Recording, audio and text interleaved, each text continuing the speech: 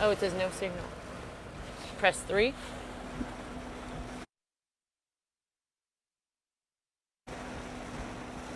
Maybe that's what they saw.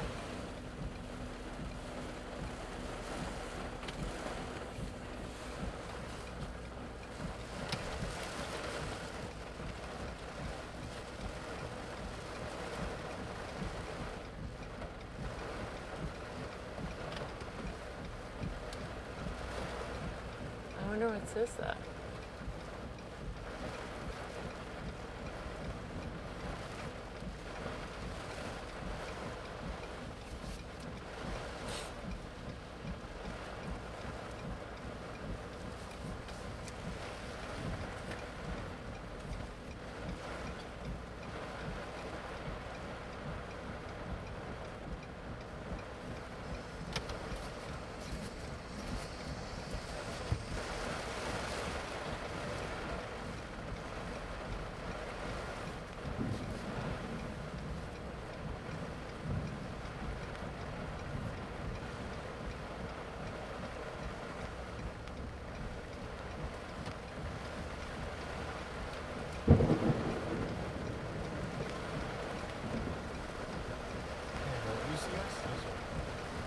Oh, you see us now? Okay, cool. Oh, nice.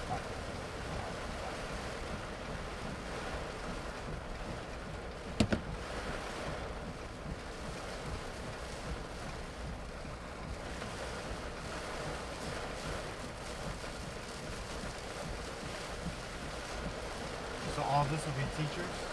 No, back of there, Back the there, place where we back can there, go. yeah. Yeah. So I don't know like where to go. They want a driving shot.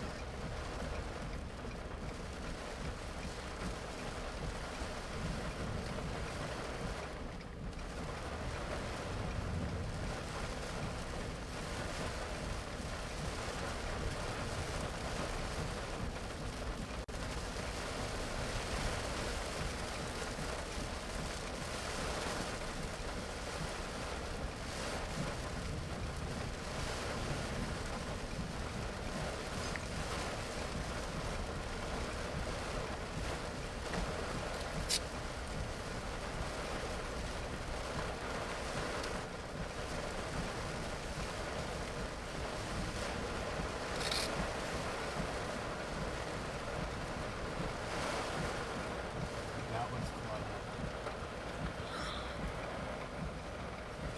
This way. What's down here? Yeah. That's the emergency vehicles I told you Did we about come earlier. from this way or no? Yeah. Oh, we did. I thought we came from the other way.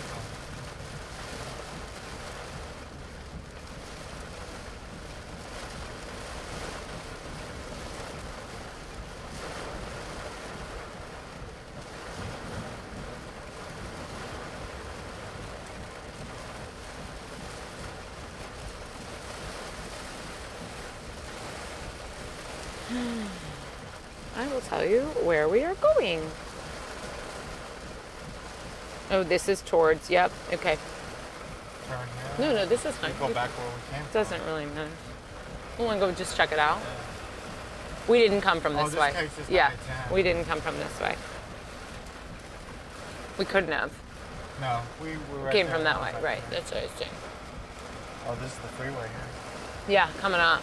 But I want to see what this guy. Yeah, because that's the curve. Oh, yeah. Maybe this is where they. Is it? That's a road. But I can't the tell. Overpass. This is the overpass. Yeah. You're right. That's where everybody's parked. So it's not a boat. No. Oh, that's TxDOT. Okay. They're on the side over there. Perfect. Do you want to just turn around? Yeah. Go back? Yeah.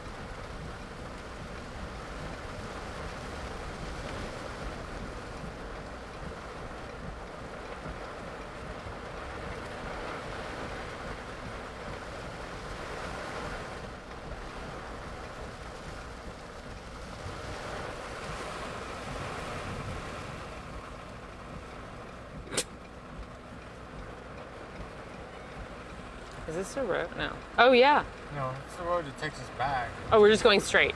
Yeah, it's just Got it. trying to coordinate how we pass this truck. Is it a truck or is it a small? Oh, it is a truck. You look small next to our truck. You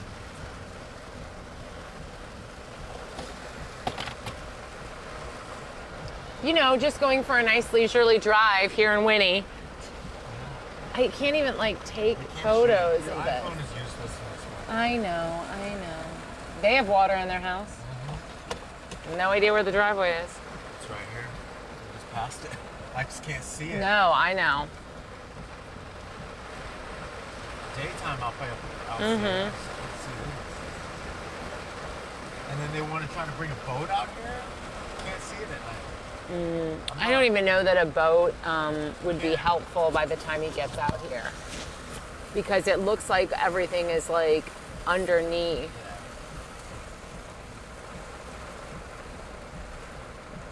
Look, I think they all had rafts. Are there people in that? There are people there. Oh, I don't know. We can't get to them either.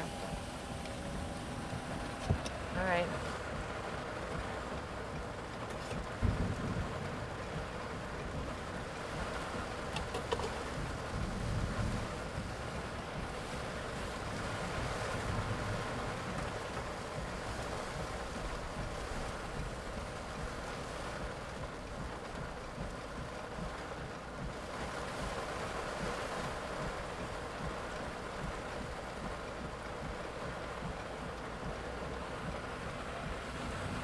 This Winnie Farm and Ranch Supply.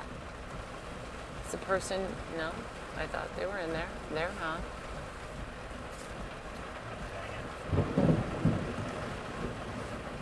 Lost me a towel. Hey, I do. You hear me?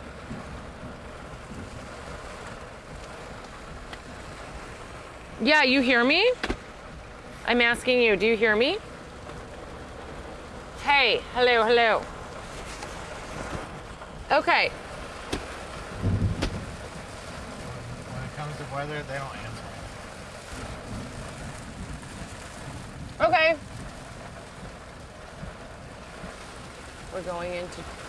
Going back into Winnie. No, I'm just telling you, we're after traffic. We're going into weather now. So. But Steve is here. So should we try and go straight and then turn on one of those, you know, all those. The hospital. Show the hospital. Okay. How's that? Yeah, it's just no longer flat. Let's go to one of the neighborhoods across the street from the hospital. Because they have video of the evacuation. It's nothing that we can show now. It's not interesting. Did it go down over here? I can't tell. It's raining. That's all. No, it didn't look like it went down over. And they're still over there. They're over Oh, they're there. Just talking to driver's stuck, yeah. Oh. It's channel 11. Just go straight? Yeah.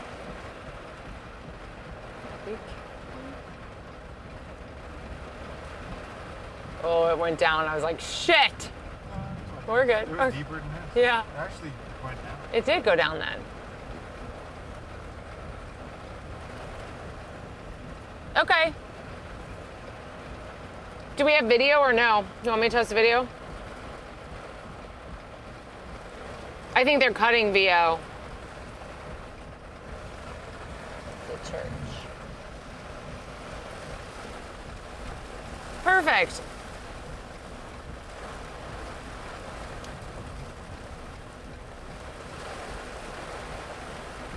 I think Lynn was shooting a ton of inside the house. Yeah.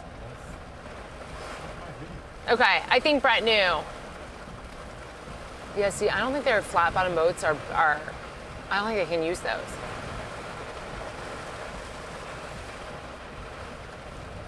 Yeah, let's just keep doing this. It's still too... Shallow. Yeah, it's too shallow. I mean, rafts work, but...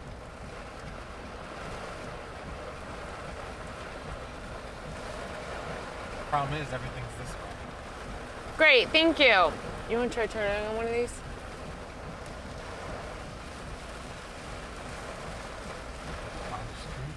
second street, this one. Just to see. Is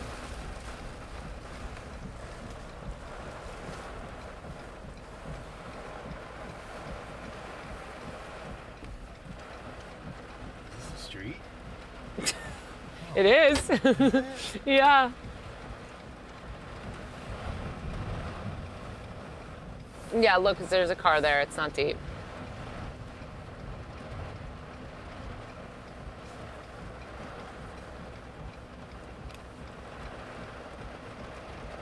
Just go slow. Nance Street. That's what it looks like.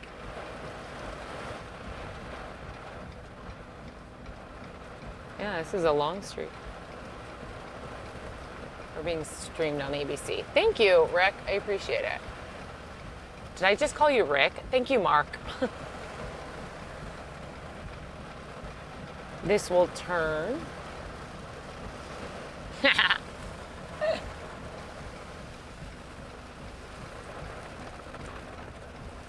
So I can't see on your side. No one's underwater here, right? No. That's good.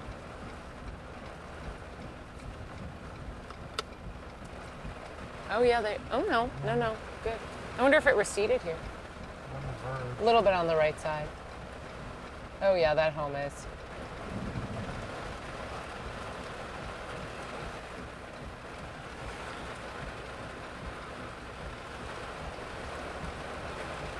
Yeah, just go very, because they are not even to traffic. Yeah, they're all.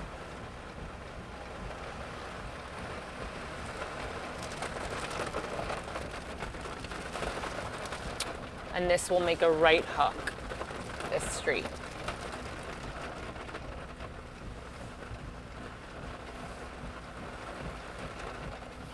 They're here.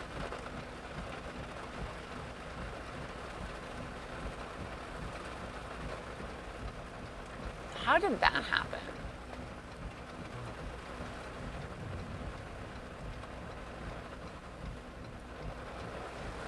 Straight, right? Yeah, you can go straight. You can try talking to these people.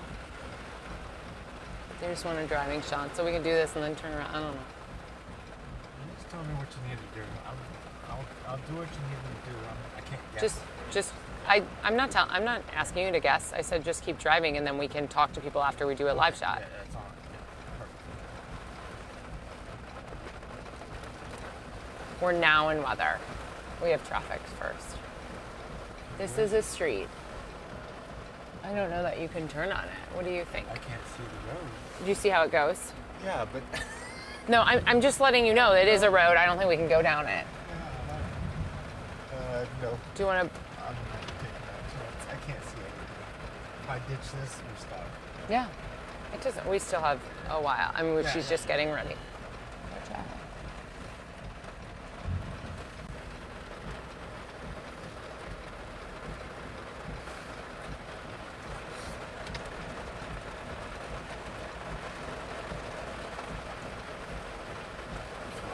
far to the right. Or left. Yeah, I can see the road. Where we are, we have plenty of room on this side if you need more room. Plenty of room. This driveway. Okay. Oh yeah, perfect. Just turn. I mean, even if they come to us, this is the situation. I'm concerned. Oh yeah, perfect. You have room here. They're gonna come to us shortly.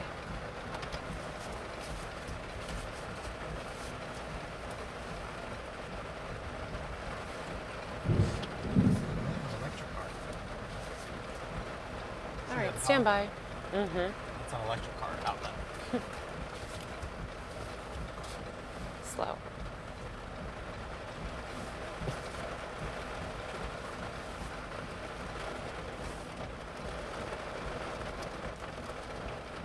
Yeah, good morning. Samika, we're going to take you inside that home, but first I want to show you we've moved now to another neighborhood. It is tough to see on our camera, but these homes no doubt have taken on water. Lisa was just talking about road closures. This is off 1406 here in Winnie, just another neighborhood across town, not far from where Steve Campion is talking to stranded drivers. These people are stranded in their homes, and so many of the homes look like this. Take a look. You mentioned, Samika, talking to Kathy a little while ago, they let us in. We kind of trumped through water that was above our knees to get to her down the driveway.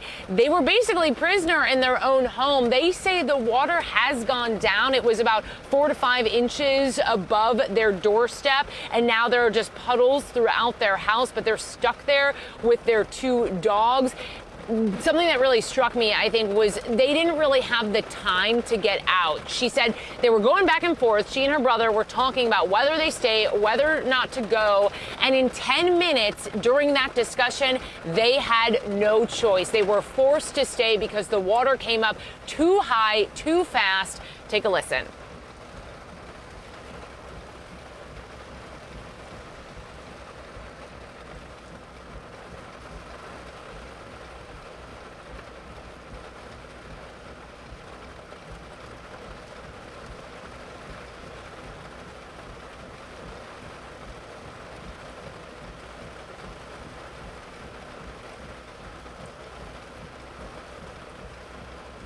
I think a couple of times while I was talking to Kathy, she was just at a loss for words. Couldn't believe they just moved back into their home after the devastation from Harvey. They moved back in March, and now this. Well, they'll have to gut again. So many of us familiar with that. Just to give you an idea about what Winnie is facing right now, I talked to the sheriff. He said, Winnie, about 2,500 people, and he estimates conservatively, guys, that 20% of homes are flooded. He says at least 200 families dealing with this morning. We're going to keep moving around town. For now, we'll send it back to you.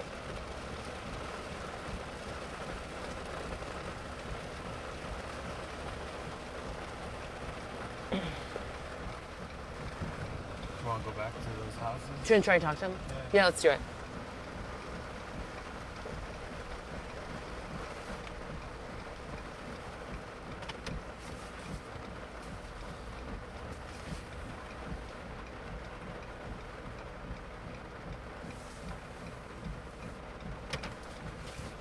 Thanks for turning around again.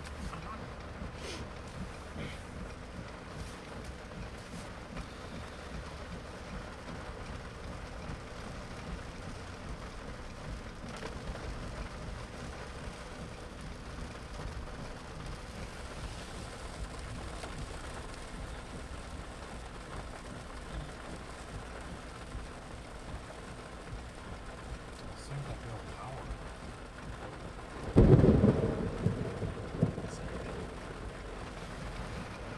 I have lost power.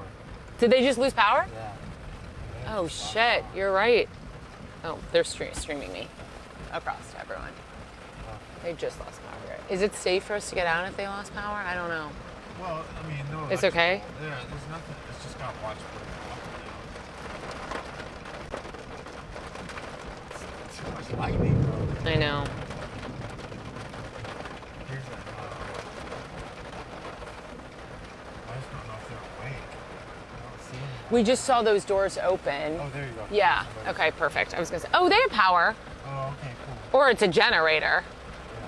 Yeah. No, power. Do you think they have power? Okay. The whole house is lit. Should I tell them we're going to switch Yeah, again? I'll switch. Hey, can you hear me, Jerry? You want me to call Brett? I'll call Mark. Okay. We're getting out. I'm going to tell Brett too.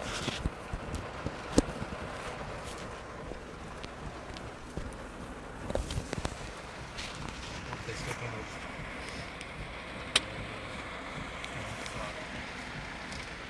Hey, Mark, then. Hey, I'm switching over to Daryl again. We're going to do interviews. Thank you, buddy.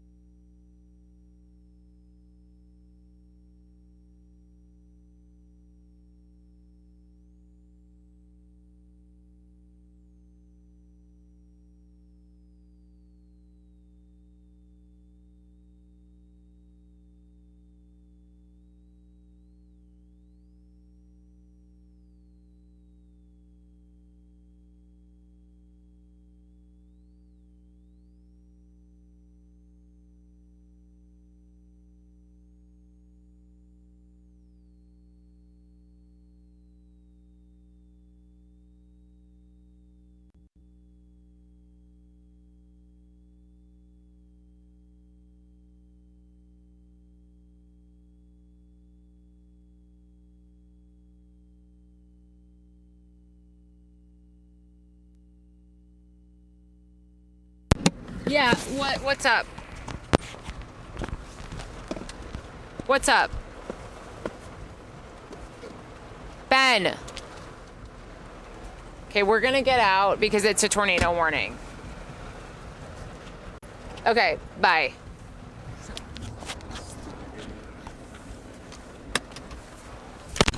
Are you just gonna go and park in here? No, I'm gonna go to the overpass. We are? Yeah. Okay. Is it safe? It's safer on an underpass than it is. Okay. I'm just gonna see what it's like. Yeah. Sorry, Ben, we're moving to the overpass, so I can hear you still. We're staying mic'd up per Brett.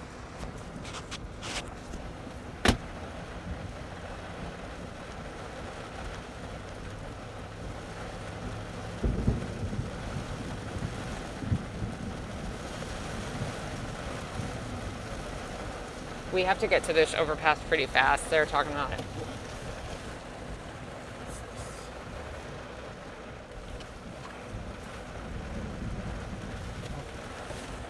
What's happening? We're not in the road. You're not? No. No, we're not in the road. The road is over here. Do you want to just... No, that is the... Do you want to just... This is the road. Do you want to just get to the 7-Eleven? Yeah. Let's just do that. Damn it. Yeah, we're not...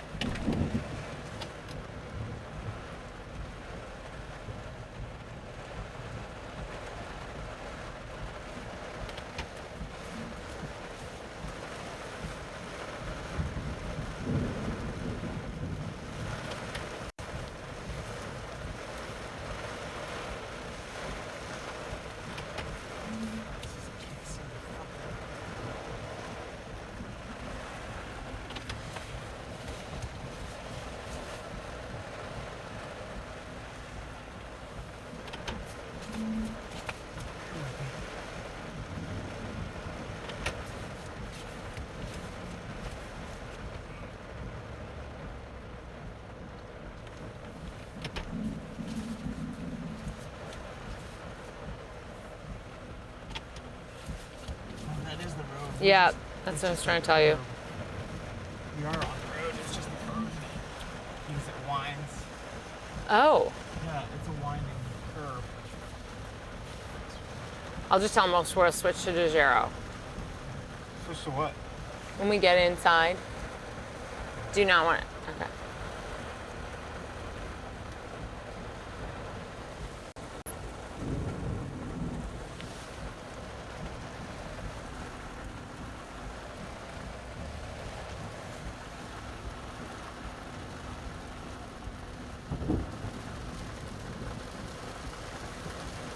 Oh, we don't need to switch. They're on the DeGero. They're fine.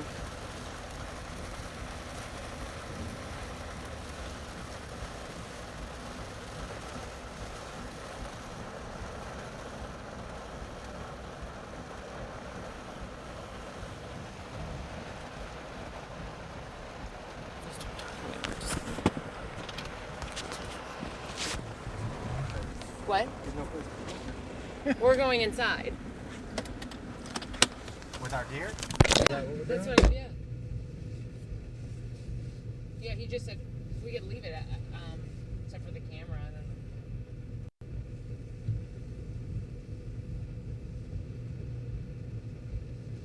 Oh, taking off. Oh yeah, they're talking about us, and that we need to be off the road right now. Thank you, Colin.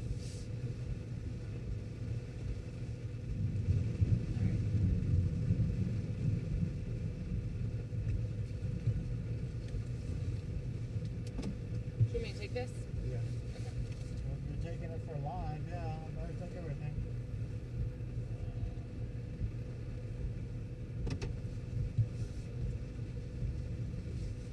I don't like it. Good?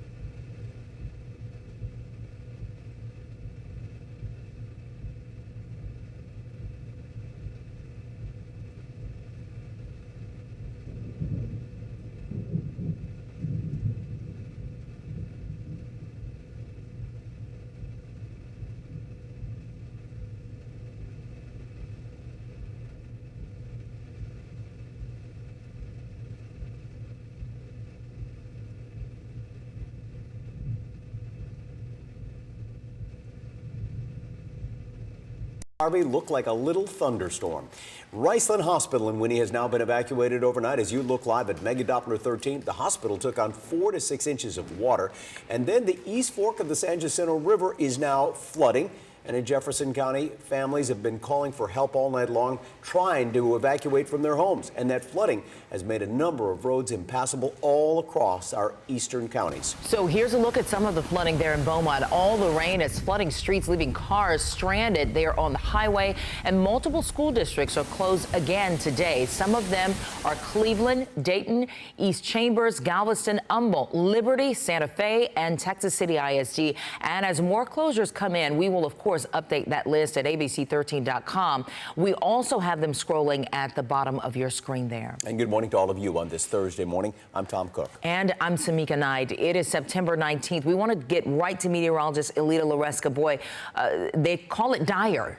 Yes, unfortunately, a new day, but also a new location. Yesterday at this time, we were talking about some flash flooding down toward Matagorda and Brazoria County. That threat this morning has shifted just to our east, starting to see some storms firing up on the northwest side of town, around the Kingwood area, around Lake Houston. National Weather Service just expanding the flash flood warning now. That threat is now into portions of the Piney Woods area, San Jacinto, Polk County, but also Montgomery County until 11 o'clock this morning. Liberty County, Chambers County still under a flash flood warning, including a flash flood emergency. Not just streets being flooded this morning. We're talking water into homes. Reports of over 5-6 feet of water. That's evacuated homes and buildings. Folks staying put because they know that there are still some very strong storms throwing down some very cloud to ground lightning, very dangerous in that area. We did have a tornado warning in around Chambers County. With the latest on that and anything else as far as rotation is concerned, here's meteorologist Colin Myers. Thanks, Alita. Yeah, we've been working closely together all morning. It's been a wild morning already. One tornado warning that looked pretty significant briefly. Thankfully, didn't last too long. This was in Chambers County. I want to take you to max 2 as well. And if we get the chance, if we can double box this and bring up the storm tracker as well, our tornado storm tracker is in Winnie, the truck that David and I would chase storms in the spring. So if we get that shot, we will bring it up. I want to show you right now, I'm taking the lightning data off. That previous tornadic signature was in Chambers County. It has died off very, very quickly. And what I want to do is take the Doppler winds for you so you can see it. It's the blue and the green, excuse me, the red and the green, the bright red and green. In fact, that signature looks to be kind of tightening up again. So these storms will be cyclical. They'll ramp up, they'll ramp back down. But right in there, just west of Winnie, where our truck is, that is the location of the tightest rotation. It's about to pass right over I-10 eastbound, just west of FM 1406. I am concerned with that. Also, one other cell that we're going to cover as well. As you guys are watching the stream, many of you tuning in, these cells now dipping into Harris County, obviously very heavily populated areas. There is rotation along this edge just north of Crosby. Again, right here, there is some rotation that I am watching very closely east of Bush Airport. Anytime you get jagged edges like this with inflow notches, with warm air, you see rotation with cloud bases as low as they are. You're also seeing that live shot. Again, all those boxes there. And we're watching closely, especially the truck in Winnie. But again, as these storms dive into the metro, there will be an elevated tornado threat. I should pass along to you, the Storm Prediction Center has watched this area for the potential for higher wind shear and tornadic probability. Yesterday, there were tornadoes on the ground in Chambers County alone, 2 to 3 of them. We will have to watch if these storms do start to move into Harris County, as they already are, Humboldt towards the North Freeway and the Hardy Toll Road and the East X and East Freeways. This area is going to be the prime area of concern for tornadic activity and wind shear over the coming few hours. We'll be watching it for you all morning. If we get another tornado warning, that one has expired, by the way, for Chambers County. If we get another one, we'll probably go live on the air if it is in Harris County. All right, here's what we're monitoring on the radar and how it might impact you here in the Houston area. Notice the back building that's happening behind this feeder band here. We're seeing numerous lightning strikes. These have been pulsing up pretty steadily, and we are seeing not only intense rain, but also intense lightning strikes, thunder boomers across the area. That is going to be shifting further toward the south. If we can switch over to Max 1, guys, this is Max 2. We're showing showing you the future track. The future track will be moving toward the south as we get into the afternoon. Here you can see the showers and storms along that edge of that feeder band. That is going to be making its way into portions of Waller County, Grimes County. Those of you watching us in Magnolia as well as the Woodlands, be prepared for some very heavy rain that's going to continue to move into your area. I know you're already seeing that thunder, that lightning, also in Cut and Shoot, where we're already seeing some impassable roads with some of the thunder and lightning that's already been in your area, dropping down those high rainfall rates. Also in the Houston area by lunchtime, and it does look like if this computer model is right, we could be dealing with a few hours of seeing some potentially heavy rain with intense rainfall rates between 2 to 3 inches per hour, guys. It's not until later on this evening where some of that intensity slowly starts to weaken. We'll have more coming up in just a few minutes, but first back to you at the desk. All right, let's talk about the Houston area. The northeast side is already seeing problems. There is water on the roads this morning. ABC 13 reporter Catherine Marchand is near Splendora this morning, and boy, we hear it coming down. Catherine? Yeah, good morning. Well, we've seen water go up about 6 inches in the last 30 minutes. It's come down hard. It has come down fast. All of this water that you are looking at right now was not here at 6:30. We were driving through here. This is East River Road and 59 Feeder Road. That's where we are right now. When we were driving here earlier, none of this was here, but we were having a little bit of trouble seeing the lines on the road, so we decided to stop, pull over under this underpass. Some drivers, though, were attempting it. You can see down in the distance there, one truck got stuck, and then the driver of that truck, we saw him wading out in the water. He had to just abandon his vehicle because the water came up so high so quickly. I just spoke with a Splendora police officer. He says that north of here, the water is about 1 to 3 feet high on the feeder road. So he is asking people not to use the 59 feeder road north of Splendora, right around East River Road. And it is rising very rapidly, so we are about to relocate. But stay home if you can. Do not be out and about. And actually, that train signal behind me, it's been going off because lightning struck it probably 30 minutes ago. We had a period of very intense thunder and lightning that has died down a bit since then. But we have been hearing those alarm bells going off since about 6:30, guys. All right, thank you, Catherine Marchand in Splendora. And then, of course, the dump trucks and airboats are being used to rescue people all across our eastern counties, from Chambers all the way to Jefferson County. Lots of people still stranded in their homes in Winnie and in Beaumont. Yeah, it's estimated rain was falling at least at a rate of 6 inches per hour. In Winnie, about 60 miles east there that's along I-10. ABC 13 reporter Steve Campion is standing by live. And Steve, boy, you've shown us some incredible pictures. Samika, it has been relentless out here. We are back in the 7-Eleven, sheltering in place like so many out here because there is a tornado warning in effect for Chambers County. But let's see if we can just take a sneak peek outside. You can kind of see just how heavy this rain is. It continues to fall out here right now. The lightning's been going on. You're looking at all the cars here outside the 7-Eleven, this Exxon.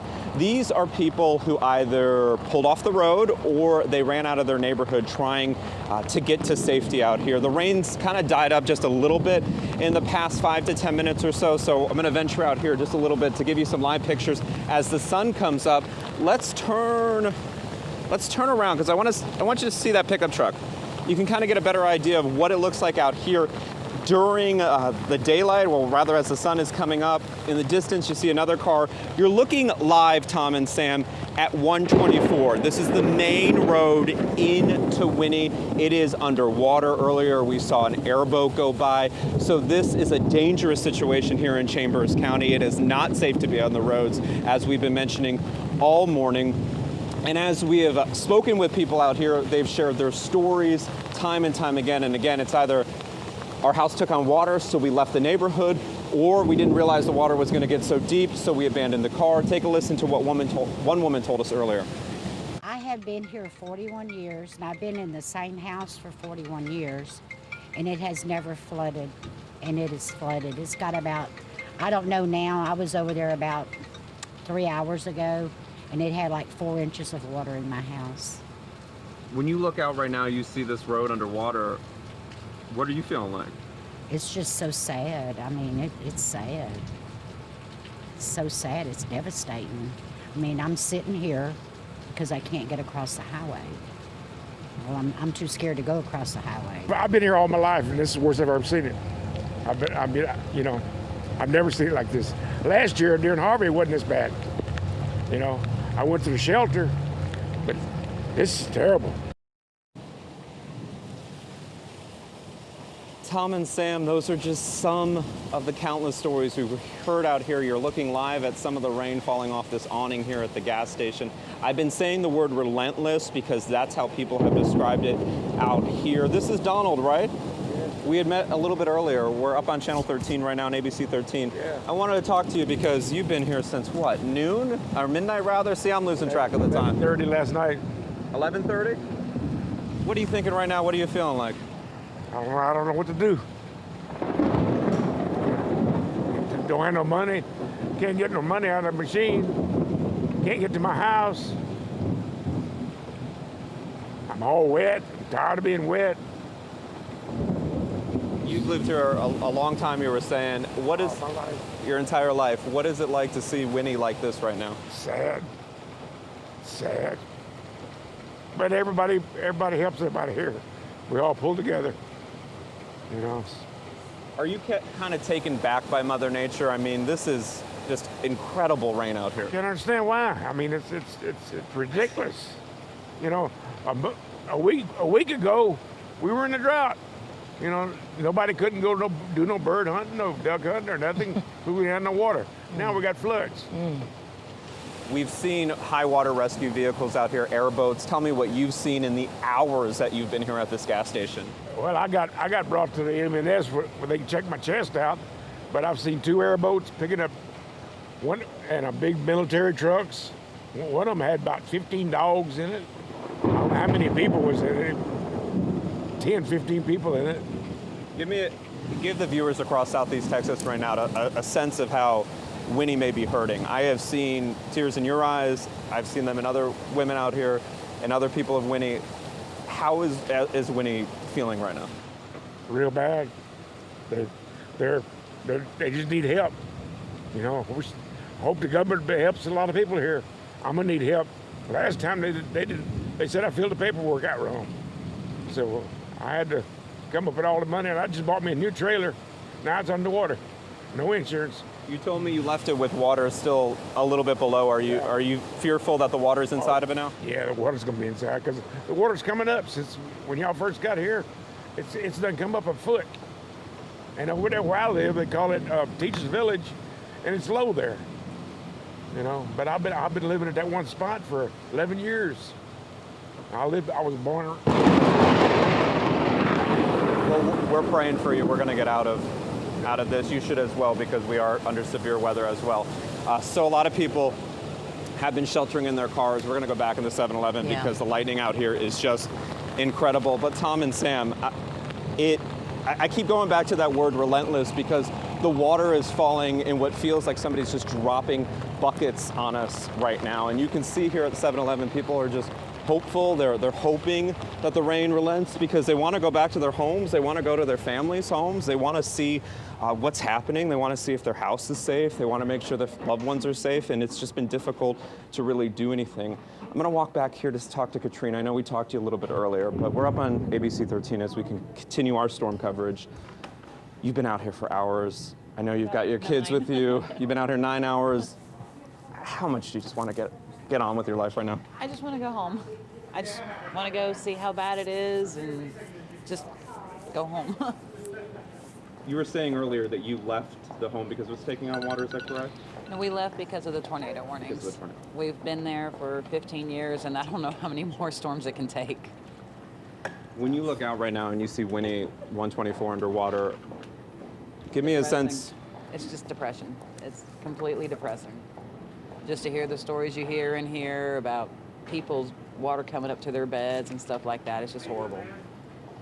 Are you taken back by Mother Nature at all? I mean, we talked about this system forming in the Gulf. It's spurred up into a storm, into a depression. Now these feeder bands are just sitting on Chambers County. Are you taken back at all by just Mother Nature and what she's doing out here? It's completely shocking. It just keeps...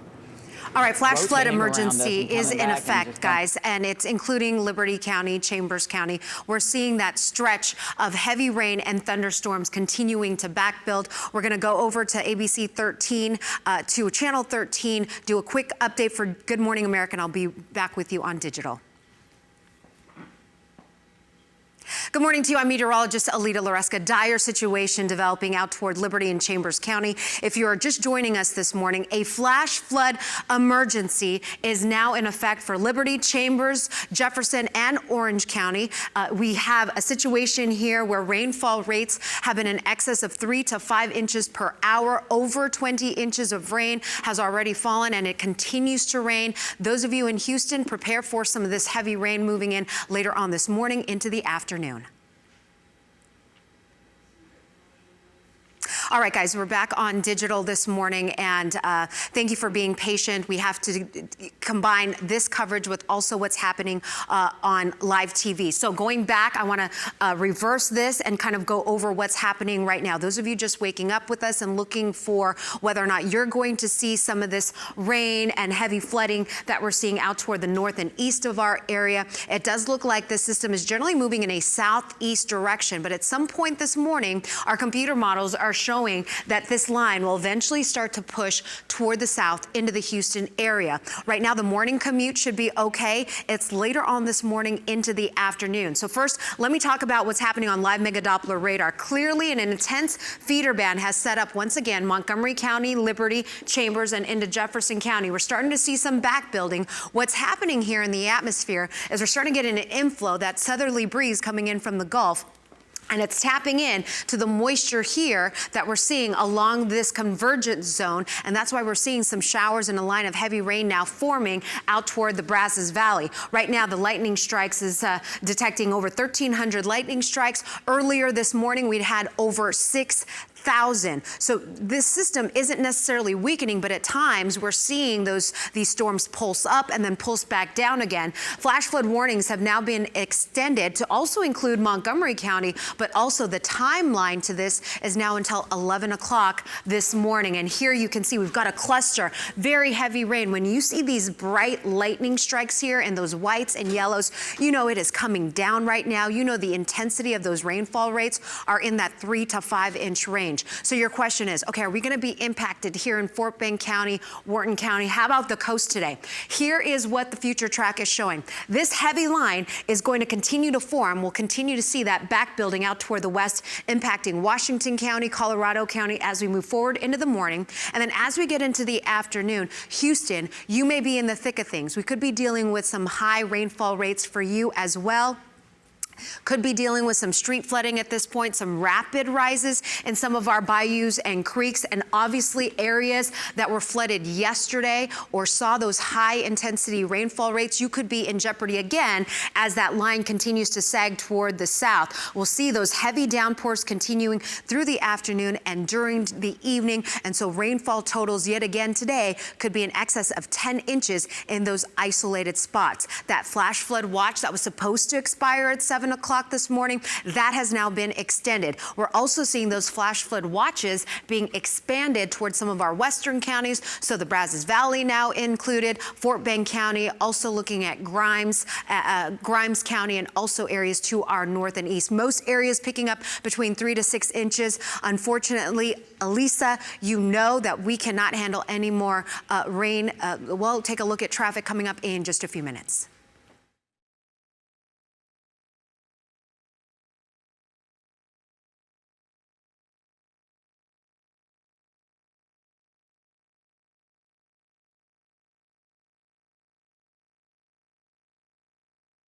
And now, breaking news from ABC 13.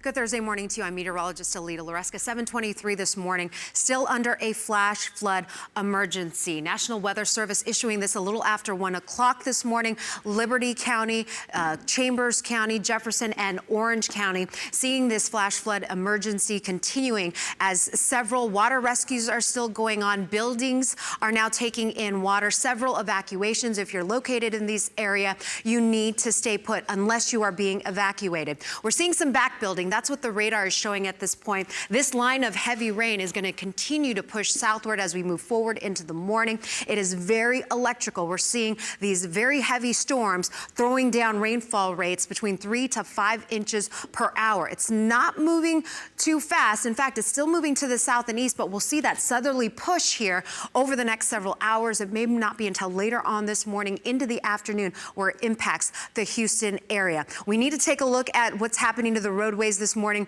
Here's Elisa Rivas. Alita, exactly what you have been talking about. We are starting to see the impacts of the severe weather in the Conroe area. This is the North Freeway at State Highway 145. High water in the underpass, both northbound and southbound, blocked due to high water. We do see some vehicles, this guy right here, barely making it through, but you see his headlights just above water. This is a dangerous situation. There's a lot of lightning out there. We have seen heavy rains causing low visibility. So if your drive takes you anywhere from Willis down to the Woodlands, vice versa, this is your drive this morning. The North Freeway at Loop 336 this morning, slow going and dangerous in some locations due to high water. So be aware, getting out of your neighborhoods will not guarantee you a safe drive this morning. Also having trouble along I-45, the major corridors. Here's what we're going to tell you right now in Chambers County. I-10 is closed in both directions.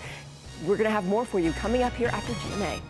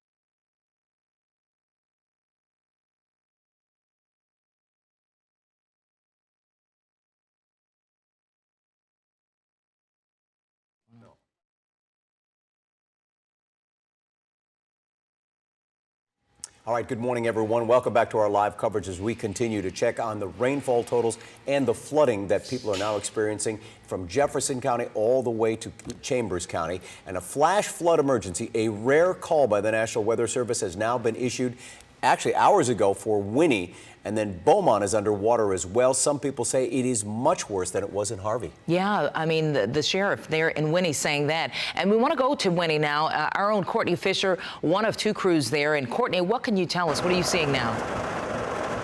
Good morning, Samika. Well, we had to take cover with Steve. We were in 7-Eleven for our own safety because of that tornado warning. We are now going about 3 miles an hour, obviously for our own safety and to make sure that we don't create a huge wake because we are driving among flooded out businesses and homes. Now that it's starting to get a little lighter, we can see the gravity of this situation. Of course, we've been seeing it all morning because we've been going inside people's homes. You know, I knock on the door, tell them I'm with the news. They've been gracious enough to show us because so many of them say they want people in the city to see what is going on in these small towns like Winnie outside of Houston. They took us inside.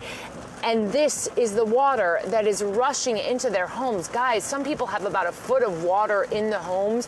If you're just waking up, just joining us, I know I keep saying this statistic, but I can't get over it. The sheriff saying, the Chambers County Sheriff telling me that he thinks at least 200 people are flooded. And Winnie is only a town of about 2,500 people. We went in and talked with one family. They said, to give you an idea how fast this water rushed in, they were deciding whether or not they should stay, they should leave.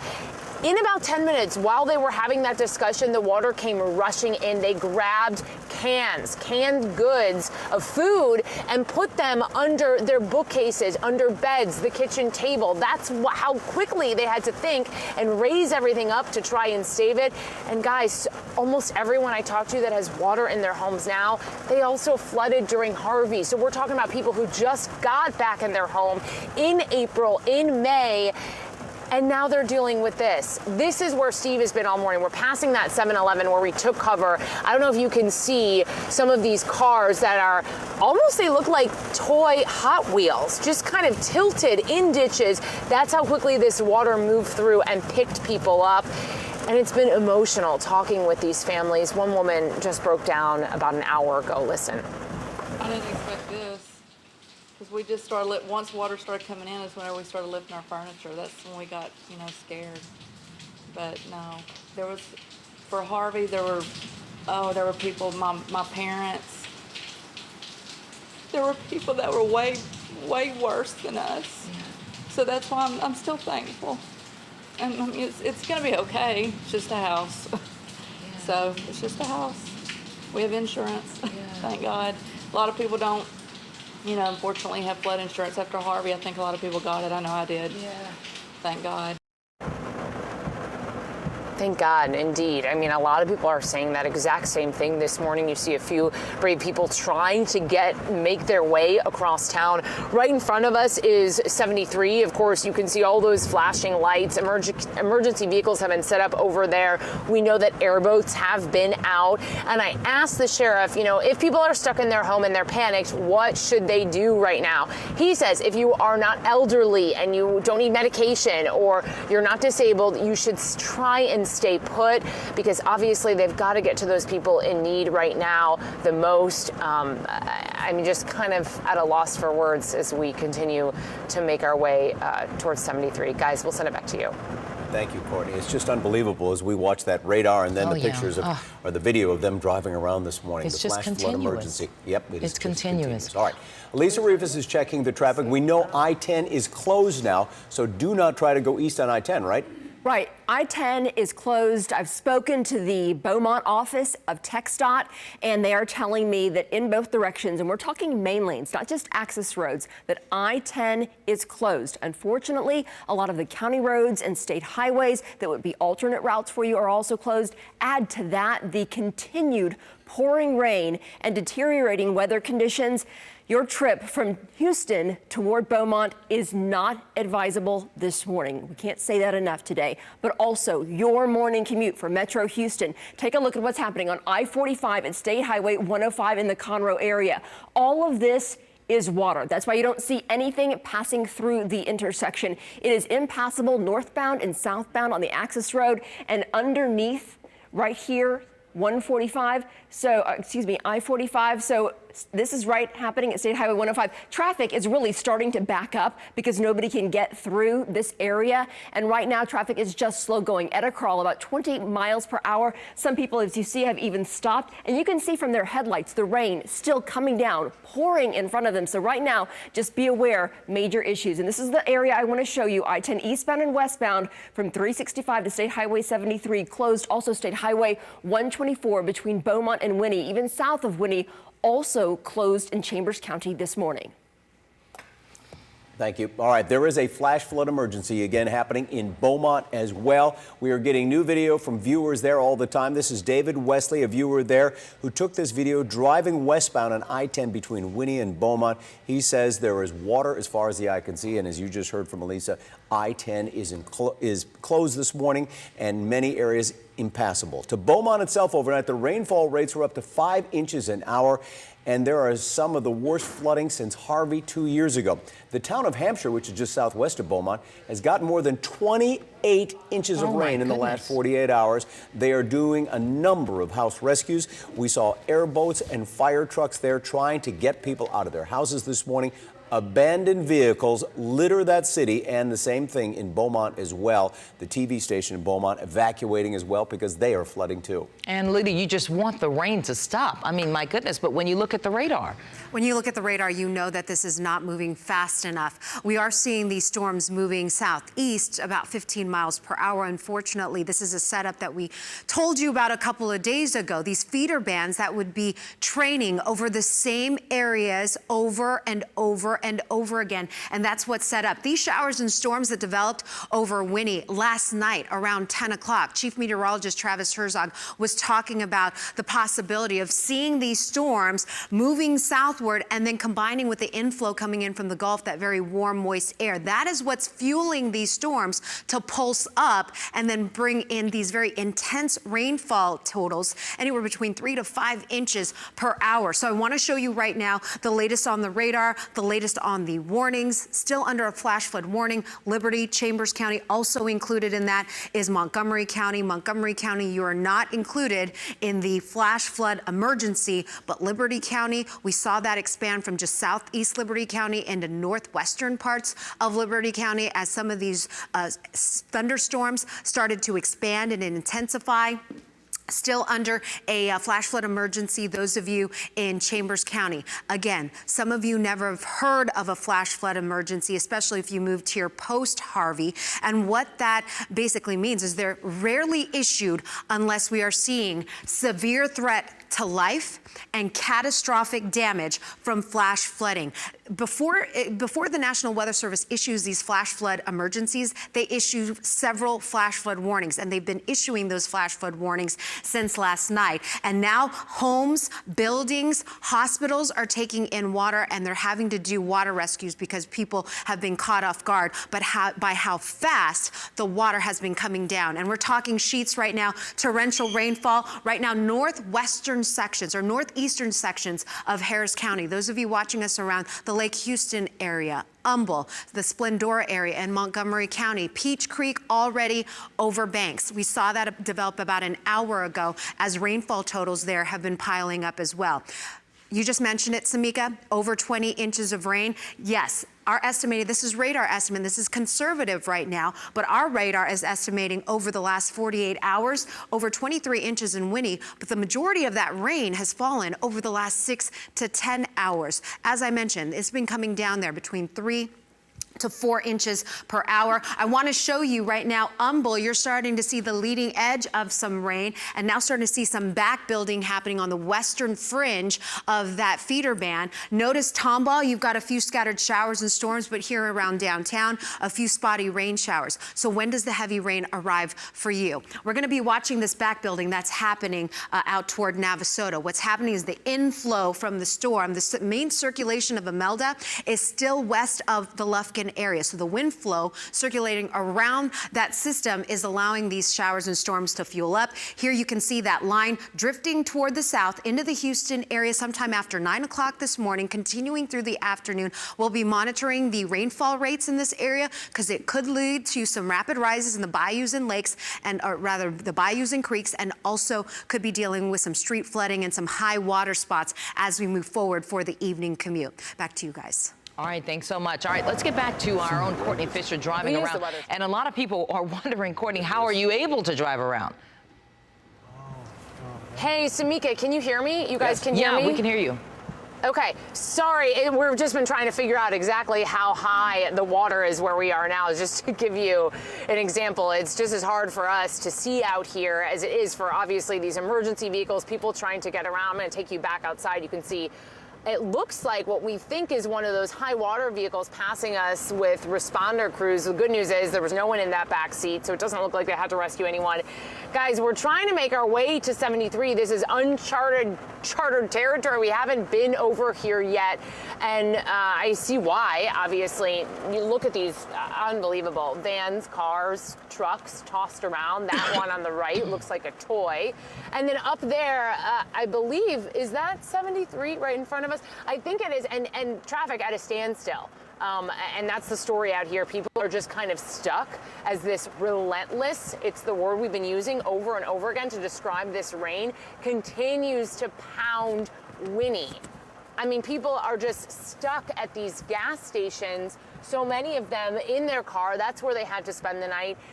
And again, the sheriff telling me that on the conservative side, he believes 200 homes got water inside them. And that's, you know, or those are early numbers. As far as rescues, he says those happened early in the morning. They believe that everyone they've gotten out, needed to get out, is safe right now. If you are stuck, he's asking you stay in your house. Do not call 911 unless it is an emergency. They want to help the elderly, any disabled first. But you know, I think as the sun comes up, we're going to be getting a better idea and a better picture of how widespread this flooding is. I mean, you look at these businesses, and I even saw some workers at a donut shop. Oh, this is I-10. I'm sorry. We are on 73. Guys, this is I-10 that we're coming up to. So we know from Lisa, this is shut down. And here's our first picture, our first look at it. I mean, this is where people have spent the night. I talked to one woman who got water in the house, and her husband is stuck in this traffic, cannot make it the 2 miles home to help his family. He was on the way home from Louisiana because he is stuck there. Oh. And so it's like, you know, the sheriff used the word dire, and I can't think of a better word to describe this situation as we're turning. Obviously, we're not going to get onto I-10, but as we're turning, this is the ramp onto I-10 East, and you can see just a mess of traffic out there. You see the taillights there. Exactly, yeah. guys. It's a major cross-country interstate completely shut down this morning. Absolutely, absolutely. And Courtney, you know, we keep hearing the comparison to Hurricane Harvey. We know that you, like so many of our reporters and everybody here at Channel 13, were out in that as far as Harvey's concerned. How would you compare this to Hurricane Harvey? You know, a meteorologist told me this. It's so hard to compare these storms, right? They're completely different, so I hate doing that.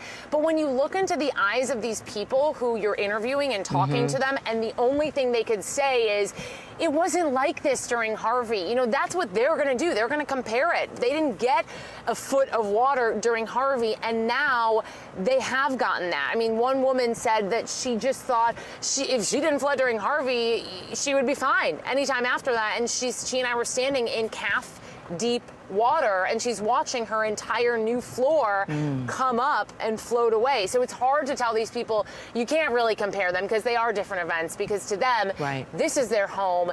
It's been ripped apart a second time. By the way, people in Winnie, so many of them just got finished with the Harvey repairs in April, in March. So they haven't even been in their new homes for more than a half a year, guys, and now they've got to start over again. I mean, I think so many of them were just at a loss for words this morning. Yeah, and we see you, this is the feeder road, obviously, that goes into Interstate 10 this morning. You see the 18-wheelers and the rest of the traffic parked there. Traffic at a standstill. It's just continuing to pour down there in Winnie this morning. And we want to tell viewers, Courtney, that the Cajun Navy is looking for recruits in Winnie, in Beaumont, and all those places in between. You go to Zello, Z-E-L-L-O, and sign in there. They want to get more volunteers, people who have boats. Remember the Cajun Navy, some of the heroes of Harvey 2 years ago, and they are doing it again now, but they need people to volunteer. So Zello, Z-E-L-L-O, you can go there and sign up, or maybe just get on Twitter and tweet them as well. Right, and they want to make sure, though, that if you are able to do it, you're able to do it safely, that you can get to them safely. But Courtney, we are looking at these pictures here of just, I mean, traffic. And Elisa, I don't know if you can, your mic is up, but look at this traffic here on I-10. You were just talking about that it's closed, and Courtney and Lynn Wynn, I believe, is driving that. But look at the traffic here. No, absolutely. I think that, you know, Tom made a good point earlier to say that this is a cross-country corridor, right? And so even people here in Houston will make it all the way out to Beaumont every morning and then come home every evening. And a lot of people got caught up in this. It wasn't really, there are places that are passable then impassable, but TxDOT has told me this is shut down now because, first of all, the access roads are not really very good for you. They're underwater. And then the main lanes even at some point are taking on some water. But those 18-wheelers really tell the story of how much traffic this interstate takes on a regular basis. And if they could get off and safely find their way across flooded lanes, they would do so. But the severe weather conditions, the flooding conditions, the road conditions are making it all too difficult at the moment. And Courtney, can you still hear us?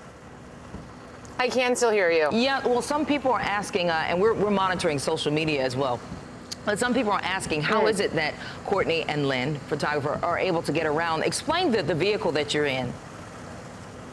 Yeah, you know, it's tough, and I'll try and tweet out a video of this truck. I know you can't see it, just the camera's on me, but this is a really heavy-duty pickup truck. We have so much gear, we're lifted, and obviously, anytime there's a barrier up, we're not going around it. In fact, we talked to one firefighter, and we were like, can we get through? He took one look at our vehicle. He was like, yes, but I'm going to lead you this way. And so we kind of went really slow. Even now, we're going 10 miles an hour. And so we were going about 3 miles an hour in the flooded areas. And that firefighter physically walked through the water and led us through. So just because we have a truck, it doesn't mean that we're going to charge through, past a barricade or water. I want to make that clear because we have seen those trucks tossed about in ditches. And so we're not going to take that chance. Look at this, guys. We're on a feeder road. I'm sorry. I got to get back to this traffic. I mean, this is going on for miles. And correct me if I'm wrong, but I think this is our first look at this backup because obviously we can't get on I-10 and we didn't realize that this feeder was so close.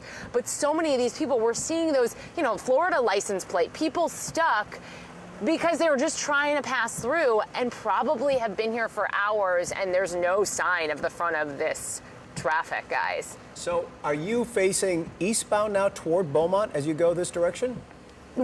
Correct, yes. We're headed towards Beaumont right now. Yes, exactly. And it's shut down, obviously, up there, so you won't even be able to make it to Beaumont this morning, will you?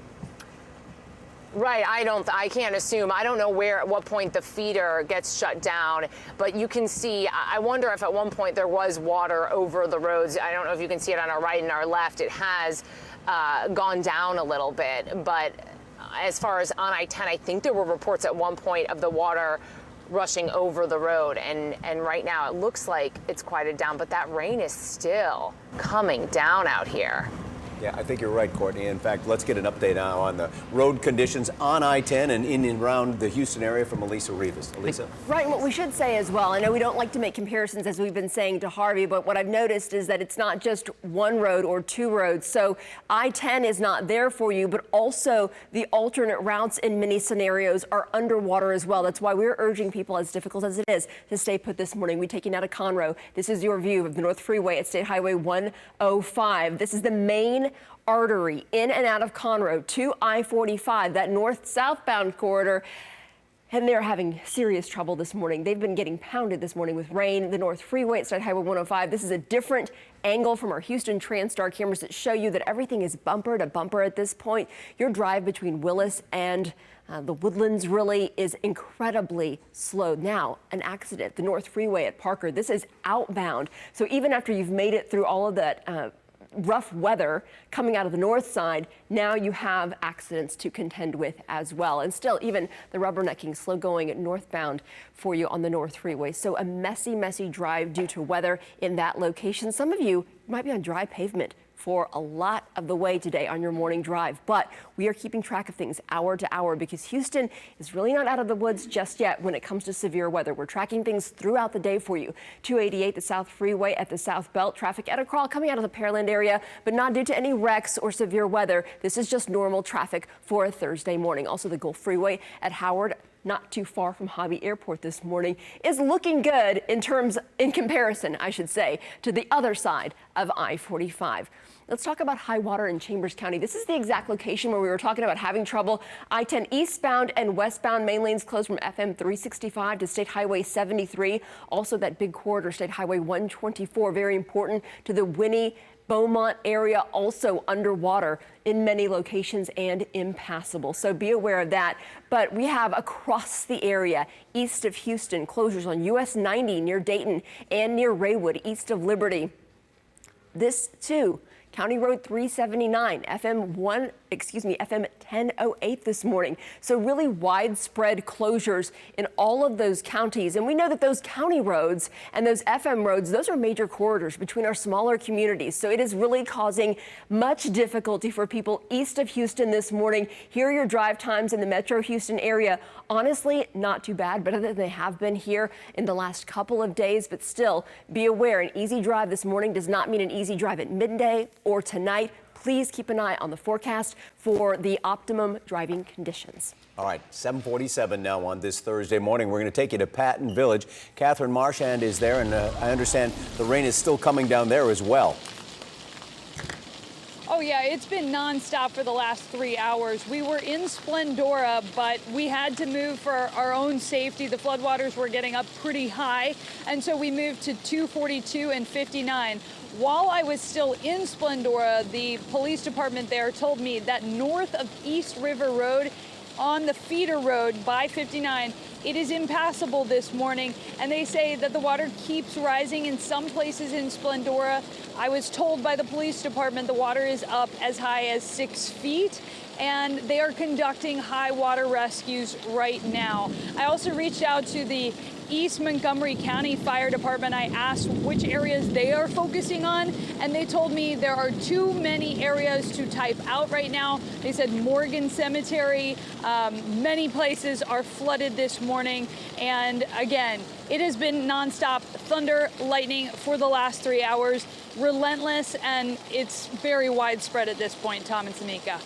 Catherine Marchand, boy, what a picture out there this morning. As she said, she had to get out of Splendora because the water was rising in many neighborhoods there. That's the situation all the way from Chambers County into Jefferson County, which includes Beaumont and Port Orange. And just take a look at this behind us. I know. It is nonstop here, which is just incredible. And the lightning strikes, too. We saw that with Steve Campion. We saw all the rain and the flooding with Courtney Fisher. And Alita, this is just incredible. Will this continue to train like this? Unfortunately, it is. I'm not showing any signs of this really letting up, because what's happening is we've got this inflow coming in from the Gulf, and it is just feeding. It's gassing up this feeder band, and you can see the lightning strikes kind of pulsing up, indicating that it's still intensifying. And when it intensifies like that, when it pulses up, it's just throwing down even more rain. I want to give you the latest here update. Flash flood warning now until 11 o'clock. We've been talking about the emergency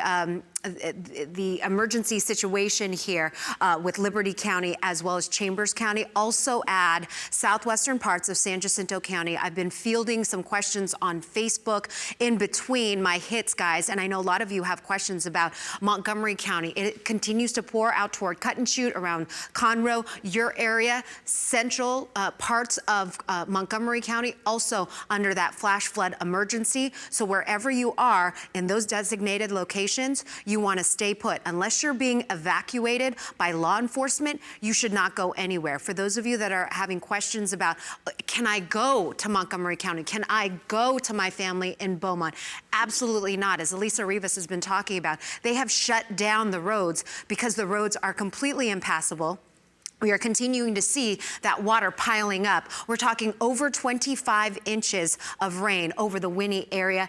Portions of Liberty County still seeing those cluster of storms intensifying in those areas. At one point early this morning, guys, we had over 6,000 lightning strikes within this feeder band alone. Flash flood emergency rarely issued by the National Weather Service, but when it is, it means serious business. We're talking severe threat to life and catastrophic damage. They're still doing rescues out there in Chambers County and Liberty County. You can kind of see the fringes of this feeder band now getting tugged in the northeastern parts of Harris County. So those of you around downtown, we're seeing it out toward Humble, around the Crosby area. Those of you in Channelview, seeing some heavy downpours around 90 right now, and also up toward the Tomball area. This is the back building we've been talking about this morning, and we're starting to see more of this activity developing out toward Navasota. This is going to be shifting further toward the south. So if you've been waiting for this rain, anticipating when this rain is going to arrive, it does look like later on this morning, after the 9 o'clock hour, as we get closer toward lunchtime, you're going to want to consider staying put where you are. We're looking at the potential for some, not just heavy rain, but also some thunder and some lightning. Looking at the forecast soundings of later on today, similar to yesterday, this is still a very tropical air mass, so we could be dealing with isolated, brief tornadoes, very similar to what we saw yesterday, the potential for some funnel clouds. Those of you that are making plans down along the coastline, I know many of you still cleaning up from yesterday's intense feeder bands. Get ready, because this line looks like it's going to be shifting further toward the south as we get into the evening commute. We could be dealing with a very, very messy commute here in the downtown area, so please be prepared for that as well, guys.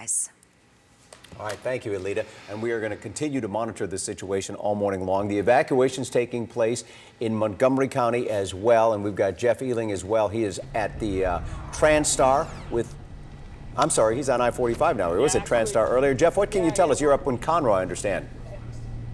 Yeah, we're heading to Conroe right now because of the high water. We're just past the Grand Parkway, headed north on 45. For about the last 15, 20 minutes, we've certainly been in, rain heading northbound. Nothing that would be crippling to traffic or anything like that. But as you've seen from TransStar cameras, there is some big problem going on in Conroe. And in fact, the last we spoke with Jeff Linder over at Transtar, he was saying that the northern part of Harris County and then, of course, in Conroe was going to start seeing quite a bit of rain, and that's what's happening. And he even said that 5 inches of rain had fallen at the airport in Conroe, so that's why we are headed north there right now. As soon as we find out any more information about what's going on up there, obviously, as soon as we get there, we'll give you a live picture and start talking to people and see what's going on up there, guys. All right, that's Jeff Ealing. He is live again driving toward Conroe this morning. Skies are getting very, very dark, almost black as you look up toward the north of Conroe this morning as you see those rain showers just inching closer to Houston. Yeah, and we were just talking to Lisa Rivas about the conditions out there on I-45. Can we show Transtar and the flooding? You see the Transtar camera there off to the left and looking at the radar to the right. But of course, just an awful situation here in some areas. The roads along I-45 just incredibly flooded in that area, right, Elisa? Yeah, between Willis and the Woodlands right now, it's due to the heavy rain they've been receiving. We've been talking about this, I guess, a little bit as secondary to the extreme emergency we are seeing in the Beaumont-Winnie area. But this is for you, Metro Houston. This is starting to affect us here in our area closer to the center of Houston. So many people take that drive, you know, the hour morning commute, hour evening commute. And this is what it looks like right now, and pretty disturbing. 105 is the major artery in and out of Conroe. It seems like if you live in the Conroe area, you're always a stone's throw from State Highway 105, right? But right now at 45, it is impassable. Now, we do see some vehicles getting through, but when I take a close look, it seems the water seems to have a bit of a current. I would hope that that's because it is draining, but be aware, the phrase turn around, don't drown has been around for years for a reason. You do not know what's going to happen to your vehicle, to your health and safety if you drive into high water. So it's a difficult ask. We know many people have waited for hours at a time in a safe location, but if you come upon water like this, find your way to a safe location, don't go any further, and just try to stay tuned, perhaps on our news app, even on the radio, to get that information you need to make safe passage.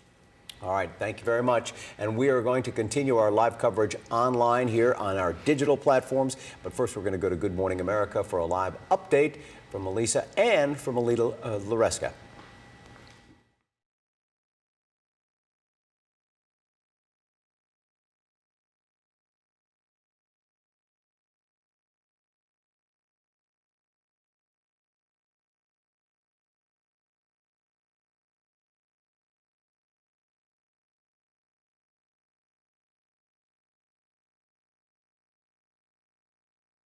And now, breaking news from ABC 13. 7:55 on this Thursday morning. I'm meteorologist Alita Laresca. We continue our coverage of the dire situation that is unfolding across Southeast Texas. We have a flash flood watch, or rather a flash flood emergency, also a flash flood watch until 7 o'clock this evening.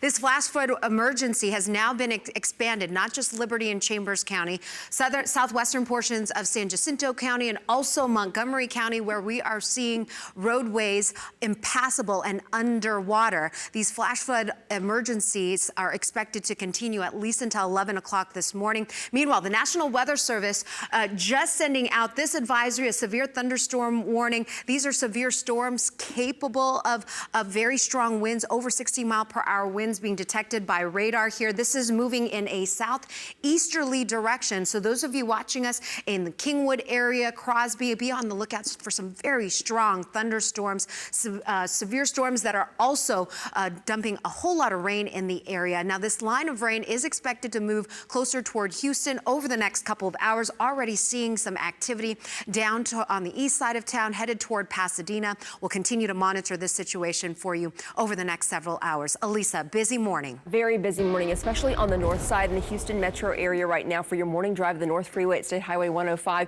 State Highway 105 underwater, impassable at this point, both northbound and southbound. So if this is your exit or how you access I-45, no, it's not available to you at this time due to heavy rain and high water. This is an inbound accident at Parker right now, causing slow traffic on the HOV, affecting that as well. And even on the northbound side, due to that high water at 105 and the dangerous road conditions, even that camera shaking due to the weather right now. We've also got high water, Winnie, Beaumont, also over in Liberty County. Many county roads and state highways underwater this morning due to the weather events from overnight. Here are your drive times as we head through the morning. The Katy Freeway, not a bad drive actually, in the yellow. You are bumper to bumper in the red from Sugar Land and Pearland into downtown Houston this morning. So a mild drive for now in the metro area, but continue to follow weather and traffic info at abc13.com. We return you to GMA in a moment.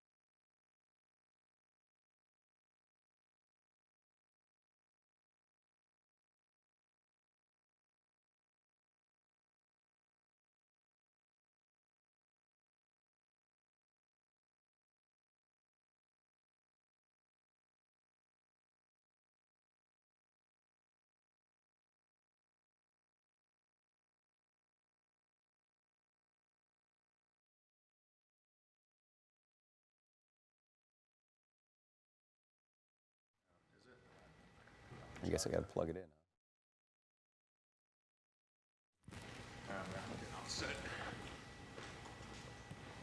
Should be in the bottom right, says the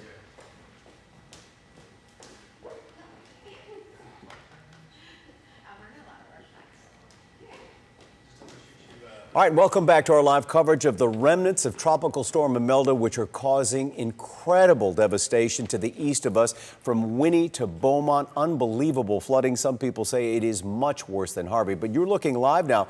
This is I-45 north at State Highway 105 in Conroe, and the backup with traffic because of the flooding there. Those storms are actually moving in from the north, expected to make it into the Houston area at some point today, but they are hitting the north side of our viewing area with a vengeance right now, and it is flooding on many roadways there. Yeah, impassable on the feeder and also at the intersection there at 45 and 105 there. Not exactly sure. We were talking to Elisa Rivas about this, and she says this area is not necessarily prone to flooding, so but it is impassable in this particular area here. But we want to go to Winnie, where there is a flash flood emergency. Rare one called by the Very National rare. Weather Service. Yep. The last time we heard about that, we were actually dealing with Hurricane Harvey. So we want to go back to Winnie, and I believe our Steve Campion is joining us there from Winnie right now. Steve, can you hear us? I sure can, Samika. You know, your heart really goes out to the people here in Winnie and Chambers County. They are living through a miserable experience right now. The rain has not stopped for hours. We're a bit stuck where we are. Just look at the water. It's up off the road, really just covering this roadway here. We're off 124. You're looking live right now. You can see what looks like waves just kind of pushing there on the road. This is one of the main drags into Winnie. Those flashing lights indicate disabled cars. We're talking about 2 semis off in the distance. 1, 2, 3, 4, 5, 6. 7, 8, 9, 10, 11 cars I can see from my vantage point that have taken on water and clearly are a total loss. Now, we have been really out here since around 3:45, 4 a.m. And we positioned ourselves at an Exxon, a 7-Eleven, just south of I-10. And we're also being told from the record drivers out here that I-10's closed up the way. So we're positioned here just because we're kind of stuck given the water situation. And I want to show you this. These are people here with us. They are here in the same boat, the same situation. Take a listen to this water falling off the awning out there. That's the sound we have heard for hours out here, Tom and Sam, and everyone has a story out here. Everyone's been going through something. We spoke earlier with this gentleman you see right there. He's talking to another lady. Both of them have been stuck here, situated here, trying to just keep safe. Take a listen to what he told us really just moments ago. I don't know what to do. Don't have no money. Can't get no money out of the machine. Can't get to my house. I'm all wet. Tired of being wet. You've lived here a long time, you were saying. What is your entire life? What is it like to see Winnie like this right now? Sad. Sad. But everybody helps everybody here. We all pull together. You know. Are you kind of taken back by Mother Nature? I mean, this is just incredible rain out here. Can't understand why. I mean, it's ridiculous. You know, a week ago, we were in a drought. You know, nobody couldn't go do no bird hunting, no duck hunting or nothing. We had no water. Now we got floods.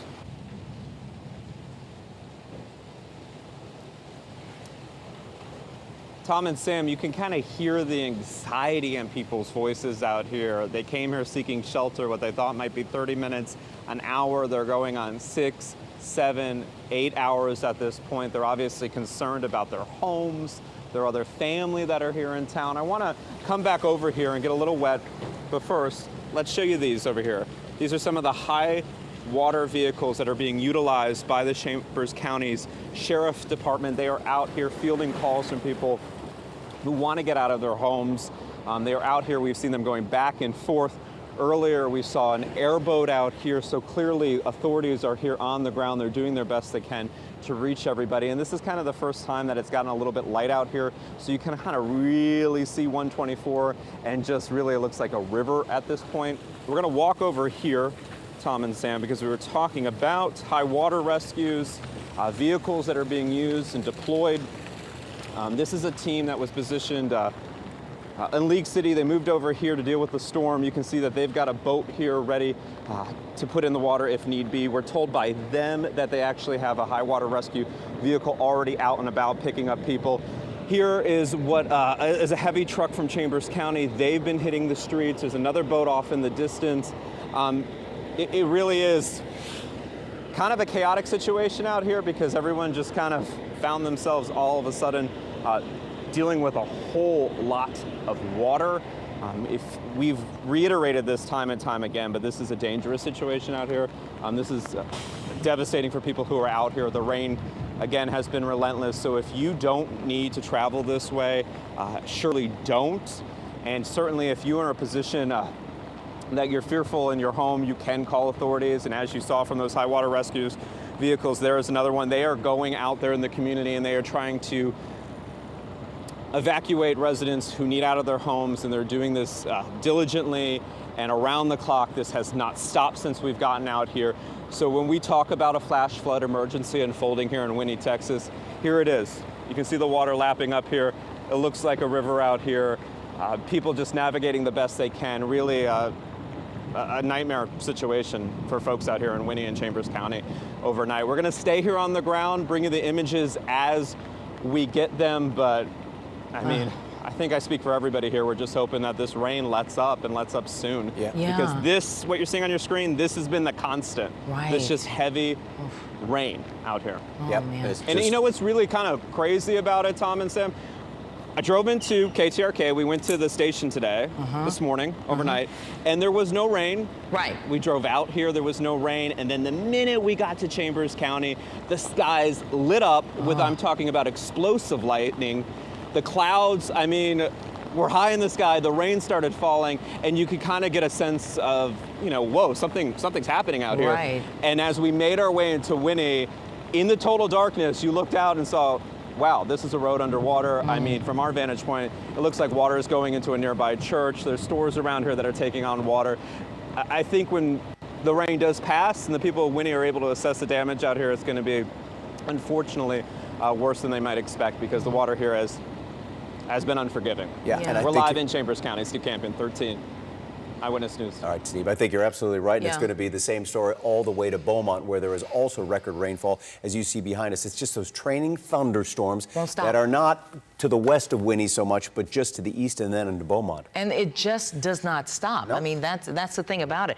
Courtney, I think we have Courtney live there. She is live. She and Lynn Wynn have been driving around, and it's just incredible to see what you guys are seeing as well. Last we heard from you, you were near I-10 and traffic was literally at a standstill.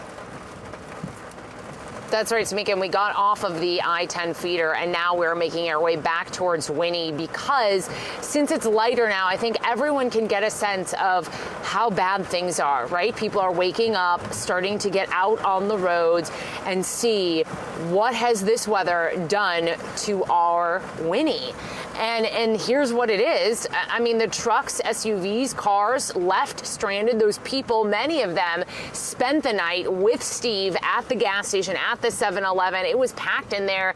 And the one thing everyone had in common, they were just wondering when this was going to be over.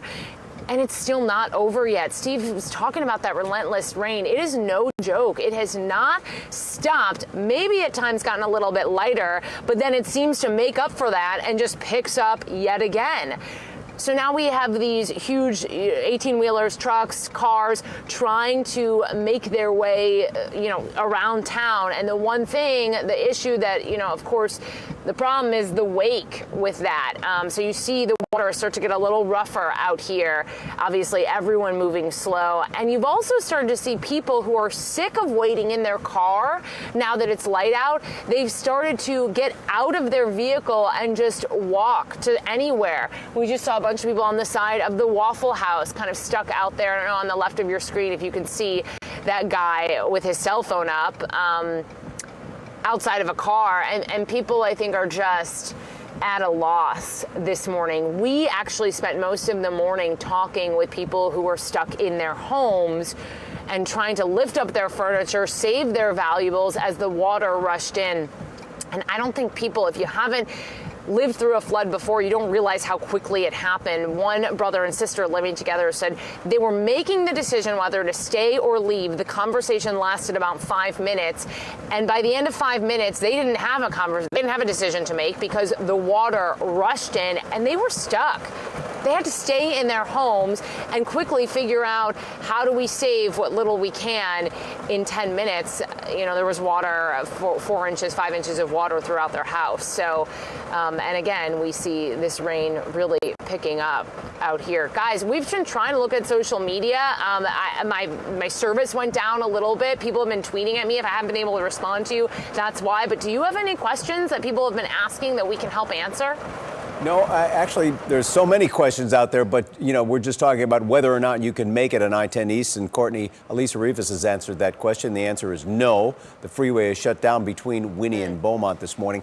As for the airports here in Houston, Bush Airport just tweeted out there are now 50-minute delays on average at Bush Airport. Contrast that to Hobby Airport, where there are no delays, no cancellations at all. So if you're flying today, just be aware that Bush Airport does have a lot of delays up there. Yeah. It is not really raining at Bush Airport. It's just that they have a lot of delays because of the weather elsewhere. Yeah, and Courtney, we still have your shot up, by the way, just so you know, and we also have Mega Doppler 13 up.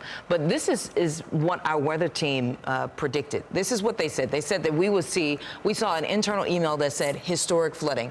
And they said, look, we can't tell you exactly where it's going to be right now, but you should prepare for this. And the sad part, it happened, and it happened to Winnie. And we are looking at this, and our hearts go out. We watched as you did those interviews, Courtney, inside the homes. And, we all know that Tom experienced that during Harvey. And it is heartbreaking to see that and to hear. And you talked about seeing the eyes of the folks who are going through this. It is just heartbreaking. Yeah, it is. It is. All right, Courtney yeah, Fisher. Absolutely.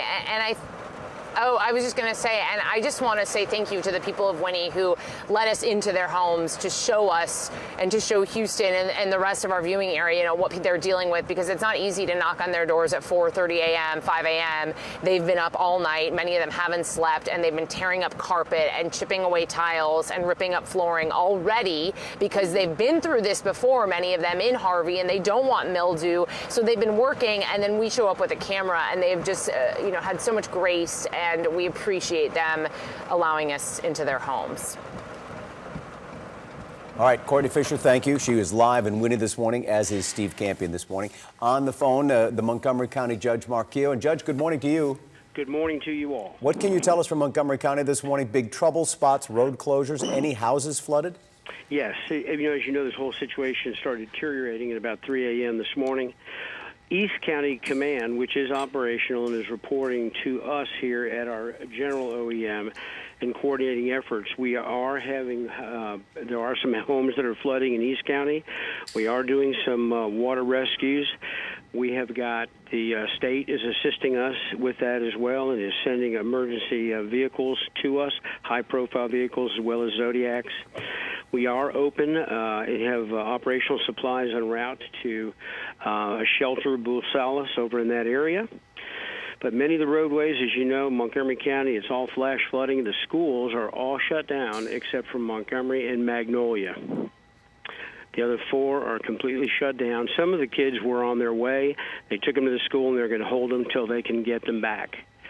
But everybody's in place. It's pretty amazing what's happening, and we're here at Emergency Management, and we're watching and coordinating, and it's coming together. But it is raining. And we see that live shot right now, Judge. This is I-45 at State Highway 105, where so many vehicles are at a standstill. The traffic is getting by a little bit there, but down below on 105, that standing water has flooded vehicles there. No, you cannot get through. It is impassable. It is impassable, and the entry is at 336, at 105. And as you move forward, I had to go. I went into that, turned around. Somehow I got back out. I was trying to get over here to OEM a few hours ago. So it's been flooded for a while. And I had to come back through League Line Road around the backside of Conroe Regional, which has got water in it. It's amazing what's taking place. And Judge, what would you say to the people of Montgomery County who are listening right now and some trying to figure out what they should do? Should they stay? Should they go? Trying to figure out work plans, child care plan. What would you say to them now? Well, I can tell you this. The county is closed. The schools are closed. They need to stay home. If they do have a need, they know how to get to, we have our constable's office, we have our emergency management, especially out in East County. You know, we've had 17 inches of rain in the last 24 hours, 3 of which is in the last hour and a half. That's amazing. Downtown Conroe being flooded as well. But and as they're driving, it's even though it's getting a little bit lighter, as I was coming in, you cannot see this water on the road. Stop. Pay close attention. Go slow. And whatever you do, just stay in your house. And in most cases, you'll be fine. If you do have a need, you can call us. Call 911. They will dispatch it, and we will get to you what you need in order to be safe. So we have people everywhere around this county that have been preparing for this. This is not our first rodeo with this sort of rain event, and so we're ready and we're in action right now. We are doing water rescues right now over in East County, and taking people out of their homes. We've got there's automobile rescues, there's home rescues, there's just a lot of stuff going on, difficulties in some of the infrastructure. But we are on it. Our people are here, and we're rolling. And, Judge, just a couple of hours ago, Beaumont, Winnie, cities in between or towns in between put out a call to the Cajun Navy. And the Cajun Navy responded saying, listen, we're looking for some volunteers. Are you in need of people, volunteers that have boats that can help with those rescues? Well, at this point, we're in good shape. Our teams are ready. Our fire departments, our constables, our sheriff's office. You know, as I said, this is not the first time this has happened to us, and we have been preparing for this for the last week, knowing this was coming. Did we expect it to burst up like this? No. But we're on it, and we're good so far. But we do have state assets on the way. in the form of some Zodiacs. We've got some high-profile vehicles that are coming with teams. So we're in pretty good shape. Okay. And Jeff, or excuse me, we're looking at live pictures from our own Jeff Ealing right now. But Judge, do you have an estimate on how many homes may be taking on water? No, I do not. We do not have that yet. We're still waiting for that. Okay. And you said downtown Conroe is experiencing some flooding now. Any Absolutely. idea how high the water is there? Well, I will tell you, I drive a sport utility, and I couldn't get through off of 45 and I-45. I mean, it would have been over the hood of my car, and it's a pretty tall sport utility. And I experienced the same over off of 3083 as I tried to pass. We came over the bridge over there, the new bridge, came down, traffic was turning around. I was concerned about being able to get here. My chief of staff, who drives a regular vehicle, he ended up going to our office in Conroe at the Sadler building and was waiting there, and he got picked up by rescue and brought over here. He just walked in the door a second ago. So we're here at Conroe Regional. That's where our office is, and we're continuing the preparation to do more water rescue and to help those in the county that are in need. But right now, we're good. Okay. Montgomery County Judge Marquillo, we appreciate it. I know you're busy. You got a lot of things going on, and you cannot say it too many times. I know it's cliche, but when you get water that comes over the hood of a truck, turn around, don't drown, because that's what happens to people. Yeah, and Elisa, we know that very well. Right, and this is one of the interchanges that the judge was referring to, State Highway 105 at the North Freeway right now. You've got the North Freeway over here. You've got traffic that is essentially stopped. Some people have pulled over, perhaps due to low visibility, perhaps because they wanted to get off at 105 but could not. The North Freeway at 105 right now is impassable. You can see the water there already, too. The North Freeway at 105 experiencing some problems there. The law enforcement is on the scene, as you know. They're there telling people, blocking those exit ramps, but still you're going to have major issues. This is a North Freeway at 2854. It's going to be all brake lights as you come upon that flooded area right through Conroe.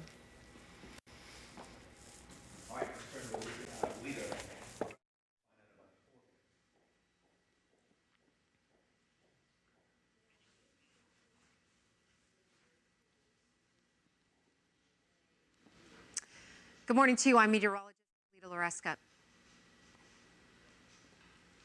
Good morning to you. I'm meteorologist Alita Loresca. Flash flood emergency continues until 11:15 this morning. Liberty Chambers, including the southwest portions of San Jacinto County and Montgomery County. Numerous lightning strikes, a very intense feeder band continuing to move very slowly toward the south and east. Right now, we're starting to see some back building, some additional showers and storms forming along the western fringes of this feeder band. We're anticipating this move into the Houston area over the next several hours. High rainfall rates are expected.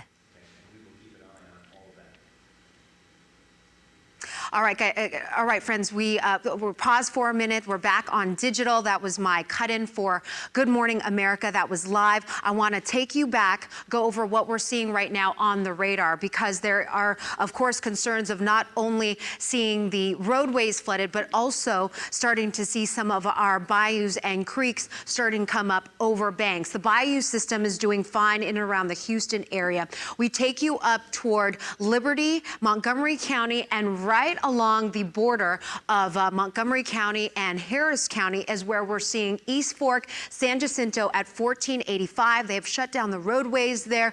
We've been getting this information, working with the National Weather Service and also meteorologist Jeff Lindner, who has now just reported that they have closed down FM 1485 because the creeks there, or the watersheds, have gone out of banks. East Fork, San Jacinto at FM 2090, also out of bank.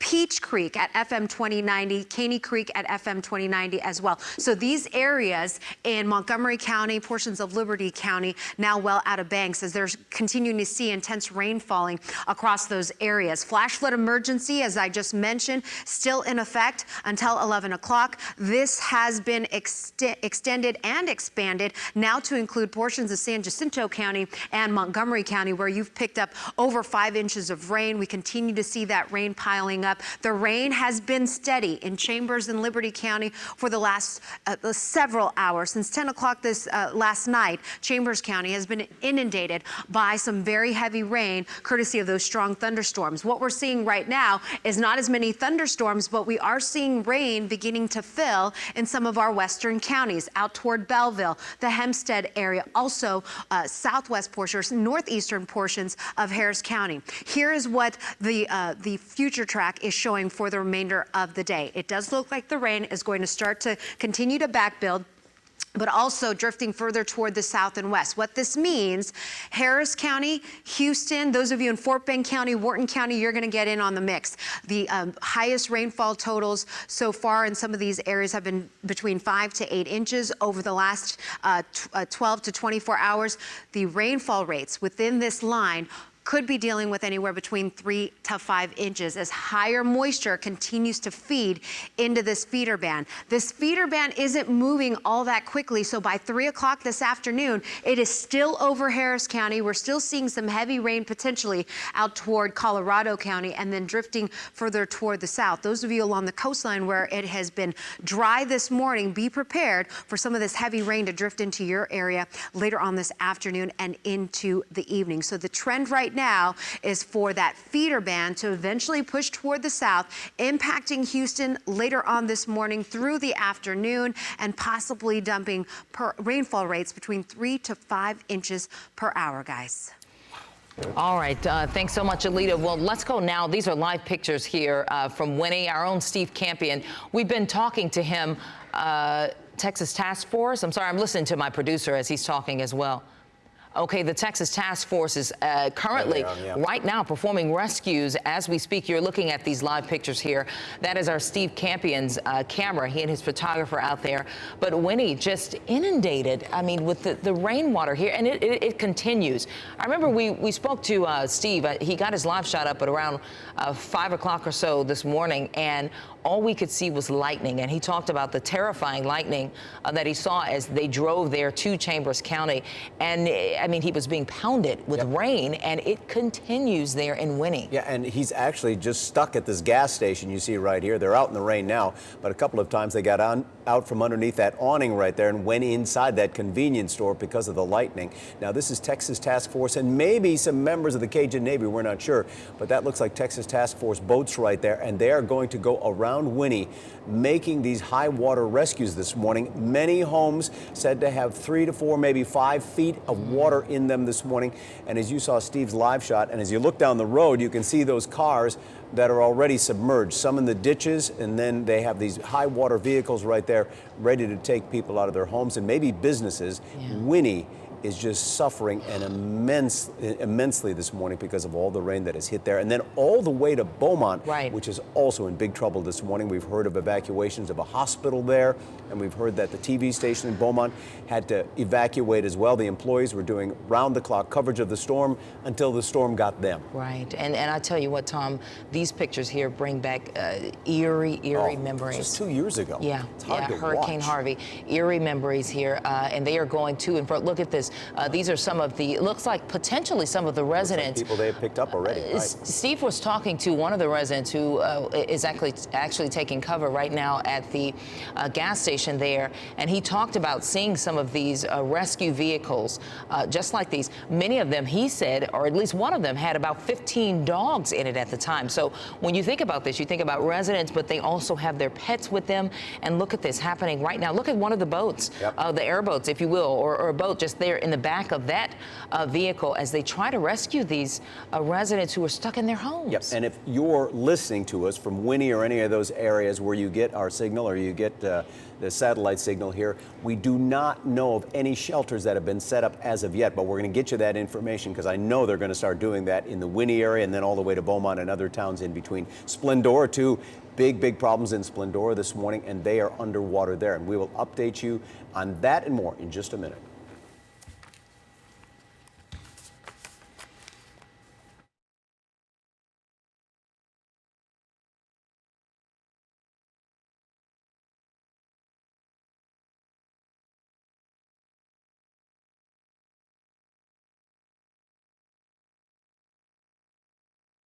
And now, breaking news from ABC 13. All right, 8:27 on this Thursday morning. Flash flood emergencies continue. We've been showing you these live pictures coming out of Winnie in Chambers County. We have crews out there. A lot of high water spots, guys. definitely some cars and a lot of rescues happening at this hour. Emergency officials since earlier this morning have been reporting stuck cars, folks that have been stuck on the roads. You can see the Cajun Nation out there. You can see now the boats that are coming to help rescue people. I know several folks on Twitter have been reaching out saying they've been stuck on I-10 this morning. Unfortunately, these relentless rains continue, and we're anticipating that these rains will eventually push into the Houston area. Later on this morning, flash flood emergencies continue for Montgomery County, San Jacinto, Liberty, and Chambers County until 11 o'clock this morning. Got to send it over to Lisa Rivas for a look at the rest of the roadways.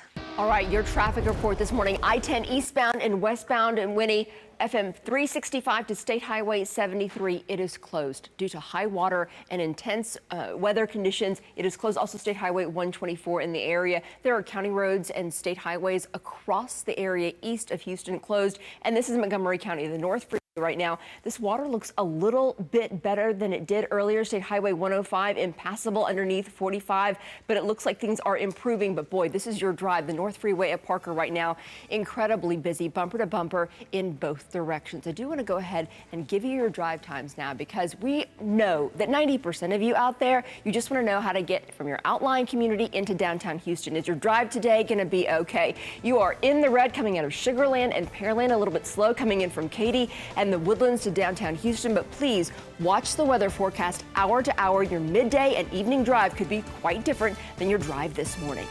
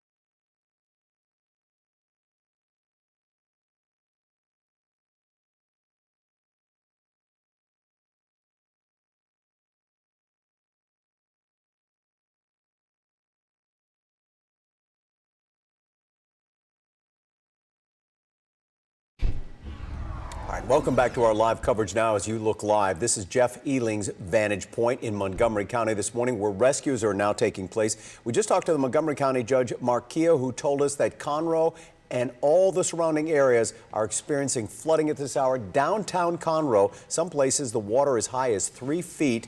And Jeff Eling is live there this morning. Jeff, what can you tell us? Good morning, Tom. Yeah, we have been trying to get into downtown where we are right now for the last 45 minutes or so. It is definitely a challenge getting into downtown, but the one thing I want to point out, what you're seeing right now, this is downtown. This is Phillips and Thompson. So this part of downtown is okay. I haven't seen any high water in any of the buildings at this location, but I can tell you getting here is quite difficult. There's water all over most of the main roadways coming into downtown. We had to take some side streets to get here. Things look like maybe the water's receded a little bit. That might have helped us out as well. We did come through an incredible amount of rain just trying to get to the city of Conroe. 45 was almost impassable. I mean, it was very slow going. I posted some video to Facebook and Twitter to give you an idea of that. And then as we got into Conroe, you know, where 105 is and 336 is and all those areas, there was so much water that you just couldn't cross over those roadways, but yet we saw people trying to do that. Fortunately, people were turning around, but they think that it's passable when it really isn't. There's several feet of water in the roadway, so you got to be very, very careful trying to get around Conroe right now. This is going to be the corner of Phillips and Fraser. We're headed westbound toward 105, and I-45 for that area is taking on quite a bit of water, and there's some neighborhoods back in there. We want to check them out as well. I heard what the county judge had to say. I also spoke with folks with the police department, and they had told me even 45 minutes ago that there were water rescues going on all over the place, which included people in their cars and people in their homes. Now, as we were making our way to downtown, we saw, Anthony, half dozen or more flooded out cars, or cars that were just not moving, and there was no one in the car. We were assuming that those cars had gotten flooded out and maybe the water had receded because those cars were just stuck on the road and people had walked away from them. I'd say there's at least a half dozen, maybe more vehicles in that condition scattered all around Conroe. So driving around is a challenge, to say the least. We haven't seen any particular areas that look like they are underwater yet, but I have a feeling we're kind of getting close to them as we head down 105 towards 45, and we should be getting there here in the next just couple of more minutes. And again, I did post some video to Facebook and Twitter. You can take a look at that and kind of give you an idea of just how intense the rainfall was, and then also the roadways being blocked by high water. We actually had to turn around and go the wrong way to get away from some of that high water and to work our way around it, and that's what so many people here are doing now. So that adds another layer of challenges as you're driving into and around Conroe. You've got to be very, very careful of not just high water and stalled out vehicles, but maybe people coming the wrong way just to try to avoid a high water situation. So that's kind of the latest from here. As soon as we find out any more information, or if we see any rescues going on, we certainly will let you know as we continue making our way down 105.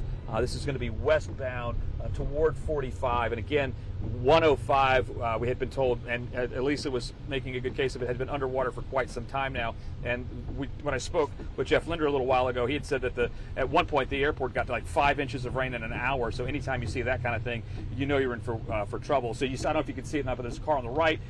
It's got its emergency lights on, abandoned vehicle. Presumably the person in that, there's nobody in it, so presumably the person in there had a problem with high water. There's also another vehicle off on the left. Same thing, we're actually coming up on one that may be stopped as well. And as we can see, there's some traffic and some, looks like maybe the road is blocked ahead of us. There's a car on the right. You see that Honda there? It's either flooded out or just absolutely immobilized. Same thing with this BMW we're passing. There's another BMW coming the opposite way on 105. You see this car ahead of us here on the left-hand lane. That's a Honda. It looks like it's been abandoned in the middle of the roadway. We have seen this scenario over and over and over again throughout our journey to Conroe. There's a yellow, looks like Chevy, that was same situation. It's been abandoned in the middle of the road. You can see right dead smack in front of us what we're talking about as far as the road closures. You've got, looks like Conroe PD, possibly Montgomery County Sheriff's Office up here as well. And you can see the high water. You see, I don't know if you can tell, but there's a person backing up trying to avoid the high water. People taking a right. Off to my right, there is a canal that looks like it is just raging water right now. We're going to take a right here. We're going to avoid that high water area where people are going through. We're going to come over here because I believe this is going to be Dallas Street that we're turning a right onto. Looks like 45 is almost at a dead stop up above. Well, you can see this person here. Let me just talk real quickly, see if she's okay. Ma'am, are you okay? Everything okay? My car was like up to here in water. How, if you don't mind, how far up was your car? Up at, like, to your chest high, or like? Yeah, about waist deep, and you're okay. How quickly did this all come about? Probably within like 4 to 10 minutes, not even. 5 to 10 minutes it started. Around 7 a.m. Yep. Go ahead. Yeah, I pulled off the highway around 7 a.m. and then I was stopped right here because the water's maybe about a foot high and cars kept driving past, so I couldn't, get out or anything. So I was gonna try to wait it out, and then within like I said, 4 to 10 minutes, it was like up to maybe 4 feet high. Ever seen anything like this before? No, definitely not. No, it was pretty crazy. All right, thank you very much. And you can see from our camera angle here lots of other different cars. We're going to try our best to make our way into an area that's got some high water. We're also going to try to get out, park the truck here in a second, and switch cameras so we can actually start seeing people and talking to people who got stranded. But from her perspective, she was telling us 5 to 10 minutes. 5 to 10 minutes, that's the only warning you got. It was absolutely crazy. We're going to have to shut down right now, guys. We'll come back up in just a few minutes, okay? Right, Jeff, I think the best news there is that the water has receded, and it looks like the heavy rain, at least for now, has dissipated at least a little bit. I see the windshield wiper still going there, but it's not pouring those buckets like it was just even 30, 40 minutes ago. Right, so that's that area, but we still have some really, really hard hit areas that still have flooding. And we want to go to Elisa to talk about that right now. Yeah, right here, we're not too far from the location where Jeff Ealing was driving upon the North Freeway, State Highway 145. I mean, just to the naked eye, this does look better than it did here about 20 or 30 minutes ago, but you can still see the cars moving through the water in this location. So just be aware of that. And still so dark out there as we approach 9 o'clock. I-45, the North Freeway at 28:54 right now. Still dark skies, rough driving conditions. And just a word about what Jeff was saying earlier. If at all possible, try not to abandon your vehicle in a moving lane of traffic. It gets picked up and towed away right away. If you can move it onto a median or into a parking lot, that gives you a little bit better of a chance of getting back to your vehicle and getting away with it before you have to go to where it's been towed. Boy, still lightning out there on the east side, the East Freeway at Cedar Lane right now. Everybody with their lights still on at this late hour. The East Tex Freeway at the San Jacinto River. We have been talking about the San Jacinto River and the neighborhoods just surrounding it and how they are starting to see some water creep up into neighborhoods in that location. So just be aware of that. The East Tex Freeway main lanes at the San Jacinto River are looking good, but of course neighborhoods in the area might be having some issues, so pay careful attention to the reports coming out of that location. State Highway 249 at North Point, no major issues to speak of. I do want to let you know high water on I-10 has caused the closure of the interstate eastbound and westbound at Winnie, so just be aware.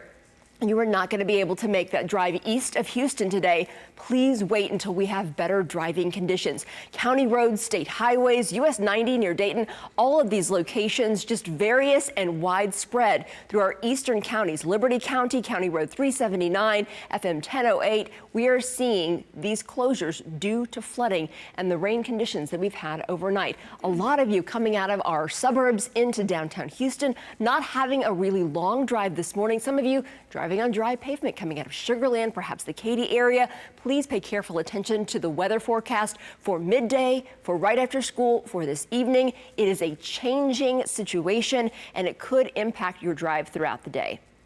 All right, thanks, Elisa. Well, we're going to go back to one of the hardest hit areas, and we're talking about Winnie. Steve, what else can you tell us? I mean, I don't even know what else to say right now. I'm looking behind you here, and it's just devastating. That is the word to use, Samika. I can tell you this, help is on the way for the people of Winnie as a flash flood emergency continues. Walk out here with me because you'll see in the distance some high water rescue vehicles, and you just were looking at live pictures a moment ago of Texas Task Force. They have staged here off of 124 and they have put their boats in the water. There are airboats on the ground here. The people of Winnie who need help. If you're watching us on any one of our platforms right now, I will tell you this, that help is on its way. Reach out to first responders, to the local sheriff's office. They are actively working here in Winnie to rescue anybody from their homes that may need to get out of their homes because of the rising floodwaters out here. And Samika and Tom, the rain continues. I'm at a loss of words because the rain continues. We got out here around 3:30, 4 a.m. and the rain has just kept falling constantly out here. It's actually gotten higher than lower out here, and you're looking live right now as we get some daylight out here of the mess that is 124, and this has kind of trapped people in place. You cannot venture out here in Winnie and Chambers County. The water is inundating the roadways here. So if you can shelter in place, do so. But my message to the people out there who are watching right now is that Texas Task Force is here on the ground. They've got boats on the ground. There's airboats on the ground here. They're working actively right now to get anybody who may be in distress. So reach out for help if you need it. There is a shelter that was established at White Park where they're taking some people over to the west of us. But again, the water continues to fall out here. Everybody where we are is stuck here. We're essentially stuck as the rain continues to fall. And we're going to keep out here. We're going to keep monitoring the situation. But it is, the word you used, Samika, it's devastating out here because for so many people, they've lost so much overnight. And kind of without warning, too. Did you get a chance to talk to members of Task Force 1 at all, Steve, about where they're going specifically? We see one of the trucks in the background, obviously bringing people out of those flooded neighborhoods. We did speak briefly with them here on the ground, Tom. Obviously, they're in a rush to try to get those boats out there. They're going based on calls, from my understanding, into the 911 system here in Chambers County. So they're prioritizing those calls according to a Facebook post by the Chambers County Sheriff's Department. So they're out here and they're gonna, look to see who's in distress and who needs help first and kind of send help their way, Tom. So certainly this is an active, live situation happening right now in Winnie. And when we talk about a flash flood emergency, that word, just a little bit ago, a few years ago, we never heard of it, and then all of a sudden, Tax Day, Memorial Day, Harvey, all right, Steve, we started I'm hearing going to the have word to interrupt you because we're going to go to Alita Loreska. She's got to cut in here for Good Morning America. Just stand by for us.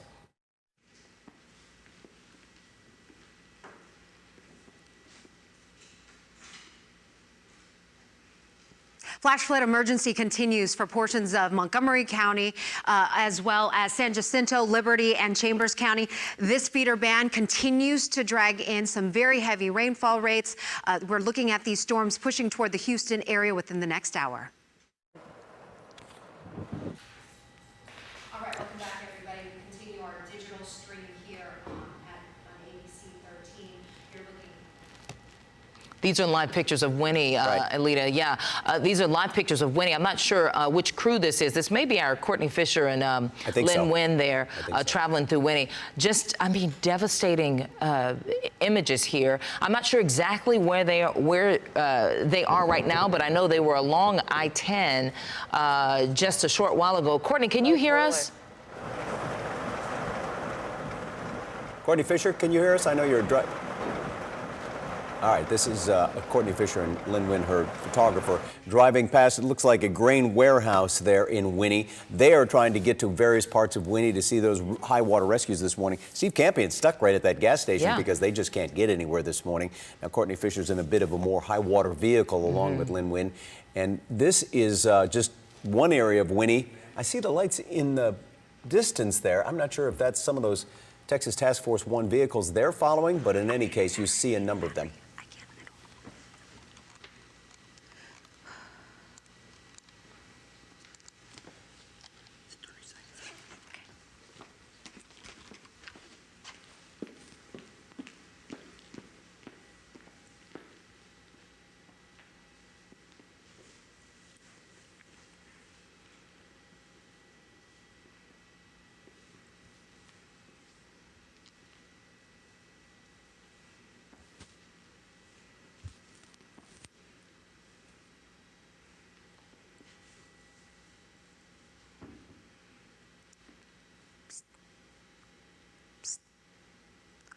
What's happening here? What's happening here?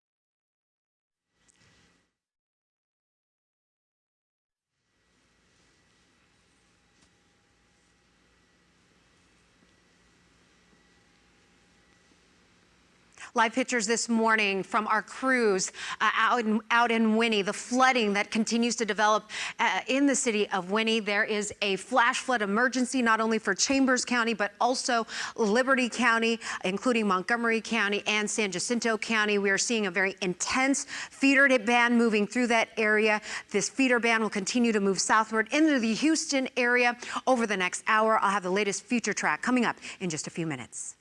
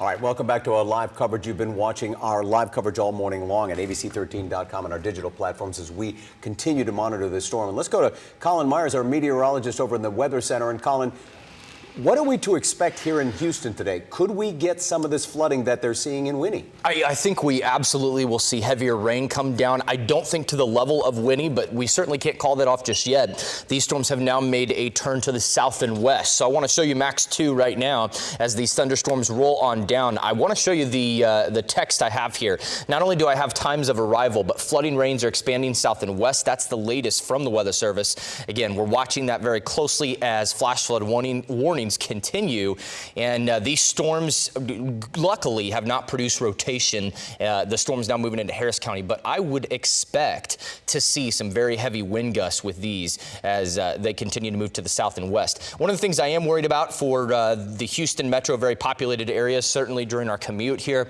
is that this very heavy rain is about to fall. So if you're out there now, certainly the East X Freeway, the North Freeway, the Hardy Toll Road, but these thunderstorms are now moving to the south. Let me put it on a 30-minute loop for you, and you can see how these storms have really been trying to back build and overall shift to the south. So what I believe is happening is that we are seeing a second feeder band set up really south of where that northern one was in Montgomery County earlier. So the center of the storm is up here north of Livingston up towards Lufkin, but we're seeing a second feeder band set up just north of this line and just south of where that initial feeder band was. So if you're watching right now, you're getting a very early good heads up for this afternoon. If there's anything you need to get done and you're in the Houston metro, gosh, I would go and get it done now, especially if you're south of I-10. If you're north of I-10, we already have flooding rains coming down in Crosby, Mont Bellevue, up towards Humble and Kingwood. Let's just sample some of the numbers coming in right now. Again, these are probably going to be very, very high, almost scary rainfall amounts coming down because it is very deep tropical moisture. I wouldn't be surprised. There you go, 2 inches per hour, as heavy as almost 4 inches per hour northwest of Kingwood. That's serious rainfall. That's flooding rainfall. Flash flood warning continues. Now, I do believe the National Weather Service would pull the trigger on a flash flood emergency for anywhere inside of Harris County in the metro a lot faster than they did for Winnie. That being said, I don't think we'll see the amount of rainfall that Winnie saw, but I do believe if we get 5 to 10 quick inches of rainfall, maybe 10 plus out of these thunderstorms, as slow as they're moving, it's certainly possible. If we do, then we are going to have to watch for the possibility that they might pull the trigger on either flash flood warnings or an emergency. Certainly northeastern parts of Harris County now. Kingwood, Humble, you cannot hold any more rain than you're seeing now. Already seeing issues with the bayous up in that area and the San Jacinto River and Lake Conroe. So if you're in those areas, you're getting a heads up here by watching our stream. This is a very early heads up. Already seeing thunderstorm activity building to the south and west. As of right now, I'm not as concerned for the Houston Metro, but we'll keep you updated. If we do get any tornado or thunderstorm warnings that are serious in the Metro or around very populated areas, of course, we'll cover them live on the air as well. We'll be watching it for you, full team coverage. And of course, our anchors, Tom and Samika, are watching this as well. All right, Colin, keep us informed. All right, Catherine Marchand now. She takes us live to, where are you, Catherine, at this hour? Cleveland. She's in Cleveland right now. Okay. Yeah, I'm outside of Cleveland. I'm at 105 and 321. And this morning we've been driving up and down 59. Take a look at what we're seeing out here. Several abandoned vehicles off of 105. And the problem, guys, is you can see how fast this water is moving out here. And it's several inches of water, too. What we've found out from officials here and first responders is that pretty much the only area where you can drive is on 59 itself. Once you get on the feeder road and once you get on some of the back roads there, it is difficult, if not impassable. So we have been trying to get to a location in Cleveland where a viewer sent us a picture of very heavy flooding inside of his home. That was where we were making our way to at this point. But you can see it is very difficult to get anywhere. There's a man walking in the floodwaters over there, and it's just all over the place that we've seen. I was speaking with somebody with the East Montgomery County Fire Department. He told me that they are attempting to access Morgan Cemetery Road. That is where a lot of people need help at this hour, but they're having difficulties. Over here, you can see a couple of people. They're trying to, it looks like, push a truck or push a car out of the way. All over the place, we have seen vehicles pulled over on the side of the road. Even on 59, there were spots where there was very high water and we had to really slow down. So this is just very widespread, guys. It is, Catherine. It is all over to the northeast part of our viewing area and then certainly all the way to Beaumont.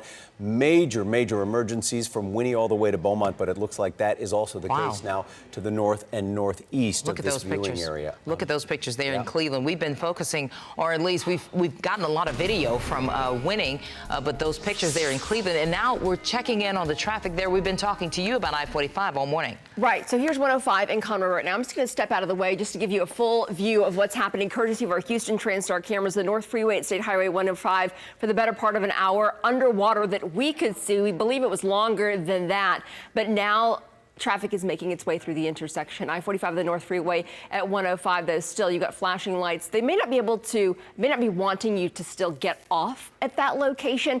You see law enforcement there. They maybe want to make sure that it is totally safe in order to do that. Right now, Southwest Freeway at Bissonnette. This is inbound in the HOV right now. See, a lot of you have relatively dry pavement this morning.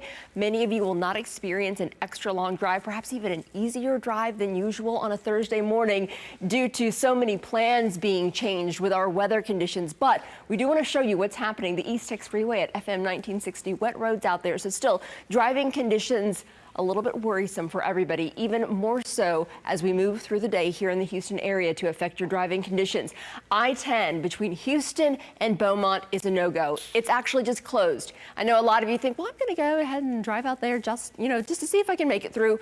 You won't. We have our crews there. They're being directed off of the interstate, eastbound and westbound, between 365 and State Highway 73. This is in the Winnie and Beaumont area. And you can even tell our live traffic data is telling us the purple, which we don't see very often, means shut down. So no traffic being allowed on I-10 in that area. And of course, a lot of the major corridors nearby, State Highway 124, also closed in the area as you head down toward Winnie as well. So a major issue there. Also toward Liberty County, US 90 seeing closures. A lot of our state highways, our county roads that are major corridors between our smaller communities are shut down this morning due to the flood conditions. County Road 379, FM 1008 this morning in Liberty County. Your drive times this morning, look at this, coming in from the east side, kind of near the metro area, from Baytown, if you're traveling west toward downtown Houston on 225, in from Clear Lake, that was just so bad in the last 24 to 48 48 hours. An easier drive this morning, but still be aware your driving conditions will change throughout the day in accordance with the weather, so please keep an eye on the forecast. All right, thanks so much, Lisa. Well, listen, we have just gotten some information, some breaking news that there's water coming into homes in the Huffman area. Yeah. We saw Cleveland, that's where our own Catherine Marchand was. She talked about water in homes there, but we are now hearing and learning that there is water coming into homes in the Huffman area as well. Yeah, and if you're watching this, just joining us, take a look at the radar behind us and you will see why this could also be a flood emergency right here in the city of Houston this afternoon, maybe later on this morning. You'll want to get prepared. If you're watching us at work on your phone or some other device, then make sure you have a way to get home and keep track of this storm so you can get home safely. And that's the thing, Tom. So many people in the Houston metro area are saying, well, listen, we dodged a bullet. But the thing is, we could potentially see some of this. And we were talking to Alita off camera about this, asking whether or not we could. And we can see some of this in the Houston metro area. We're going to join Alita on ABC 13 on the news right now.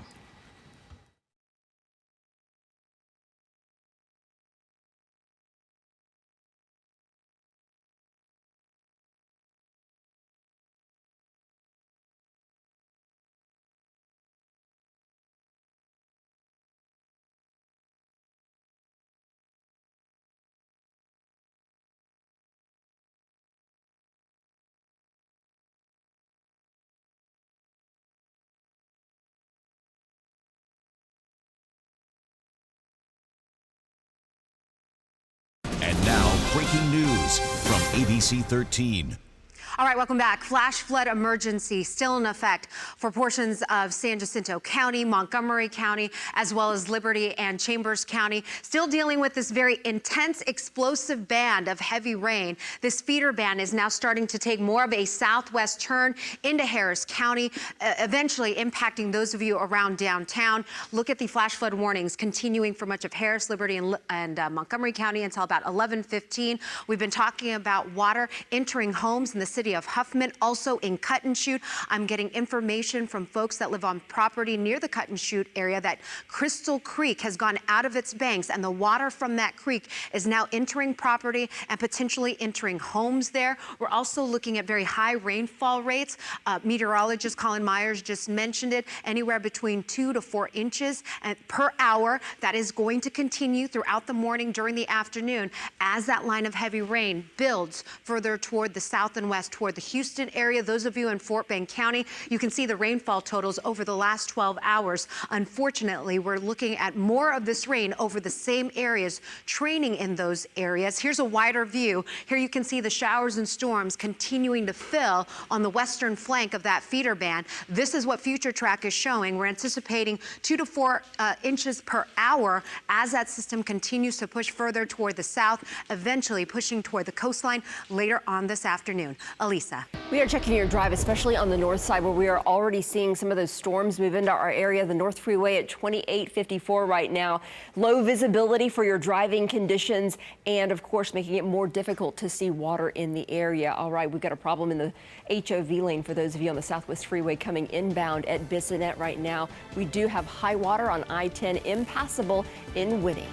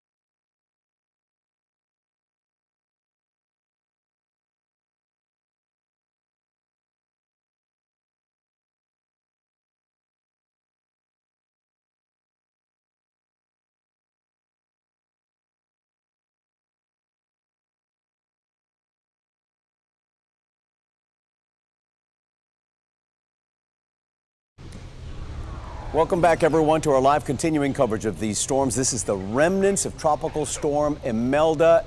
Long gone, but the rain's still here. And there's Jeff Feeling, his vantage point, as he drives down the road to Cut and Shoot this morning. Jeff, it is pretty, well, it's coming down pretty hard there.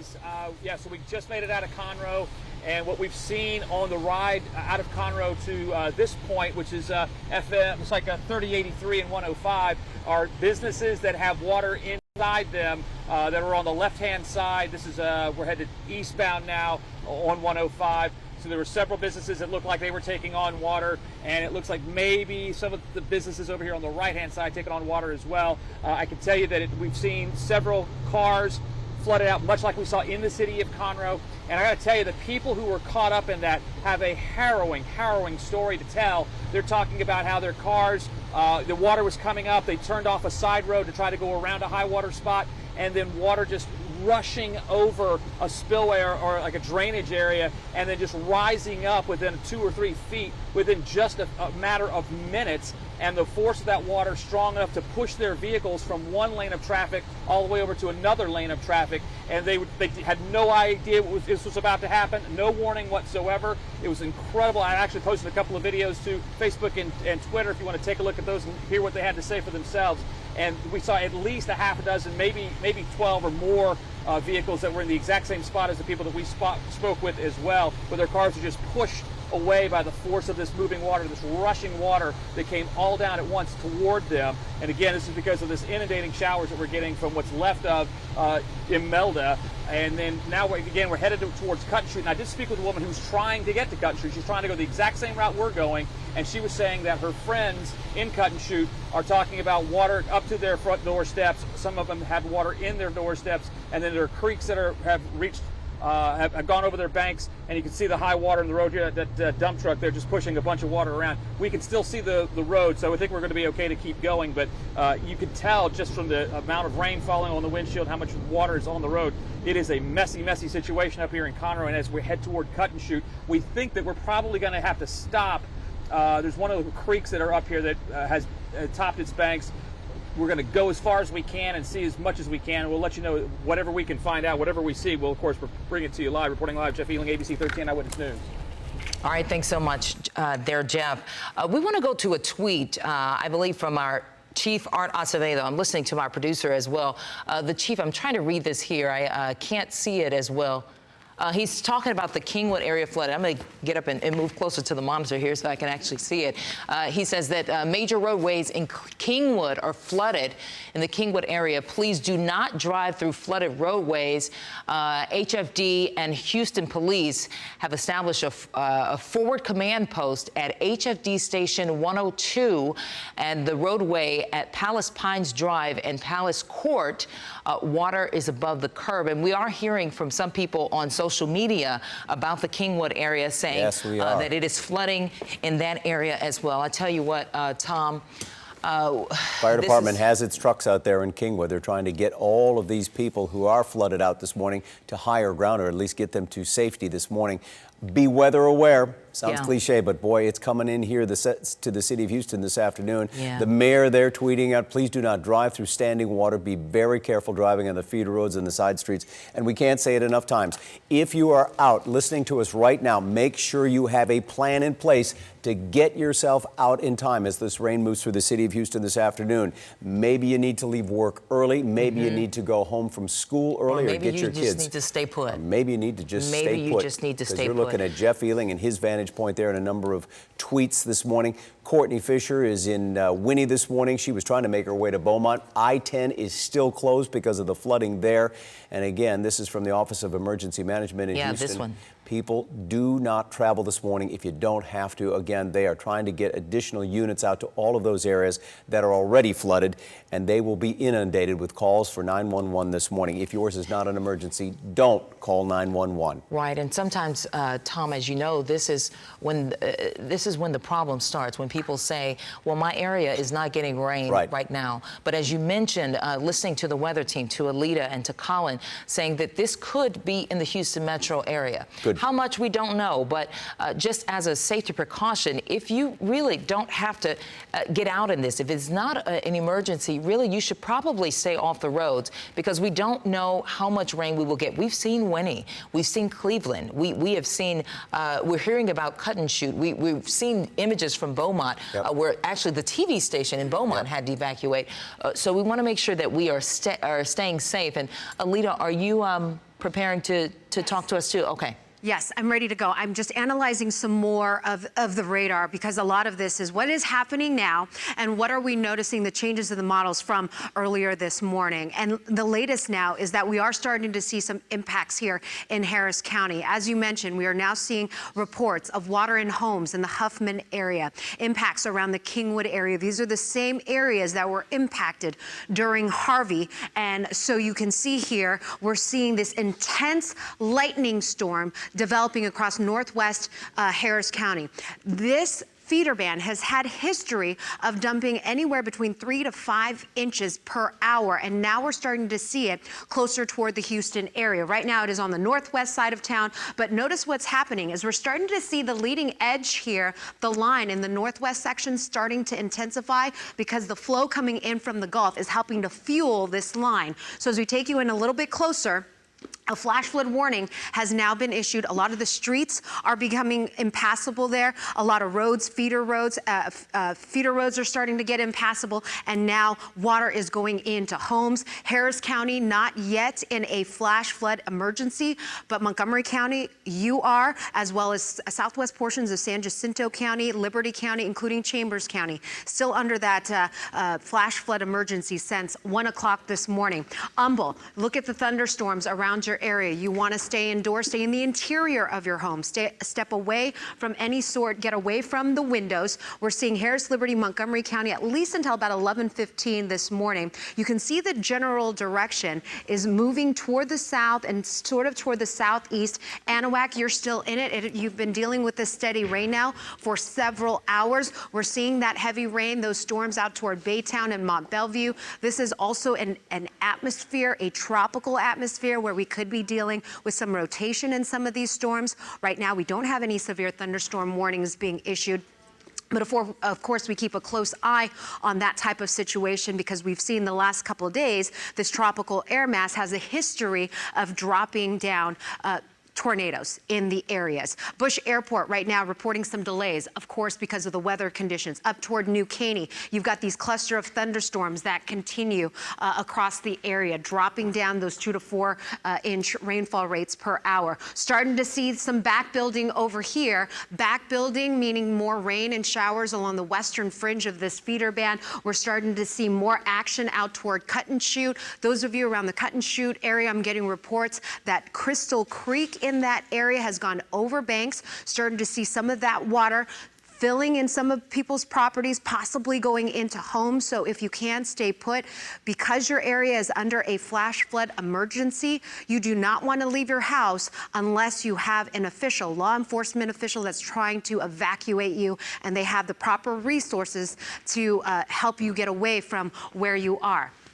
So this rain, where is it headed? Well, you can see the general motion of this is drifting toward the south and southwest. So those of you in the Houston area, this is a model that's just coming up right now, guys. So here we're starting to see some changes from what I saw earlier this morning. It looks like this particular feeder band is expected to intensify as it gets closer toward the Houston area over the next hour or so. And as it intensifies, it is going to be dumping some very heavy rain, high rainfall rates with this. Right now, we're projecting anywhere between 2 to 4 inches per hour, but it is moving, not fast enough. As we get into 1 o'clock this afternoon, it is still over the southern fringes of Harris County. Those of you that were impacted by that intense feeder band yesterday, you are going to be in the mix of seeing some intense rainfall in your area. Down toward Matagorda County, Brazoria County, our friends in Friendswood, you're going to be impacted by some of this heavy rain moving into your area later on today,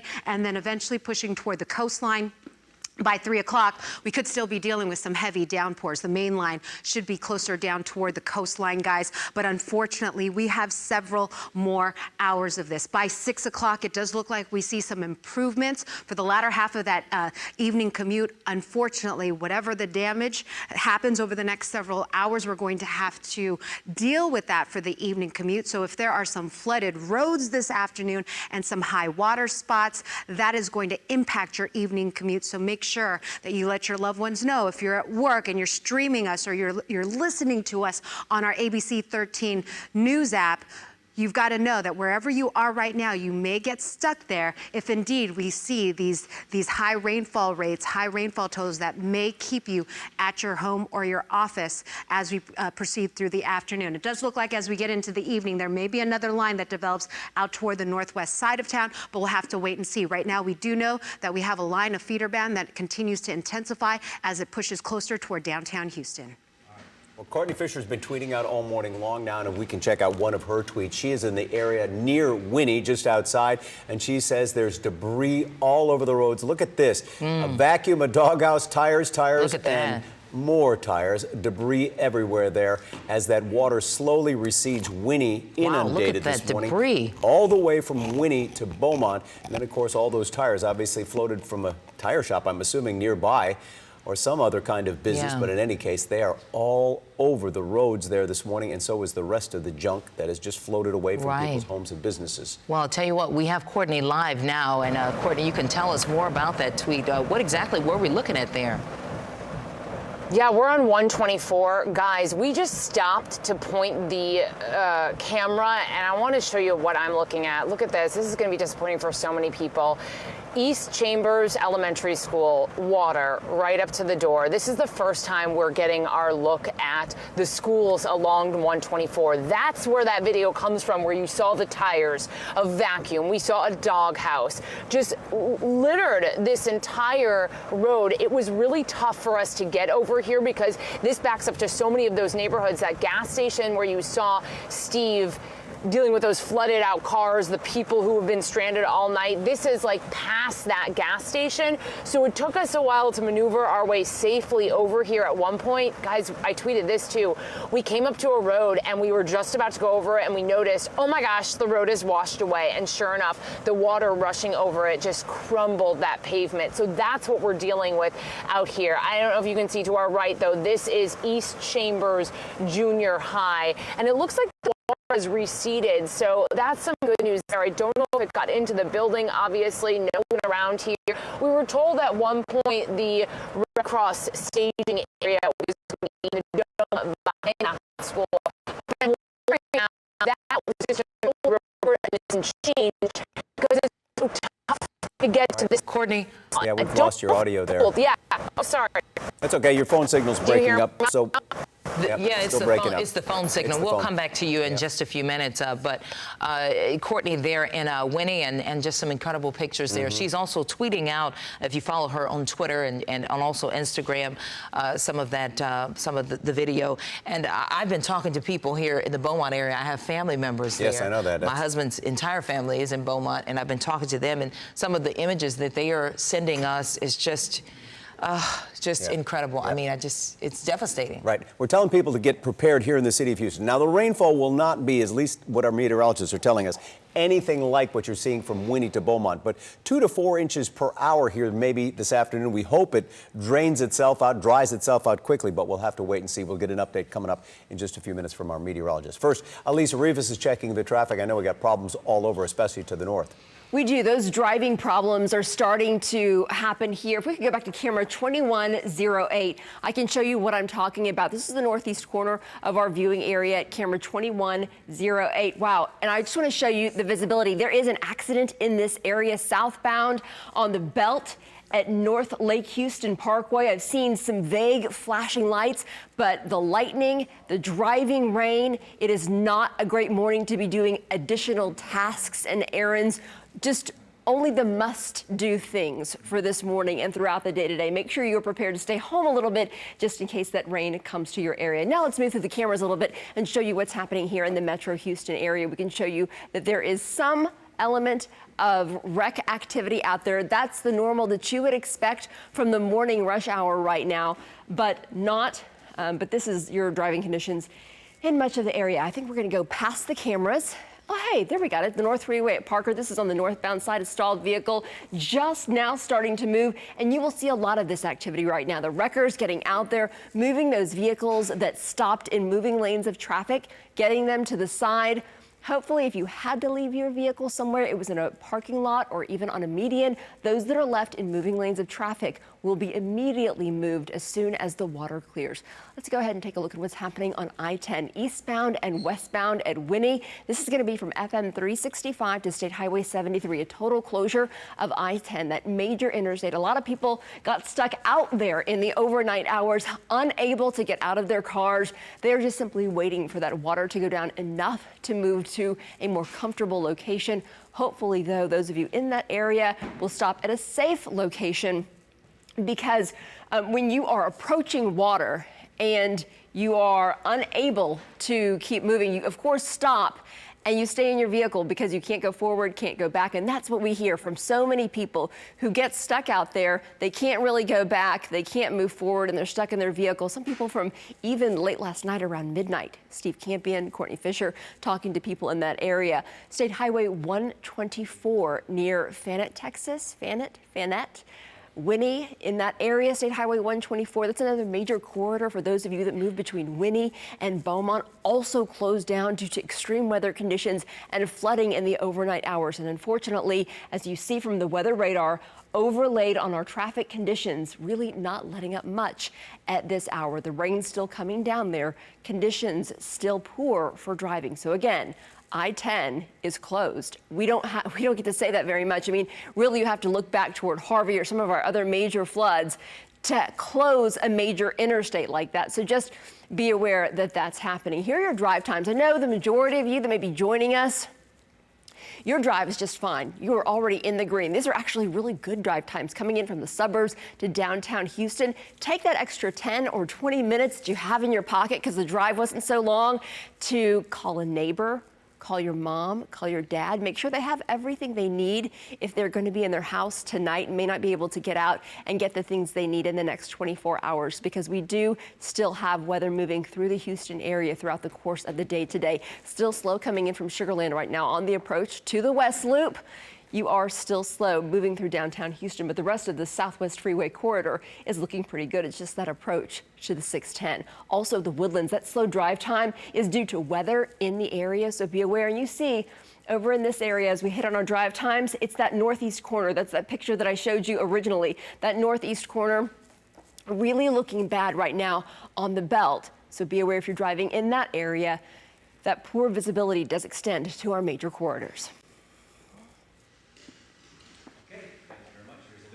All right, thanks, Tom and Samika. All right, want to give you a quick update on the bayou and creek status as we continue to monitor the latest radar trends. We are seeing that water piling up. The good news is the majority of the bayous within the loop, within the Houston area, is doing fine right now, but we are going to start to see those water levels starting to rise as the leading edge of some very heavy rain starts to make its way toward downtown, already on the northwest side, northeast side of town. But these are the areas, the watersheds that are out of banks at this hour. East Fork, San Jacinto at FM 1485. The latest information on that is they have shut down the road, FM 1485, because there is water on the roads there. East Fork, San Jacinto at FM 2090. Peach Creek at FM 2090. That's around the Splendora area. We had reporter Catherine Marchand there earlier this morning. Some water on the roads as well. Caney Creek at FM 2090. This is in Montgomery County. Meanwhile, Cedar Bayou at US 90. This is one of the new ones where water levels continue to rise within an hour, picking up over 4 inches of rain there with this intense feeder band that continues to bring these explosive thunderstorms to the area, and that is dropping down rainfall rates between 2 to 4 inches. We're talking over 20 inches of rain within the last 12 to 18 hours. hours just on the east side of town. That's why there is still a flash flood emergency for portions of Liberty, Chambers County. They issued that emergency at 1 o'clock this morning. They have extended it twice, and this all started around 10 o'clock last night. And you can see it's been ongoing with those rainfall rates between 2 to 4 inches. Right now, we're seeing a cluster of heavy rain and storms, and most likely we'll see more homes, streets and homes in around the Kingwood, Humble area. Those of you in Huffman, I know there are some homes, several homes that are now seeing water in the homes. Unfortunately, it does look like the system is not weakening. Within the last 10 minutes, those flashes, those yellow flashes there indicating more intensity in some of those storms.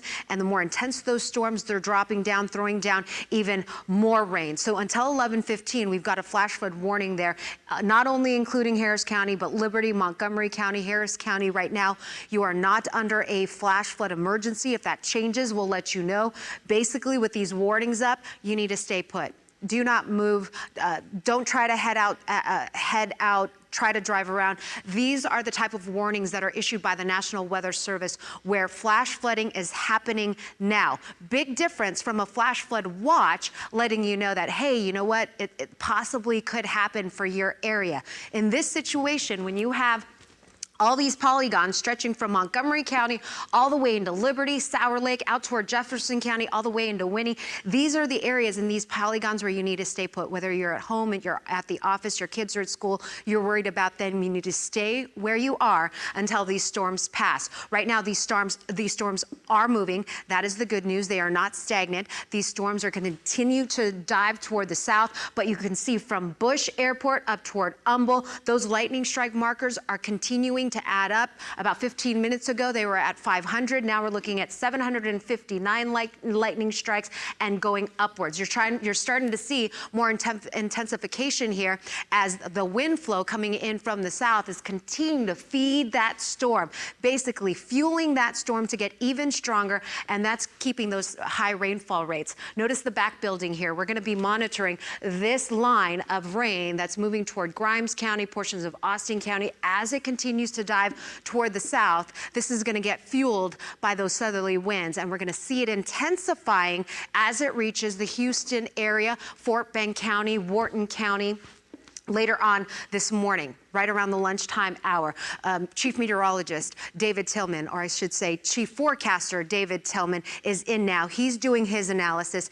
He'll be up here at 11 a.m. giving you more information about what he is finding, the latest soundings, but there is going to be the potential not just for some heavy rain, guys, but this is a very tropical air mass. So when you have lift in this type of atmosphere, there could be some rotation with some of these thunderstorms. And like we saw yesterday around the Crosby area, there could be some tornadoes that accompany some of these heavy rain. And what makes it very hard is when you have rain-wrapped tornadoes where you can't really see that rotation in the tornadoes because it's raining so hard. We're going to see some very heavy rain moving toward I-10 and then eventually pushing down closer to the coastline. We're talking Brazoria County, Matagorda County.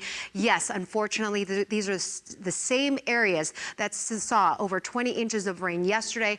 You are going to be in the line of that heavy rain as we get into the afternoon and during the evening, and then slowly starting to see a little bit of weakening, but still enough moisture in place where we could see that rain moving toward Victoria, and still possibility of seeing some rain out toward Liberty and Chambers County. Again, as I mentioned, guys, those flash flood emergency, they're rarely issued. The last time the National Weather Service issued a flash flood emergency was back during Harvey. They've issued those emergency for a purpose, to keep you safe if you are under that flash flood emergency. We're talking Montgomery County, San Jacinto County, Liberty, Chambers County.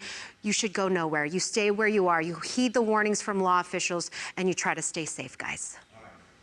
Very much. All right. Let's go to a couple of tweets. This is from Catherine Marchand this morning. She is up near She is up near Cleveland this morning. I'm sorry. Cleveland. Take a look at this. She just tweeted this out. That is a vehicle caught in the raging flood waters that are apparently coming off a road. Yeah, that's her vantage point, sitting on the road, and that driver apparently either went off the road or the truck was swept away by the waters. But in any case, that truck is almost submerged there this morning. Wow. We do not know whether anyone is in trouble in that situation or was, and we have heard of no injuries in that area. But again, this is the situation all across our northern viewing area and then well to the east, and then certainly again from Winnie to Beaumont. So let's take you live now to Winnie, and we've got Courtney Fisher there. She is talking to some people who have been rescued overnight. Let's listen in here. I think they're just coming to us now. You just got picked up in these high water vehicles. And how are you doing right now? I'm good right now, for the most You seem part. to be a little shell-shocked, huh? A little bit. Yeah. No one's seen this coming. Like, Yeah. it is what it is. I know you said you were able to just grab a few things. You put them in these bags. Yeah. What was it that you wanted? I mean, how do you decide what to take and what to not? Clothes. Clothes. Everything else you can buy again. It's not important. Yeah. And about 9 inches of water in your house. At what point did you realize, like, hey, we gotta get out. We can't stay here. It was just rising and rising. And it's been like this for hours. So it was just time to go. Did you think you were gonna try and wait it out initially? At first, but when it started raining harder and harder, I was like, yeah, we just gotta go. I have to ask, you know, people have been comparing this to Harvey so much. Did you flood at all during Harvey? I'm actually new to this area. Oh, you're new. So, Yeah. so welcome to the area. This Yeah. is what it is, huh? That's what I heard, but I'm too tough to die, so it's all right. Oh, thank you for talking You're with welcome. us. I'm so sorry No that you're problem. dealing with this, Brian. Thank you so much. Thanks for letting us put Yes. you out there. And you see him right there. He just has 2 bags. I mean, he grabbed what he could with his girlfriend, and obviously, you know, a very emotional situation out here. Guys, I just want to tell you where we are. We're at this dome at the at East Chambers ISD. We're behind some of the schools right now. And this is the staging area. It was so tough for us to make our way over here. That's why our signal was cutting out earlier when we were with you. But we finally have been able to get here. And I talked to the authorities. They said it was okay for us to come inside because we want to tell you, everyone, this is where you need to come if you cannot get to the Red Cross area. And so a lot of these people who are in here, we know that they were stranded in their cars overnight, that they've been taken here by those high water vehicles. And I just want to reiterate, we did obviously get permission to come in here because so many of these people are reeling from what they have just all been through. There is hot coffee here, water, food, a change of clothes, a place to get dry. And I think a lot of people are just trying to take in what they've been through. You see some people in wheelchairs, a woman we just saw carried. I don't know if you guys were with us at the time, but I'm going to tweet out some video of a woman just carried off of one of those high water vehicles, and she just seemed helpless. I think it's just a lot to take in right now. We know also if you have an animal, a dog or a cat or something, just make sure they're on a leash or in a cage, but they are allowed to come with you. I know the sheriff told me that. He wanted to stress that. You don't have to leave your pet at home. You can take your animal here. We've seen some dogs and cats outside frightened, but they're doing okay as long as they're with their owners. So if you can get here and safely with a truck, I know it's not easy. If you can get here, they say this is the place to come. So again, it's the Dome. If you're in this area, you know the Dome. It is behind East Chambers High and Junior High, kind of on their campus property. And they'll take you then to the Red Cross shelter. But this is the easier place to get to. So buses are actually busing people over there.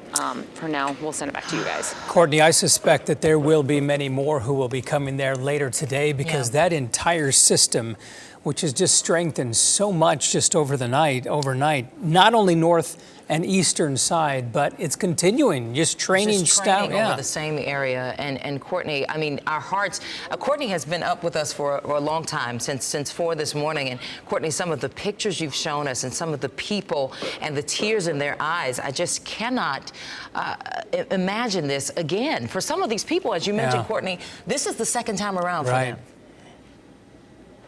Yeah, exactly. And the rain has not let up. I can't say that enough to you. I mean, we're still soaked. These people, they only have a couple bags with them, and they are just drenched when they come in here. And guys, I just have to tell you, we've been talking to people as they get off the bus, but once we come in here, we kind of want to give them some space and let them just, be together with their families. It's a very different feeling from being out on the streets and the chaos and the rescues to now coming into a safe, kind of confined, warmer space. And so, when we came in here, we of course asked for permission, but we also just want to make sure that people have time to make those important phone calls, to be talking to their families, telling them that they're okay. We just want to give them a minute. Absolutely. Yeah, absolutely, Courtney. Our hearts just go out to them, as Samika said, because they've just been dealing with so much. Now, again, in shelters. Again, they've been happening, they've had this happen to them so many times in the past, especially with Harvey. And now north of this area in the Humble, Atascocita, Kingwood area, we hear reports of tremendous flooding there as well. So it's getting worse and worse. And the storm, as you look at it on a radar, just awful. Absolutely. And if you guys are just now joining us, we're about to go live, actually, live on the air here at ABC.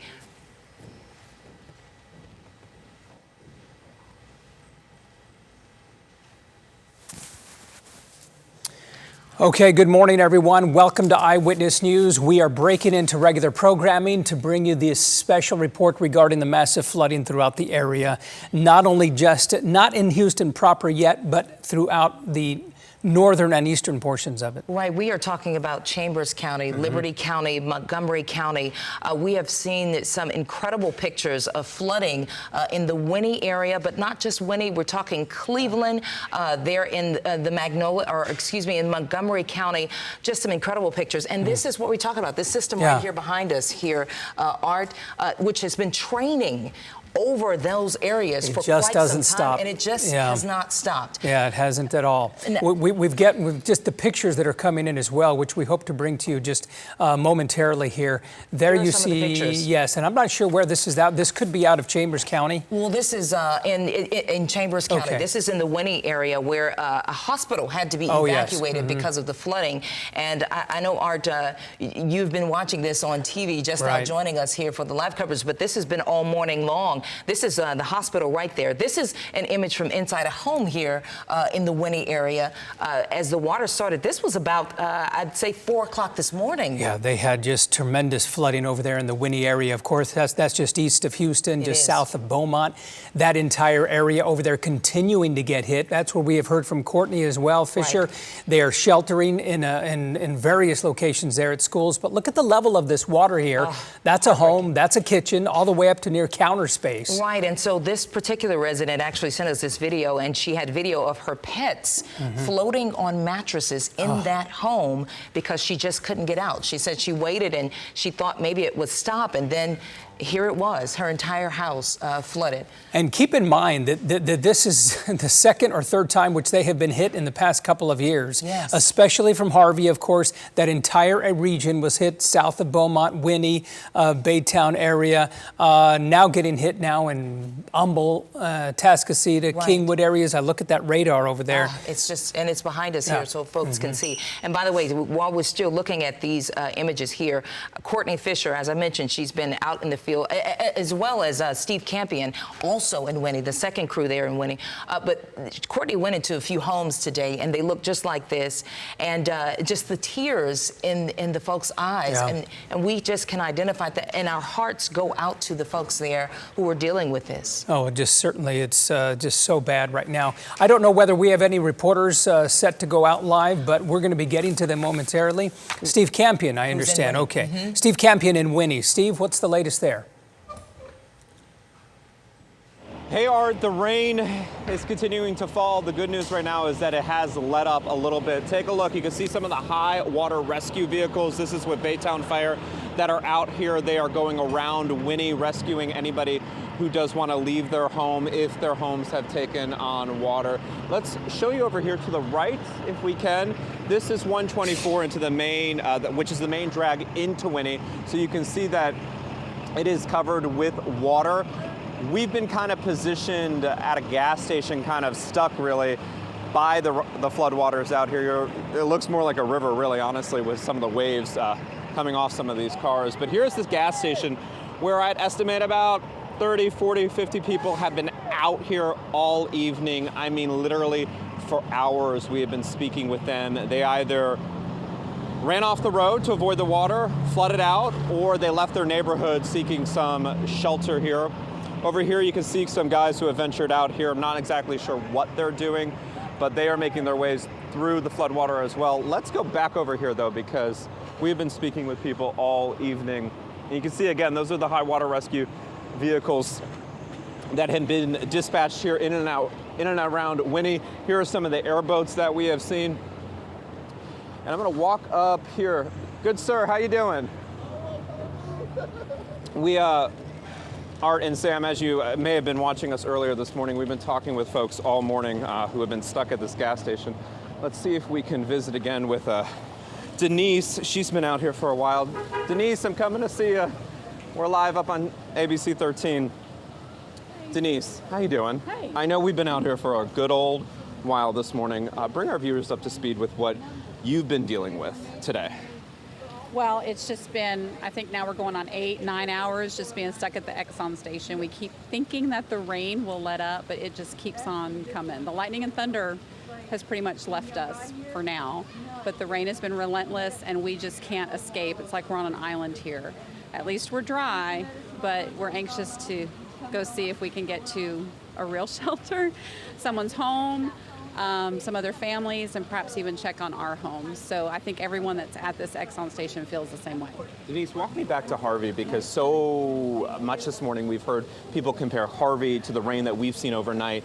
What's been your experience? What's it been like out here? Well, I think Harvey was relentless, but we had waves of it. This has just been a constant, continuous. It has not stopped at all. When we think we have a break, it might only be for 2 minutes and then it comes back. So I think that Harvey was devastating, but it was maybe a little more hopeful. And this one is just, there's no hope yet, unfortunately. Tell our viewers why you left your house, why you came to this gas station looking for shelter, and now we're all kind of just stuck here waiting for the water to go down.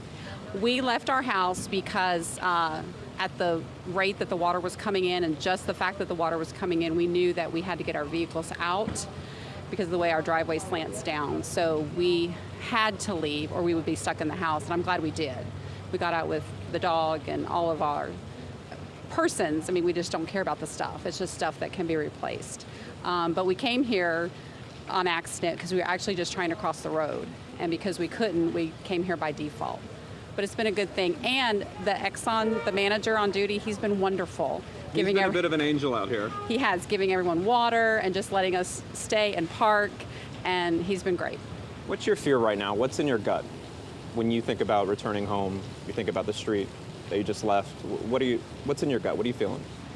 I don't really have fear anymore because I think all my fear is gone from experiencing Harvey. It'll just be a pain and it'll be time consuming, and we'll have to find temporary housing to live in while the house is being rebuilt. But I have flood insurance now, which is a good thing. And like I said, the family members are safe, and all the other stuff, it's pretty much brand new, but I guess I'll get even newer things. So I'm trying to put a positive spin on it despite the dreary rain and the devastation. You told me earlier it didn't really hit you, or hasn't hit you yet. Do you think it's hit you? No, not yet. So maybe check in an hour. I might be breaking down then, but for right now, I'm good. You know what's been remarkable for me to see, having been here with you guys for hours, is Mother Nature. What's your take on Mother Nature out here and the amount of rain that she's been able to drop here overnight? She's cruel. And a lot of people say, why does this happen? And there's really, I don't know if it's global warming or the Amazon burning or who knows, but it's just Mother Nature, and she's done this for centuries and she'll continue to do it, and you just got to take the punches and roll with them and recover as best you can. Have faith, keep your family close, and we can rebuild. We will recover, just like we have in the past. What are you praying for right now, and to people in Southeast Texas? How much is this community hurting? The community of Winnie? Yeah. We're probably going to have more flooding, I would guess, than we saw in Harvey, just from the people. Almost everyone I knew from Harvey that flooded has flooded again, and then more people, like new people who were safe in Harvey have flooded now. Hold on with us 1 second. Art, I heard you were going to ask a question. Yes, I was just so we can get a perspective. I know you've shown this before, but perhaps so that we can understand where she's coming from. She's really stranded there on an island. If you could show that, just the rain, the water around you. I know there's several feet. There's even a vehicle half submerged and everything else. Just so that we can get a perspective of that sort of island she speaks of and the fear she speaks of. Well, Denise, we are all wishing you well. We're praying for you. We're going to be here with you through it, and we're going to get through this storm together. Yes, we will. Amen to that. We're going to come show you this, Art, because this is really, really an incredible sight. First, take a look at this pickup truck. Oh, yeah, in a ditch. It's got water everywhere. This, again, is 124. And this, I'm at a loss of words because we're talking about this island here, right? Right. So Mario, if you will, come out with me just a little bit. So I guess you're stranded as well, right, Steve? Back up. Look at this. I'm going to back up. And so the water is up to my knees here, right? And so I'm going to turn this camera around. Here's the Exxon that we're at. It's a 7-Eleven. And again, this manager has been an angel to the people out here. He has been so welcoming. And here are the cars. Here are the people who are waiting here, just sandwiched right here, waiting for this floodwater to go down.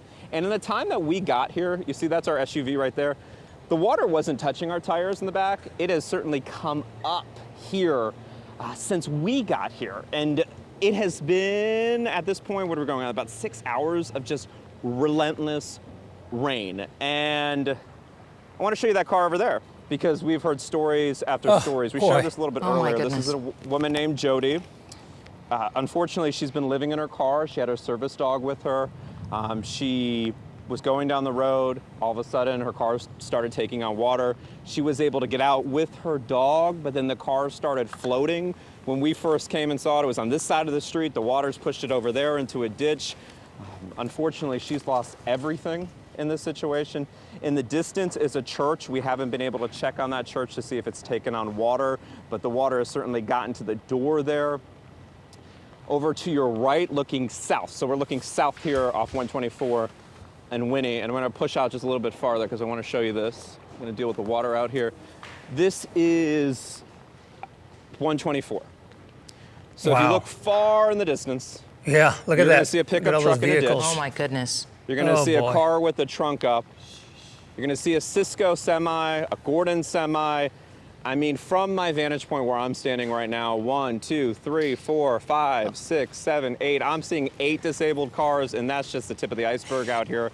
You can see these two people in Winnie who are trying to make their way through the floodwaters here. I think everybody's kind of shocked, right? Everybody we talked with, Art and Sam, they're shocked. They're saying, hey, we went to bed. Sure, it was raining, but the rain didn't stop. And when we woke up, either we had water in our house or we were getting a call from a family member or a friend saying, listen, I need some help out here. And then as the sun's come out, and clearly it's not even out, but in the daylight hours here, you're looking at a community that is experiencing a flash flood emergency. And Art and Sam, we use those words, right? Flash flood emergency when the National Weather Service issues that. This is what a flash flood emergency looks like. Yeah. I mean, the flooding in Winnie is devastating. It's still dangerous out here. And people are going to have to pick up the pieces up here and their lives eventually when this rain stops. And the hope right now is that it lets up here in Winnie because we use the word relentless. It's been relentless. It's been a nightmare of a night for the people out here. Yeah. Well, Steve, thank you for that report. I just can't believe what's behind Steve. I mean, but he mentioned that flash flood emergency. And Colin, the last time we heard flash flood emergency was during Hurricane Harvey. Right. Yeah, Colin, just quickly, let me just mention this because this is rather important. You're going to be talking about that Northeast area. Bush Airport, by the way, under a complete ground stop. There is nothing coming in, nothing going out, and that will take, that's probably started about 20 minutes ago, so they will that will happen for some time probably. Good information there. Thank you, Art. And I expect the same soon from Hobby, although probably not yet, as this entire line approaches and now builds into the Houston metro. So here's what we're concerned about. Everybody wondering, what does this mean for the metro area, for Houston? I believe heavy rainfall, certainly flash flood warnings, and at worst, I think very heavy rainfall is possible. Here's the line of thunderstorms. We almost have a southern feeder band setting up a little further to the south. of those areas we saw this morning, Montgomery County into Chambers County.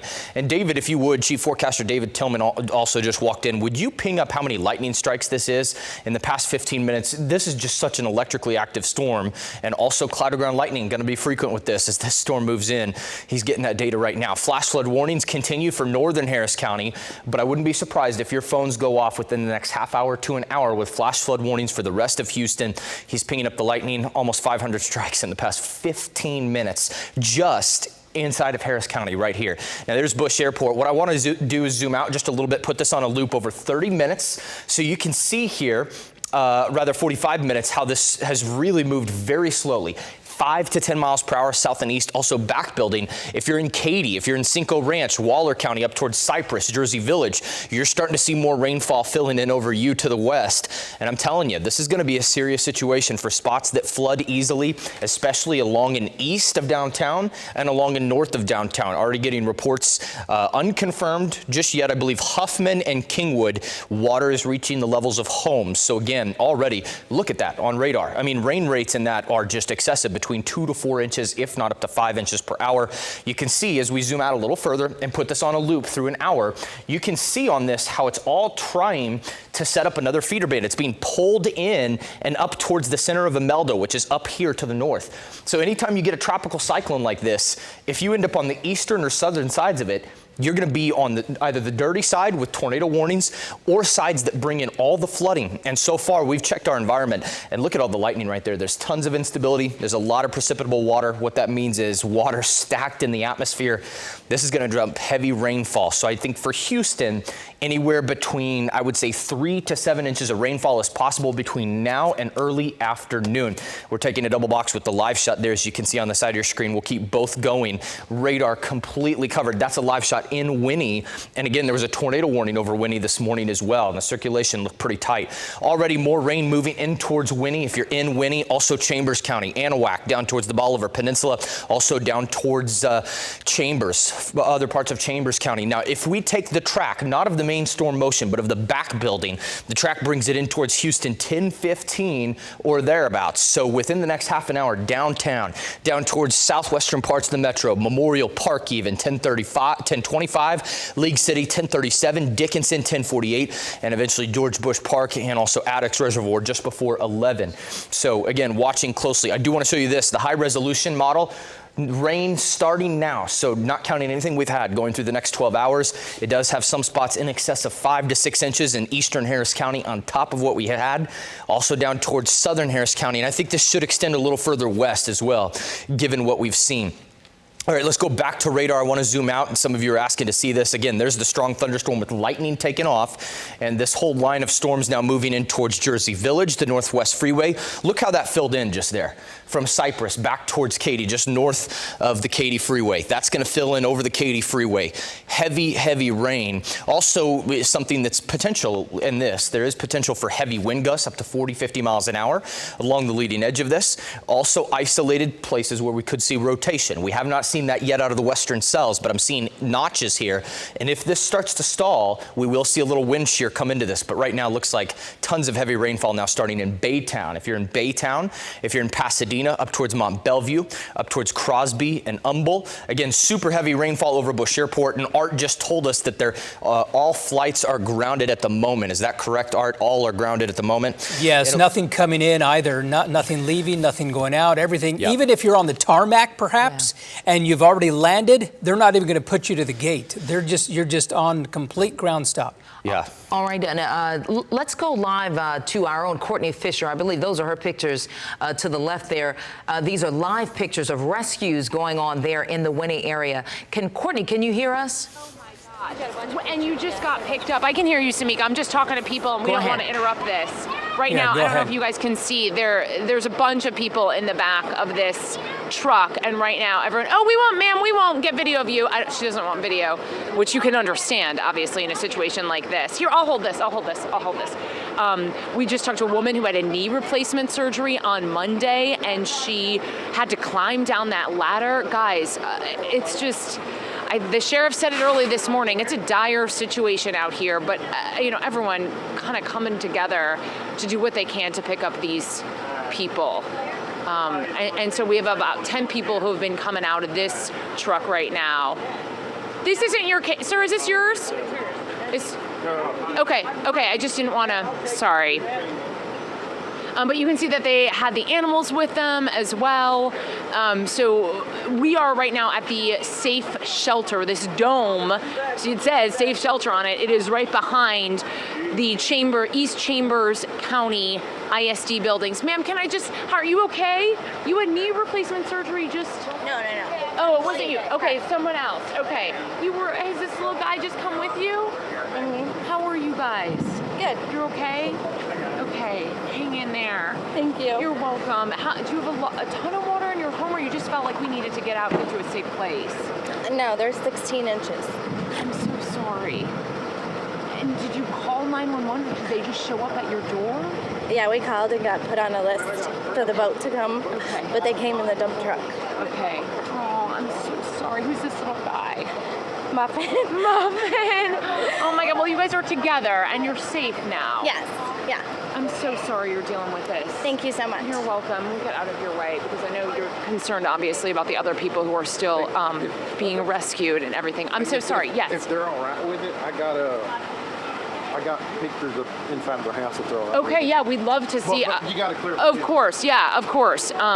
But obviously these people, we're talking about, guys, this is the first time I've heard this now, because I was in houses that had about 5 inches of water, but these people, we're talking 16, 15 inches of water, so more than a foot of water in their homes. I'm gonna see if I can talk to this man. Hey, sir, how are you? You doing okay? We're good, yeah. I'm Courtney, I'm with ABC 13. I hope it's okay that I talk with you. Absolutely. What's your name? I'm Mark Faggard. Mark, tell me, is there water in your home or? It's in Gina's home out on Okay. the Villiers Road. It's probably about waist deep. It's that deep over there. We Yeah. can't get over there to you because obviously our vehicle's not equipped. And did you call 911 and ask to? We called, and through social media we notified many friends, and they were calling as well. Oh wow! And so they picked you up by boat or by this truck? By this truck. Okay. And so now you're here, change of clothes. You can get a change of clothes inside, a hot cup of coffee. Right, we're actually going to her uncle's house Oh, right down the good. road. You've got a place to go. We Okay. do, we We'll do. let you go. We'll let you get on your way. It's good to see. Thank you for Thank talking y'all with for us. covering it. Big. So obviously, guys, people are just trying to figure out and sort where they're going to go next, what they're going to do. But they were Boy, able to Courtney. take their pets here. So I just want anyone out there to know that if you need a safe place to go, you can take your pets to this place. Because I know people were asking me on social media as well if they were able to do that. So yeah, sorry guys, I know it was a little chaotic, but no, that's really no. what's happening out here. That's live television. That's completely organic. Yeah, Courtney, and when you're talking with those folks there, I mean, these high-profile vehicles here, so many counties and various city and municipalities have purchased these high-profile vehicles since Harvey, and they have come into use again and again. Sadly. Yeah. Absolutely. And we've seen these trucks out now, all morning long since the sun came up. We finally have been able to see them, what they've been doing all night, going to places we can't get to. So this is really our first glimpse into the rescue situation because we can't get into those neighborhoods right now. It's strange. It's almost like they're shallow enough so we haven't seen a ton of boats. We've seen some rafts, but not flat bottom boats like we did in Harvey. Right. So these vehicles are really coming into play right now. You've got that like 2 feet, 3 feet of water that's a little dicey for those bass boats, but it's really great for vehicles like that. So now we've been here, 30 minutes, and we've already seen 2 rounds.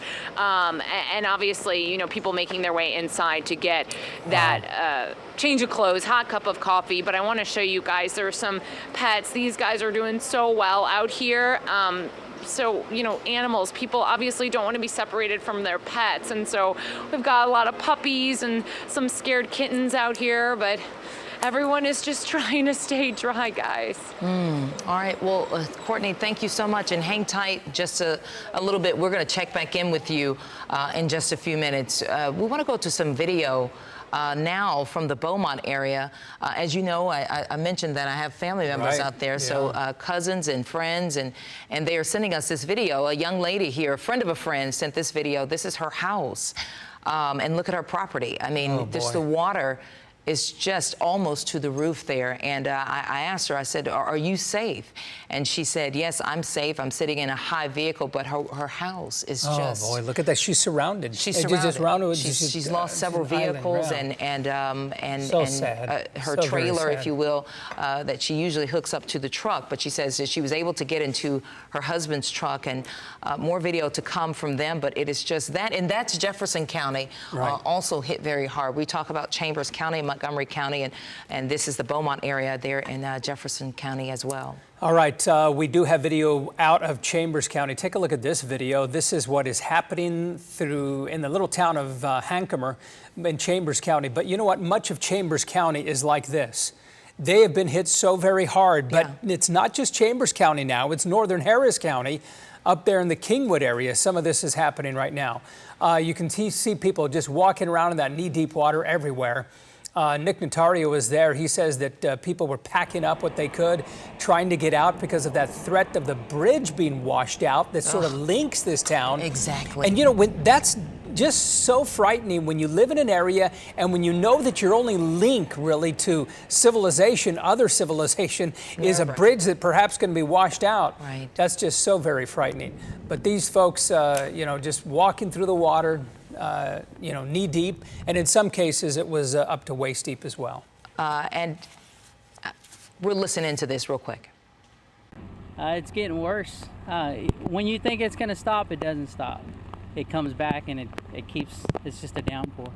So we're just trying to get as much stuff as we can out of the house.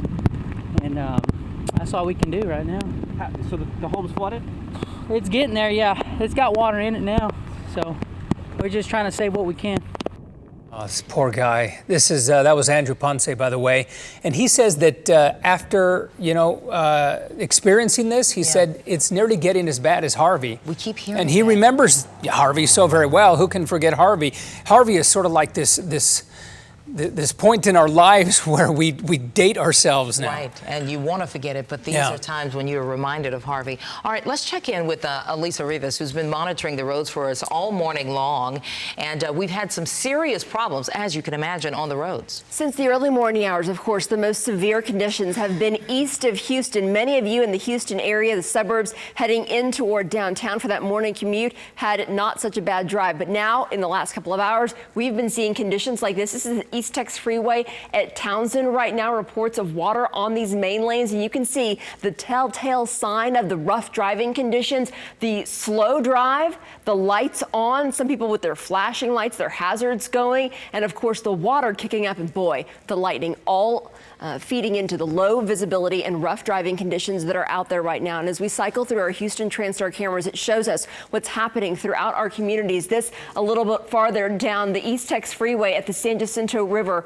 This is in the Kingwood area. We know that we are having issues out there, and these are your driving conditions if you can make it to the interstate. A rough drive for you this afternoon as we look across and see what's happening in other parts of our community. This is Loop 494, just a very difficult stretch of US 59 right now through the Kingwood area and past the San Jacinto River. But this is not the only area certainly having problems. That big line of storms coming down through our area. This is State Highway 99 at Valley Ranch Parkway here on the underpass. We were seeing high water in this location. So it's another area of alert for all of you that are thinking you may have to go run errands or get out and check on a loved one or a neighbor. High water, vehicles moving very slowly through that area. This is the contrasting view, the areas in which the weather has not moved through yet. The Gulf Freeway at West Dallas showing you the view of downtown, a relatively easy drive, just a little bit of damp pavement. And as we move even farther west and to the south, we see what's really happening over on the West Loop right now. The West Loop at Memorial, barely a sign that anything bad is going on, but this is very deceiving. We do want to let you know that hour to hour, you do need to track the forecast throughout the day and how will it affect your drive, your afternoon appointments, your pickup of the kids, all of that being taken into account, because you can see farther north, those other cameras that I showed you, those are the kind of driving conditions in store for you as we continue to track this severe weather throughout the day. So right now, this is what we're seeing on the west side, and boy, when you get out the Southwest Freeway down toward Sugarland, pavement's dry altogether. So I do want to let you know this is the view.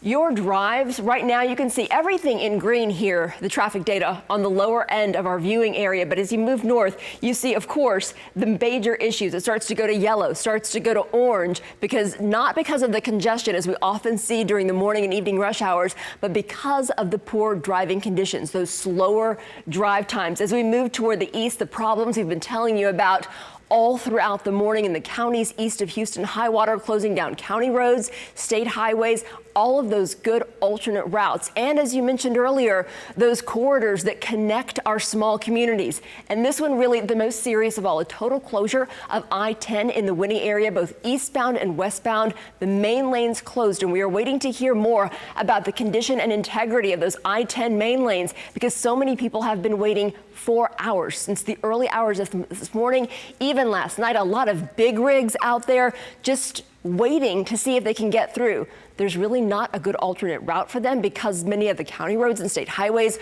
are underwater, and that thoroughfare takes us cross country, lots of traffic. So we are still waiting to hear. Also, State Highway 124 between Beaumont and Winnie, another major corridor for the communities in that area, closed due to flooding in the overnight hours. All right, so that's the message once again. Even if you have a drive like this right now, please stay tuned to abc13.com on whatever platform is most convenient to you because we will be keeping track of the weather and how it affects your drive. All right, very good, Elisa. Those roadways, by the way, most of them are pretty clear because people just aren't driving. Well, you just came in, so yeah, you said you saw earlier that. this morning, well, it's been a couple of hours or so, but there was no one in the morning commute because most people, I think, are staying home, which is certainly a good thing. And that is good news. Esther, you said we were going to Wes Sewell. Let's go to our photographer, Wes, who is in the Kingwood area. Oh, wow.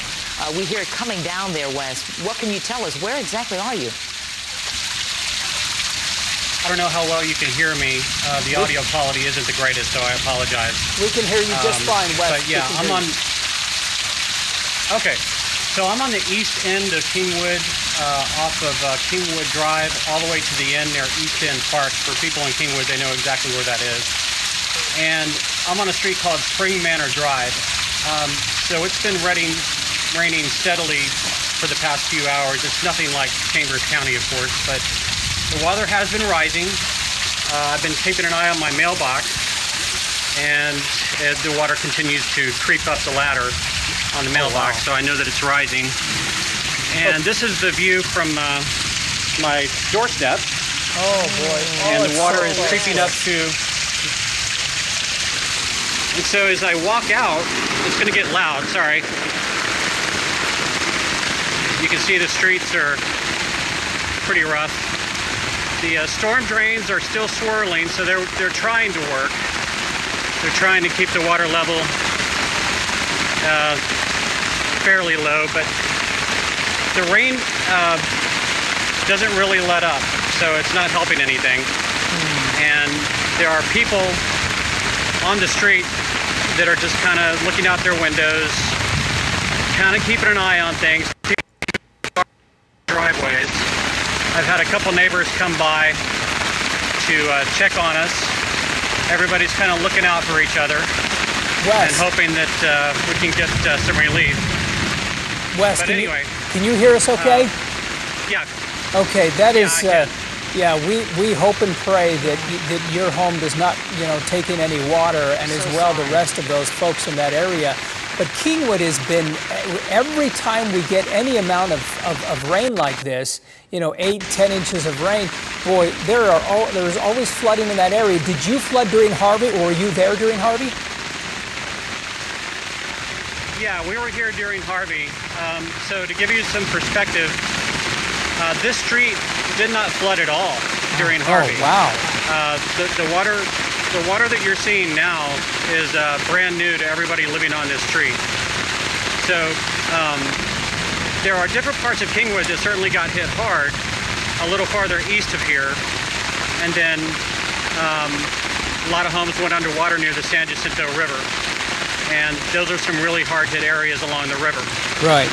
But on the east end, it wasn't anything like that. This is new. So I did not see this during Harvey. And in fact, most of my coverage during Harvey was outside of Kingwood because I ended up in different parts of the region. But this is concerning because nobody has seen the water come up this high. And we always considered ourselves to be pretty lucky during Harvey because I think it was just water placement.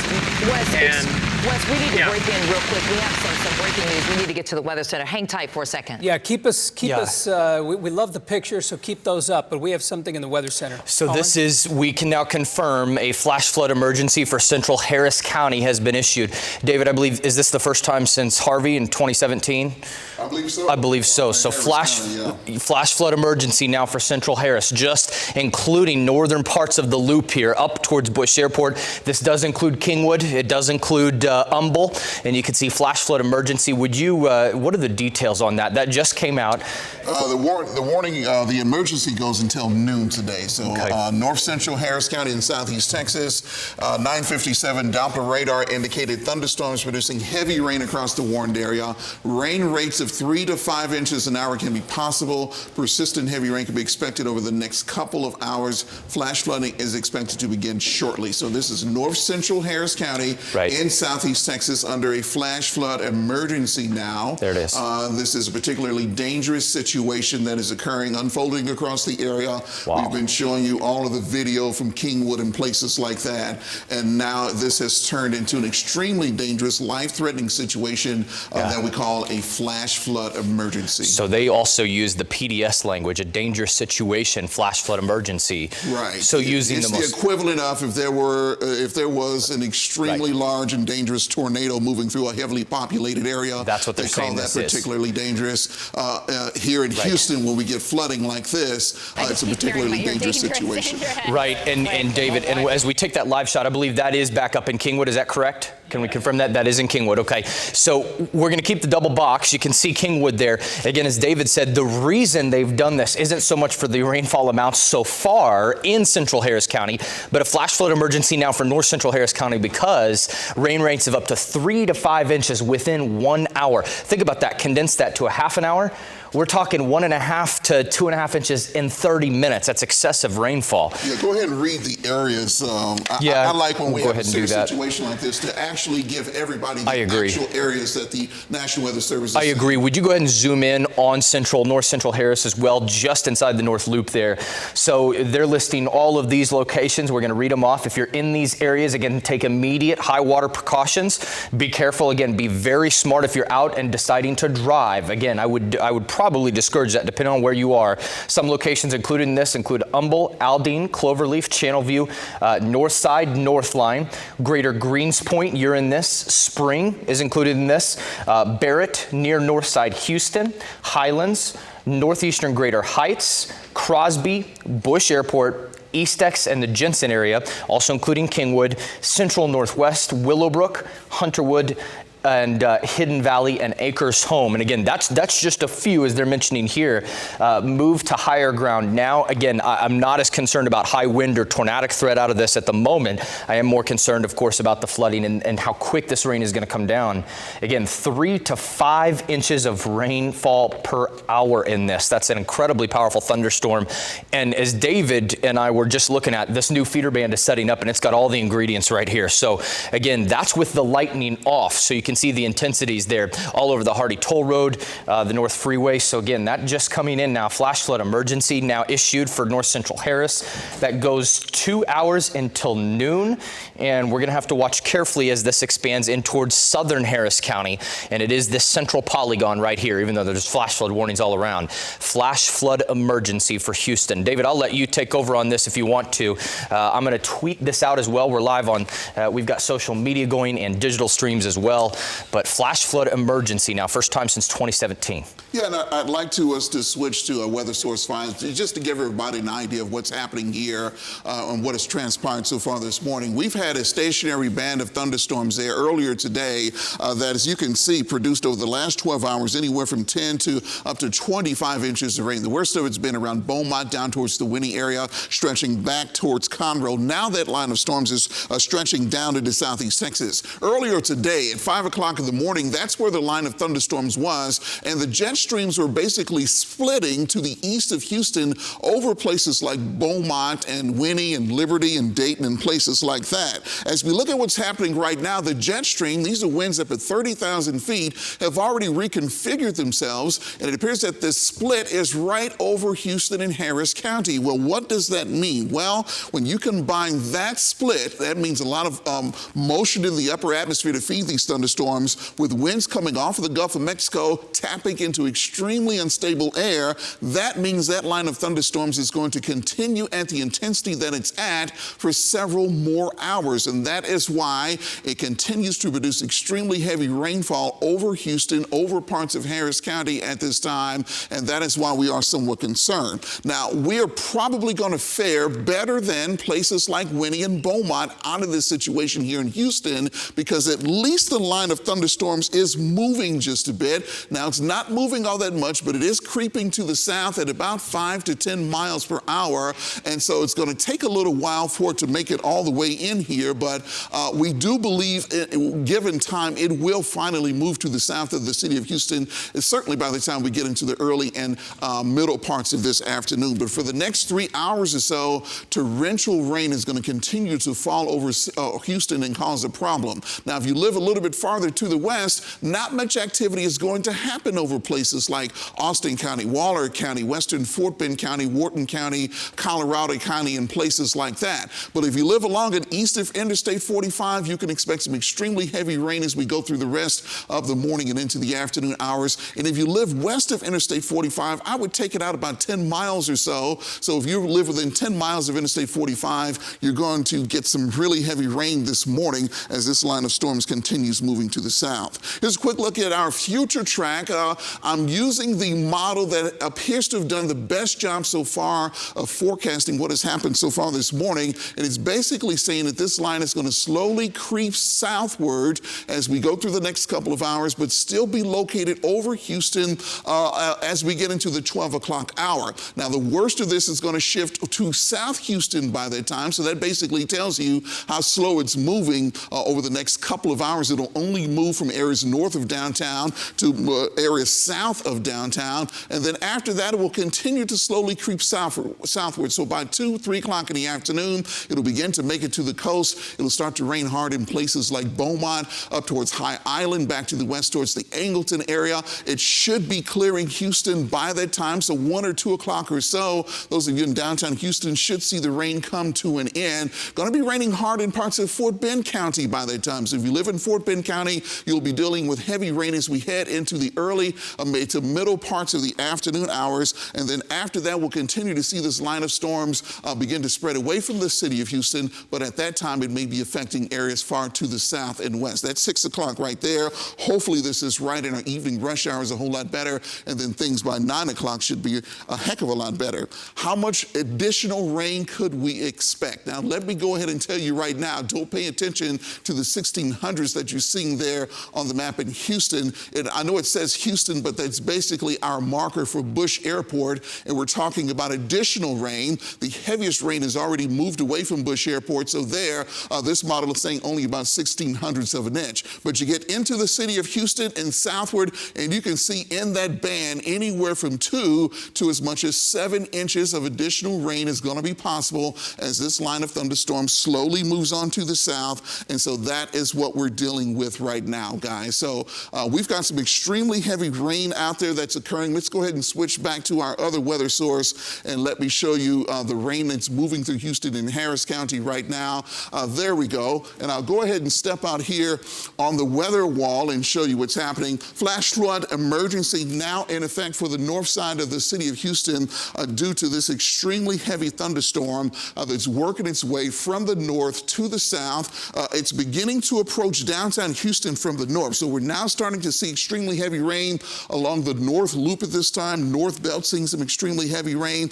Northeastern parts of the Beltway system seeing extremely heavy rain. The rain is beginning to come to an end in northern Harris County, or at least let up there. Tomball not seeing the heavy rain anymore, but we still have heavy rain coming down over here in places like New Caney and Umberland, over towards Crosby, Mont Bellevue, and Anahuac, places that have been pounded this morning. So so far with extremely heavy rain.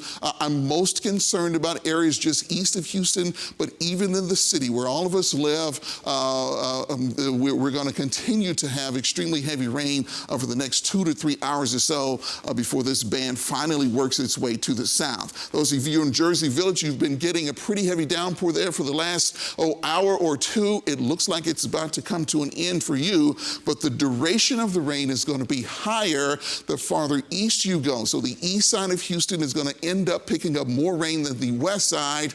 Over the east side of Houston, easily 6 to 7 inches of rain out of this band. If you live on the west side, you might be closer to the 2 to 3 inch range or so. And if you're in the central part of the city, say downtown Houston, you can expect anywhere from 2 to 5 inches of rain as this line of storms continues to work its way to the south. This is a very dangerous situation. Flash flood emergency in effect for north central Harris County. That includes the north side and northeast side of the city of Houston. That flash flood emergency goes until noontime coming up today. We've not been under a flash flood emergency since Hurricane Harvey here in Houston. And so that just basically shows you how dangerous a situation this is. I tweeted it out just a little while ago. I would advise that you not travel in Houston over the next 2 to 3 hours or so until this rain starts to come to an end. It sort of feels like the same type of storm as we had on the 4th of July, not this last one, but the one before that, the one that rained out our festivities down there, Freedom Over Texas, down at Eleanor Tinsley Park. This is a lot like that. Extremely high rainfall rates that can overwhelm the drainage system and cause all kinds of street flooding in a very short period of time. That's what we're seeing right now. And it appears that over Houston, we're going to continue to see that, guys, coming up over the next 2 to maybe 3 hours or so, and then the line will slowly sag itself to the south. So that's what we're seeing right now. I can change radar views here just a moment, just to give you somewhat of a wider shot of what's happening there. There we go. And you can see that the heaviest of rain appears to be moving just south of Beaumont right now. So things are looking better in Beaumont, but the damage has been done there. The people in Beaumont still seeing some moderate rain. The really heavy rain is now south of Beaumont, but it's arcing back through parts of Chambers County. Okay, and then into parts of Liberty County that's been hit so terribly hard so far this morning, and then it's arcing back into parts of Harris County. Out in Waller County, the rain is not too terribly bad right now, just spotty showers is what we're seeing. Fort Bend County, you're doing pretty good at this time, but as you saw on the computer model just a little while ago, that line of storms is going to make it to Fort Bend County and probably give you an inch or two of rain. The farther east you go in our viewing area, the higher the amount of rain you will get, and you could easily get somewhere close to 6 to 7 inches of rain on the east side of town, guys. Yeah, David, when we look at that map, if you're able to bring it up just a little bit closer, looking at the, I guess, the northern area, I don't know if you're able to do that, but yeah, I've had some folks in Kingwood just, give me a call, and south of Kingwood as well, that Atascocita in that Humble area. And wow, they say they've received like 8 inches just in the past several hours. I don't know if they're exaggerating or not, but I know that those training showers they just don't stop in that area. Well, these are radar estimates here, Art. Wow, you can see I'm filling this in. Yeah. The heaviest of activity has been a little bit farther to the east there. There's the Woodlands right there. The Woodlands somewhere between 1 to 3 inches of rain. But about 4 inches around Bush Airport. Wow. Humble, about 4 and a third there. And then, on the north side of Kingwood there it is, 10 inches of rain right there. Yeah. So, and this map is kind of slow to update there. So the actual totals might maybe be a little higher just a little bit higher than that right now. So you might be talking about a foot of rain there that's fallen on the vicinity of Kingwood. That is just amazing. I mean, I don't know whether we have that live picture from Wes out of Kingwood yet, but if we still have that. But David, just look at the lightning strikes behind you. It's just incredible how many lightning strikes there have been. And it's amazing the different characters of these storms. If you remember, the Tax Day storm didn't have a tremendous amount of lightning, but the Memorial Day storm had a tremendous amount of lightning. Melanie, I'm sure she remembers the night that the Memorial Day storm came in, and I tell you, the lightning was so freaky. It's something I had never seen, and I think people people have been experiencing that type of electrical activity with the storm this morning. Just a tremendous amount of lightning there. If you don't stay inside because of the rain, please do so for the lightning. A pretty good bet there's going to be a lot of power outages because of all the lightning that we're seeing. And it appears to be centered around Bush Airport and to the south, right into the heart of the city of Houston. I think this storm is really feeding on the heat of the city, and the instability that we're seeing feeding into this is almost off the charts. It's the same amount of instability that we had in the atmosphere this past spring when those thunderstorms produced softball-sized hail, wind-driven hail that particular time on the east side of town. That's the same amount of instability that's in the atmosphere right now. So we have plenty of fuel to continue to feed this, and we think these extremely high rainfall rates in this particular cell, it's over North Houston, probably up around 3 inches an hour, is going to continue for the next 2 to 3 hours, and that is why over the heart of the city of Houston, easily 3 to 5 inches. On the east side, it could get more like 6, 7, 8 inches of rain. All right, David. Yeah, and David certainly warned us a couple of days ago there was a good chance we were going to get this much rain. All right.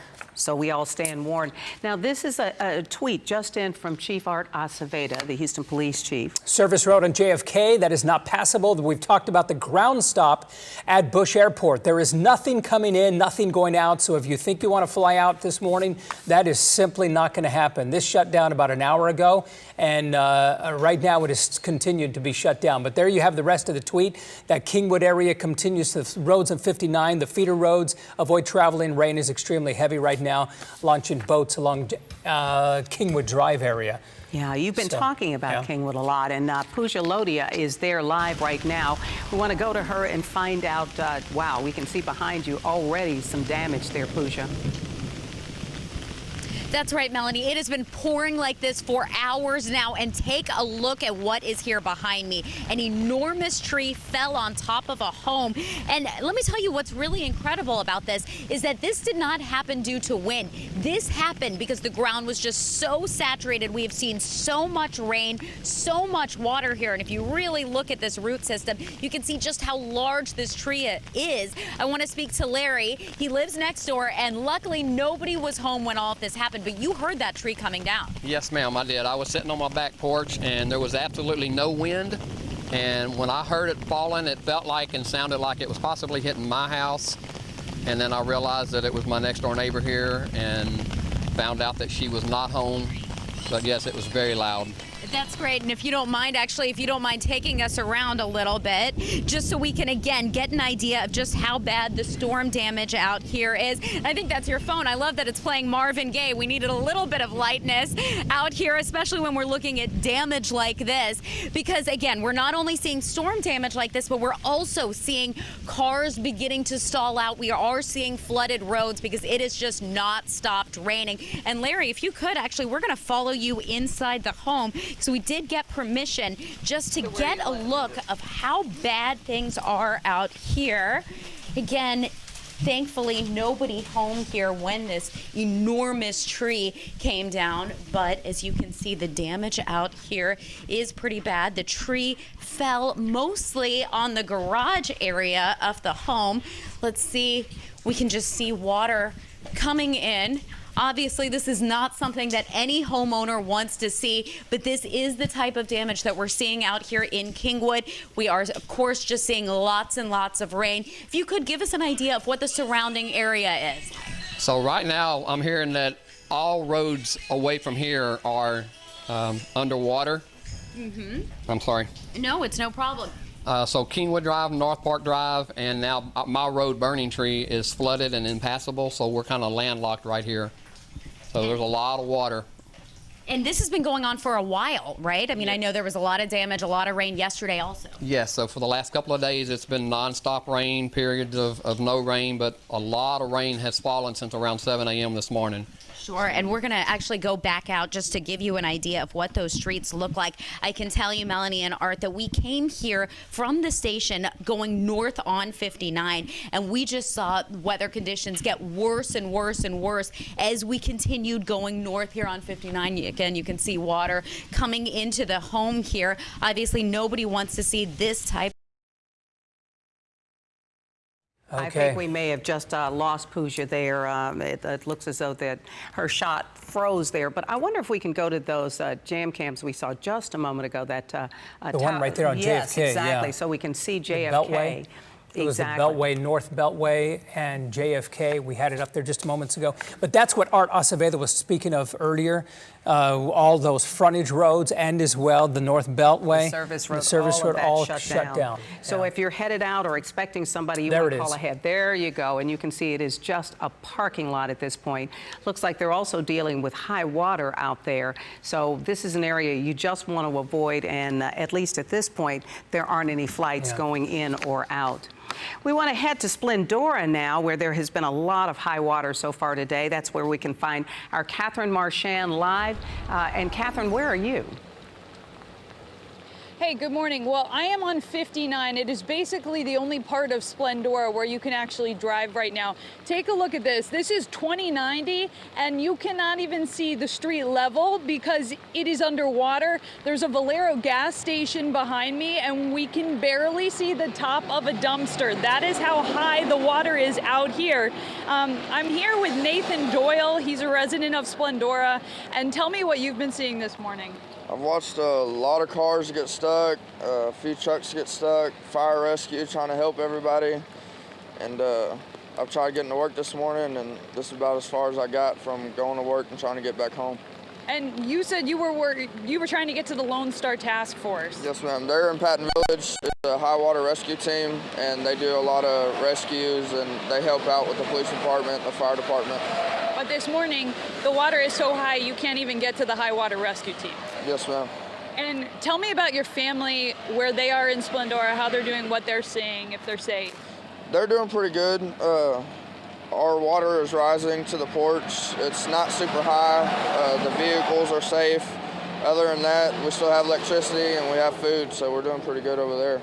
And I was here this morning. We went up to Cleveland, then came back. And I know right around 6:30 this morning, it was getting pretty bad.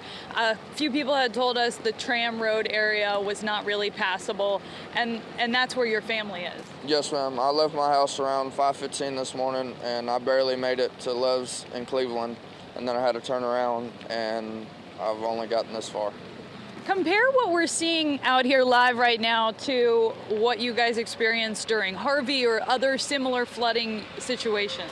During Harvey, I was with the Lone Star Task Force all day, every day, the whole time it was flooding, and it's about the same that I've seen in pictures and stuff.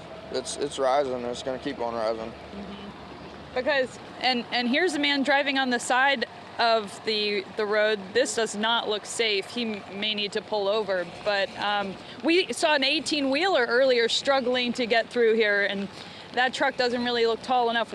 You're part of the Lone Star Task Force. What would your advice be to people in Splendora right now? Get the high grounds, call for rescue if you absolutely need it. Don't blow up the phone services if you don't need it, and just don't drive anywhere. And what's your plan right now? Because you're kind of stuck, right? I'm gonna stay on this bridge until it rises this high, and if it rises this high, I'm gonna call for a boat, and that's all I can do. I've tried exiting at many other exits, and I can't get home, so. Where all have you tried? Because this is the exit for 2090. We're on 59. What other exits have you tried? I've tried every exit back towards Cleveland, and then I've tried up to New Caney, but all the feeder roads are underwater, so. And that's what police told us very early this morning, that they were seeing high water on the feeder roads, and it's only gotten worse since then. But we appreciate you. We hope you stay safe. We hope your family stays safe. And we're going to go back. Sorry, what was that? Oh, there's a man walking in the floodwaters behind us here. I'm not sure where he's headed or what his plan is, but it does not, again, seem safe for people to be out here because the water is so high. 59, again, really the only area where you can drive. And we saw some areas around, it was Morgan Cemetery Road, where there were some issues there as well. The trucks were taking it slow. Everybody was taking it slow southbound on 59. We're going to go back into the studio. All right. Thank you so much, Catherine. And you're When you saw that guy walking through the water was at least thigh high. Oh, I know it. And here's Nick Notario now, and you can clearly see behind him. Nick, it doesn't look good out there in Liberty County. They were just slammed this morning for what felt like endlessly, I'm sure, in their minds. Yeah, Art, we've actually been traveling up from I-10. We got taken off there this morning by DPS when they shut down around Hankomer. We've been trying to make our way up to 90, and it has been definitely treacherous with a lot of water on the roadway, and there's a lot of flooding. And we pulled over right here in this spot because take a look at this over here. There is actually someone with a backhoe over there, and that is, you're not seeing things on TV. He is building a moat around his house, trying to keep it dry, stop that water from penetrating. As we look around here, you can see the water is quickly getting up to some of these people's homes, and this guy's grabbed a backhoe. He is digging out his yard and creating that moat back there, over there, and so far it looks like it's working. I can see the front yard and the water has kept out, but now he's on the back trying to dig that moat all the way around. And then this is the roadway. This is what, if you're driving up, again, we came up from Hankomer trying to make our way to Devers. You can see how a lot of it, there's a lot of water on the road, only a few inches in this spot, but it's a little bit worse in some other spots. Now, we got taken off of I-10, so do these two gentlemen, Walter and Steve from Lafayette. They are trying to get back to Louisiana. Tell us, Walter, what it's like out here. Every road is completely inundated with water, and if it wouldn't be for the use of Waze, everybody would be stuck back here. And I mean, this is just like I saw when Katrina, where water was just like this everywhere. This is really lots of water. Probably 2 to 3 inches of water on all the roads. Everywhere. On the interstate shut down. They had trucks underwater. Big 18-wheelers are stuck. So we don't know which way to go. We're just trying to head north. Catch a country road going to Beaumont. Get the hell out of here. Steve, could you describe what it looked like in terms of, are you seeing water going into homes or people trying to get out of their house safely? Yeah. I saw some people get in a boat. They pulled the boat up to the front door and got in their boat, little flat bottom boat.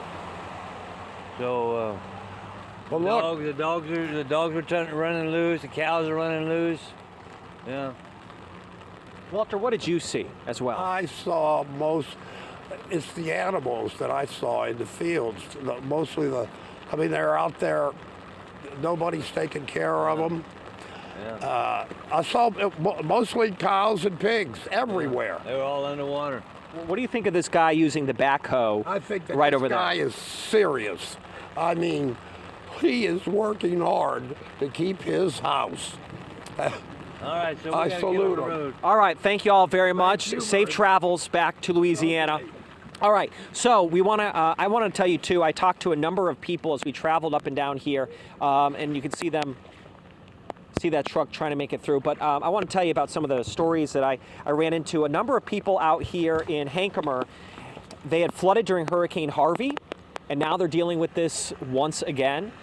They are taking what they can out of their homes, obviously feeling of frustration and concern as they're trying to grab what they can. And the message I heard from them was, here we go again. While we were in one home, I've been posting to my social media, there was, we were in one house, had a couple inches, another home had half a foot of water. So the water, as you can tell here, is making our way. We tried to get over there, but it's just too deep. It's too deep to get over there and try to talk to this gentleman. Right. Yeah. But that's what we're seeing down here in Liberty County. You need a boat to get over there. That's just awful throughout Liberty County. I've heard so many reports, just in through social media as well, that Melanie, of so many people saying, in Harvey it wasn't this bad. Mm-hmm. In other areas it was, but now in our area we've never experienced something like this. So it's funny how the water just sort of channels its way to different areas. And of course, those gentlemen from Louisiana, they're actually talking about Katrina, and just how high the water was there. As we continue to watch this guy who is determined to build a moat around his home, and it actually may be working, as Nick said. Thanks so much, Nick. We'll check back in with you in just a few minutes. Now we're looking at our tower cam, our Memorial Tower cam towards downtown. You almost can't see the skyline because of all the rain and the clouds there. But we do want to indicate a couple of quick things. In Conroe, they've got a lot of schools without power. They say at least 10 campuses out of 64 have no power. And most of the schools don't have any students. Either parents kept them home today or they came back and picked them up. They were shut down, right. So that is the good bit of news. But we do want to tell you that if for some reason you lose power, and that's a great possibility for many of us, you can download your app. You can continue to watch our live coverage. We're going to be here to get us through this. So just remember to download our news app. You can go to abc13.com and just use your phone to keep up with us. That northeast area continues to be hit very, very hard there. We've been checking in with all the radar, of course, our meteorologist all over this. Elisa Rivas standing by. Fortunately, not a lot of people on the road, which is certainly a good thing, but still so many roads and the feeders especially being flooded out, Elisa. Right. More people than you might imagine in this major metropolitan area still needing to get out and take care of the business of the day. But unfortunately, on the North Belt, let's start there near JFK and the Hardy Toll Road. You see this one side empty. It's due to water. So this is all of the eastbound and westbound traffic that is backed up, sitting behind water. You know how it is. Everybody sits and waits to see if they should go. Heavy lightning in the area, poor visibility. And on the other end, just one or two cars getting by at a time. So be aware there in the area of Bush Airport, JFK, impassable. We've already heard that from the Houston Police Department. And there on the belt itself, people just sitting there on the tollway, unable to move. And of course, you see the feeder roads having issues as well. Very congested at this hour because everybody's sitting behind the floodwaters that have come up onto those main lanes. This is the belt at JFK. Once again, in both directions, the belt on the north side having major issues. You see the wreckers trying to get by here in this location, but still very, very difficult. And as we look across the area, that is what we are seeing all across the north side. This is the North Freeway at Parker right now. It has been like this for the better part of an hour. So if you are sitting at home trying to wait it out, this really is going to be with us for some time. These are not going to be gone in the next 10 to 15 minutes. David Tillman, Colin Myers tracking this for you to let you know that this is going to be with us for the better part of the midday. The North Freeway at Parker moving slowly in both directions due to the bad driving conditions. The East Tex Freeway at Cross Timbers right now, slow going in both directions as well. All of that major line of weather, those storms that are moving through, blanketing the north side, causing poor driving conditions on our interstates. And as we cycle through some of these cameras, we can show you exactly what we're talking about. The East Tex Freeway at Cavalcade as we're getting closer to downtown. And even as you enter the downtown area, the weather, you are starting to see it. If you made it into downtown Houston this morning to work and now you're wondering, what is it going to be like? Should I, run across to that meeting, go get lunch, stay put, because this is what's out there for you. 290, the Northwest Freeway at 43rd, just constant lightning. You see even the small vehicles kicking up a lot of water. That gives you an idea of how easy it would be to hydroplane once you're out there. And even though everybody's trying to move at posted speeds, it's really not advisable and difficult out there to begin with. We want to show you the traffic data laid in with all of the weather information too. So you can see along the north side, all of the slower drive times. You're seeing orange, you're seeing red, not because of congestion, like you mentioned, a lot of people staying home, but because driving conditions are causing slower drive times because it is so rough out there. We do want to remind you of what's happening with Metro. Metro has announced that bus service from the East Tex and Kingwood Park and Rides is currently suspended. They will continue to update the situation, but due to flooding, again, Metro Houston has announced that bus service from the East Tex and Kingwood Park and Rides is suspended for now. Stay tuned. If you drove in this morning, you left your vehicle with the park and ride, and you're hoping to get back to it today, they're keeping you up to date. Sign up for that Metro alert that is specifically for your route, and they'll keep you updated as well. Over to I-10, closed at Winnie right now due to poor conditions on the main lanes, eastbound and westbound. So this is a major corridor. A lot of vehicles just out there since last night. So it's really not worth it to get back out there today and trying to just, I know people, they tweet me, they get on Facebook, and I was like, well, I just wanted to see how far I can get. I want to see if I can make it today. Trust me, you don't want to see, because what we are seeing out there with our reporters are people in stranded vehicles suffering through poor weather conditions, out there alone in their cars, please, if you are in a safe location, stay put because, of course, driving conditions are terrible out there right now. Again, we are back to 290 at 43rd right now. Traffic just really, really slow out there on the north side, anything north of I-10 right now. All right, Elisa Rivas, let's go live now to Mayor Sylvester Turner. Okay. Let's go ahead and listen in. You know, I was getting several text messages and emails from individuals who are at work and they were thinking about closing shop and sending employees home.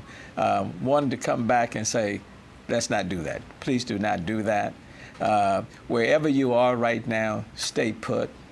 If you're at work, please stay put, especially if you're in the Kingwood, the airport area, the Greenspoint area, on the northern side of town, as this system makes its way from the north heading south and until it clears our area. I am going to encourage everyone, wherever you are, please stay where you are. Do not think because you look out and the weather is bad, oh, let me get home.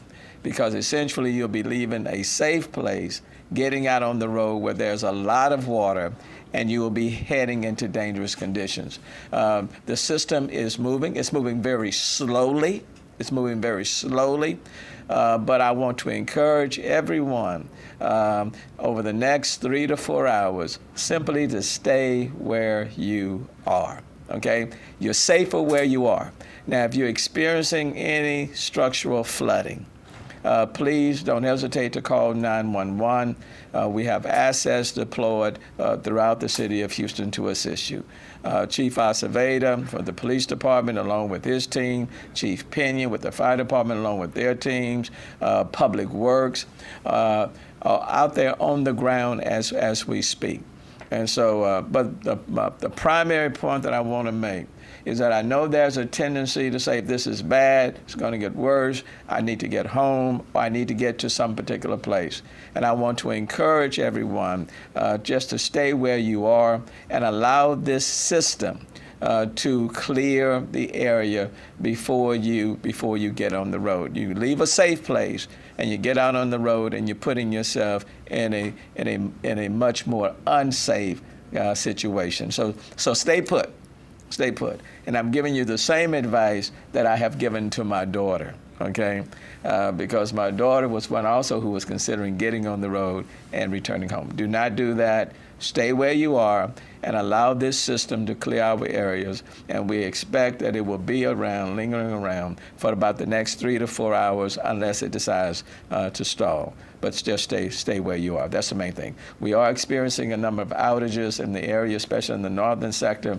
The last number I got from Centerpoint was about 24,000. That number may have changed since then, but we are experiencing some outages. The bayous are still, relatively speaking, still doing fine, but this system is moving slowly through, and it's taking its time, so let's allow it to clear our area. Can you address the fact that, Mayor, that some people are just nervous, right? It's been 2 years since Harvey. Yeah. They see it, and they're just, like, they're very, very anxious. And understandably so, they're anxious, and that's understandable, because this is one of those systems that we have been following since Tuesday. It was named a tropical storm on Tuesday evening late. Tropical storm, then became a tropical depression, and then yesterday, it seemed like it was moving to the east and moving out of our area, and then overnight we started getting quite a bit of rain in the northern part of our county, and it dropped a lot of rain. 5 to 6 inches in an hour in the northern east sectors. And so it has been moving slowly. So I certainly understand the fact that people are anxious. And we're certainly concerned with anybody at this point that's experiencing some structural flooding. We know of some cases in the Kingwood area. There are a number of subdivisions that we are following in those areas. We're paying a special close attention to the Greenspoint area. Tracking over to the northeast, I-10 and Normandy, that northeast sector. These were areas that were also impacted by Harvey. So we understand people's anxiety, people's nervousness, people's desire to get home. We understand all of that. But what I will say to you, if you're in school, stay there. If you're on your job, stay there. If you're visiting someone, stay there. If you're in your home, stay in your home. And if you're on the road, be very careful driving through water or on the feeders, or on the side streets. And quite frankly, if you can get off the road and get to a safe area, do that. But allow this system, allow Mother Nature to do what Mother Nature does, and allow this system to clear our area. We anticipate it'll be hanging around for 3 to 4 hours, but whatever time it takes, it is moving, but slowly, allow it to clear our area. And don't put yourself at risk. That's the main message for right now. Okay, that'll help you, and it'll help the first responders. And can you address that you did have some resources pre-stage and that's being used? I see that fire department's tweeting out that they do have some high water rescues. We have a lot more high water assets than we had during Harvey or the Tax Day flood, the Memorial Day flood, high water trucks, high water boats, and those assets have been deployed all over the city. Okay, it's not like during the Tax Day flood, we had to move assets from one area and then shift them to another area. We have them deployed all over the city, and we are responding to some high water rescues right now. That's taking place, some in the Kingwood area. We would encourage people, if you're experiencing structural flooding, please call 911 and we'll get to you quite quickly. But if you're not experiencing any structural flooding, please remain where you are, especially if you're safe and dry. But don't rush to try to get home or rush to get someplace else. And that applies to even city employees, you name it. If you have business with, for example, with the city, just wherever you are right now, just stay. I'd rather you stay where you are and be safe than to try to get on the road to get to an appointment. Unless it's an emergency, it can wait, and allow Mother Nature to do what it does and clear the area. And we anticipate that this system will be around for let's say about 3 to 4 hours, moving slowly. But let's exercise some patience. And we're going to do everything within our power to make sure that you're taken care of and that your needs are attended to. And can you speak to, I guess, this is also ground stop at IAH? Yes, a lot of the weather system, and so everything is on hold. It was the last report that I received. But we're still encouraging people not, to remain in that airport area, to stay right there before getting on the road and getting into high water on the streets. Mayor, I know we spoke a short time ago, but do you have any kind of an updated count on number of structures flooded, which subdivisions, anything like that? Jeff, do you? The last we heard was there were 2 to 3 up in the northeastern portion of Kingwood. That I've not got any confirmations on anything else at this point. Watching very carefully that Elm Grove area, that was an area that flooded back in May. There were a number of homes that flooded when that system came through. And back then, if you can recall, I think it was like 6 inches of rain that fell in about 10 hours. And they experienced flooding in that area. So we're watching that. There have been some rescues in that area. I suspect that the number of rescues, structural flooding in the area may go up. I anticipate that Chief Pena with the fire department, as well as Chief Acevedo, are on the ground with their teams in those areas as we speak. And so I was hoping to get an update before I came in here. Just as soon as we get it, we'll make that information available to you. So if anybody is experiencing structural flooding, and we hope it will be at a minimum, this is our hope. But a lot will depend on whether or not this system hangs around, stalls. That will complicate our problem. The other situation that we want to bear in mind, a lot of water fell overnight, and so that water has to go someplace. And even though we have the gates at Lake Houston fully open, there's more coming in that's being released. That is one of the things that's being corrected from Hurricane Harvey, because one of the hazard mitigation projects that has been approved by FEMA and funded is increasing the number of gates at Lake Houston from 4 to 10. And so that, this is when you would those additional gates certainly would help to relieve that area. But that's one of the projects that has been approved and will move forward.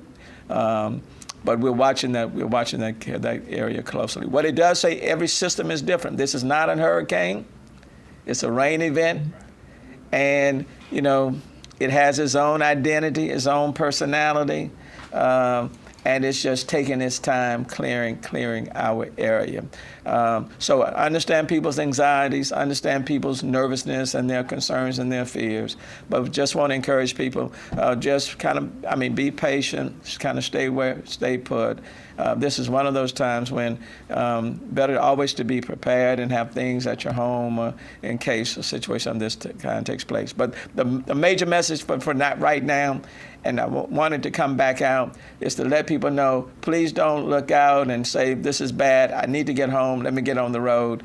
And then you make it even worse. So be patient, wherever you are, stay there, and then we'll be back with you and say, okay, roads are much better, system has moved, and now things are okay. Okay, but for right now, until you hear back from us, stay where you are. All right, and you heard that very clear message from the mayor. Stay put wherever you are. It is better than getting on the roads at this point. So resist the urge to rush home or to head someplace else. If you can, just stay safe and dry where you are. By the way, this picture is coming out of Kingwood. In fact, this is the home of one of our photographers, Wes Sewell, and hopefully that rain or that water has not reached his home yet. But earlier he was showing us that picture of where it was just creeping up so very close to his front door. Let's hope it has not entered yet. But let's get to the weather department now. Meteorologist, chief forecaster David Tillman. Yeah, and the reason we want to break in here, guys, is because we have another flash flood emergency for parts of southeast Texas. One is already in effect for north central Harris County, and this is a brand new one that has been issued for southwestern San Jacinto County, east central Montgomery County, Chambers County, and Liberty County, and it goes until 2 p.m. And it's this warning right here that encompasses the Conroe area, Cleveland, and down towards Liberty that is under this flash flood emergency. Now, typically when I get a warning this serious, I like to actually read it word for word from the National Weather Service because I don't want to leave anybody out, and I certainly don't want to leave any important information out. Emergency management reported flooding across portions of the warned area, numerous road closures, water rescues, and structural flooding are ongoing. 15 to 25 inches of rain has fallen from Imelda in this particular region since it started, with locally higher amounts. Locally higher than 15 to 25. In Liberty and Chambers County, flash flooding is already occurring. Residents are urged to stay put and do not venture out on roadways. Here's the important part. Some locations that will experience flooding include Conroe, Liberty, Cleveland, Dayton, Willis, Anahuac, Panorama Village, Splendora, Patton Village, Roman Forest, Wood Branch, Old River Renfrey, Cut and Shoot, Ames, Daysetta, Hardin, Plum Grove, Kennefic, Cove, and Devers. Okay, and just as you heard from the mayor just a moment ago, go ahead and stay put. Don't venture out in this particular situation because we are seeing flooding typically like you would get in a storm like a Memorial Day flood or like in a tax day flood. It's happening right now from north central Harris County, north into Montgomery County, east into Liberty County, and south into parts of Chambers County. So don't venture out of this. If you're in a safe place, stay there. I would not recommend letting people out of school or anything like that. If you've got to travel, wait until this thing is over. It's probably going to be over Houston for at least another 2 to 3 hours or so. By the time we get to 2 or 3 o'clock, things will be a lot better, I promise. But for right now, things are pretty bad out there. There's the flash flood emergency again that's in effect for parts of Liberty County and into parts of Montgomery County. Here's just in the last 12 hours of some of the rainfall totals that the radar has been estimating from this nearly stationary band of training storms. Worst of it, of course, has been from Winnie up towards Beaumont, where 20+ inches of rain has fallen in the last 12 hours, according to Doppler radar. In this vicinity here in parts of Liberty County, you can see it in the last 12 hours. Now, this is not including what happened yesterday, the day before. In the last 12 hours, anywhere from 10 to 20 inches of rainfall has fallen. Now, a little bit farther to the south, or a little closer into our viewing area here, this is Cleveland. Down towards New Caney, north of Kingwood, and over towards Conroe, 9+ inches of rain has fallen just within the last 12 hours or so. A little bit closer to Houston, around Bush Airport there. Now, these are radar estimates. I think they're probably higher than this because the rain continues to pound this area, but 5 inches or more has fallen here, and that is why there are water rescues ongoing right now, and that is also why you do not want to venture out. Okay, so here's the way it looks on radar right now. We've got this looping over about the last hour or so. We're still getting extremely heavy rain in parts of Chambers County. Things are letting up a little bit over Liberty County, but there's still a tremendous amount of standing water out there on the road, so you don't want to venture out. Over parts of Houston and Harris County, this tremendous band of rain is slowly moving through the city. I think it's only moving south at about 5 to maybe 8 miles per hour, so that is the reason why it's not going to be until about 1 to 2 o'clock before this continues moving south out of the city of Houston. And then west of there, we're seeing some areas of scattered shower activity. Now, meteorologist Colin Myers is standing by. He's got some specific reports of some of the things that are occurring right now. Yeah. Colin, what are you seeing? You know, David, as you were saying that, and we'll get back to the flash flood emergency, that one in northeastern Harris, southwestern parts of San Jacinto and Montgomery counties. Also want to bring into you right now, just got word that White Oak Bayou at Pinemont Drive has increased 4 to 5 inches in the last hour. Okay, so you're looking live at radar there. That is this thunderstorm complex moving in. So now 2 flash flood emergencies, south central right here, Harris, and also this cell right up here, up towards, again, parts of Kingwood and that. Some of the reports coming in, Harris County Sheriff's Office reporting 6-foot water levels at Will Clayton Parkway and the East X Freeway, 6 feet of water. Foley Road west of Dallas is impassable due to waters. That's also coming in from law enforcement and emergency managers. And Harris County Sheriff's Office reporting water rescues are requested due to flood waters around Will Clayton Parkway and West Lake Houston Parkway. Again, that was in Kingwood just after 10:20. So again, watching this storm system very closely, you can see it there on radar. I do want to impress upon you again, 15 to 25 inches has already fallen for spots in that north flash flood emergency. What that tells me, that's in the past 12 hours. That is not unlike a Harvey event. Now, the overall rainfall for Harvey was twice that, right? In some spots, 40 to 50 inches. But to see 20 to 25 inches of rainfall in 12 hours is excessive rainfall, and it's incredibly fast. So again, that flash flood emergency is a life-threatening situation. Something else I'm impressing upon the people that I know in and around the metro, in and around the loop in Houston, it may not look all that bad just yet if you're down near NRG Park, out towards Bel Air, Meyerland, or Sugarland, or Hobby Airport. But that rain is coming. So if you get in your car, okay, attention, if you leave and get in your car and you're along in south of I-10 and you don't feel like the rain is heavy yet, you are going to be surprised within the next hour when that super heavy rainfall comes over you. We're getting reports, I'm getting tweets from people saying that the rainfall on the North Freeway up north of this is so heavy that they have to pull off the road. You are going to have to possibly wait where you are. So again, you might get stuck. 2 flash flood emergencies in effect. Again, watching as these very heavy cells continue to move through. Let me zoom out on radar here, and I'm going to put this in a loop just over the past 30 minutes. As Mayor Turner just said, you heard it there, moving very slowly. These storms are moving less than 10 miles per hour.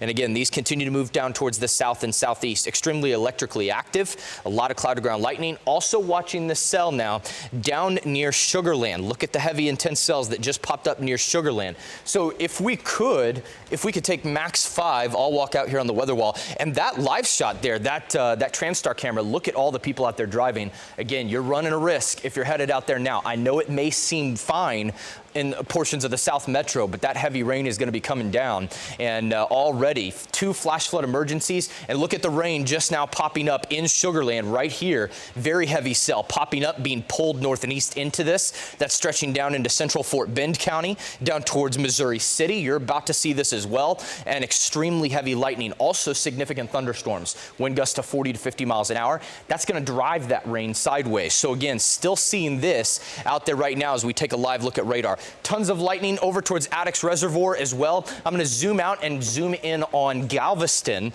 again, we're seeing a lot of activity now popping up right along Galveston, and that flash flood warning was just issued for you.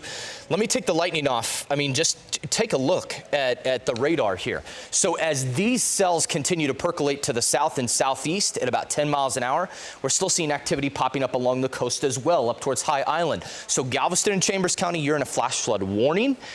All of Harris County, for the most part, north central, northeastern Harris County, along and north of I-10, you're in a flash flood emergency. If you're up north of that in Montgomery County, you're also in a flash flood emergency, southeastern parts towards San Jacinto. And remember, this is just getting started. I do think if you're in northern Brazoria County, down towards northern Fort Bend County, this is headed for you. Make sure, again, if you are in and around Houston, these flash flood emergencies are life-threatening situations according to the National Weather Service and the National Hurricane Center. They're watching this closely. So if you leave, you make sure that you are being careful and smart. You may not be able to return in your vehicle if we have 5 to 10 inches of rain falling per 1 to 2 hours. That's serious rainfall. All right, we're going to keep you updated. If we get any more warnings as well out of this, we'll be sure to break in live with weather as well. ABC 13 Eyewitness News at 11 starts now. Well, Imelda just simply refuses to let up. That storm slamming southeast Texas. Rescue operations are now underway all around our area. You'll see those airboats we were talking about from the sheriff's office out here rescuing anybody who may need it. The small town of Winnie is cut off by floodwaters. Authorities are calling this an extremely dangerous situation. In fact, the National Weather Service issuing a weather emergency. If they'll just bear with us, we'll get through this one just like we did with Harvey. And Imelda also continues to soak our northern counties at this point. The call for help is being sent out to the Cajun Navy.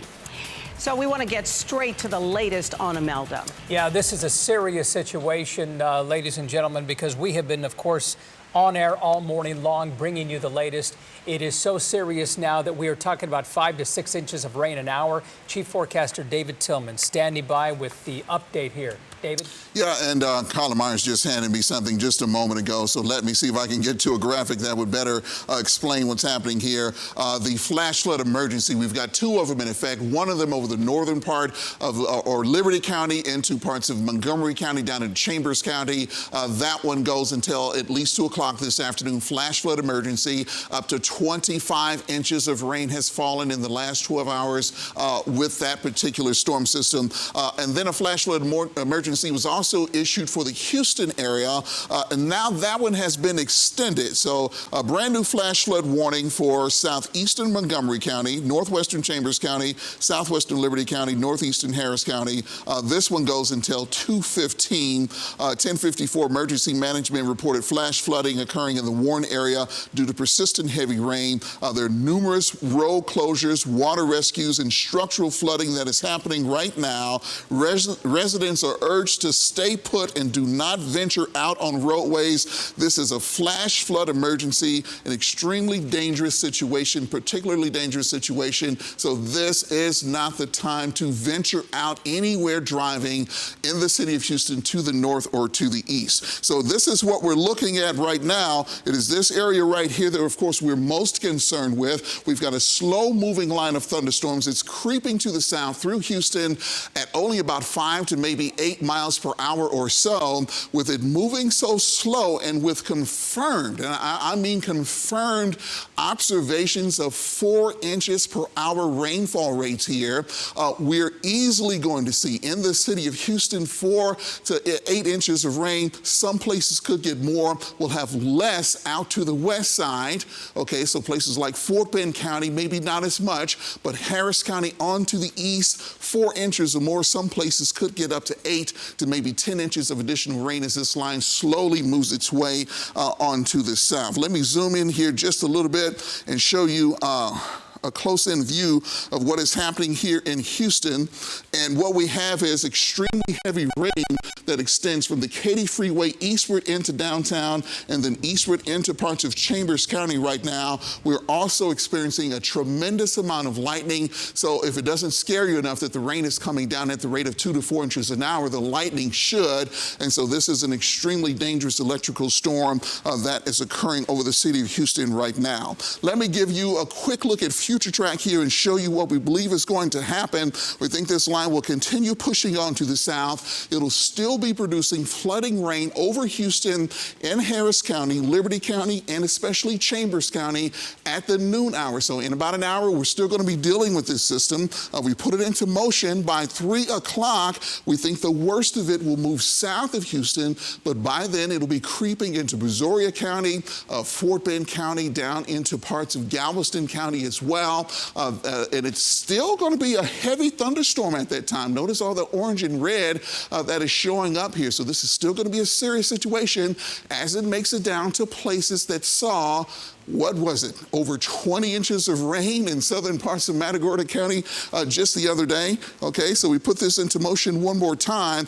By 6 o'clock, of course, it'll be completely out of Houston. Things should begin to improve in Galveston, but by then we should still have some activity out to the south and west of town. Again, we've got flash flood emergencies in effect basically north of downtown, all the way up through Conroe, all the way east past Cleveland, through all of Liberty County, and then down into parts of Chambers County. And those flash flood emergencies go until at least 2 o'clock, guys. This is an extremely dangerous situation. It certainly is, David, and we have heard so many reports of so many who say, you know what, during Harvey, the water never came this high to my front porch. As we look at the double box there, those folks are just trying to clear out some of the drainage areas so that water can hopefully drain. But David, I guess it just depends on the flow of the water, of where it heads. Yeah, and whenever you get a storm that sticks around for a long period of time, I mean, the escape routes for this water begin to fill up. And of course, if you continue to get rain, that is the problem. So the roadways are filling up out there. There's nowhere for the rain to go. It's only going to continue to rise. And typically when they issue a flash flood emergency,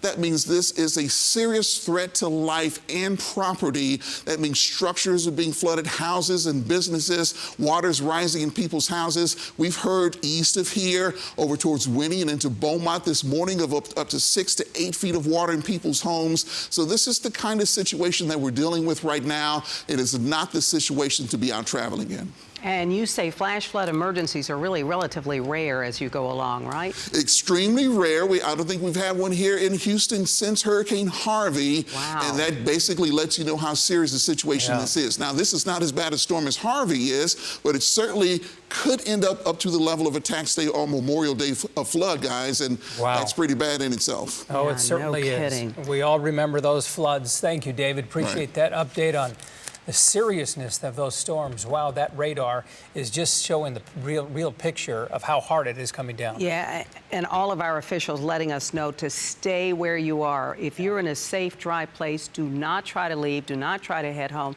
Stay where you are. We're being told to go to Metro right now. Jerome Gray is standing by there and letting us know exactly what's going on. For all services have been canceled, we're being told. Is Jerome standing by there? Jerry?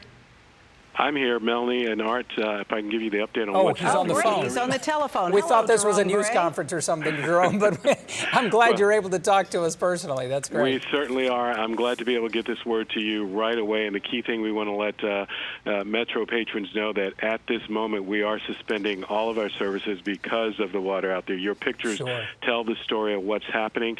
And so it started with issues in the Kingwood Park and Ride, which became impassable due to the high water up in that area. And so we started with suspending services there, of course. We also have one of our high water vehicles in that area to offer assistance to the Houston Fire Department. But for the rest of the area, what we want folks to know is that because of these conditions, it's just not safe at this moment to provide service. What we are doing, we are running the routes where we can. If there are people along those routes, we certainly are providing cover for them, getting them to the end of the line or to hold in place if the water is too high until some of this water can subside. So if someone is out there standing on the corner waiting for a bus, you're not going to strand them. You're going to try to at least get them to a safe place. Exactly, Melanie. And this is standard procedure for us. We have supervisors out in the field who are monitoring, seeing what's happening at the various bus stops. We are trying to get people to the end of those routes. We are stressing, though, do not try to travel, as you are putting out the word to others who may be in cars, do not try to use public transit at this point either. We've already started pulling back service on rail, the HOV lanes, we've closed those down, and again, the bus service as well. We do want folks to know that if you have any questions, it's important to know that our service line, 713-635-4000, there will be a lot of delays, but we are getting the information out. People can also sign up for our service alerts, which most of our customers do that at ridemetro.org. So they're getting up-to-the-minute real-time information regarding this. Now, Jerome, all right, Jerome, we got to go because I understand that the county judge is standing by getting ready for a news conference. Thank you so much for calling in. We really appreciate it. Let's go ahead and listen in to the county judge. Garcia, Commissioner Precinct 2, is here as well, as his precinct is very heavily impacted by the current rains. First of all, I've asked the Emergency Operations Center to move to an activation level 1. That is the highest level of readiness because of the situation that we're seeing. We are all in Harris County very experienced at this. All of us residents, law enforcement, first responders, we all know that the safest thing to do is to stay home. And that is what we're asking folks to do right now. We're at a moment of life safety, and what we need the community to do is to stay where they are. If you're at school, stay at school. If you're at home, stay at home. If you're at work, stay at work. I know that a lot of families have their kids at school. We have been in touch with the school districts, and that's the safest place for them to be. Please don't try to go outside and pick up your child. They're safe at school. If you're driving, try and get out of the vehicle and try and make it to a place where you can shelter. If you feel that your life is in danger, call 911. But of course, folks are safer in their homes than being evacuated. Don't panic. Stay in touch with the news. Stay alert. And we'll be posting all the information to readyharris.org. We are working with an incredible group of professionals ready to respond. So let me pass it on to Jeff Linder to talk about the weather, and then I'll share a little bit more about what we're doing in Harris County and how else folks can help us. Jeff. All right, thank you, Judge. We do have a flash flood emergency in effect right now for East Central Harris County. This is a life-threatening situation. We are asking people to shelter in place, do not travel. I will repeat what the judge said. If you are in a vehicle and you encounter high water, you must get out of that vehicle as quickly as you possibly can. At this point, we are recommending do not go into any underpasses or any low water areas. All of those right now are extremely dangerous. We are seeing rainfall rates of 4 to 6 inches per hour across the central portions of Harris County. We had a rainfall rate in the Greens Point area of 6.5 inches in 1 hour. We know we are getting structure flooding from the roadway street systems being completely overwhelmed, and we now have some of our watersheds that we are watching also. The West Fork of the San Jacinto River is rising very rapidly. This is at US 59. We do expect major flooding on the West Fork of the San Jacinto River. So this is the Bella Woods area, those areas east of US 59. We also expect major flooding on the East Fork of the San Jacinto River. This is from over 20 inches of rain that has fallen in that area over the last day and a half. The bayou situation, we have overbank conditions on Cedar Bayou. That is in the eastern part of Harris County along the Liberty County line.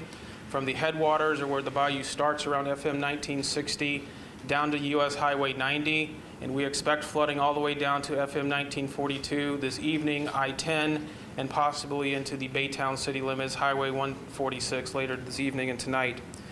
Hall's Bayou has risen very rapidly. The bayou at Airline and I-45 near Mount Houston was rising at a rate of a half a foot every 2 minutes.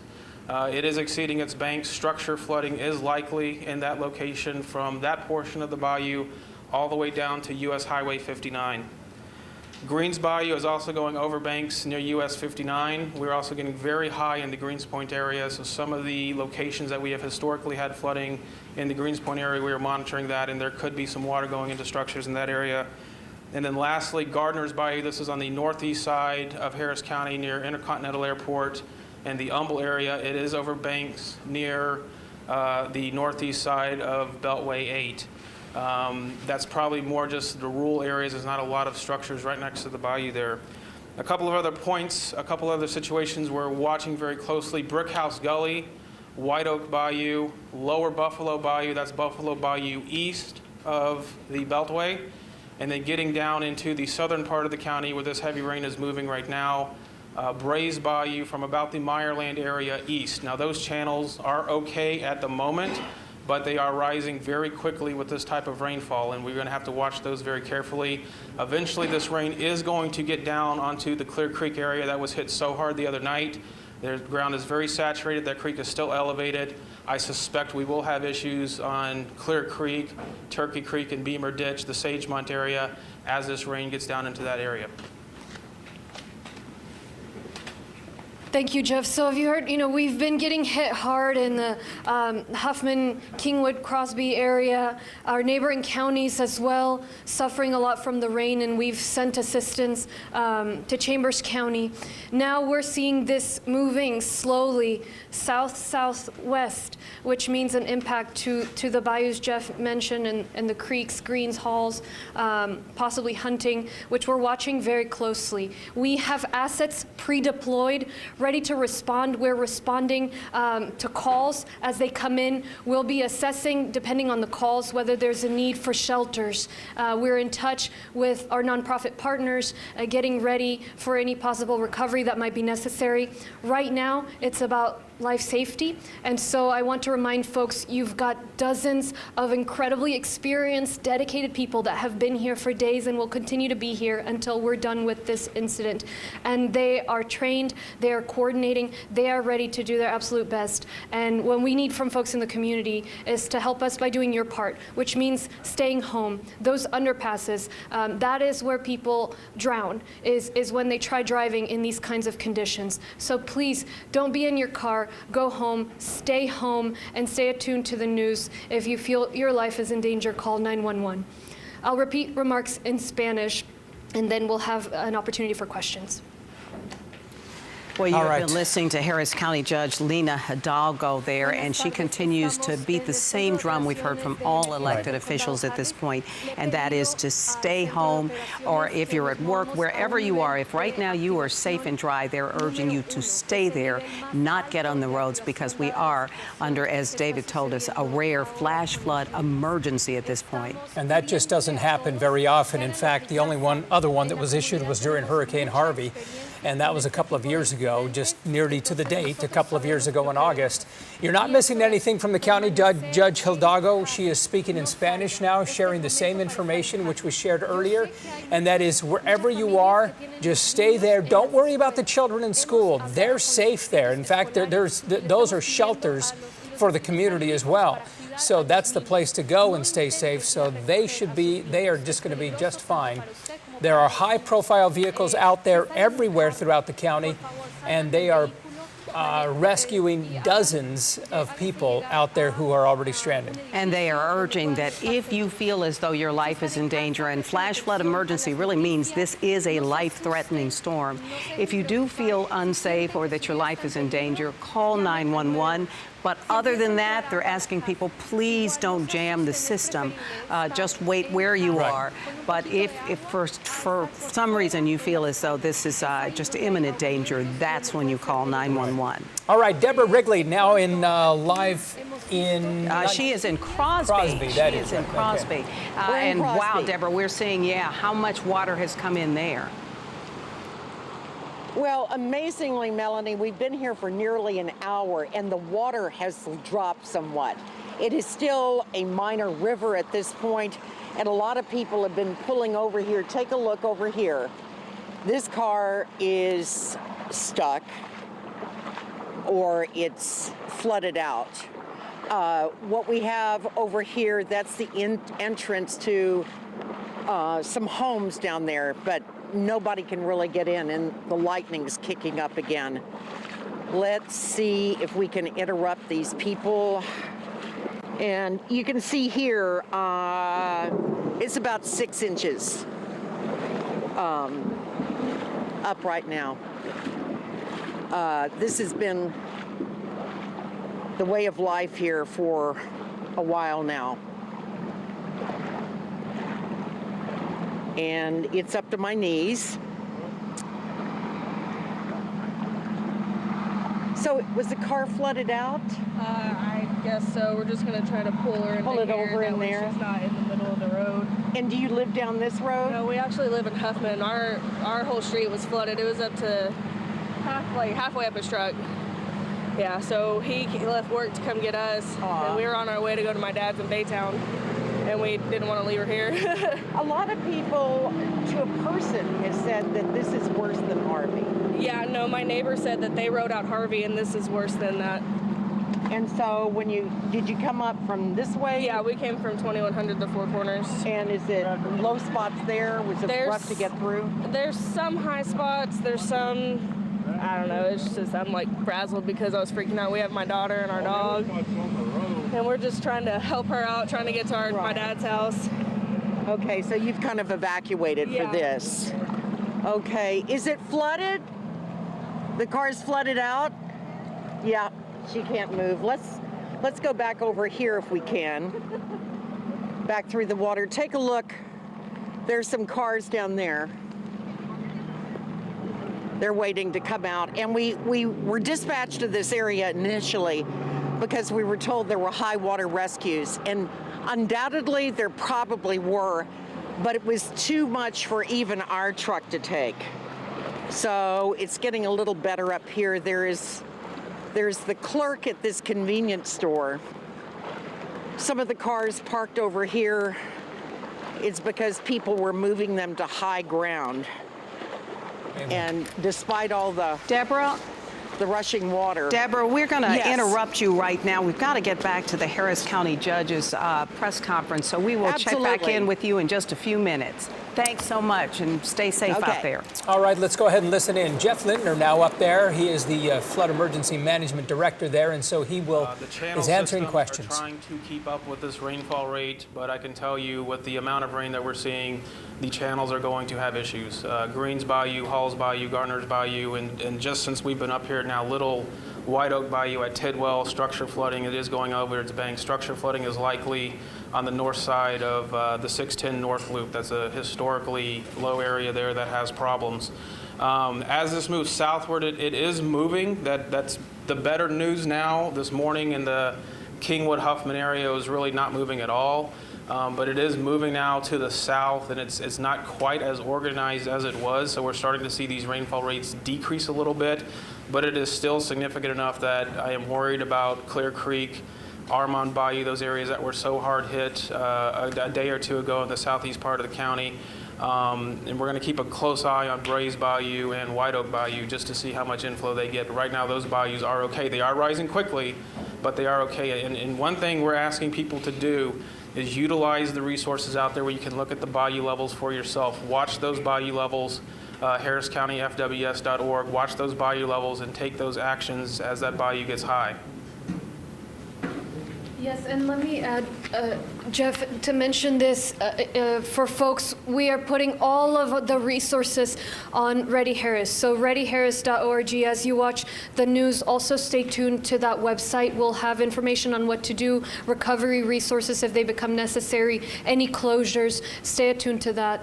En español también se le pide a todos que a medida que estén prestando atención a los medios de comunicación. All right, County Judge now speaking Spanish, sharing the same concerns. But Jeff Lindner answering questions as well. There are serious concerns about just how much rain is coming down. As he mentioned, up to 4 to 5 inches per hour. And imagine that. And what he's really concerned with as we look at pictures, this is, by the way, Bush Airport. This is JFK Boulevard. So this is why we were talking about earlier, avoid this area. Yeah. Now we know why. Yeah, a Metro bus stuck out there. Yeah, the Metro bus stuck right there. It looks like he was trying to perhaps make a U-turn at that point because you're looking at the roadway as it is, you know, you're approaching 69, or this is 69, getting ready to get off on that, to the airport on one of the terminals, A or B or C, D or E. And you can also see all those cars that are, we don't know if they're stuck or just waiting in line or what's happening there. Maybe they're just stuck now. as they try to get onto 59. So we've been told all of those areas around there just inundated with water and to avoid it. We should also mention one of the other things that Jeff Lindner talked about, the bayous, and of course they're always watching. At this point, he started ticking off a number of them. Greens, Halls, White Oak bayous that we know of are beginning to really swell, so they are concerned about that. But we want to head back to Liberty County right now, and our Nick Notario, when we left him, he was standing next to a house, and there he is, where the homeowner is trying to build a moat. Is that right, Nick? Yeah, we saw you about a half an hour ago, and I was showing you the gentleman building the moat. There is the backhoe right behind us, and I walked over in about knee-deep water, because I had to meet this gentleman. All right, now we're going to be joined. Here he is. Bobby, tell us what you're doing. Well, I'm building a berm around my house to keep the water out. I did it in 2017 with Harvey, and this is worse than Harvey. And two of my friends, Greg and Gary Angel, sent me out this excavator. They own Angel Brothers, and I've been building a berm around the house, me and my wife, and then we started pumping and dipping water.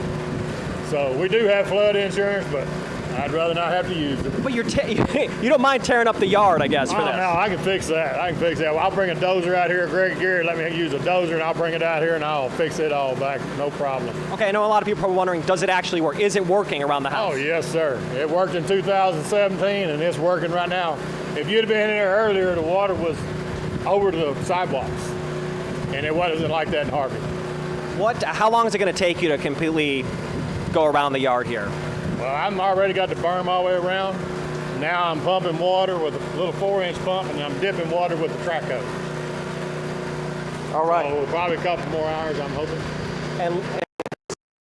All right. Okay, we have lost Nick Notario, there, yeah. so we are sorry for that. But he had some good information there, trying to see that home, trying to build a moat around it to save it. But as you look more at that video.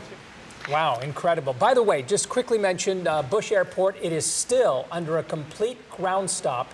If you have people who have landed maybe a couple of hours ago, they may still be on the tarmac. They're going to be there for quite some time because nobody moves when there is a ground stop. And at this point, really, nobody is moving around the city. We've certainly been seeing that. And we want to go right now to Elisa Rivas. Elisa, we know there are trouble spots just about everywhere. Are people heeding the word to stay home or stay put? Well, let's hope that they do. Of course, we always have some people out there on the roads. And Melanie, I wanted to show you this picture first because this is the area that we have been talking about. This is the belt at JFK right now, very close to Bush Airport. And this is what has the main lanes of the North Belt shut down in both directions right now due to high water, also impassable along JFK and then the surrounding major corridors near Bush Airport. So we are carefully monitoring those. And you see, these are the main lanes. And just nobody can get by. The feeder road filling up, of course, the areas that are passable, but a lot of brake lights, a lot of people stranded out there. And I want to just continue to roll through these cameras as an incentive to all of you to stay put if you are in a safe location, because as you can see, the driving conditions are still incredibly bad out there. Poor visibility, and as we move through our cameras, courtesy of Houston TransStar, we can show you that it's bad across the area right now. So as I'm looking at this and we're staying with this camera, I'm guessing that we can't quite move through sometimes oh, well, there we go.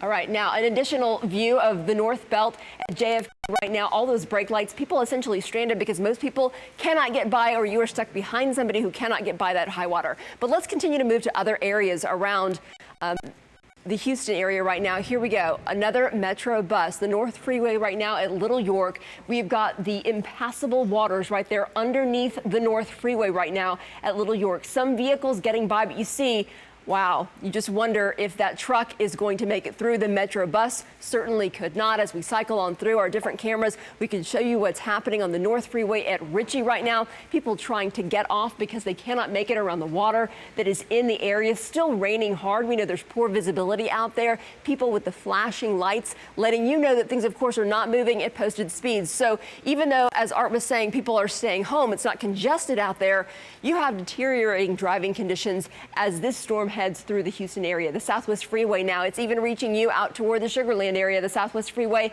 at Bel Air, a lot of people just stopped in this location. having difficulty getting on and off the highway because, of course, the first thing to go is that frontage road. And then, of course, the main lanes at times do start to fill up in these severe situations. This is the Katy Freeway at TC Jester inside the loop. So be aware right now, all Metro services have been suspended. I-10 out toward Winnie closed to traffic eastbound and westbound right now. These are the kind of driving conditions you are dealing with. Please take the advice of our meteorologists and emergency officials and stay put. Absolutely. Thank you so much, Elisa.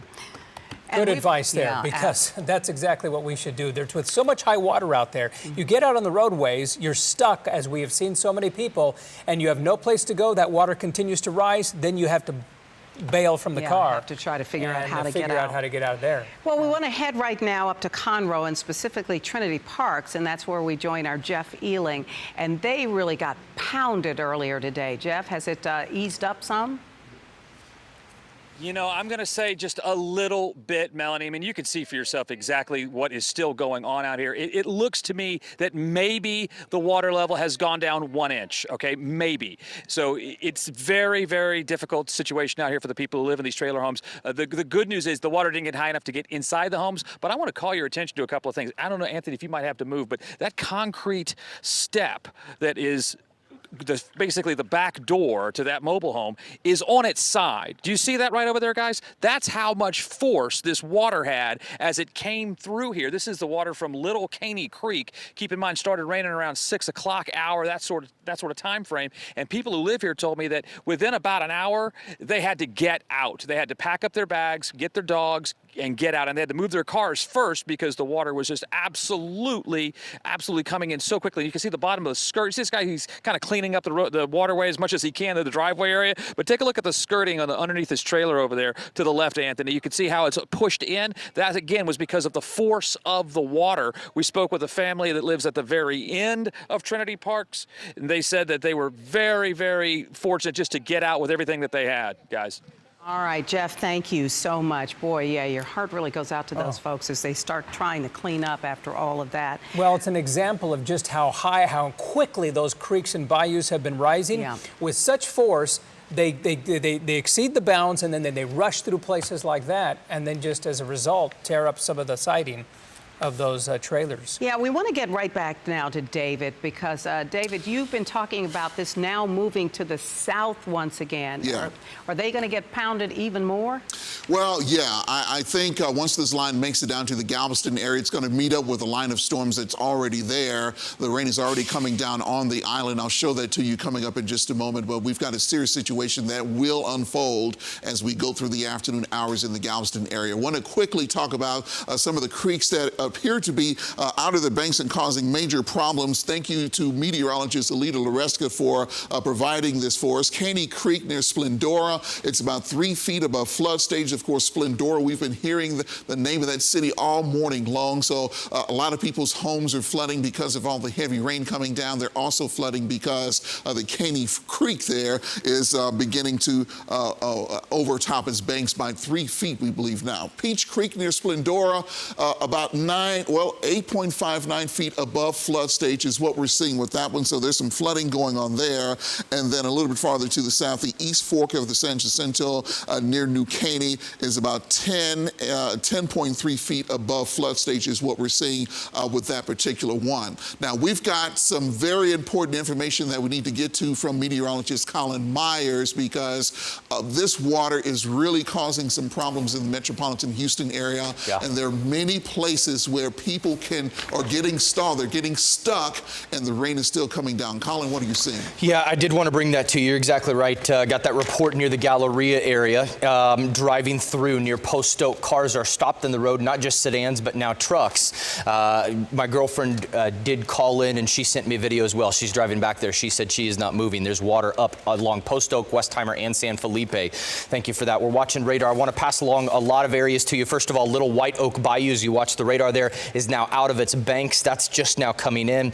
Just got good word, though, from the Lake Conroe Dam, and this is from the water authorities there. Lake Conroe is still 2 feet below. Lake Conroe is still 2 feet below normal pool levels, so no releases are being made from the Lake Conroe Dam.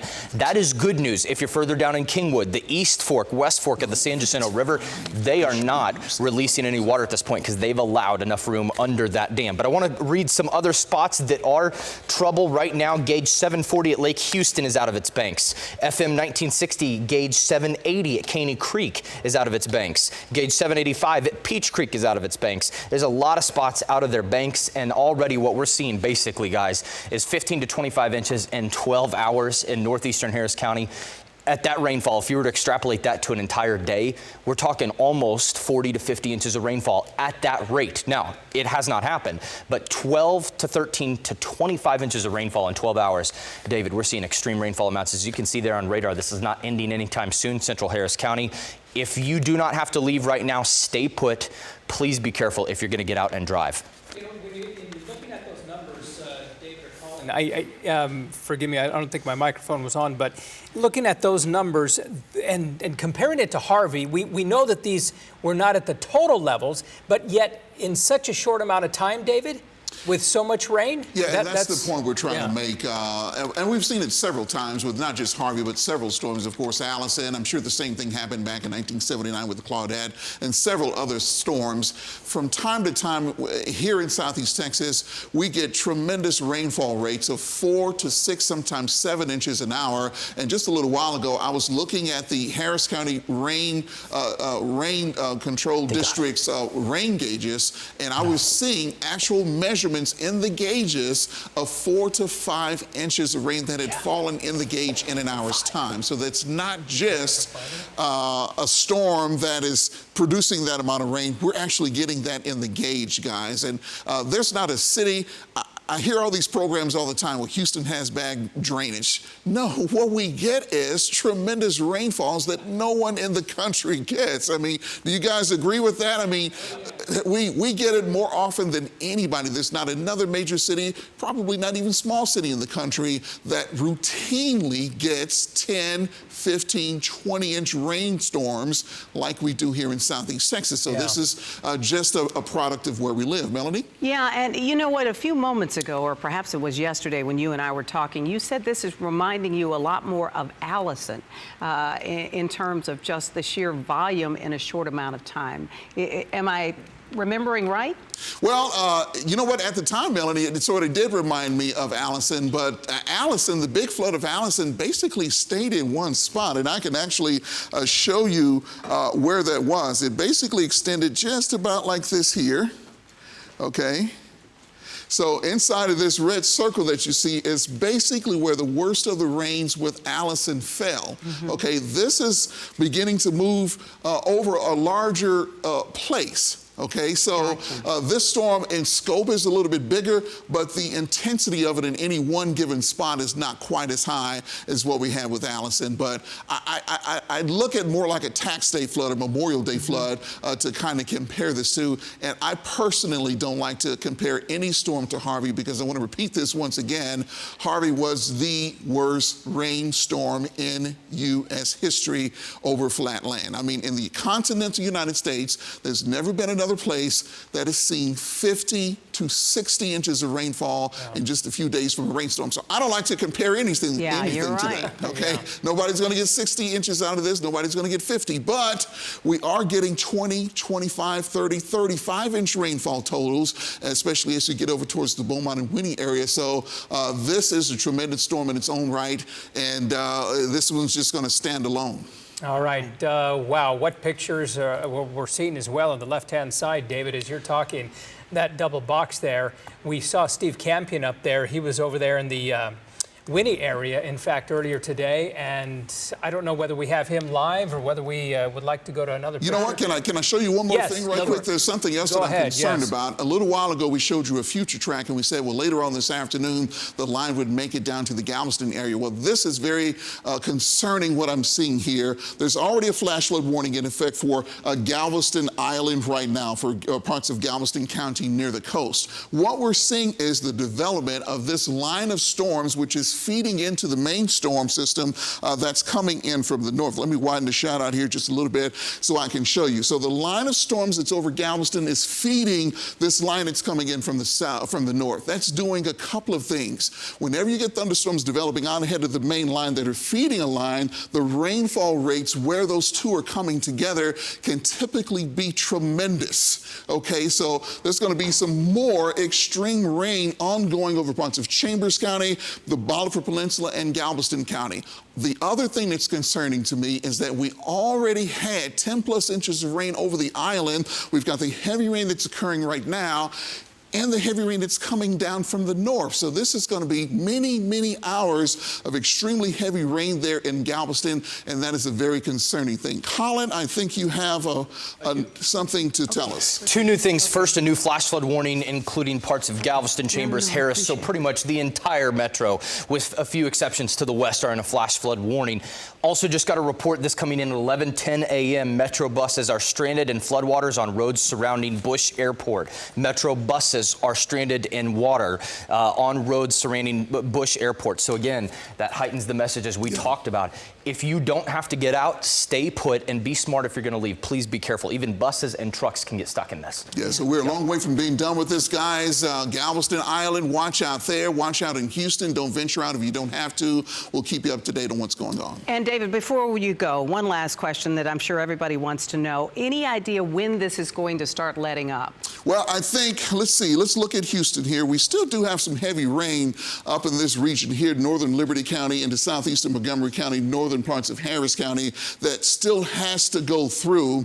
So we've got to get rid of the line that's over us right now. It is very slowly creeping to the south. We do have another one that we have to account for. According to our computer models, let's see, it's 20 minutes to 12 right now.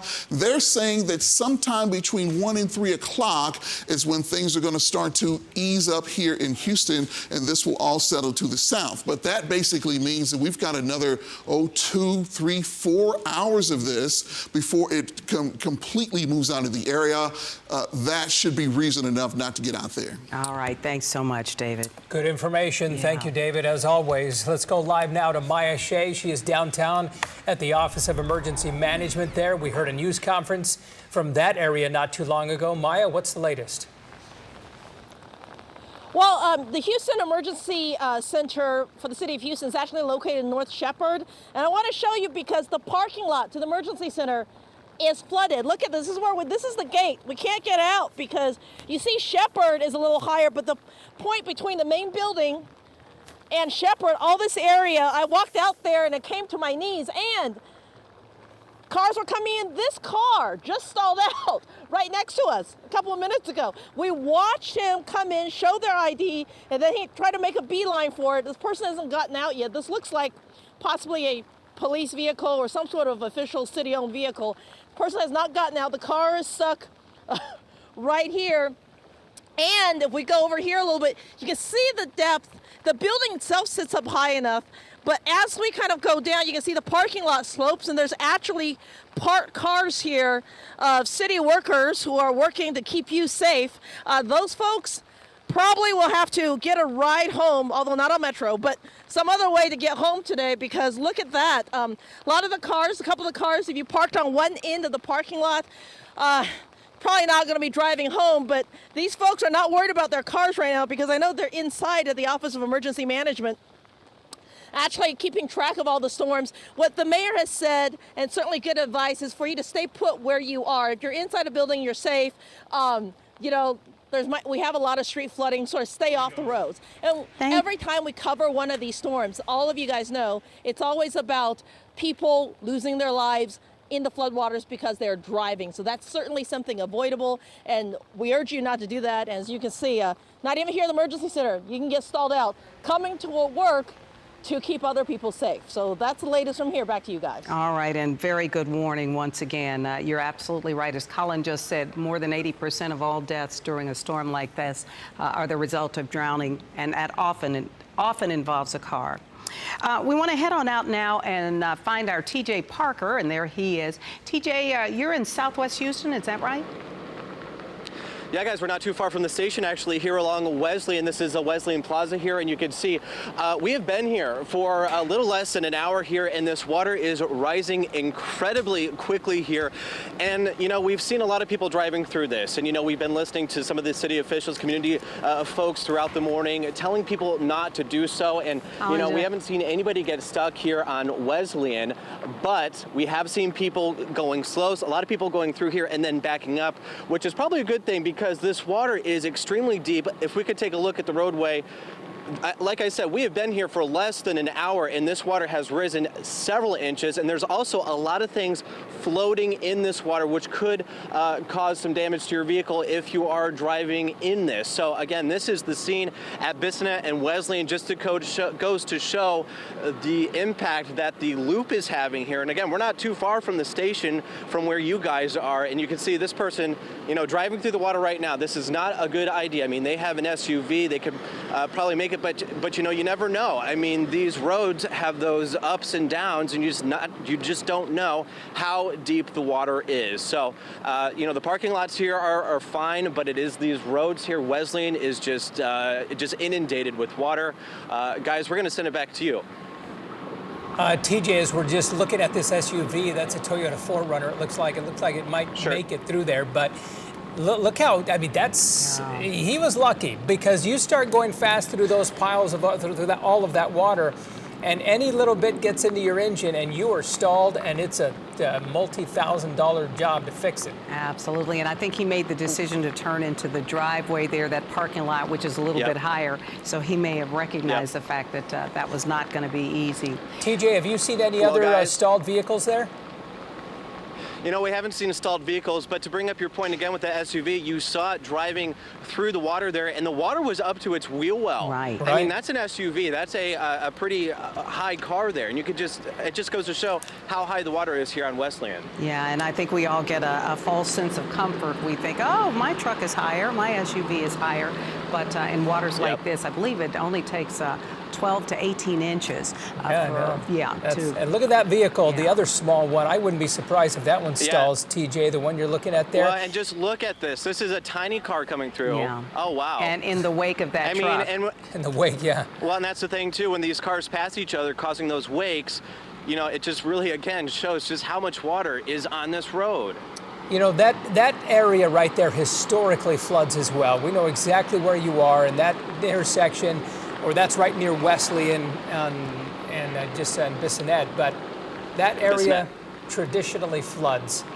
But yet the cars continue to go through, and they think they're going to make it because other cars are making it. So, but eventually someone's going to be stalling here. Yeah. Well, especially once the water continues to rise here as well, Right. Yeah, you're absolutely right about that, TJ. Just another visual reminder, stay home if you can. We want to head now to Winnie, which has really kind of been the epicenter of many of these storms. They've really been getting hit hard for the last couple of days, and as you can see there, Courtney Fisher has been there much of the morning. Courtney, you guys decided to take shelter there.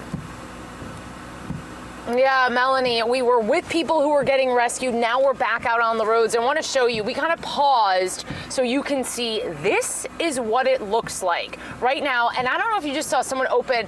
People are deciding to stay in their homes at this point. A lot of the rescue boats and rescue trucks have come back, and they just don't have people in them because they're saying, you know, we come to these people and they're deciding we want to stay put. But these are what the roads look like in Winnie, neighborhood after neighborhood. Look at this debris in the middle of the road. A picnic table just kind of washed ashore.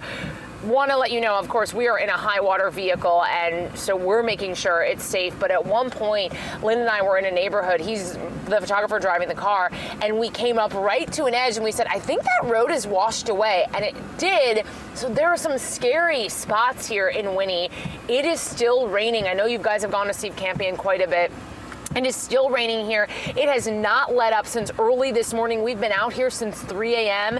and it is relentless. That's the word I think everyone keeps using because it just keeps coming down. So the Red Cross shelter is, does have quite a few people there. I'd say at least 100 people, but there are still plenty of people who are wanting to stay in their homes, guys. And some people didn't actually get water in their homes, but they saw it rising and they were like, someone needs to get me out of here. Look at this. See if we can talk to this couple. I think people are just in a state of shock here in Winnie. A lot of people just got back in their homes after Harvey. We're talking in April and in March. And now they've got to gut their houses again. So it's just, yeah, I mean, the same thing you see on almost every street here. The water is just swelled up to the houses, if not inside already, guys. Yeah, and Courtney, you were showing us the pictures earlier of those high-profile vehicles, and we're looking at some of those pictures that you had shot earlier, but there must have been dozens of people that were rescued from their flooded homes. Yeah, absolutely, Art. And we're talking elderly, we're talking people with wheelchairs and walkers, little kids that were covered in garbage bags. They looked exhausted and confused and sad. And I think the same thing that I heard from all of those people as they got off those trucks were helped out by firefighters over and over again. So many of them told me, I thought we were in the clear. You know, I talked to one woman who left Dickinson after she lost everything there, and she said, I'll move to Winnie. It can't happen again.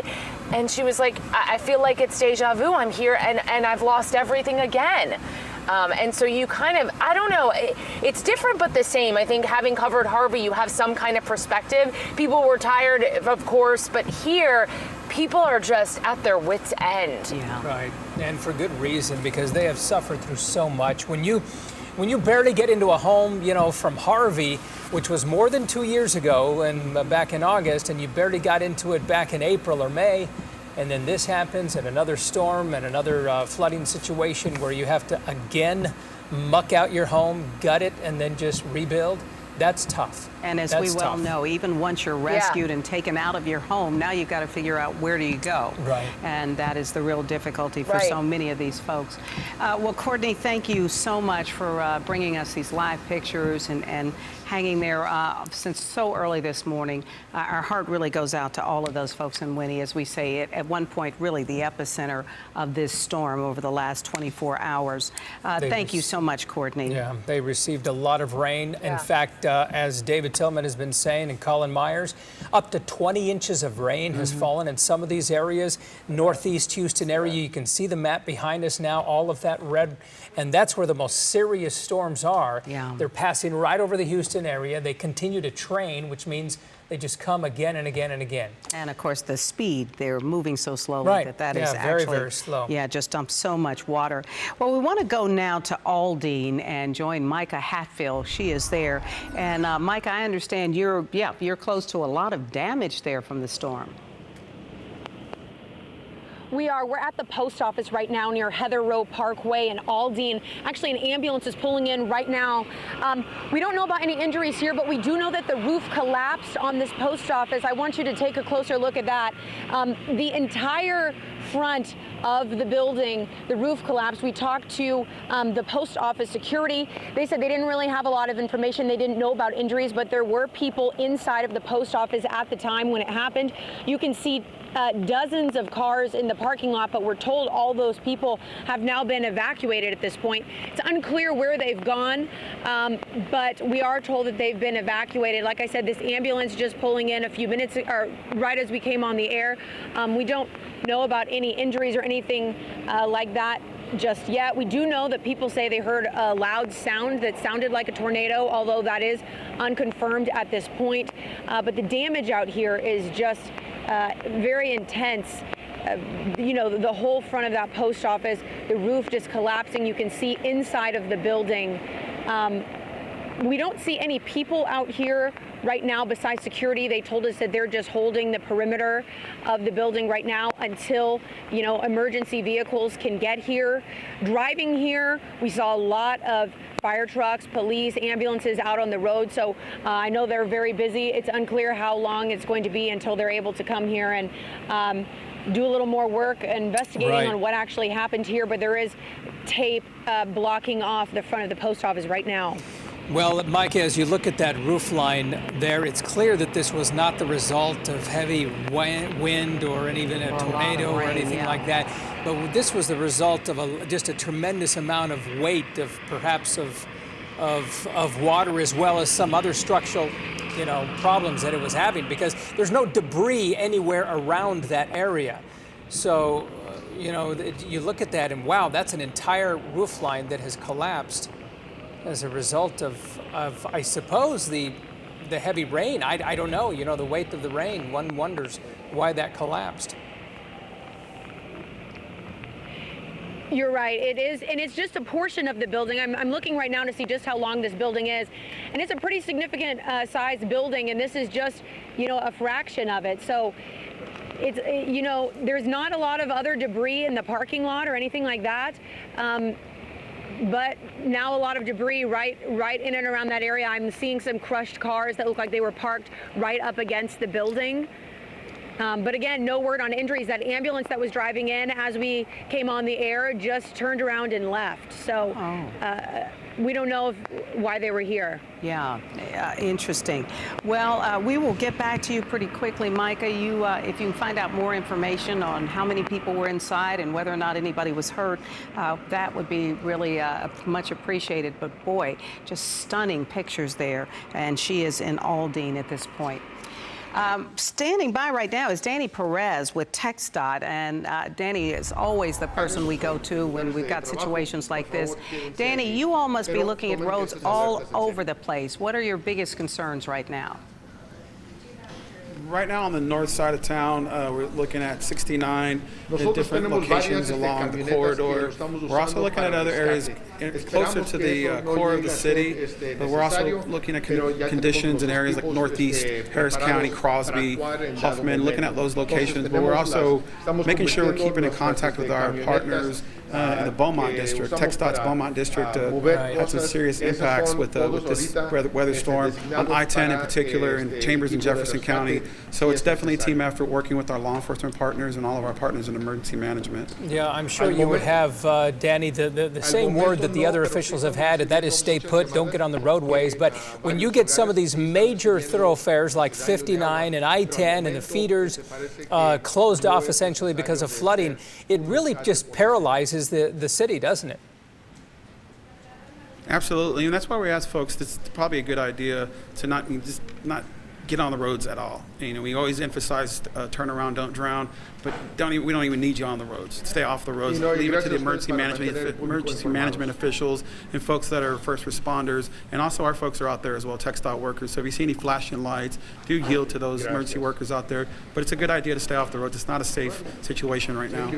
Well, Danny, I tell you, we've got to ask you about construction, because there are so many different thoroughfares all around town that are being worked on right now. Yes. Do you have any places where there's that real confluence of the bad weather and the construction that's really hurting folks?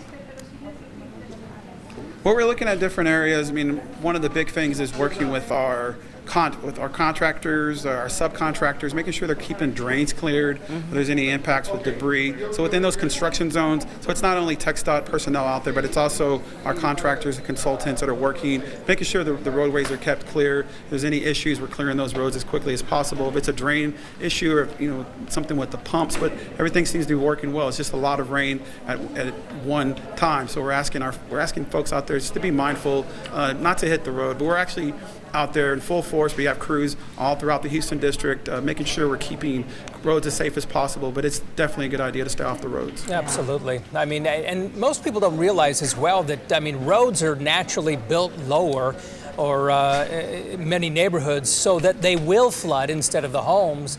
And the feeders as well are always the first thing to flood. Yes. So we're looking at all the road conditions. We have a great team here at Houston TransStar monitoring the conditions. So not only do we have our folks, our boots on the ground, monitoring conditions on the roadways, but we also have our folks here at Houston TransStar that have access to all the cameras. We're looking at different roads. It's a constant flow of communication, making sure we're addressing any areas of need. Yeah. But we were definitely looking at the frontage roads, looking at the intersecting streets, lower lying lower lying areas that may be impacted, but it's going to be an event that's going to take place for a few more hours, and we're looking at those areas and seeing if that impacts come further south, for instance, in like southern Harris County and some of the other areas that haven't been impacted by the storm thus far. All right, Danny, we appreciate it as always, and thank you for the reminder to look out for your folks too, all of those workers out there who are working under adverse conditions today. We appreciate it. Thank you. All right, speaking of roadways, let's get to Elisa Rivas. She's going to be talking more about all that mess behind you, Elisa. It's just sort of everywhere. Stay put, I guess. Right, so this should be the roadway. This should be the frontage road, the East Tex Freeway at Little York right now. You can see this one vehicle got stalled,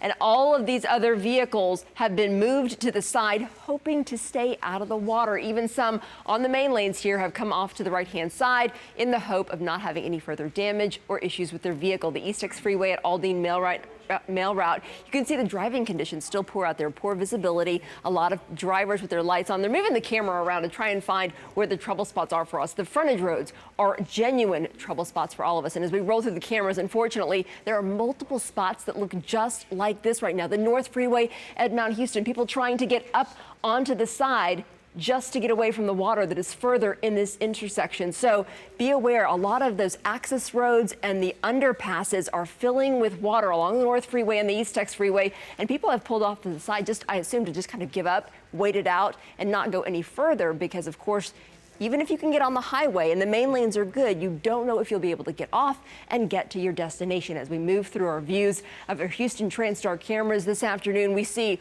what the rain is doing to our roadways throughout the past couple of days. We've pretty much been able to say we've been able to maintain the integrity of our main lanes on the interstates.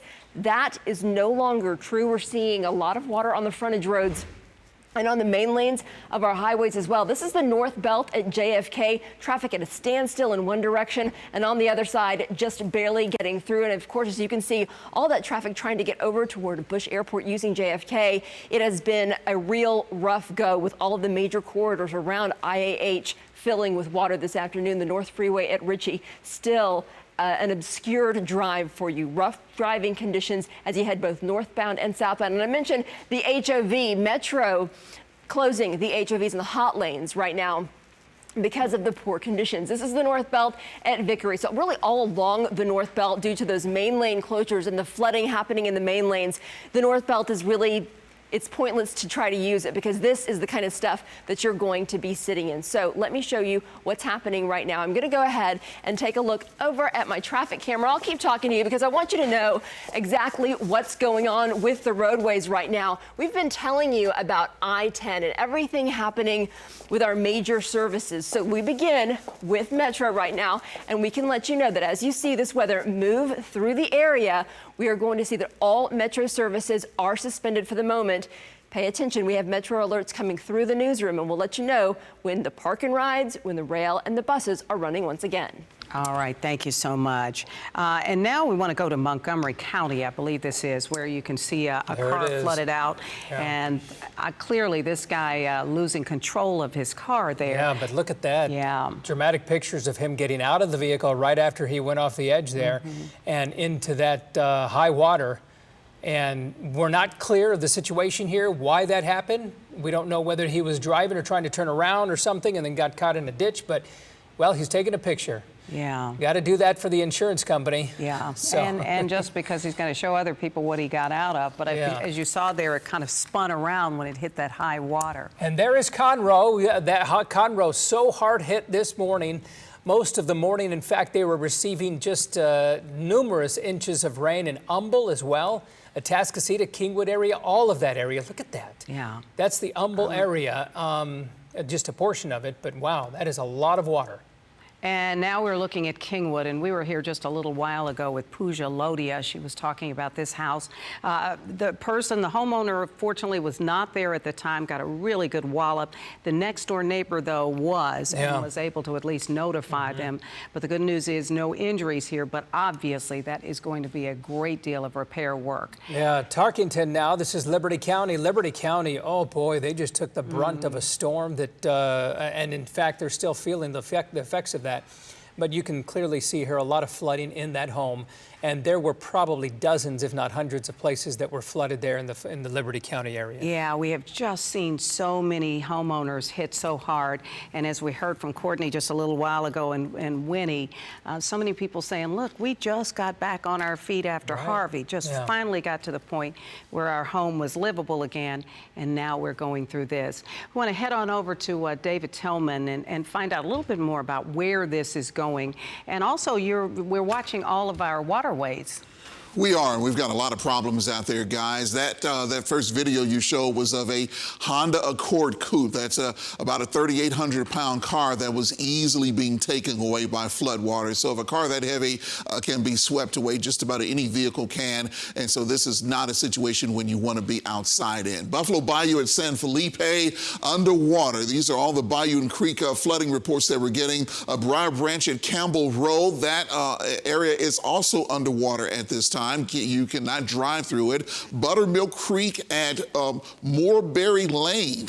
There's some water standing there as well. Tough to get by there. Little White Oak Bayou at Tidwell Road. Significant flooding being reported in that location. Halls Bayou at Airline Drive. We're seeing some flooding as well. 1640 Greens Bayou at Highway 59 on the north side there. We're seeing some problems with that. Here's some more. Garner's Bayou at Beltway 8. We're seeing some issues. Lake Houston at FM 1960, we've got some flooding going on there. San Jacinto River at US Highway 59, we're seeing some flooding from that. Gum Gully at Diamond Head Boulevard, some flooding there. Avoid that area. Cedar Bayou at US 90, avoid that. And the Cedar Bayou at FM 1942, you want to avoid that area. Basically, this is a situation where you do not want to be traveling by car in Harris County. You certainly don't want to be doing it in Montgomery County. We showed you the video from Conroe just a little while ago. Liberty County has really been hit hard by 15 to 25 inches of rain with this particular system, and it has been pounding Chambers County quite a bit, and now the rain is really beginning to come down in Galveston County. I'll show that to you in just a moment. What we want to do right now is go to meteorologist Colin Myers because he has some important information for us. Colin, there's been a lot of reports of stalled cars out there, people driving into places that they shouldn't. What are you seeing right now? Yeah, we're certainly seeing that. Again, we posted that image as well up at Bush Airport. We're starting to get some power outages as well across the area being reported. Several outages, and it looks like that number is only rising. So if you lose power, make sure your phones are charged as well. Again, flash flood emergencies continue. The main one for Harris County until 2:15 p.m. Notice the intensities have come down in the lightning strikes in central Harris County right over Houston inside the loop. But notice Fort Bend County, Katy, down to Fulshear, Wallace, Rosenberg. Look at the explosiveness of these new thunderstorms. Tons of lightning now. Fulshear, Cinco Ranch, Sugar Land now headed right into your direction. So you have not seen as much until now. Please be careful if you're going to get out in your car. Understand it has not taken long. As soon as these overspread areas, as soon as these heavy rains move in, we start to see roads fill up and cars stall. So please be careful. All right, flash flood reported just a few moments ago. Bunker Hill Village, street and road flooding. Roads are closed. That's 2 miles south of Bunker Hill Village, 2 miles southeast of Piney Point Village in Harris County. Streets closed and road flooding over the streets. Also had a video I just shared on my Facebook page, and it's a big heads up. A few trucks in Conroe following one another through very high water. Do not do that. If you can stay put, stay put. Also should note the San Jacinto River, East Fork and West Fork, that heavy rain is not from the Lake Conroe area. The Lake Conroe dam is holding. It's 2 feet below what it can still hold. So it can still go up another 2 feet. So that is simply from the rain falling in San Jacinto down towards even northeastern Harris County. So 2 flash flood emergencies continue. Again, now, David, really we're starting to focus on in the area I'm starting to watch. I think Fort Bend County is going to be the next one to see heavy rainfall. Yeah, I'm going to zoom in on that as well, Colin, in just a moment, because as I was saying a little while ago about Galveston, anytime you see new thunderstorms feeding into a line that's already producing heavy rain, you could cause a lot of issues. You could have some really high rainfall rates, and that's what we're beginning to see out there. Okay, Fort Colin Bend, just all the rest gave me a brand new flash flood warning. This is for northeastern Colorado County, north central Wharton County, southeast Austin County, northern Fort Bend County, northern Brazoria County, southern parts of Waller County, southwestern Harris County. This now goes until 3 o'clock this afternoon. Doppler radar indicated thunderstorms producing heavy rain rates of 2 to 4 inches an hour across the warned area. Flash flooding is expected to begin shortly. So what they're basically saying there is areas south and west of where we've seen all the tremendous rain so far this morning now beginning to get some really heavy rain, and now they're recommending that you don't travel in Fort Bend County and Waller County and places like that. What I've done here is looked at the radar estimations of rain over the last 72 hours to encompass all of the rain that's fallen from Imelda over southeast Texas. The bulk of this from Conroe over towards Beaumont has basically fallen in the last 12 to 16 hours or so, and in this band 12 to 25 and even more in spots has fallen over there.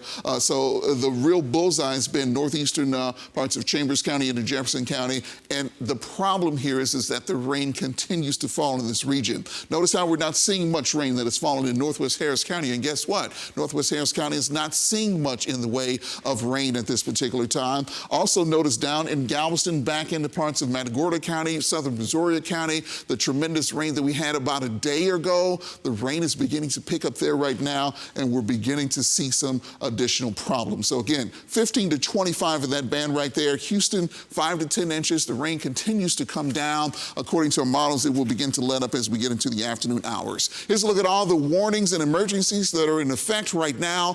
This is the brand new flash flood warning that we told you about just a little while ago. So Interstate 10 all the way out to Columbus under that flash flood warning right now from this band of thunderstorms that has just developed that's moving slowly to the south. Colin, you have something there? Just extended the flash flood emergency for Central Harris until 3 p.m. now. They're expecting, again, 2 to 4 more inches of rainfall. Okay, so that's going to be this one, I believe, right about in here. You say for Central Harris County? Correct. It's that new polygon right there, covering the inner loop, basically. Yeah, so that particular area right there is now under a flash flood emergency until 3 o'clock. There's so many warnings in effect right now, guys, that it's hard to get our computer just right to basically show you this placard at the top. But if you live in Houston, especially from downtown Houston to the north and east, you're under a flash flood emergency right now. That emergency extends up into parts of Montgomery County, moves to the east and the eastern parts of Harris County, and encompasses parts of Liberty County and parts of Chambers County as well. We take the warnings off there just to show you the tremendous line of thunderstorms that is occurring right now from Sealy over towards Katy, approaching Sugar Land and Missouri City from the north right now into Houston, Humboldt, Liberty, all of these places over here. This is the area that got the 12 to 24, 25 inches of rain plus, and they're still getting heavy rain at this time. So this is just an awful situation in Liberty County, Chambers County as well. The rain is beginning to pick up to the south. I want to move this just a little bit to show you what Colin was talking about a little while ago. Notice these thunderstorms feeding into the line up here near the Katy area, and when they hit that line, notice how you begin to get heavier rain developing. That's the rain rates increasing, and that is increasing the probability of significant street flooding and flash flooding as this line moves on to the south. So this will eventually become a very serious situation for Fort Bend County, just like what we're seeing here in Harris County. Here's the other place that I'm very concerned about for later on today.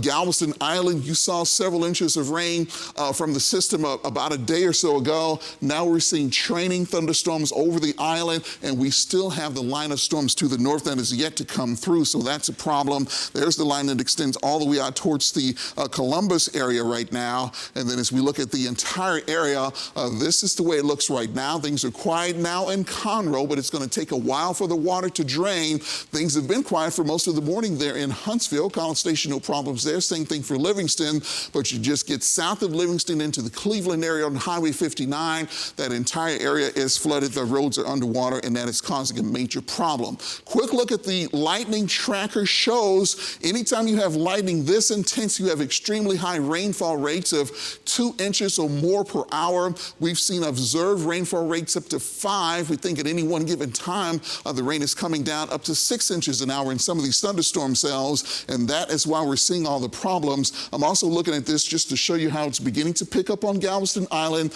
and the rain that's over southwestern parts of Harris County and Fort Bend County, as Colin was saying a little while ago, is beginning to pick up as well. Here's the money map that everybody wants to see. When is all of this going to be over? Well, FutureTrack is saying that as we go through the next couple of hours, it is still going to be pounding parts of Houston, especially the south side, and it's going to start to make it into parts of Fort Bend County, still over southern parts of Liberty County, and still completely covering parts of Chambers County. After that, as we get towards 2 o'clock, look at this. There's still some moderate to heavy rain over the south side of Houston, south of Interstate 10. The heaviest rain by 2 p.m., according to this particular computer model, is going to extend from around Wharton over towards Angleton. So that band of rain that just developed over the Interstate 10 corridor from Katy out to the west towards Columbus is going to sink to the south, and by 2 p.m., according to this model, will be located over Wharton, located into northern and central parts of Missouri County, working its way to the south. Galveston, you will still be getting rain at that particular time. Things are going to start to wind down as we get into the evening rush hour for Houston, but we'll still have some thunderstorms there, probably not as intense as what we're seeing right now, but still covering parts of Missouri and Matagorda counties. And then finally, by 6, 7, 8, and 9 o'clock tonight, things should begin to wind down. But guys, right now, things are awful out there. This is not the time to travel. I tell you what, this is just a tremendous situation, guys, that we're dealing with. Yeah, and every time you remind us that a flash flood emergency is very different even from what we usually hear, and that has primarily to do with the level of danger. Is that it? Yeah. That really is it. Typically, when they issue flash flood emergencies, people can get caught in situations that they just can't get out of no matter how hard they try.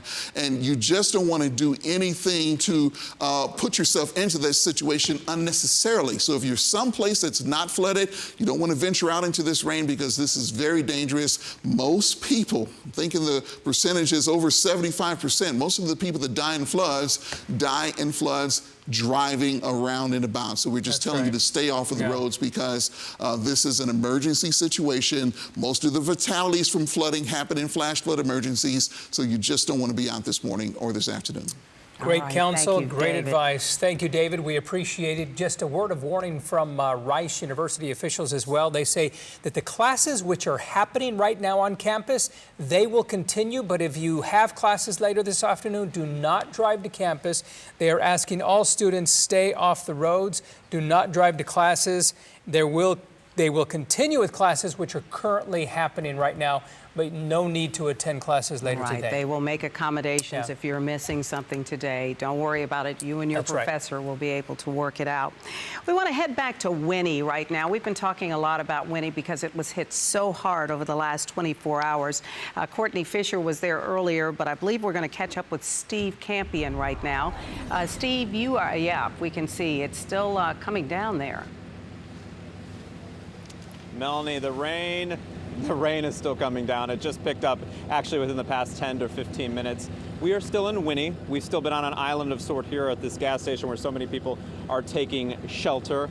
Again, this is a live picture of 124. We talked a lot about heeding the warning, about staying off the roadways. I'll tell you, from what we're seeing here on the ground, a lot of drivers are now venturing out, and they've been trying to make their way through some of these flooded roadways. So that's the unfortunate news. If you look in the distance, you can see people are wading through this water. In this case, it's ankle deep. In some cases, it goes up to the knees and even deeper. So this is still a dangerous situation out here in Winnie. And as you look live, you can see the rain is still falling out here. I want to go over here because earlier today we saw some images coming out of a hospital here in the area, Riceland Medical Group, and one of the guys with the administration, his name is Bo, and he's here. I'm going to bother him for a second. Bo, Steve Campion here with Channel 13. Yes, sir. Give us an update on your hospital, because we saw those images earlier of water ending up in the hospital. What happened this morning?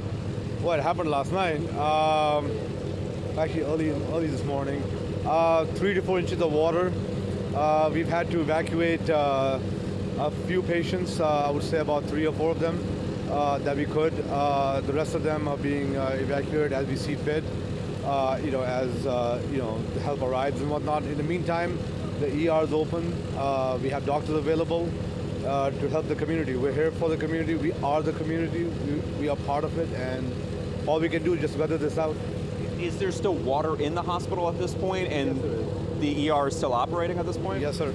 The water's still there. We are actively pumping it out, and we have people helping us take it away, but the ER is still open, and our staff is still here. We've been asking this question all morning, but what do you make of Mother Nature right now, dumping this amount of water, this amount of rain on Winnie? It's very humbling. It's very, very humbling. We can do all what we want to. At the end of the day, Mother Nature is stronger than us. So not only did the hospital take on water, but your car took on water, correct? You're here because your car flooded out? His car, he's the one who drove me over here. Right there in the middle is a car that made it all the way from Beaumont, and then right in the middle of the street it just put out, I don't know, how many feet of water was that, like 4 or 5? Well, we are so glad you're safe, and we're glad you guys are still doing what you need to do for the community out here. Thank you so much. Melanie, I want to show you just some more live pictures here on the ground in Winnie, Texas. This rain's still falling. I know the prayer that we have heard from so many people here that we have spoken with in the hours that we've been here on the ground is that they hope the rain lets up and lets up soon. We are live in Chambers County, Steve Campion, 13 Eyewitness News. Yeah, Steve, we can certainly understand that. I'm sure those folks are just weary of all of this rain and flooding. Yeah. Thank you so much for getting us that update on what's happening in Winnie. Absolutely, and taking a look at that traffic on the double box there, you can see everywhere we go in Houston area, there is traffic, and we appreciate that report. Thank you, Steve. But don't try and get out on the roadways. That's what we have repeatedly said, and that's what the officials are saying as well. Just stay off the roadways because so many of those feeders are just backed up, and you can clearly see the problem right behind Jeff. That type of water, that's coming from what creek, Jeff? Because that just sort of rushed in quickly. Well, yeah, believe it or not, this is Little Caney Creek. Nothing little about it this morning. I'll tell you that. That's a raging river now, yeah.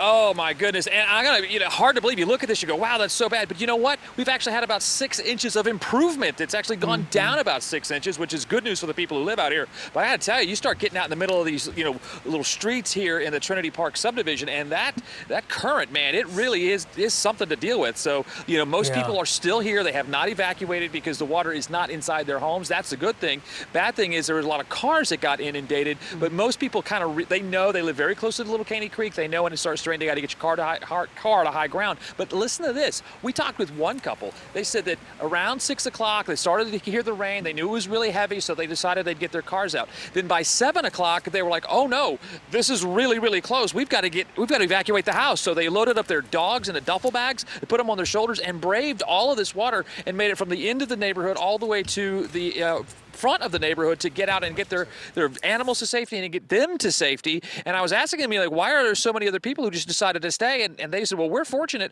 We've got someplace else to go. There are a lot of people in this neighborhood who don't have anywhere else to go, so they're not going to leave their houses. And I got to tell you, the force of this thing was absolutely incredible as it was coming through this neighborhood. You see the concrete steps that are now on their side. It's maybe hard to tell, but what we're focusing on there, those are the steps that would lead to the back door of that mobile home right there. Those are concrete. They were just pushed over like it was nothing. And then if you come over to the very end house, all the way there at the very end, you can see a set of steps that look like they go into nothing. Well, guess what? Those steps were ripped off their front door. And here comes this guy driving down the street. It's now low enough for people to start braving this. We've seen a couple of pickup trucks come through here, but that's about all that can come through. But there is debris all over the place. And this is the same thing as you're going to see anywhere in Houston, anywhere in Liberty County, Chambers County. You're going to see debris start to pop up that you didn't even know was there. As this guy makes his turn here, I'll bet you he didn't realize this barbecue pit was sitting right here in the middle of the road, but it's been there since we've been here, and we've only just been able to see it because the water level has gone down. So that's just one of the things. There's also boards with nails in them that were ripped off of these mobile homes as this water came rushing through and ripped the skirts from underneath the trailers. You can kind of see that as well. You see that barrel that's right over there? That only became visible in the last half hour. And you see this white mobile home right up there at the beginning of the neighborhood. You see the skirting is all gone and all the insulation is now drooping down. All of that was pushed away by the force of the water, and that's as far from Little Caney Creek as you're going to get in this neighborhood. So yeah, this was a very fast-moving storm, dumped a lot of rain in a very short period of time. Some people were saying with less than an hour that it went from being dry to looking like this. I mean, imagine that. And we actually talked to people who got caught over at 105 and 45 in Conroe, and they said that there was high water underneath 45 on 105, so they were going to go around it. They started to go around it, and then there's this wall of water started coming down what would have been a creek or a drainage ditch, came over the road and started pushing their vehicles across the roadway. So these people were freaking out and panicking, getting out and running to high ground as much as they could. And then incredibly, a few hours later, the water had gone down where they could actually get back to their car. Of course, everything they had was ruined.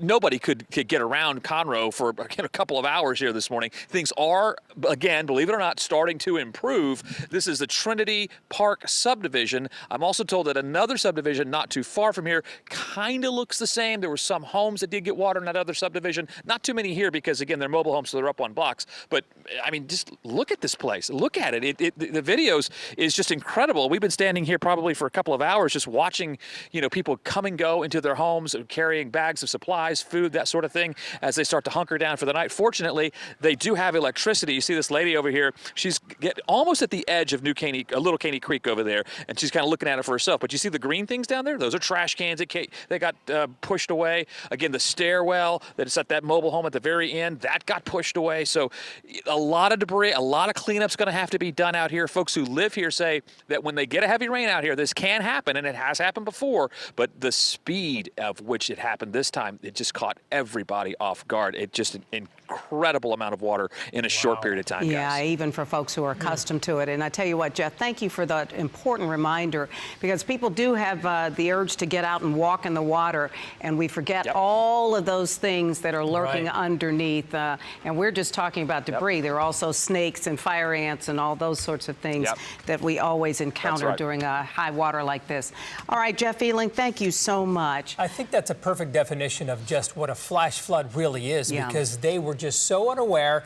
It was dry, and an hour later, they had several feet rushing right through their little neighborhood there. Yeah, as that storm just parked over Winnie and just kept dumping and dumping and dumping. And it's fearful of happening throughout the Houston area now with those creeks continuing to rise, because he talked about Caney Creek, Peach Creek, East Fork of San Jacinto. Of course, that one's over its banks by 10 feet, in fact. And, of course, all the bayous that we're watching as well. White Oak, Greens Bayou that we know of, Halls Bayou. But we want to head on out to the East Tex Freeway and 99, and that's where Ted Oberg is right now. And Ted, we can remember having oh man, talk about issues. Never mind. Wow. Mel, this is quite a morning. That's Caney Creek that you were talking about, but it's not really Caney Creek. That's just the driveway of a Walmart. That's this gas station. Caney Creek is at least 3/4 of a mile down the road here. This is the feeder road of 59, and I don't want to spoil the surprise, but let's just put the over-under at 3 hours, and let's ask this person how long they've been here. Mel, Art, over under 3 hours. What do you think? How long have you guys been sitting here? At least 45 minutes. 45 minutes, that's it? That FedEx truck up there, 3.5 hours. Oh, boy. Yeah, we're going to start counting then, huh? You should. Why are you out today? We're rescuing our employee back here. She got stuck. Where'd you get stuck? Kingwood in North Park. And what happened? I wasn't going to drive my car in the water. It's a low sedan, so my boss is really kind enough to come grab me. You have a good boss. There are some other bosses, however, Melanie and Art. Good luck, guys. Thank you. Be patient. I want to walk up here, and you will see, first off, as we go, just how quickly this water is moving.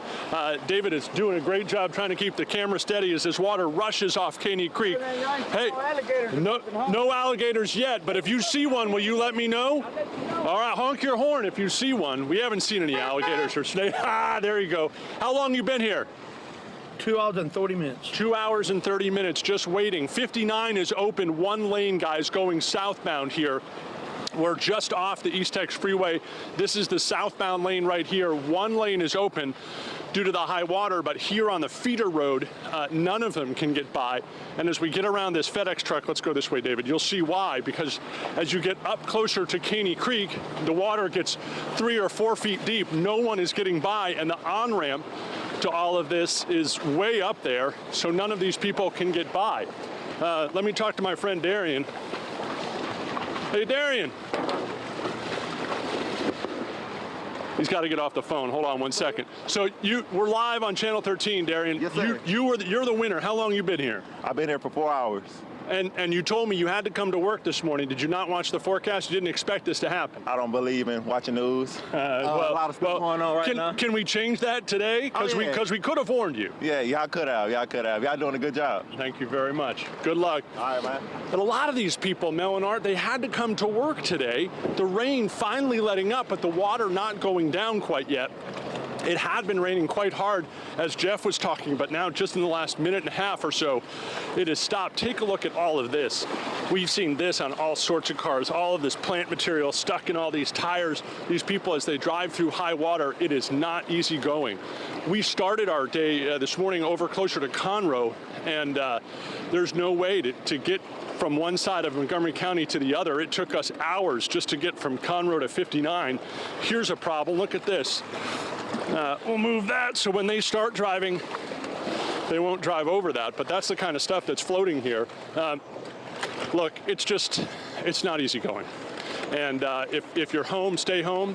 And if you want to come and join your friends stuck in traffic, then come on out. But otherwise, don't bother. You're not going anywhere. A lot of these cars have no people in them. I don't know where they've gone. But nonetheless, nothing's moving quickly, guys. It's unbelievable. It really is to see all this. Oh, Ted, it's just amazing. It is incredible. Yeah. You look at some of those abandoned vehicles, and like that one guy who said he's been there for more than 4 hours. If he would have watched the news, of course, he wouldn't have been there all that long. But I mean, I guess the other folks. Maybe we won one today. Right, and he's the winner, as you say. But they just left their cars, and it looks like several vehicles have done that. You have to imagine. That McDonald's isn't open down there. All these places still have power. It very well could be that they've gone inside the Walmart to get some water or maybe charge their phone to call a loved one. But 4 hours to sit on the side of a highway is an awful long time and without any end necessarily in sight. When Jeff talked about how fast all of this happened, you have to imagine all of these people sort of left this morning, headed somewhere, either to work or wherever else, and certainly not anticipating this. But it almost around every turn, you can go a mile and then you hit some high water, and then if you find a way around that, a mile later you hit more high water. It is, in this part of Harrison, Montgomery County, it is tough going. Yeah, and you've got to imagine at least some of those abandoned vehicles, maybe people who just kind of panicked when the water rose so quickly, and they needed to just get out and get to a safe spot. And you certainly can understand feeling that sense of panic when you get in the water that high. Now, Ted, as tall as you are, we're really getting a sense of just how high that water is. Yeah, the water between my ankles and knees at this point, definitely deeper here than it was where we first started talking to some folks. And they say this assistant fire chief, who's now on the move from Atascocita, he's been here for 3.5 or 4 hours. He says it gets to be significantly deeper up the way. I don't know if he'll talk to us, but he was trying to get somewhere this morning, and he turned around. Let me see if I can grab him out. So we're live on Channel 13. I just wanted to ask you, you think this is getting any better? It's really been about the same since about 8 o'clock. It's kind of come up and it's gone down a little bit, but with the continuing rain, it just, there's really little change. And tell me what's on your board. Chief Conley with the Atascocita Fire Department. Tell me, how's your board looking? Is it getting any clearer? No, it's getting worse. And why do you think so many people were surprised by this? I'm not sure. It kind of took us all by surprise. We weren't really expecting this much rain. We've been watching the storm since its inception, and we've had planning localized and across the state for several days. Yeah. But this sudden onset of rain took us all by surprise. And so to people who are watching in your area, what do you say? Stay at home. Do you wish you did? Absolutely. Good luck. Thanks for being out here. I appreciate it. So some of these cars are starting to move now. You can see, Melanie and Art, just how deep it is as they try and go. I wouldn't recommend it. Even if you've got a great big pickup, I wouldn't say this is a great idea to come out and test it and go. You guys are just out helping people? Yes, sir. Yeah. How are you? Ted, we're live on Channel 13. Martin Dusick. Martin, nice to meet where's you. your car? Mine is it's flooded on the other side. And where's of Walmart? Where's your home? On 105. Is it okay? As far as I know, I haven't been there since all the flooding. And what brought you out this morning? I just came to Walmart to get some supplies, get something to eat. Did you think about coming yesterday? Yeah, but I didn't think it was going to be like this. None of us did. How quickly did it come up, Martin, while you were at Walmart? It was fast. It was like within 3 hours. It was completely, everything was a disaster. There's people sitting up at Walmart right now that are stranded. Yeah. Good luck. I live here. You live here, and how's your home? Right now it's completely flooded. It is. I'm sorry. I live in a tent. So. You live in a tent down here, and how quickly did it come up for you? 6 o'clock this morning. Yeah. And did you have any warning? No, I just woke up. Yeah. Got my dog out of there, and then when I came over here, started letting people know to go to the other side. And then it was too late. Then I started seeing the water come up pretty fast. I'm glad you're okay.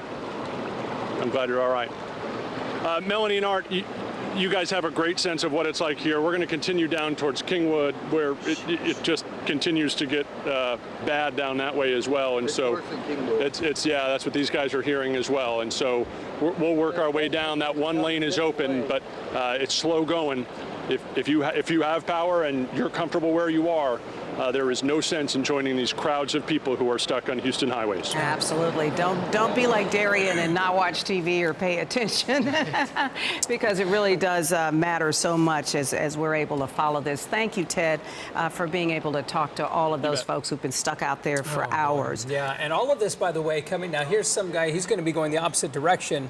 He's just trying to get out of this mess like so many others there, as Ted has been talking. But that is some real force as well. The current of that is because of the overflow of Caney Creek, which is several feet over its banks, like so many of the other creeks and bayous north of here especially, and there is no room for it to go other than just flowing down streets like this. Yeah, well, real quickly, we just want to sort of tell you where we are. We continue to follow this flash flood emergency that is hitting southeast Texas right now.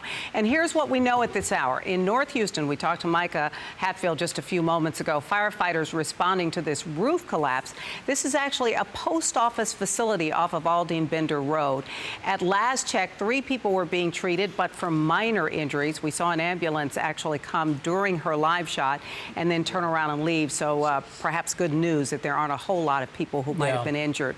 Both Caney and Peach Creeks near Splendora, several feet above flood stage. They are overflowing their banks. In fact, where Ted Oberg was reporting from, all of that, the result of Caney Creek way over its banks. Now, East Fork of the San Jacinto near New Caney as well, that is way over its banks, 10 or 11 feet over. And as a result, several homes in Kingwood area have been flooded. At last check, more than 35,000 Center Point to customers without power. Metro has shut down all rail and bus service until the storm passes. Both Bush and Hobby airports in the middle of a ground stop that has existed for already like at least 2.5, 3 hours. And that will continue to play out for the next couple of hours. So if you are waiting for anyone or going to be trying to fly out, that is a ground stop. And when there's a ground stop, nobody moves, even when you're on the tarmac. Yeah, New Caney ISD canceling classes for tomorrow. They are really in the thick of it. And we're also expecting another update from city and county officials at 1 p.m. Colin updating us even while we're standing here, saying now we're looking at least 44,000 homes without power. We should remind you that if you should lose power, you've got that little magical instrument in your hand, your phone. Charge it. Go to our news app. Go to abc13.com. We're going to keep you up to date. But you've got new information. You'll want to see this. Again, those of you comparing some of this to Harvey, it's still a ways out, and we don't want to do that. Again, that was a major hurricane, but Imelda is now the 7th wettest tropical cyclone in United States history. In history. In history in the United States. The first one is Harvey, set in 2017. 60.58 inches is the land record.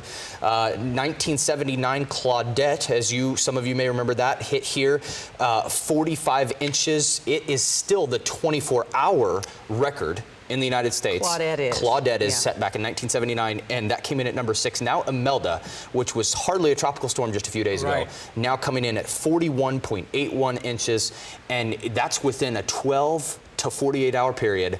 And I tell you, now since 3 of the top 7. I was going to say 3 we're in the Southeast Houston Texas. area. And here's my 2 cents on that. Reading back through and going through data and studying history, and certainly Chief Forecaster David Tillman can weigh in on this. I think our proximity to the Gulf of Mexico and seeing these large systems come through, you don't have to have a named storm, and you certainly don't have to have a hurricane. I mean, that's where we get most of the damage as well. And as David said earlier, that there is no other city in the entire continental United States that receives this amount of rain in such short amount of time. Yeah, it got to a point where every holiday we were starting to name them. But at this point, people just want to know, how soon is this going to blow through here? And that's a good question. Already for Houston, we're seeing intensities come down. Now, I don't want to say we're in the clear yet. Flash flood emergency through 3 o'clock. But now Fort Bend County, really an area we're watching. Also Galveston. For more on that, we're going to take a look at the latest on the bayous as well. Chief Forecaster David Tillman. And also, I'm sure you can weigh in a little bit on that history, David. Number 7.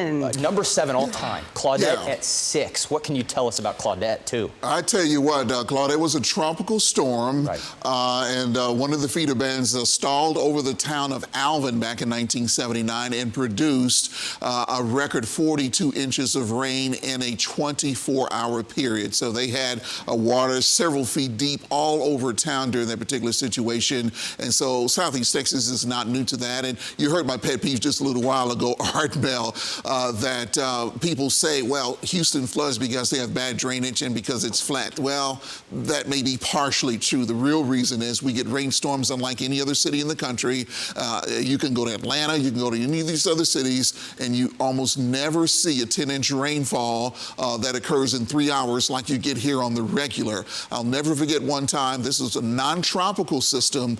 We had a 20% chance for rain in the forecast. One thunderstorm popped up over the southeastern part of Harris County and dropped 6 inches of rain in an hour. You go to the other side of Harris County and the sun was out the entire time. So we just get wicked rains around here. We're getting that situation right now, and it's causing some very dangerous conditions out there. Here's the Cypress Creek near Westfield. Right now the current stage is at 78.42. Here is major flood stage. It's going to be there coming up for tonight. The latest forecast from the National Weather Service is that it will crest tonight at about 86.3 feet. They think because the rain is going to stop, it's going to fall quickly after that, but a 86.3 crest on the Cypress Creek is possible as we get into tonight. Okay, let's go to the next one here. Greens Bayou at Houston. Okay, the latest stage right now is at 56.32, so it's making it into moderate flood stage at this particular time. Major flood stage is 59. And they're forecasted to also get there as we get into tonight. So if you live near the Greens Bayou here in Houston and you typically have flooding in your neighborhood when that particular bayou comes up to major flood stage, you might not want to be there tonight when that thing begins to crest. Okay, here's a look at the West Fork of the San Jacinto River near Humble. The latest flood stage, it's in minor flood, about to go into moderate there. It's at 48.3 feet right now. It is also expected to go into major flood stage coming up tonight, cresting at about 53.6 feet. And so that's a serious situation there for the West Fork of the San Jacinto River at Humble. And what I want to do right now is debut something that we've never shown you here on Eyewitness News. This is a new tool that we have right now, and we call it inundation mapping. If the West Fork of the San Jacinto does reach that 56 feet coming up for tonight, here are the neighborhoods that could take on water. So here is Highway 69 near the West Fork of the San Jacinto. Let me zoom in here to a couple of streets that might be underwater later on tonight, or we expect them to be if that water does come up like that. This is Riverside Crest neighborhood, Aqua Vista Drive, Redbud Lane, Lakeshore Drive, South Shore Drive, Lakeland Drive, and anywhere in between could go underwater or should go underwater when that crest does occur later on tonight. There's another couple of roads over there, Potts Road as well, Moonshine Road, Baker Road, and to the north of there, all of these areas could be inundated by some floodwaters coming up for tonight. A little bit farther to the west, we have, here's the Highway 69 once again, there's the East X Freeway, Lakeside Lane, And to the south of there, North Houston Avenue, there's Potts Road. We talked about that a moment ago. Townsend Boulevard, and to the north of there could take on water. Typically in an extremely heavy rain, and when the West Fork of the San Jacinto comes up, many times parts of the East X Freeway will take on water on the feeder roads especially. That could happen tonight when we begin to get that crest. A little bit farther to the north and west, here's another area here. McClellan Road, that one appears to be in the clear, but south of McClellan Road and south of McClellan Circle is where this particular river could come out of its banks later on tonight and cause some flooding issues. So that's the first time we've ever shown that. Of course, we will continue to update this throughout the day, but it's very helpful in showing us some of the neighborhoods that could take on water later on tonight because of all of this rain that we're getting right now.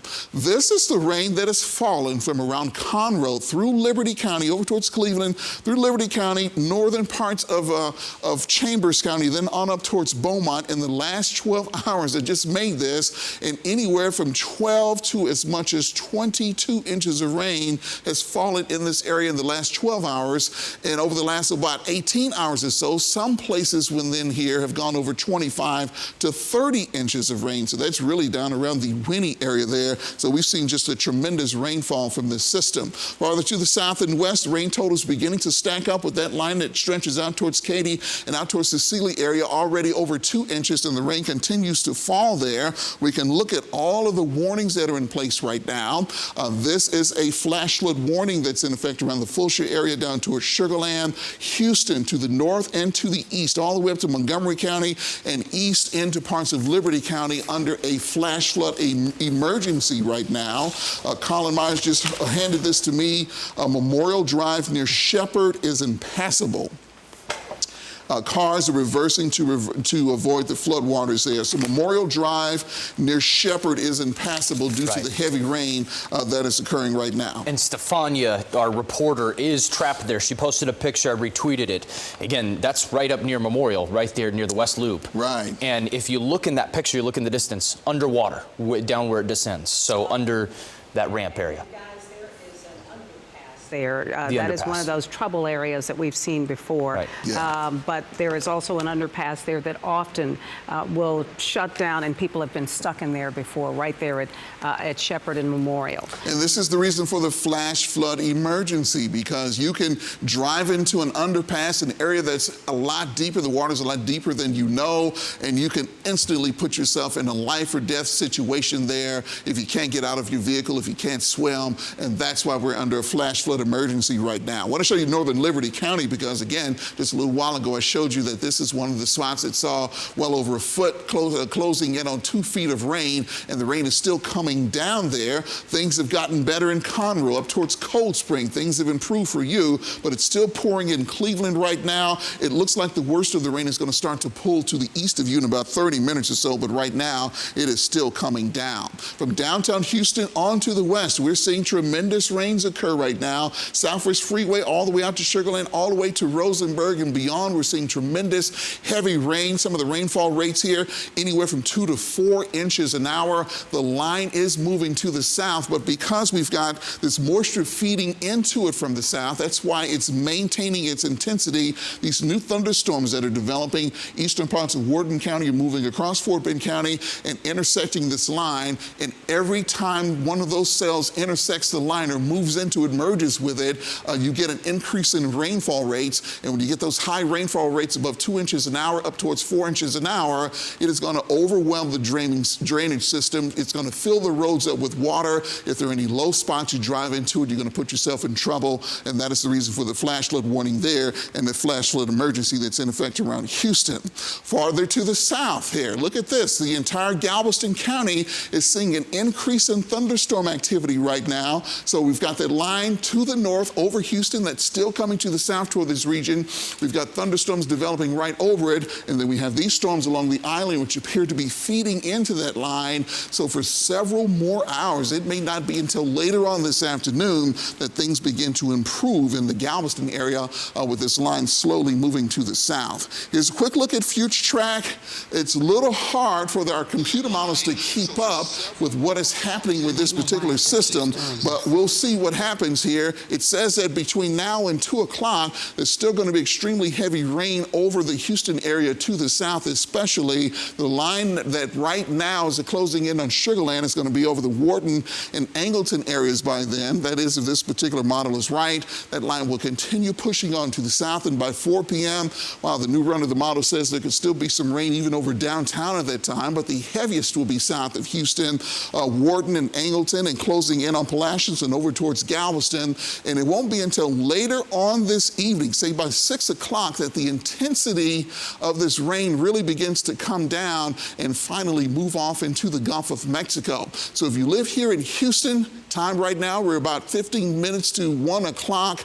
We're thinking another 2 or 3 hours or so of this extremely heavy rain before it finally moves to the south. Galveston will probably have to deal with this for another 5 or 6 hours or so. And because there's so much water, because the ground is saturated there, because you saw that tremendous rain just a day or two ago, it is easily going to fill up the roads there in Galveston. You can best believe that Broadway, the Strand, and streets like that will be underwater due to the rain that's coming down right now. And it's possible, Texas City, places like that typically flood in rain like this, that some of the homes could take on some water too, guys. So this is a very, very dangerous and serious situation. You know, David, we've talked a lot about what the projected path is and what's going to likely be happening later this afternoon, but what about tomorrow? Are we going to be experiencing some of this again or overnight?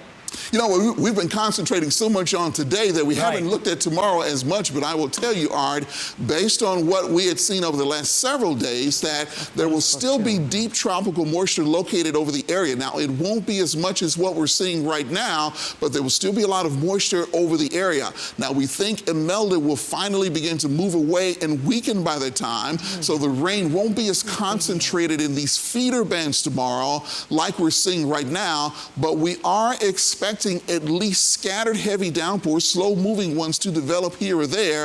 And if those should happen to develop over places that got 6, 7, 8, 9, 10 inches of rain or more, we could have some isolated areas with flash flooding even as we get into tomorrow. I don't think we will be completely done with this activity until we get into about Saturday or so. And every time we see the sun come out, we think that's good news. But actually, yesterday, all that sun may have heated this up. Is that right? Yeah, temperatures made it up into the 90s there over the west and southwest part of the viewing area yesterday because of all that sunshine that we were seeing. All that did was really heat the atmosphere up, make it unstable, and then we had a southwest wind that basically transported all of that instability into those thunderstorms that were sitting over Beaumont and Winnie yesterday, and that just it made them extremely efficient, heavy rainfall producers. And because we still have all that unstable air out there south of this line, that's where the line is still maintaining its intensity, and that's why we think it'll make it all the way to the coast. Now, this particular computer model is trying its best to give us an idea about how much additional rain is going to fall between now and 9 p.m., and it's saying that to the south of Houston, we could see an additional 4 to 5+ inches of rainfall with the line sagging to the south. It's also saying that over Houston, places that have already gotten up to 6 inches of rain, 4, 5, 6 inches of rain, it's causing all this flooding. We could see another 2 or 3 inches of rainfall before this thing comes to an end. All right, David, thanks. We appreciate that report. Good information from our chief forecaster. Yeah. Just incredible what we're dealing with here. And as Colin said earlier, and as David has repeated as well, this storm right here, again, the top 7 rain drencher for number 7. And it's not over right yet. Here. It's not over yet, so we might even climb further. And in fact, in those top 10, we hold the 3, well, in the top 7, we hold the top 3 or 4. We hold 3 spots, including the very top, which right here is in Harvey. Houston. Yeah, which is really something. So this is where it happens, right here in Houston. And unfortunately, if you're new to this area, welcome. But it is a dubious distinction. That's but right. This does happen. We want to get back out to Micah Hatfield. She is at the scene of that roof collapse, and you may remember this roof collapse actually onto a post office facility there, and they were concerned about the number of injuries. Micah, do we have a better idea now how many people may have been hurt?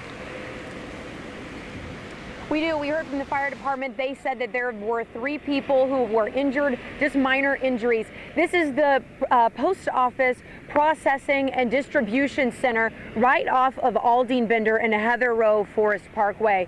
There is still, I mean, you can just see the damage. The entire roof collapsed on a portion of the building. We spoke to a woman who was inside when it happened. She says she was about 50 feet away, and she said it was a very loud noise and the roof just started collapsing. She said there was smoke. She says this is the automation center of the processing plant, and she says it's usually something that they use overnight to sort the mail. So there is mail that's underneath that debris and collapsed roof that is getting wet. But like we said, fortunately, you see this damage and you just think that, the injuries could have been so much worse. Fortunately, 3 people with minor injuries. We don't know exactly their injuries. We're not seeing a lot of people out here in the parking lot right now. The woman we spoke to says that they are all inside in the offices on the other side of the building. They're not being allowed to leave. She says they keep counting them to make sure that everyone's here. But you can see the number of cars in the parking lot. I mean, it's dozens of people who were inside at the time that this happened this morning. She says it was around 10 o'clock. This woman told me it was extremely scary. She says she was shaking and she was crying because you can imagine the noise that roof made when it collapsed here this morning. A really, really scary situation. There are cars that were parked. It looks like they were parked right up against the building, and they were also crushed in that collapse. Now, run those figures by me once again. How many people were injured, and you say and crushed? They were. So no one. We know that 3 people deaths. Okay. had no deaths. No deaths. Okay. The fire department says that 3 people had just minor injuries. But it's stunning to think that when you see how big of a space this roof spans. The woman said that this was an area they usually use at night. So it was fortunate that it happened this morning and not more people were in that area. Absolutely, because you look at the damage of this and it is, wow, you're just grateful that more people were not injured. I mean, this is just tremendous. It's and what time did you say this likely occurred? The woman told us it happened at about 10 o'clock this morning. Okay. And she says she was about 50 feet away when it happened, and it was just terrifying. Okay, Micah, we appreciate that report. Great information from your perspective there, and dramatic pictures as well. But we are just so grateful that it wasn't more, and it could have been so many more than 3. Absolutely, and that they were not more seriously injured. Thank you, Micah. We want to go now to Catherine Marchand. We've been sort of following the East Tex and all of the difficulties they're having up and down the East Tex Freeway. She is at Hopper, which is not that far, I believe, from where Ted Oberg was just a short while ago. And I see the rain still coming down there as well, Catherine. Yeah, it certainly is. And the problem is we have water on the interstate. We also have water on the feeder road, so people have nowhere to go. Now, you're taking a look at 59 southbound right now. You can see water in several lanes there. At one point, when we were coming south from the Cleveland area through Splendora, everybody had to form a single file line and we all had to get into the far left shoulder. That was how little space there was on the interstate. And then if you look over at the feeder road, you can see that it's even worse. There's a stalled out car there. Over in a parking lot, we're seeing really high water that's getting into those parked cars, into businesses. And we've seen people walking around in this. We've seen people driving through this feeder road water on ATVs, and there have just been so many stalled out cars everywhere that we've gone this morning.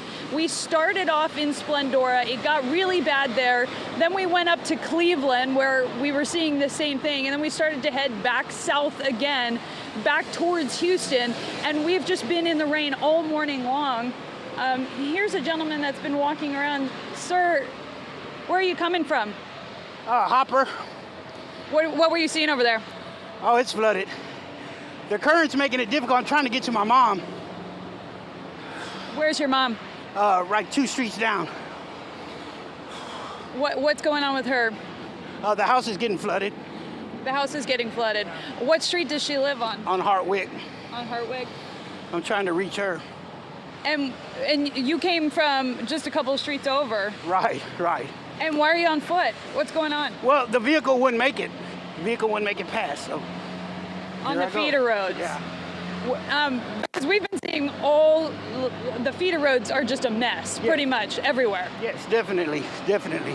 And is your mom okay? Is she in danger?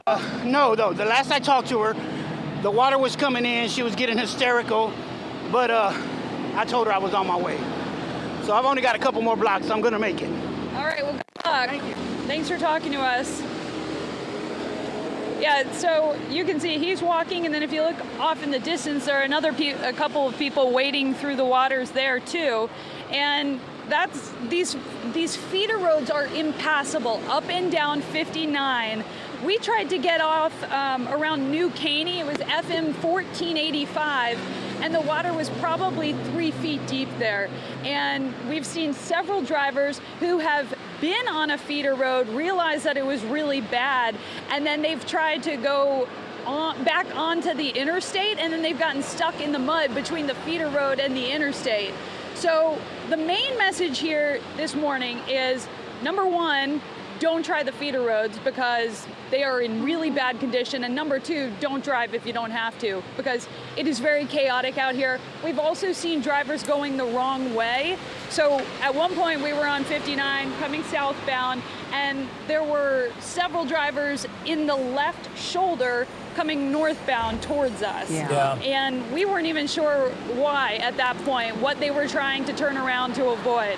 Yeah, so be careful out there, stay at home. Yeah, and it happens all the time as well. They run into an underpass and they say, whoa, I'm not going to cross that. Right. They turn around and they try and get out of there. But interesting, if you can show the feeder road once again, that gentleman talked about the current. You can see the the water move like a river. It looks like somebody actually fell over there just a moment ago. The whole feeder road is moving like a river, and you say, Catherine, that it is up to 3 feet, possibly even 4 feet in some areas. That is a strong current, and that's a result of all of the creeks and bayous from the overflow, as well as those feeders are actually built to become rivers during storms like this. Yeah, and meanwhile, Houston drivers getting creative, trying to figure out how to avoid it, including driving the wrong way. Look at that. Oh, well, boy. we want to head now. We've been talking a lot about the airports, both of them on ground stop to the best of our knowledge at this point. And certainly the big airport, you couldn't even get to it for the most part because all of those roads around it have just been inundated with water. Marla Carter, our crew, Marla Carter, was on her way out there. As I understand it, they couldn't even get close to the airport. Marla, there you are. Where are you? Yes, we are. We're actually on a feeder road right off of JFK, so close to the airport. A little less than about a half a mile or so from the airport. But yeah, you can see we're not moving. A complete standstill. I talked to the airport just a little bit ago. They said JFK is closed along with Will Clayton, and this is why it's completely impassable. So you cannot get to the big airport right now. Completely impassable. And look at all these people. We've seen even people walking by with their luggage, just trying to go on foot, and you see some of the dirt kind of here on the median. Well, that's where people tried to turn around, some unsuccessfully, some have been stuck, really just doing anything they can. But of course, the airport is at a ground stop, and people have been waiting for quite some time, people getting out of their cars, walking around, and honestly, nature calls too, and this is a wooded area. Some people have had to stop and use the bathroom out here. That's how long people have been waiting. Some of those people are right up here. We're going to talk with one of them. One of them actually works for American Airlines, and she was supposed to be heading to Miami, but as you can see, she's still stuck here in Houston. Hello, ladies. Hi. I know you're making the most of it this morning. How long have you guys been out here? Well, the original plan was for me to pick her up at 9:30. She had to be near the airport at 11:30. We've been traveling, stuck actually, for what, about? I don't know, 4 hours? Almost 4 hours, yeah. 4 hours? Yeah, not just here, but, we've had to try, we exited 59 and Aldine Mail route because that's the way that the app told us to go. Once we exited, it was a river, so we got back on. And we kind of tried to navigate through traffic. We were stuck on Beltway 8 for about 40 minutes. And then we finally exited JFK, and it was just at a standstill going to the terminal. So we decided to try and come around and here we are. Did too, right? Yes, everybody else did too. Yes. So that is. Oh my goodness. Well, I'm glad Just waiting. Just waiting. Well, Turned into some unintentional mother-daughter bonding. she's turned into some unintentional mother-daughter bonding time. Well, that's great. I'm glad you have such a great spirit about it, and glad you're doing okay. Well, no, we're fine. We're fine. We're just waiting. There's nothing else we can do. You know, you can't be angry. You have no control over the weather. So, you know, just everybody be safe out there, you know, and don't make any rash decisions. That is very good advice. Well, safe travels to you, Kendra, once you finally get to the airport. Thank you so much, ladies. And just one of the many people, of course, waiting here to get to the big airport. Again, both of the main roads that get into the airport are impassable at this time. In fact, I think we've been showing you a picture earlier of a Metro bus that was inundated, water surrounding it. And I talked to the airport. They said all of the flights, of course, are at a ground stop right now anyway, but certainly trying to do what they can. But as she just mentioned, what can you do? You kind of just have to deal with it and make the most of it and have the best attitude you can. But if you are in the area, you definitely want to avoid the Bush Airport. Obviously, roads around it. You heard her say it's been a 4-hour adventure so far today. And of course, they're not even at the airport just yet, guys. Yeah, there's a lot of waiting being done there, and they're going to continue to wait. The best thing to do is try and turn around and get out of the area, because you know what? It's a ground stop. Thousands of flights have been canceled. They're going to be able to reschedule some other day because they're not going to be able to pick anyone up either. Thank you. Well, or the other thing is just to have a great attitude like those folks. Yeah, at least they're happy about it. There's not much you can do about it. Just enjoy it. All right, let's take a look at some of the shelters around town, current shelter locations in Harris County. The Humble First Assembly of God Church. That is right there at 1960 Bypass. There are a lot of areas that were hit very hard up there. St. Timothy Lutheran Church, that's over there on Hargrave Road. And then I think that's it for now. So these, yeah, absolutely. These are a couple of shelter locations for folks who've had to leave their homes because of so much water, at least in that north side area. You're able to go there. Well, Beaumont is another area east of us that has really been pounded throughout all of this. And that's where we find our Charlie Edsity. She is there now. And Charlie, you know, your heart just goes out to Beaumont because we can all remember how badly hit Beaumont was during Harvey. There have been several other storms that have turned east from Houston, and now once again here we are. Oh my goodness, Mel, and this is not something that anybody around here wanted to see happen again. And we just got done speaking with this family. They're actually right here, and they were telling me that they went through Harvey here, and this is so much worse in their opinion than what they saw happen during Harvey. And so we've got this family here. So you see these kids. These kids were at Grandma's house, which is a couple miles to the south of where we're standing, or in the opposite direction of where we're at. And this is Dad, and Dad says that they live around the corner from here. They walked in the floodwaters to get to each other. And so, Dad, at what point did you realize, hey, we got to get moving, we got to get these kids? It was soon we stepped out the house, you know, we walked about a half a block, you know, and we noticed that, hey, we got to try to get over there to the kids because the water's starting to rise more and more, you know. But when we was in the household, we can see that the water was rising, you know, and we said, man, we got to try to get these kids over here because we know we ain't going to be able to get them over here at all because it seems like the rain just ain't going to stop, you know. And you were with all of your siblings over here, your family, and you said that how high was the water that you were walking through? The water was this high, up to my waist. It was dark and it was scary. Sure, yes. And then you mentioned, kiddo, because, I mean, you're obviously shorter than everybody else. So talk to me about, were you scared when you were walking through those waters? Tell me what it was like. Yes, ma'am. It was scary. Well, I didn't even want to get in the water. That's how scary it was. Like, I literally thought I was gonna float away. Like the tide, every time when a truck would pass, waves would come at you, and it was scary.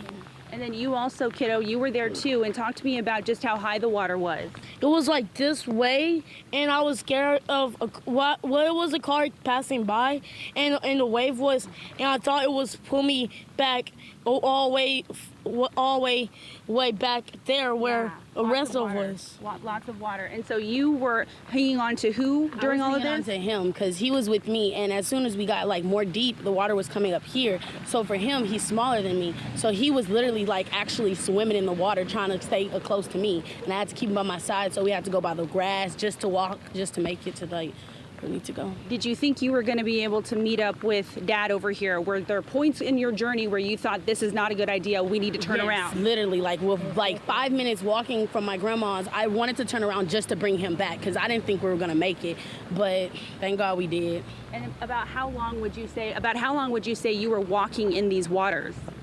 A good 45 minutes. At one point, like one stretch of land was a good 45. Another stretch of land was about 30. It was a long way in deep water, so it was really hard to walk. And so, Dad, you told me that your vehicles were flooded. That's why you could not drive and get them. And obviously, the state of the streets right now, not a good idea to be trying to use your vehicle. And so what is the plan for your family at this point?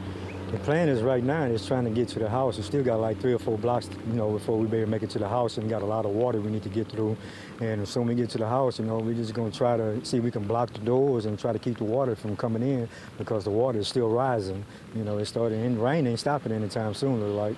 So basically, just trying to stay safe and stay dry in the household. And have you had flooding inside your home before?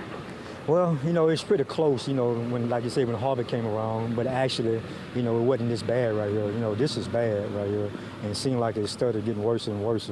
And we, like I said, we weren't even prepared for this.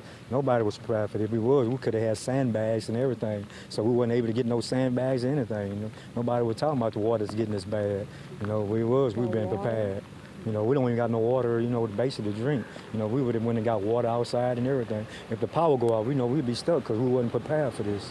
The government and everybody, they didn't prepare for it. It's bad right now.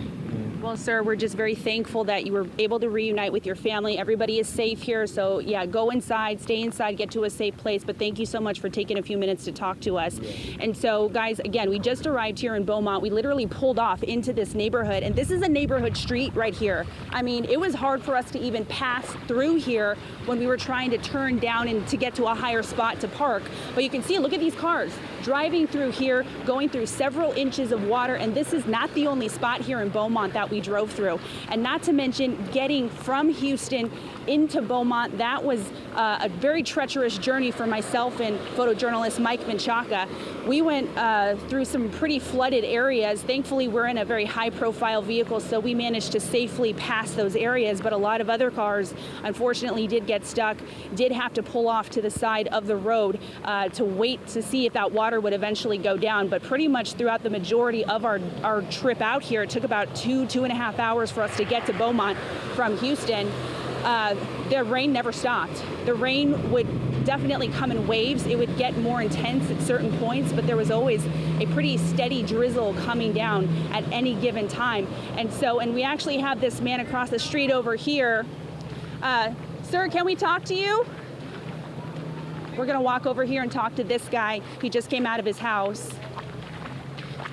Hi, sir. Are you doing okay? Yeah, I'm doing fine. This is about as high as I've ever gotten here. Okay, so say that one more time.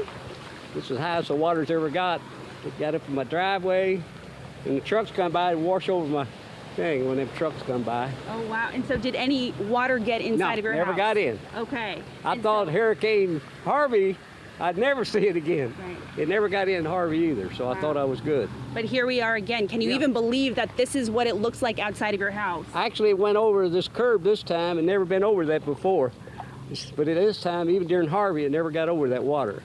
And so, I mean, describe to me what the last several hours have been for you. I mean, you've been watching the water collect out here. Tell me what's been going on. Well, my wife went and took a nap. She was up all night. But I was up, and I kept watching the water rise, and I was worried about it getting in my house, which I was going to stay no matter what. I wasn't leaving. But I was hoping it would quit raining so much. And I went last night, and I couldn't hardly get back into my driveway. That was 9:30 last night. Then it rained all night after that. So I'm just thinking it probably rained 20 inches. My goodness. Somewhere within, 12 hours? Right. Yeah. I'd say that's about it. And so do you still have power inside your home? Yes, power, everything. Okay. Very, very blessed. Yes, indeed. I have 4 kids live in this area, and one got water in Harvey. They had to have it remodeled, and it went back in his house again this time. Wow. So, but the other 3 kids are good. Okay, and so you mentioned that one child of yours having to go through this a second time. Second time in 2 years. When he told you that, did your heart just break knowing that he's got to go through this again? Yeah. All I could do is say, I'm sorry. I just felt bad. Right. But he didn't evacuate. He had a mandatory evacuation where he lives, but he went upstairs, I think, him and his wife. That's what they did the last time where they remodeled the bottom part. He just lived up in the top part of his house. Well, thank you so much, sir, for taking time to talk to us. Stay safe out there. All right, guys, so that's the situation happening here in Beaumont. Rain still coming down. We'll keep you updated throughout the rest of the day, so stay with us here on Channel 13. I'm going to toss it back inside to you. We're live from Beaumont. Charlie Head City, ABC 13, Eyewitness News. Yeah, and you keep hearing the same thing. Boy, we thought Harvey was bad, and then we woke up to this. But we're just so glad they are all doing okay. Thank you so much, Charlie. So many people looking back as well on Harvey and what it created, and especially those folks in Kingwood, because they suffered so much during Harvey. Pooja Lodhi has been up in Kingwood most of the morning now, and we can clearly see, Pooja, there it is behind you. It looks like a river behind you there. It's unbelievable. It has been raining for hours and hours and hours since about 7 o'clock this morning. Take a look at what's going on out here. This is North Park right here, which you can see is flooded. We're seeing several inches of water. That is 494 behind me, and you can just see a row of vehicles. We have spoken to some of these people. Some of them have been out here actually for several hours now. Just because of this high water, they are unable to go anywhere. We haven't seen any stalled cars. Luckily, this area was blocked off by HPD officers pretty early on. So we haven't seen a lot of people actually stall out their cars or get any water inside their vehicles. But as you can see, they are unable to go anywhere. Now, I can tell you that just over the past, I would say 10 minutes or so, HPD's dive team did come through here. We asked them, hey, how bad is it inside these neighborhoods? And they told us that they don't know yet because they are just now arriving. It actually took them hours to get here, to get through all of that high water, to get through all of those traffic issues. So they are just now able to come through this neighborhood, and they are now going to find out just how much water is inside those neighborhoods, because again, we don't know if water is inside the homes out there. We really don't know what things out there look like. I do want to come back here, though, because I want to talk to a couple of these people, because Pooja, again, maybe she so can't hear many us, of them we have a been news trapped out conference, here so if we can maybe lower her microphone. We have a news conference we're going to get to right now. This is the Harris County Judge Lena Hidalgo once again kind of updating us. Pooja, if you can hear us, hope you appreciate the fact we had to interrupt you. So sorry about that. And there is the county judge at the mic, surrounded by so many of her lieutenants. Let's listen in. A few minutes ago, a disaster declaration for Harris County that allows us to issue emergency purchase orders, contracts, for example, like debris removal that we might need. It allows us to receive additional logistical support from the state, and the governor has also offered a disaster declaration for the state of Texas. Right now, the main message for the community continues to be that we need folks to shelter in place and to stay where they are. We're seeing smaller amounts of rain now in the northeastern part, but still it adds up to the impacts that we've seen so far, and the rain continues to move. We'll have Jeff Linder in a little bit here to explain more details about the rain and about what areas are flooding. We also have a representative from the San Jacinto River Authority. We've received some questions about Lake Conroe. They have enough space, don't plan to release the lake, but he's here to answer questions. We are responding to rescues. Our fire marshal is here to provide additional information if needed, but we have rescued folks, over 1,000 people in the east side of town, 500 folks in the Spring area. We had, after Harvey, 160% increase in our high water rescue assets for all of law enforcement in Harris County. So that's allowed us to respond adequately to the calls we're receiving. we continue to direct folks to readyharris.org, where they have information about recovery, about closures, and about the work that we're continuing to do.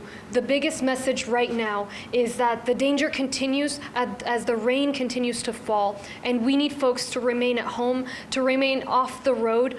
I know that folks are heeding that advice. Most people are. Anybody who is thinking of going outside, please make sure that you stay indoors. That's the way to keep yourself safe. That's the way to keep our law enforcement and first responders safe as well. We are also opening 13 shelters with the Red Cross across Harris County. As those come online, we'll be putting the information at readyharris.org. I'll pass it on to Jeff Linder to give a weather update, then I'll repeat remarks in Spanish, and we'll be here to answer any questions. Thank you. Jeff, would you mind checking the mic to make sure it's on the middle mic? The one without a flag.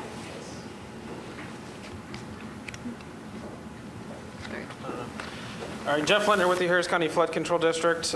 We continue to have heavy rainfall. It is shifting to the south now into the Brays Bayou, Meyerland, Sugarland areas, and then a little bit further south down to the Pearland area. We are getting a little bit of a break, as the judge said, in the northeast part of the county, the northern part of Harris County that was hit so hard early, the Aldine area, the Spring area, but we still have significant amount of water out there, and we still have a little bit of additional development up the 290 corridor. So we continue to have rainfall.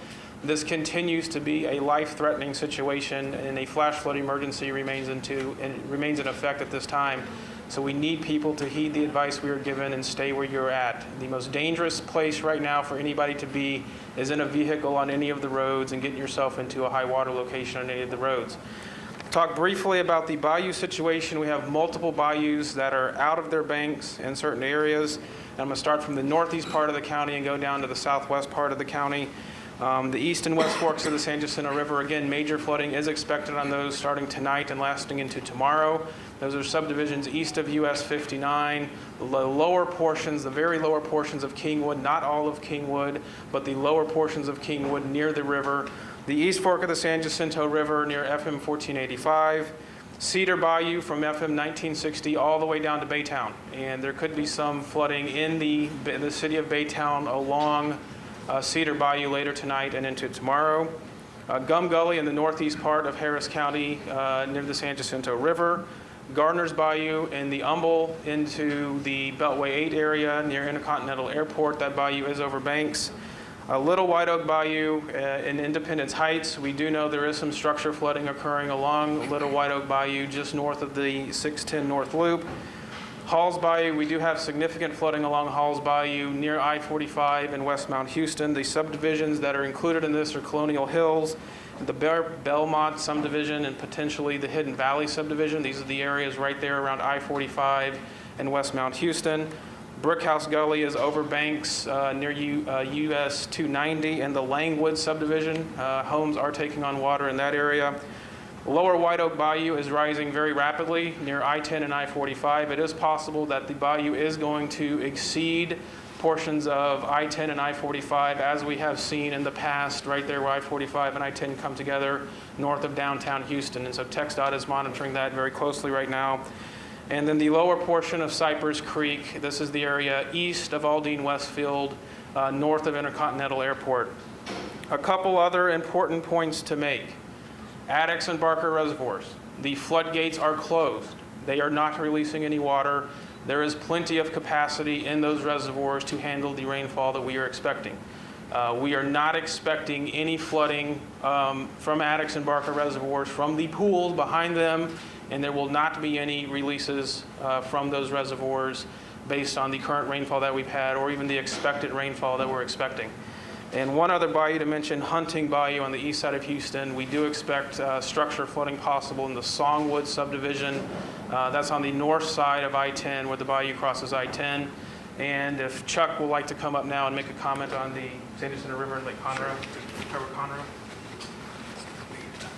Thank you. Chuck Gilman, San Jacinto River Authority. Although we have seen localized heavy rains in Montgomery County, majority of that rainfall has been to the east of I-45. Lake Conroe Reservoir and its watershed is north of the city of Conroe, so we started this event with a lake level of over 2 feet below our normal pool elevation, so there was capacity to begin with. And then our watershed has not received the rainfall intensity or duration that we've seen in southeastern Montgomery County and northeastern Harris County. So we have capacity in the reservoir and do not expect any releases at this time. Repito ahora en español los comentarios que hemos mencionado. You have been listening to the Office of Emergency Management giving us a full update on what they're seeing, what they're responding to, and the bayou situations. And as they switch over to offering that same information in Spanish, we want to take over for just a minute until we get to the question and answer portion. I'm Alona Carson along with Mayra Moreno, and we are here to continue our coverage. And actually, Jeff Lindner passing on a little bit of good news about some of our bayous. Yeah, exactly. Now, I'm sure a lot of folks since Harvey have been worried about this. So we do want to mention that the Addicks and Barker reservoirs, there is no potential flooding, there is capacity, and they will remain closed. So I'm sure a lot of people out there were worried about that, wondering what that means for that area. And whether they would be, yes, doing some of those releases that we saw during Harvey. Certainly plenty of bayous out of banks, multiple bayous out of banks all around our area. Northeast Harris County, he's mentioning getting a little bit of a break, but San Jacinto supposed to experience major flooding. Cedar Bayou, Halls Bayou, quite a few of these experiencing flooding and out of their banks. So certainly a bad situation for so many folks around our area who may need a place to go. Exactly. So we do understand that 13 shelters will be opening up. And of course, we are going to update this on abc13.com as soon as we know which shelters they are. And as always, they say you can go to readyharris.org to find out more. But as you can see here on your screen, we have a couple of those shelters out there. Humble First Assembly of God Church, that's located on 1915 Farm to Market 1960 bypass. That one is in Humble. Yep, there's also St. Timothy Lutheran Church. This is on Hargrave Road in Houston, and we will continue to pass along those other locations. As Mayra just mentioned, 13 locations opening up to get those shelters open for anyone who needs them.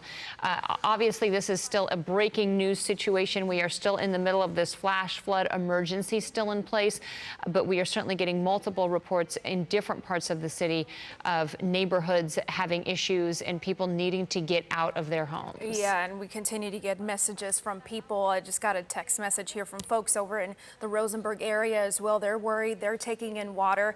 And as we heard as well in this news presser, it continues to be a life-threatening situation. That's what Jeff Lindner was saying.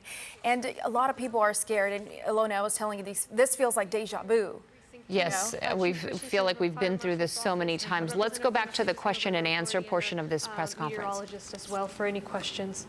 We have public health as well. Dr. Shah is here with us. Judge, you had mentioned roadways are a dangerous place to be at this point. There's been issues on the feeder roads, toll roads. Where specifically right now are we seeing problems? That's right. The roadways are the most dangerous place to be, and we will continue having to barricade and close roadways. So particularly the east part of town, I-59, we're seeing an I-10 and 45. We are seeing all along the east side pretty much, and the rain continues. So we can predict more closures, more backup, and that's why we don't want people to be out driving. We need folks to go home. If anybody is caught outside in the rain, we ask that folks make their way to a structure, that they make their way outside the car, and we'll remind folks if you feel your life is in danger, call 911, and it helps us to know what you're calling for so that we can respond what exactly your need might be. Judge, are the majority of these rescues happening for people who need to leave their homes, or are these people who are out on the streets or getting caught in floodwaters? Can you give us a sense of where most of these rescues are happening? I'll give an opportunity to Chief Christensen to answer that question. She has all the details. Thank you, Judge. Laurie Christensen, Harris County Fire Marshal. What we're seeing is, as Jeff Lindner was talking about, these neighborhoods that are becoming inundated with water and flooded. We're seeing people that are going to go ahead and get out. Maybe they have children in school, maybe they have other places, and they're making meeting points to go to the shelters that the judge was saying is open. So the good thing is we've learned a lot since Harvey. I think we're seeing a lot of proactivity from our residents that are out there, and they're making plans early. So because they'll be surrounded in those areas with the water, they're getting out for those purposes. Again, we're seeing over 1,000 what we would call rescue and evacuations. And I want to make sure we understand not all of those are rescues. A lot of them are evacuations out of areas to get them to shelters because they know this is going to be a long, drawn-out process. And again, we talk about the 160% increase in our fire services and our law enforcement capabilities. We're working closely with all 54 fire departments. We have over 120 law enforcement agencies, and we're working closely with all of them to ensure not only the safety of the residents, but those in the schools and those things like that. So we're verifying all that information. From a safety perspective, you mentioned the 13 shelters that will be opened across the county. Any idea when those will open? Timeline, I guess, for people? The shelters continue to come online as necessary. It's changing very quickly, so I ask that folks review readyharris.org. That's where we have the latest list of shelters. And as soon as we see a lot of people coming to a lily pad, that tells us there's a need for a shelter, and that's when we open it. Of course, reminding folks, and folks know this when they're at home, if the home is taking in some water, just a little bit, it's safer to stay there. More dangerous to be outside. But for folks that feel the need to be evacuated or for a rescue, that's where we set up these shelters, and the latest information will be on our site. Over 1,000 rescues and evacuations. Do we have a breakdown potentially of how many of those are actual rescues? Lori, do we have a breakdown so far? I know we're still collecting information. No, and to tell you, it's so fluid that I can't give you that number right now because as they're happening, we are going to capture that information, but to be honest, because everything is moving so quickly, that will be much later in the day before we're able to give the judge some actual numbers.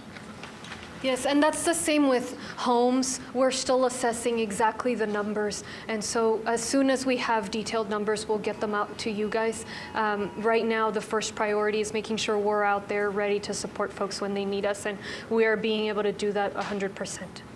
You mentioned that the disaster declaration, I think you said it helps you seek additional assistance from the state. Can you go into a little bit more detail about that? So there's additional logistical assistance that we can call on from the state after the disaster declaration. We have been coordinating very closely with the governor. We have the Texas Department of Emergency Management stationed here, and so where we didn't need additional resources, they're ready to support. And now, of course, that sets the stage as well for if we need to do emergency purchase orders, additional procurement. During Harvey, this was used. Fort Bend County used it as well back then, and so it's something that puts us in a better position to respond, be nimble in a situation like this. When you say logistical assistance, what does that mean?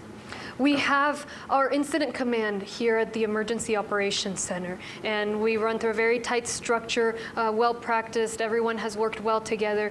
There could come a time where we need additional manpower, additional support, and so that's what this opens the door for. Right now, we haven't felt a need to call on that additional logistical support. We're being able to manage with all our partners, and what we're doing is sharing rescue assets across our local law enforcement agencies, the county, and we even sent some additional support or some support earlier today to our neighboring counties.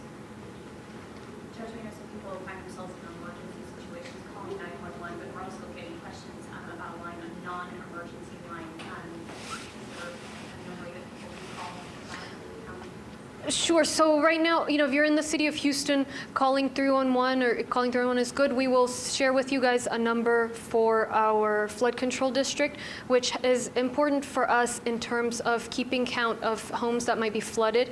That is helpful after the fact if we need to apply for aid from the federal government. And so that's one thing, if it's a non-emergency situation, that we can share with you guys, and we'll make sure and share it after this. And it's on our website also, readyharris.org.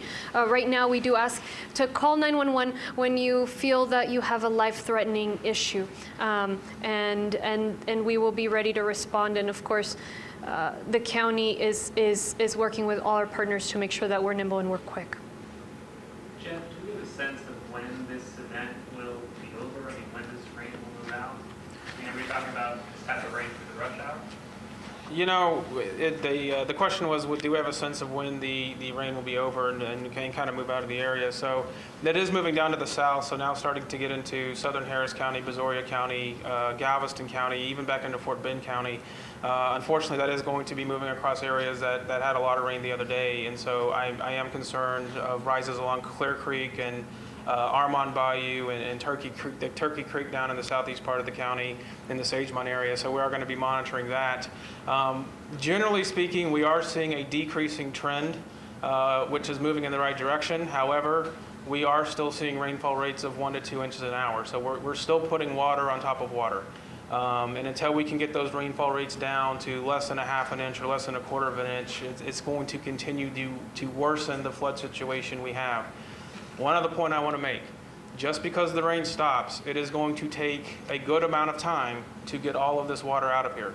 The bayous and channels are working, but they are overwhelmed. The street drainage systems are overwhelmed, and it will take several hours once the rain stops to get the streets down, to get the bayous and creeks down. So just because the rain stops does not mean the water is going to go away. It is going to take time for that to go down. We could have high water in portions of the county into tonight and even into tomorrow, and especially those portions in the eastern part of the county, Cedar Bayou area and the San Jacinto River area, that water will remain high even into the weekend.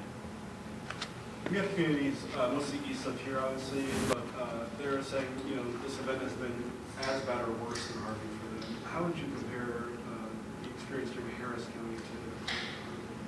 It's an incredibly difficult situation for anyone to see the risk of flooding, the water rising for folks that are taking water in their homes. It's incredibly difficult, and we understand the anxiety. The benefit we've had with this event hasn't been as widespread. Of course, each rain event is different, and I want to remind folks, of course, in all of the areas where we're seeing rain, especially our channels, the Halls, Greens Bayou area, Clear Creek in the southeast, those all have major projects that our flood control district has been working day and night on that we're accelerating at the county. Right now, the issue is life safety, and so what we need folks to do is stay calm. If they find themselves, they're feeling like they're in danger, to call 911 and to stay home. As Jeff mentioned, it may be that these bayous rise as they convey the water. And so we have to remain vigilant. Folks need to remain vigilant as the water stops. The best thing you can do is remain indoors, wherever you are, to not go outside. ¿En algún momento han hablado ustedes con autoridades del Distrito Escolar de Houston por la situación con las escuelas? Porque sabemos que hay algunas escuelas que ya tienen agua adentro también y padres de familia están preocupados porque falta 1 hora y media para que los niños salgan. Y no saben qué va a pasar. Estamos en contacto constantemente con los distritos escolares, informándolos de la posibilidad de los canales, las calles alrededor de los distritos. So getting some questions in Spanish here about some of the schools, and the county and Houston has continued to make the point, along with all the other cities in our area, if your children are in school, they are safe. We are not getting any reports of any dangerous situations at schools that have flooded. They will make sure your children remain safe. So don't try to go to school and pick them up early. Let them stay home. You stay home. Let's let this storm move out as we take a look at the radar, and you're seeing some of those updates from Jeff Lindner that hopefully this will start to ease up. We just need to give this some more time right now. Yeah, definitely. And of course, he also keeps saying, even if the rain does stop, we are not out of the threat zone. You still have to wait for all of that water to drain itself out, which, as we know, it takes time here in the Houston area. Absolutely. And the county judge making the point that roadways are the most dangerous place to be. There are a lot of road closures out there. As you take a look on the right-hand side of our screen at just some of our area freeways, you can see that trying to get out and about is not a good idea. We're wrapping up our news conference there on the left-hand side of your screen. But if people are out on the roadways, they are not moving. And this is if they are in safe places. They're still still stuck. So these pictures tell the story. You need to stay home for right now. Now, we continue to follow this flash flood emergency, and Governor Greg Abbott has declared a state of disaster for Brazoria, Chambers, Galveston, Harris, Jefferson, Liberty, Matagorda, Montgomery, and San Jacinto counties. Shelters are now being set up, and they are opening as needed. Yeah, exactly. And as we get that information, we're relaying it to you on air and online, of course. The Harris County Sheriff's Office says those who have been flooded out of their homes can go to the Humble First Assembly of God Church or St. Timothy Lutheran Church. And of course, Jim Mattress Mackinville has opened up his flagship location that's on the North Freeway for anyone who is stuck, just like he did for Harvey. He is opening up his home, if you will. And right now we want to toss things over to David Tillman, our chief forecaster. David, what are we seeing right now? What is the prevalent information that people need to know at this moment? I tell you what, the rainfall rates have come down a little bit, but they're still extremely high. Earlier this morning, we were getting measured rainfall rates up around 5 inches an hour. Now they're down to about about anywhere from 1 to 3.5 inches an hour. So the rates have come down a little bit, but we're still seeing a powerful storm in progress right now that's going to continue through the afternoon. We're thinking, well, it's going to be another couple hours at least before it completely makes it out of Houston. But even when it gets south of Houston, it's going to continue to pound our coastal areas. Here's a look at estimated rainfall over the last 3 days, and you can see the swath of where the worst of this has been. It goes from east of Beaumont into parts of Louisiana, all the way through the Winnie area, back to cover the entire county of Liberty County, just about all of Chambers County getting hit really hard with this storm, and then all the way back up towards the Conroe area. These are radar estimates, more than 20 to 25 inches of rainfall here. You see this little area around the Winnie area? Well, that's where we ran out of colors, and we're thinking that in this particular area, more than 30 inches of rain has fallen in the last 3 days. I was also just looking just a little while ago at the far northeastern tip of Harris County, because that's within the Harris County Flood Control District's rainfall gauge area there, and I saw measured rainfall amounts of 27 inches there in northeastern parts of Harris County, and you can see that bleeds in the general direction down towards downtown Houston, where we've easily seen more than 10, and in some cases more than 15 inches of rain out there. Here's the rain that's falling right now. Here's all the warnings and emergencies that are in place right now.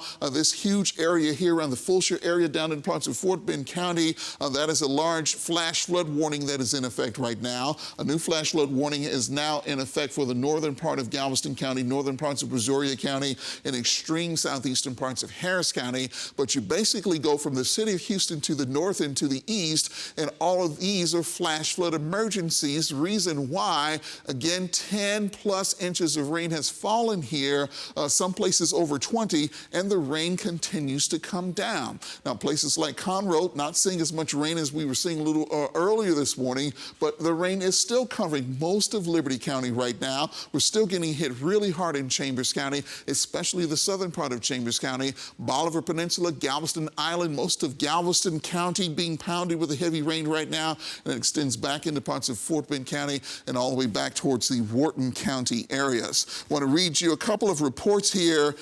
Storm reports, floodwaters entering apartments around Dulles Avenue and Avenue E in the Stafford area right now. Okay, that is one report we have. And then we also have reports of roads going underwater in Sugar Land and in Stafford right now. So the rain is coming down heavy enough, although not as heavy as what it was, but it's overwhelming the drainage systems there in parts of Fort Bend County, Sugar Land and Stafford, and some of the roads are going underwater. So just like we were thinking earlier, this is not a time to get out and travel in places like Fort Bend. We'll take the warnings off and get a closer look at what's happening with the rain over Houston. Again, the heaviest band by far has moved to the south in the parts of Fort Bend County, northern Brazoria County, but we still have rainfall rates here of about 1 inch an hour to 2 inches an hour. And something that I don't like that I'm seeing here is that we're seeing a little bit of redevelopment out here in parts of Waller County that appears to be feeding this line. line here. So it's going to be at least 2 or 3 more hours before this rain completely clears the city of Houston. So you're getting rain on top of flooding rain here in town. We do not recommend that you travel at this particular time. Some of the schools may be delayed in letting kids out because this rain continues to fall. And certainly if you're at work, you should just go ahead and stay there for the time being because you do not want to travel out in this. Here's a closer look at what's happening in parts of Fort Bend County back into Colorado County. You see a heavy thunderstorm out there near the Columbus area. It appears to be moving away from there. East Bernard, you're seeing some heavy rain. That line should make it down to the south end of parts of Wharton County pretty easily. And that line extends right into Sugar Land, right into Missouri City. Those of you around Sienna Plantation getting some heavy rain right now. And it continues to very slowly move to the south at about 15 miles per hour or so. We go farther to the east. We're still seeing heavy rain.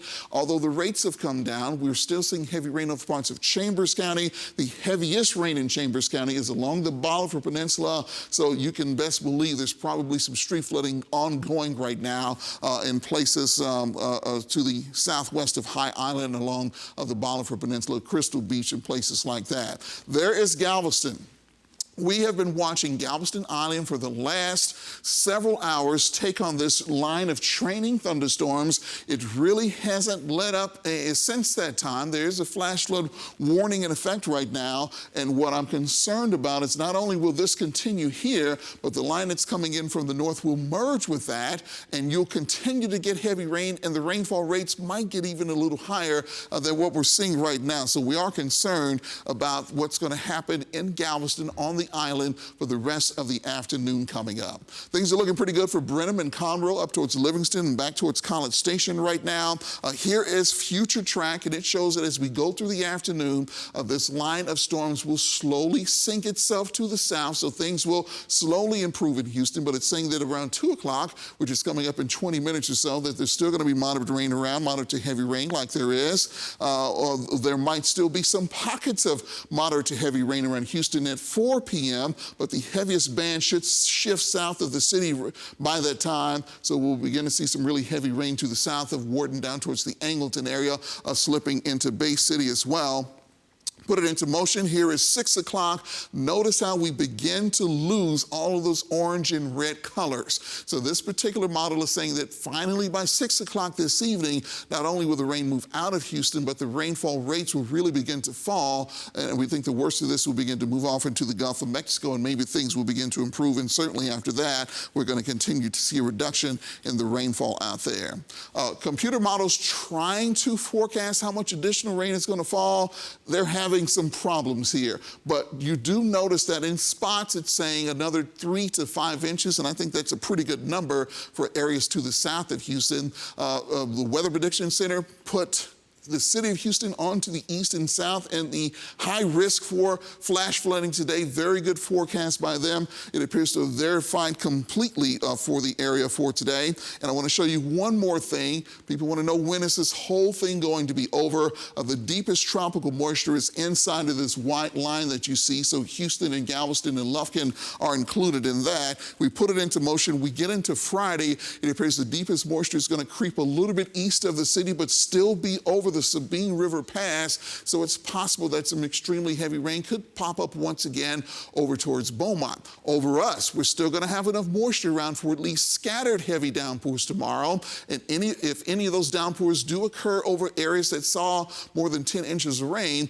we could have some additional isolated flash flooding problems as we get into tomorrow even. Watch what happens as we get into Saturday. There will still be moisture around, not as deep as what we're seeing right now, and then we'll finally, by Saturday into Sunday, start to see a little bit more of this brown color work its way in from the east, so things will start to calm down, we believe, over the weekend as the high pressure dome moves in. But for right now, we've got some extremely heavy rain from downtown Houston to the south, west, and east that will continue for several more hours. We might not be completely in the clear in the city of Houston to allow people to maybe get out there until 5 or 6 o'clock this afternoon, guys. Wow. Yeah, Yeah, so definitely stay home, of course, if you can right now. Where you are is the safest place. Yep. Now, I do want to mention that Lakewood Church, they tweeted out that they opened their church. If anyone out there is in need of assistance right now, and that is in Southwest Houston, the 3700 block of the Southwest Freeway, that is open for anyone needing assistance. Okay, good to pass that along. We are also watching some of the roadway rescues that are happening with all of the cars flooded out in high water on the roadways. Our own Jessica Willie is standing by in a spot seeing some very high water. And Jessica, this is right in Bel Air, right?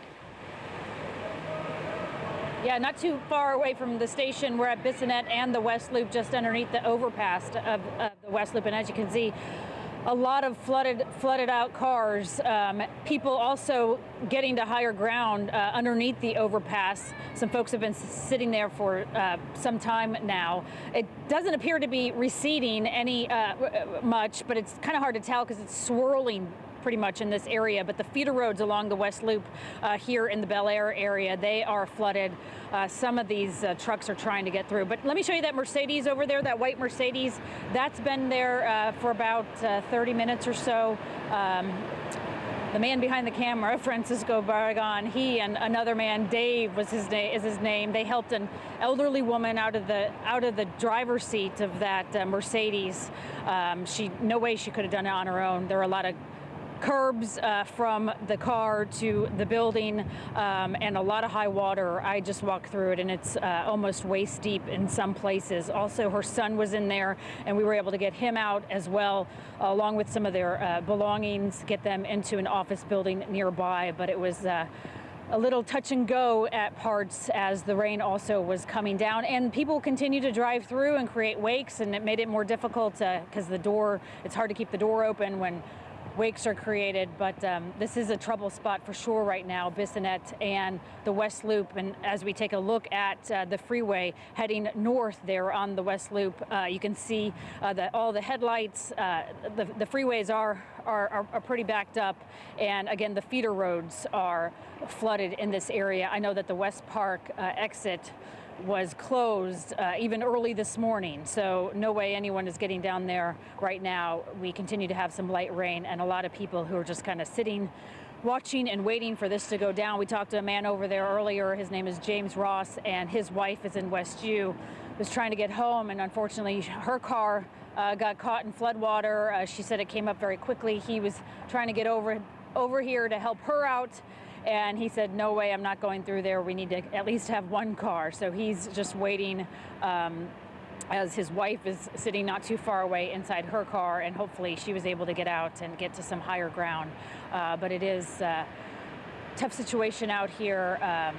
Several flooded vehicles, and it doesn't look like this water is receding just yet. Alona? And Jessica, you know that this is also right in the heart of, a large residential area. So I know so many folks in Bel Air, in Meyerland, all along that corridor are concerned about just how high the water is around their homes. But this is a spot that we see problems quite a bit. This is a lot lower than the surrounding neighborhoods, isn't it? Yeah, and this is what the city engineers will tell you, that these feeder roads are designed to take on the water. Yep. So it doesn't go into the neighborhoods and into the homes. So this is what's supposed to happen. Unfortunately, people are seeing the gridlock on the freeways on the West Loop or on 59. They think, hey, I'm going to get out onto these surface streets, and this is what happened. This is what's happening. They're in the intersections. They're facing this flooding because this is what these intersections are designed to do, to kind of channel the water through into the drains, into the sewers, and then out into the bayous. But in the meantime, people don't hear the warnings or decide that this might be the better way, and unfortunately get caught off guard in a lot of situations. And certainly, a flooded out car is not the worst thing that can happen out there, as you watched an elderly woman being helped out of that white Mercedes, as you mentioned. This is some of the video. Yeah, and Jessica, when we watched this video, it seems like it was really lucky that she had somebody that happened to be there, a good Samaritan, to help her out. This was a bad situation. Yeah, she would not have been able to get out on her own. I think also the shock of being caught up in floodwaters, you know, we all think we know what to do if it happens. But I think people are, you know, unnerved and scared, rightfully so. They just were sitting there until somebody else, Dave and Fran, could help her out and help her to an office building. And she's inside now, getting warm, and they grabbed a chair for her immediately, and she's with her son, and you know, they're doing okay. Obviously, they're gonna have to deal with the car situation, but they're safe. Yeah, we're happy she's safe, and They really are. Yeah, That's there were incredible. folks there to help, because yeah, Jessica makes a great point. You know, you think that, oh, if I get caught in a bad situation, I'll just get out. I'm going to walk to higher ground. These are shocking situations. These are situations you have very little control over. Your vehicle might start to move out there. So we keep telling you, and all of the emergency people keep telling you, the roads are the worst place to be right now, and they have not started to recede in many areas. David Tillman just finished telling us that there's another round headed toward some of our areas, and so this is not the time to try to get out and about. No, not at all. And he was also mentioning how we might have more rain up until possibly 6 o'clock, if that.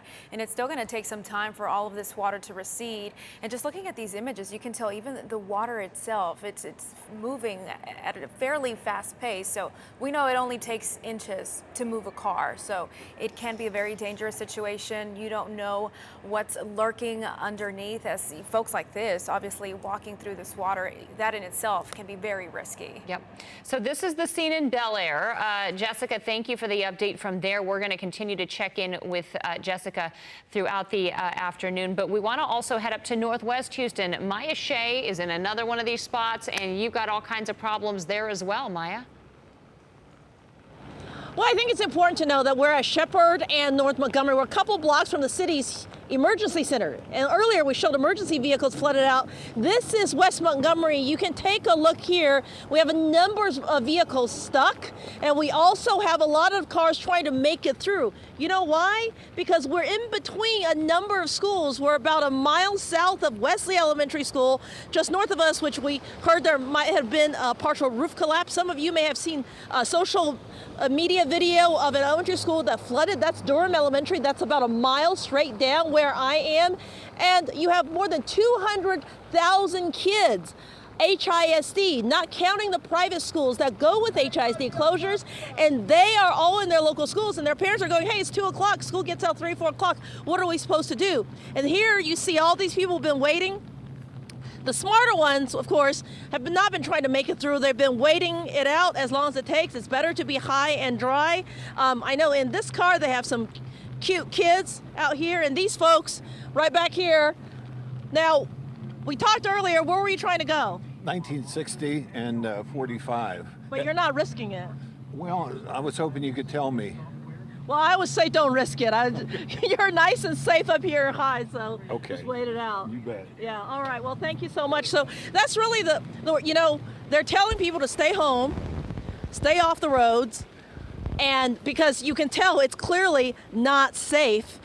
But the problem is the parents are going, what are we supposed to do with our kids? And, you know, HISD has said that the kids are safe sheltering in place, but certainly when you're a parent, you want those kids back with you as soon as possible. And what we're also seeing a lot of is when large vehicles like this UPS truck moving through, it creates a wake. So if you're in a lower profile vehicle and you're in the area thinking you might just be able to squeak by, it doesn't work out that well. So this is West Montgomery, has not gone down. It is a nightmare. And I'll tell you, the emergency response center where the mayor is right now, some of those workers, they were surprised to find out that their cars were flooded when they came outside because they've been busy responding to this emergency. So that's the situation out here.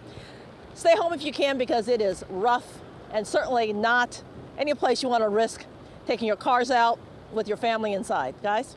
Absolutely. I mean, this is just not the place to be. There is nothing fun about that. We've got a lot of folks wishing they were safe and sound at home out there. Maya, thanks for setting the scene from there. Eric Barajas joining us now as well. And, you know, it's not just these couple intersections that we just showed you. This is all over the city. It's all over the place. I just made it in, and I was coming from the North Beltway on the East Tex Freeway. People are driving the wrong way on this shoulder. Cars are stalled out. There's wrecked vehicles on the shoulder. I mean, it's pretty much a mess everywhere you go. So speaking of how bad the roads are right now, let's go to traffic anchor Bree Berry for the latest. Bree, what do you see out there?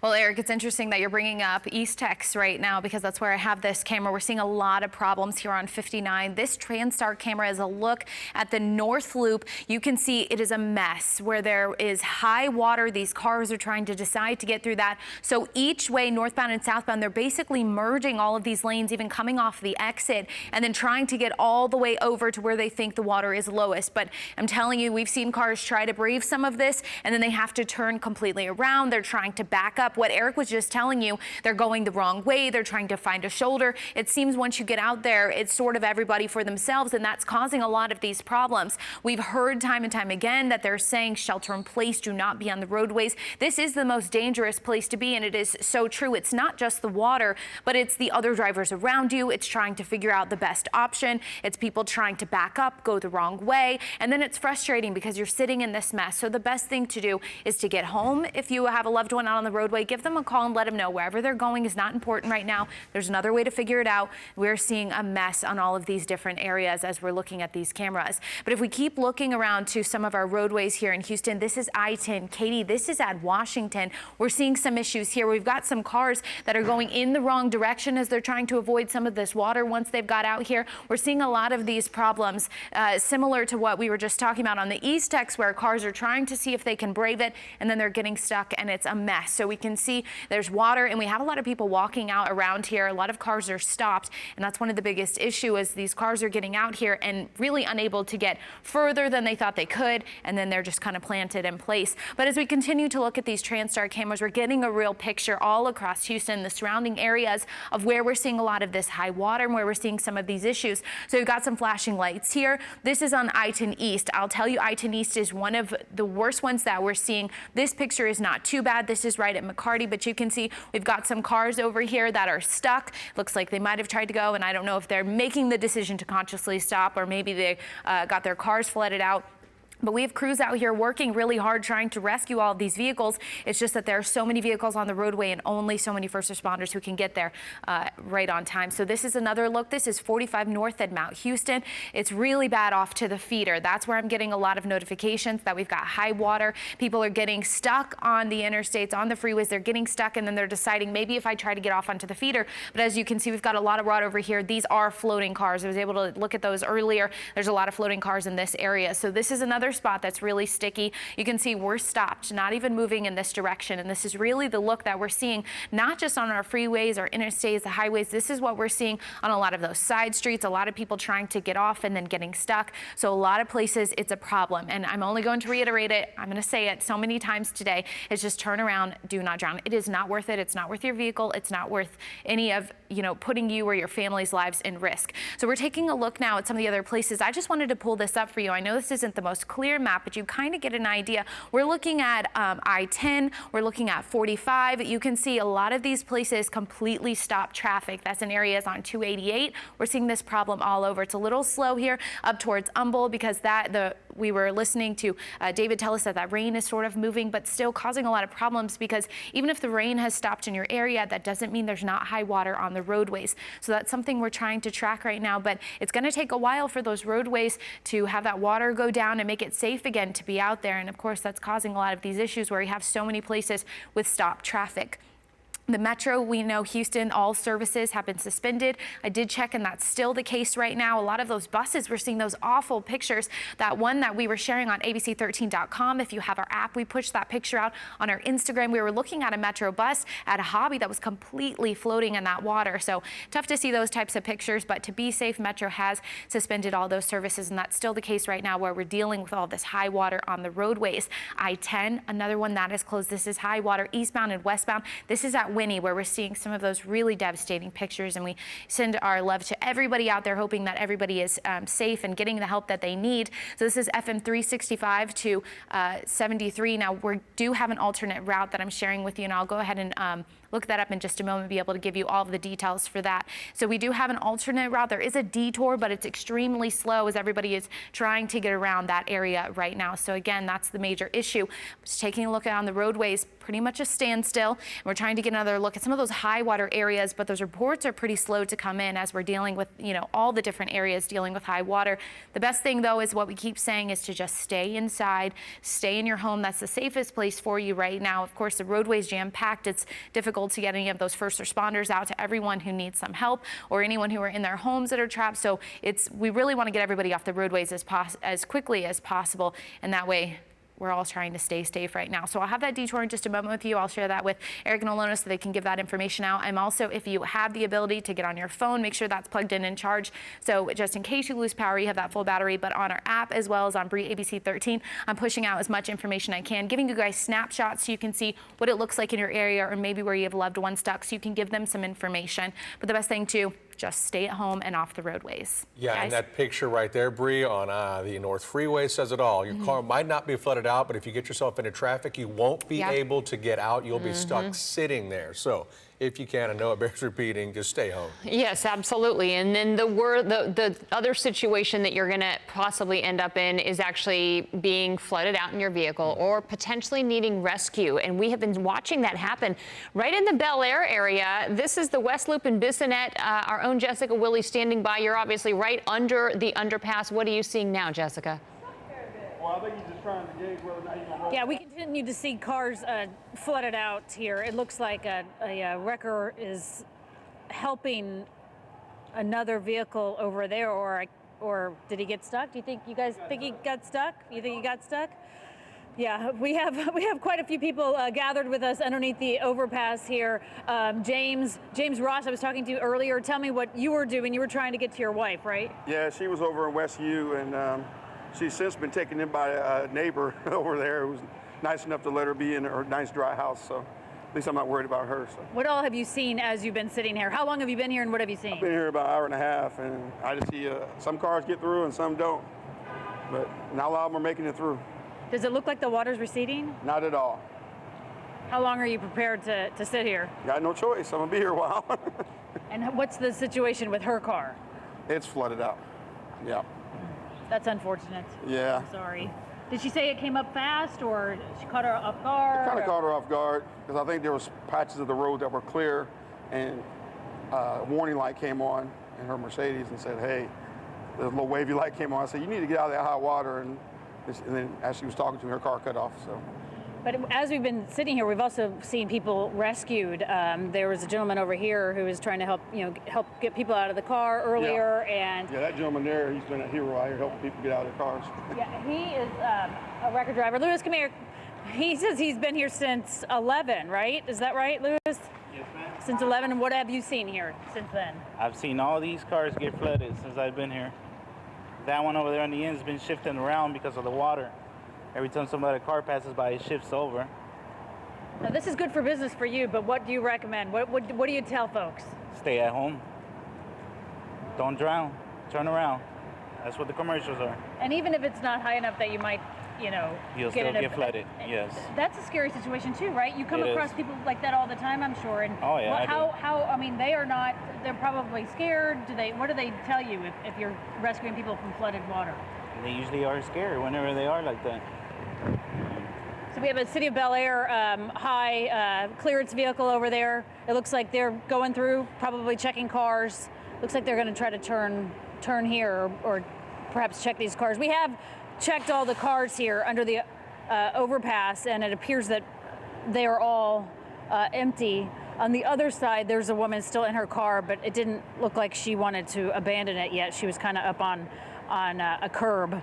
The car, I don't think, was moving anymore, but she was okay. But it looks like these folks over here are checking for anybody who might be stranded. Let's see if we can listen in. It sounds like the driver is still in this cab over here, so these Bel Air city workers, probably, I'm thinking firefighters? I'm not sure. Looks like he's gonna, no, police officer. Looks like he's going to go check the cab over here, see if they're okay. What? Yep, sure, of course. Let's watch as he asks this cab driver, and he's telling that driver right there it's not a good idea to go through. He wouldn't recommend it.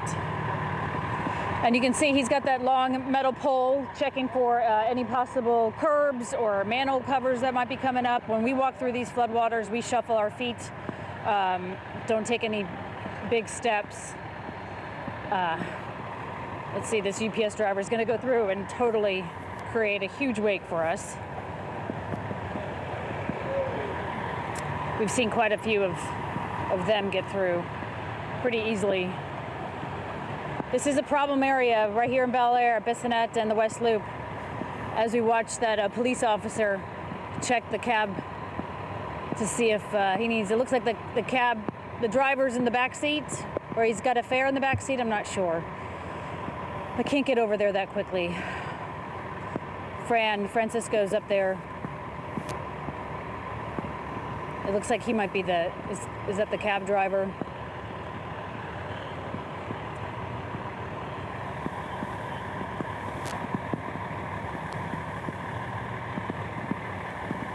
And that Bel Air City worker just warned us about manhole covers floating up.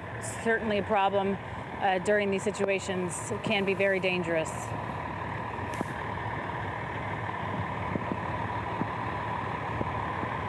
I think Francisco's telling him where there's another vehicle with a woman still inside. And as we take a look down Bissonnette, you can see all of that traffic backed up because of this. Yeah, he's able to get him out, get to safety.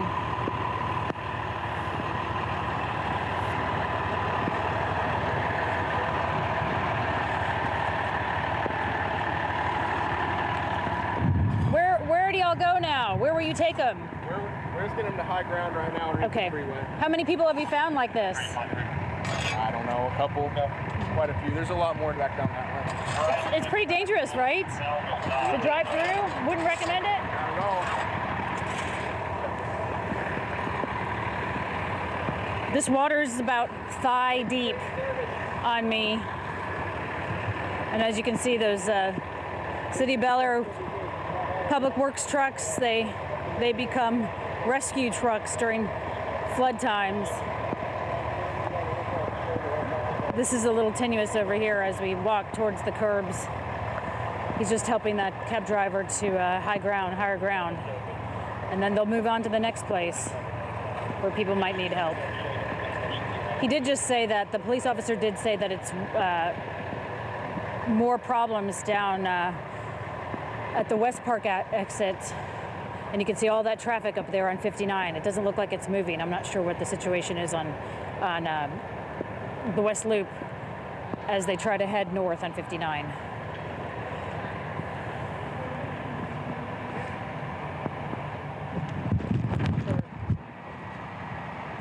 If you guys can still hear me, talk to me.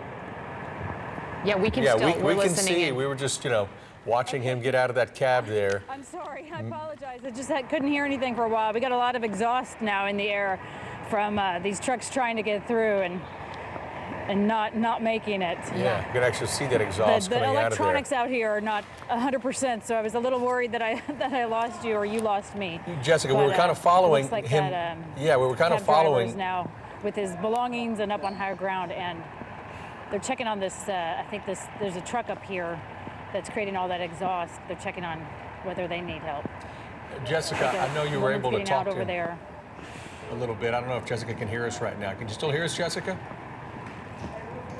Yeah, I can hear you. Okay, I know you went over there, and so did that other, I guess, Bel Air city employee. Did the gentleman say why he was just kind of sitting in there? Was he waiting for somebody to come kind of help him out? I'm sorry. I'm sorry. Can you repeat that? Say it again. Yeah, we saw he was sitting in there, and he was recognized by this Bel Air city official in front of you, or employee. Did the gentleman in the yellow cab say why he's continued to stay in there? Did he want someone to kind of help him out? Let me see if I can get over and ask him. it's hard to walk very fast through these floodwaters, so that's why I apologize. Plus my boots are now weighted down. I've got some water in there now. Let me see if I can ask him. And we could certainly see Sir? that there were leaves up on his car So- that had been much, much deeper. Yeah. So you're dry now. Were you uncomfortable getting out? Were you waiting for somebody to rescue you? What was the situation? I was just waiting for the tow truck. Had you already called one? I already called one. So what happened? Did it come up fast? Did you think you can get through? I was trying to turn back when I found out that it was going down. So I was trying to make a U-turn and go back, but the car stopped. Yeah. So. And the officer said he didn't want you sitting in there anymore? He didn't want me to sit in there. He said because it might still rain and it might be flooded, and it might be difficult for me to get out at that time. Because my tow truck said it will be here in another 1 to 2 hours. That was why I was sitting inside the car. You'd be waiting a long time. Were you comfortable in there, or were you a little concerned, nervous, scared? I don't want to leave the van there inside the rain because somebody might hit it or anything might happen. So I decided to wait till the tow truck gets here. So that was the main thing. So I wasn't worried because I know that I'm just concerned about the truck being damaged. Hit. Sure. Because is that your livelihood? That's what you do for a living? Yeah, that's what I do for a living. So what are you going to do now? Are you going to sit and wait until a tow truck comes? Yeah, I will wait for the tow truck to come. Sir, what's your name? My name is Mac. Okay, Mac, I appreciate it. Thank you for talking to us. Thank you Good so luck, much. and I'm sorry that you're going through this. Oh, no problem. That is the mother nature, so you can't control that. And we'll all get through it together. I know. All right, thank you. Thank you. You have a nice day. Thank you. Well, in fairly good spirits, and let's look over here. I think we have another. They're checking on that truck. We saw this truck go through the intersection earlier. They were trying to make it through, and it looked like water got into the tailpipe, and then they continued to go, and then they had to stop. And he's checking on this SUV. There was a woman in this SUV earlier. She didn't want to get out. She kind of gave us the okay sign that she was fine where she was, but I'm sure this officer is going to want to get her out. Yeah, and we heard that from police officers earlier. Just what the cab driver Mac was telling us, you never know if more rain's going to come, if more water's going to come, the cars start to move, and then the door becomes hard to really open. Exactly. So they You're want to stuck get in all the those car, and people we don't out know of if the it's going up or cars down. as quickly as possible. It's not a safe place to be. Do not stay in your car if you can get out. Yep. Looks like he's trying to get the door open. She might have somebody in the back seat. Not sure. It is starting to rain a little harder now. Oh, look, there's a child back there. He's helping her out. A little girl. She's probably. I'm sure that's scary. Probably trying to get to school or somewhere. I see her backpack right there. Hope she's not too scared. Knows everything's going to be okay. Yeah, I'm sure. And I know Maya was talking about it earlier, but it is quite a predicament, when you have your kids at the school and the rain's coming. Do you go and pick them up now? Do you wait until later? You're not quite sure what to do. Is it better to shelter in place? I know the schools, want their people to be able to get home. So looks like there are 2 children in the back seat, and the officers having them get out and get to this office building. This office building over here to the right has been shelter for a lot of people this afternoon. Friends helping them get their stuff with their backpacks. And get them to the curbs are tricky, as you can imagine. Yeah, I bet It's they deep. are, Jessica. It's And one deep of right there. one of the kind of And neat it can be tools traumatic for that we saw with the this kids. officer right here. He's got this kind of walking stick, so he can navigate those curves, and also he's got it out in front of him just to make sure he doesn't hit anything tricky as he's walking through water, which is so murky that you can't see exactly where you're walking. But well, you feel for this mom and her kids, and it is dark. It's hard to see anything. And Yeah. this is when we talk about all those things too, floating in the water. Yeah, and we really, as you said, we feel for these moms that, they're trying to keep their kids in a safe spot. They're trying to get them home from school. We do want to mention HISD has told us that they are going to be doing regular school dismissal, which is for most of us coming up at 3 o'clock, 3:15, just before 3. Apparently they are counting on most of those roads to be clear enough to get kids home. But certainly from all authorities, the message has been don't go to school and try to pick up your kids. They're safe where they are. If it is not safe for them to leave, they will stay there and they will remain safe. But what they don't want is more people out on the roadways taking that risk, risking some of those roads, and then ending up in a situation like this. Really far better to stay at school where your kids are safe and dry, and then when they are able to get home, they will do so safely. But it does sound like at least HISD feels like they're going to be able to pretty much stick to the schedule this afternoon. And of course, as the afternoon plays out, we're going to keep everyone updated. But that was the scene from Jessica Willie right there in Bel Air. This is, again, the West Loop in Bissonnette. This is a spot that we often see high water, but boy, we had a lot of people get caught off guard by it once again. That police officer now going vehicle to vehicle, making sure that people get out of those cars, because if your car has flooded out, and we heard the county judge saying this earlier today, you do not want to stay in your vehicle. If you can get out safely and get to higher ground, do it. Leave the car there, because if that water continues to come up, you're going to end up in a worse situation. Definitely. All right, let's get to another side of town again. That was Bissonnette there at the West Loop, kind of that Bel Air area. Let's get over to the Heights now. ABC 13 reporter Shelley Childers has been there. And Shelley, you've got pretty much the same scene here. A lot of flooded streets, but people still trying to get out and make their way around. Yeah, exactly. A lot of flooded streets. Behind me, you can see we're at Airline and Gibbs. You can see how deeply impacted this intersection is. Stalled out cars. In fact, we've been watching this tiny little black Mazda truck slowly being pushed up into the intersection. With each heavy-duty vehicle that goes by, the water is actually picking up this truck and floating it inch by inch further down Airline. So we've been watching that for about an hour now. We've been watching a lot of people walking through here just trying to get home. And right here we have some high school students from Hightower High School. Girls, you guys were driving home and then your car stalled out and now you're stuck walking. Is that? Yes, ma'am. We were driving from Airline. I don't know the street familiarly, but it's by the Boys and Girls Club, and we were driving and our car just like shut down. So we just started walking. We have no choice to go home because we have nowhere else to go.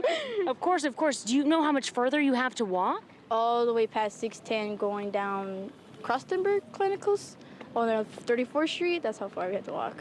So quite a ways. Yeah, basically.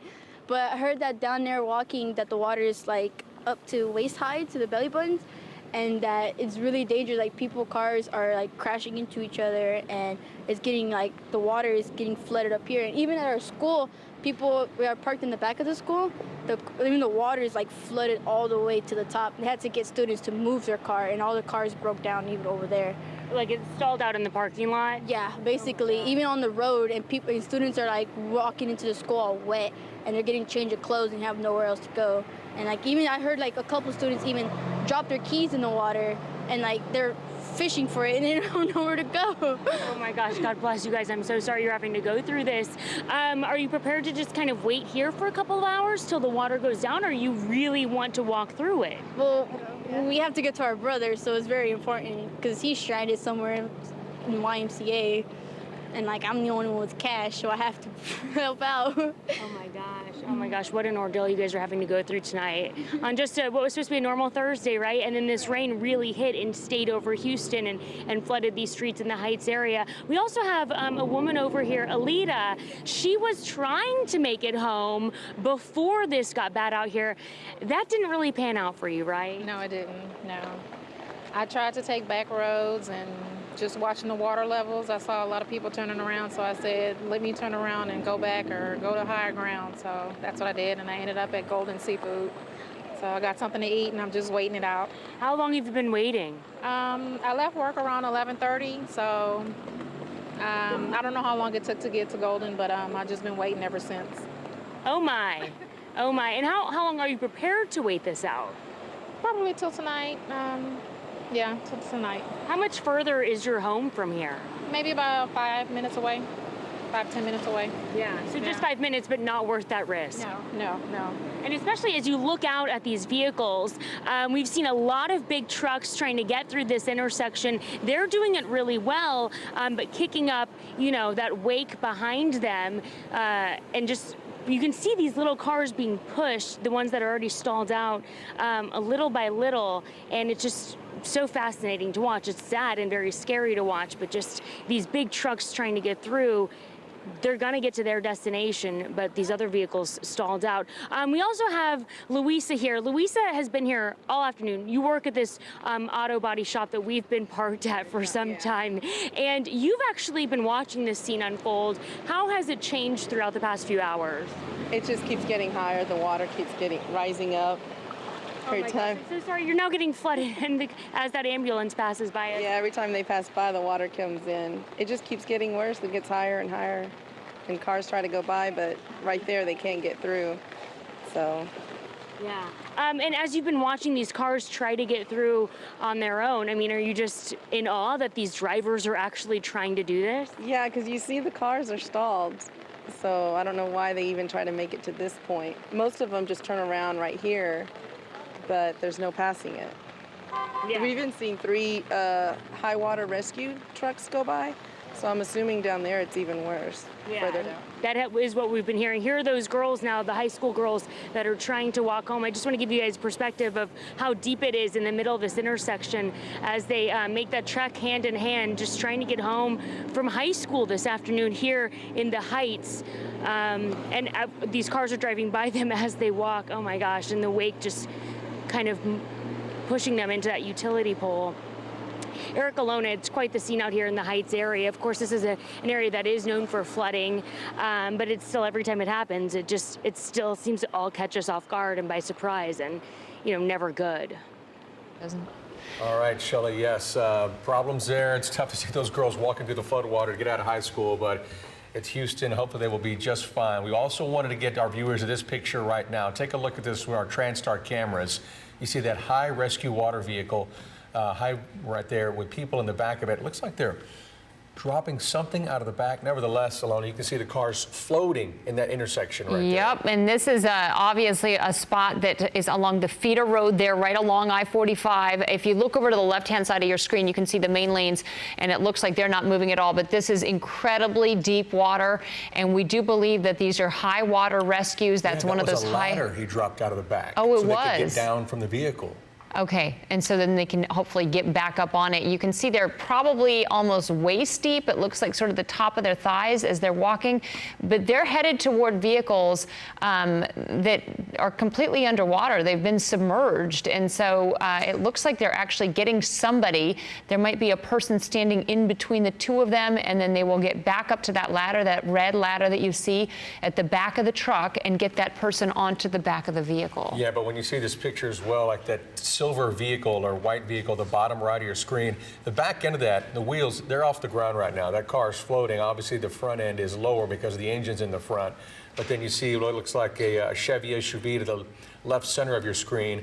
That one's pretty much submerged as well, the front end down. But luckily, you don't know where this person came from, but they had kind of sought refuge right there, sought refuge on the fence line right there. They might have come from one of these vehicles and were waiting for somebody to get over to them, and luckily they're going to get inside that vehicle now. Yep, and we see some more people hanging around on the side, sort of on any high ground that they can come up with there. But again, vehicles just bobbing around in this water, and in some of these spots the rain continues to come down. We're going to keep an eye on this image and see if there are more people that they're trying to get out of there. Actually, it looks like they're going to start moving that vehicle perhaps and get that person to higher ground. So we will continue to watch this. Also wondering what's happening right now with the rainfall. Let's head over to meteorologist Colin Myers to update us. Look at this memorial camera looking down towards Buffalo Bayou and Allen Parkway. I mean, look at the water here, and you can see law enforcement blocking off the road here. In fact, look at this, guys. If you can take the Troll PC and zoom in right here. I didn't zoom in far enough. Let's zoom in. Looks like David, in fact, if we could look at that again, look at the water coming out here. Would you zoom in on that troll PC real quick and see in that spot, you can see the water coming out. That's Allen Parkway. And again, look at all of the water coming out there. Take a look at that. And we're zooming back out again. Very, very high water levels there as rain continues to fall. All right, going in a little bit. And then take a look right up here. In fact, look at that. It looks like coming out in Allen Parkway there, right there as well. So a very, very heavy rainfall that we saw here, and it looks like things have lightened up just a little bit for central Harris County. Now the concern is shifting to Fort Bend and Brazoria counties, also Galveston. I am worried that this band may stay up for quite a while and continue to train heavy thunderstorms over coastal Galveston up towards coastal Chambers County. There's no sign of this weakening. You're right on the Gulf. You're right on that warm, moist air. And I tell you what, heavy rain still coming down here. Flash flood warning continues. I'm going to go back to that memorial camera shot. Look at that. In fact, take a look and look at the bayou as well. Manhole cover. It looks like water coming out. There's law enforcement. And then there is, is that near, which intersection is that? That's near Waugh Drive. I believe that's just before that, after Shepherd, certainly. And look at the bayou right here. In fact, almost right up onto the side. So again, that water came down so quickly. Imelda is now the 7th wettest tropical cyclone in U.S. history. You may have seen some tweets, some information. I know the Weather Channel is putting out the 5th wettest cyclone. That's if you don't go back to 1950. 1950 had 2 of the top 7 wettest cyclones in U.S. history. But number 6 was Claudette back in 1979. And many of you in this area still remember that. Number 1 was Harvey in 2017 with just over 60 inches. But Imelda so far, 41.6 inches and still falling in spots. All right, live look there. We'll come back to that camera view. Flash flood warning continues. Flash flood emergencies for Harris County for another half an hour.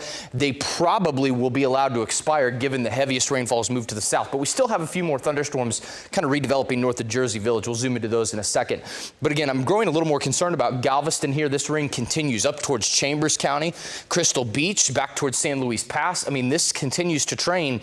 And unlike the thunderstorms in Harris County, these have so much instability, and they're going to continue to have fuel because they're right on the Gulf. They are right on the Gulf right here, bringing in that warm, moist air. Also watching Fort Bend County. A lot of you perhaps headed towards schools or headed to pick up your kids. Again, this is an area seeing thunderstorms just now starting to come down. You didn't see it earlier. Now you are. East Bernard towards Rosenberg, Missouri City, Needville, Wharton, and just now in towards Brazoria County. Let's zoom out a little bit. You can see the development of almost a band that's even further south of that one we had earlier. So what's happening is these bands continue to pick up and basically pick up all the moisture further to the south. So Harris County, a little quieter now, but now our southern counties now seeing this. So take a look even back towards Columbus. You're starting to see this back towards Fayette County and LaGrange now seeing this. Let's talk about what's in store for us as we take future track high resolution. This model's kind of taking it further to the south as we head towards 4 o'clock. Again, so if you're in Matagorda County, back towards Victoria, back towards Palacios, Rockport, you're still yet to come. Rain is going to be coming for you, and you're going to see more thunderstorms develop. You may look at radar and say, well, it isn't out there now. It's going to develop over you. And then as we head towards 5 and 6 o'clock, thank goodness, and hopefully this remains the case, it looks like activity kind of dies down. Now, I can't rule out a stray isolated storm or two around the area, but certainly Harris County gets a little bit of a break, and then a few isolated storms could remain to our north. What we'll have to watch tomorrow, even though activity should be more sparse, is do we start to see some of that drainage make its way down, or water level, I should say, all the way through rivers, bayous, should we see some of that come down? Again, if you're in the East Fork and West Fork of the San Jacinto River, again, all that water is from earlier rainwater, not from Lake Conroe. So again, a lot of that came from those earlier flash flood warnings and the thunderstorms up there. And again, I'm still watching a little bit of development. It almost looks like back towards along the Northwest Freeway here, up at Jersey Village. If we zoom into that spot, again, you can see, looks like some of that activity still hanging around and developing back towards Waller and Hockley. So there's still some moisture as we take a look out there, and we continue to see that. All right, one more look down to the south, Galveston County. Some of these rainfall rates are extremely, extremely high. Let's put the lightning back on here.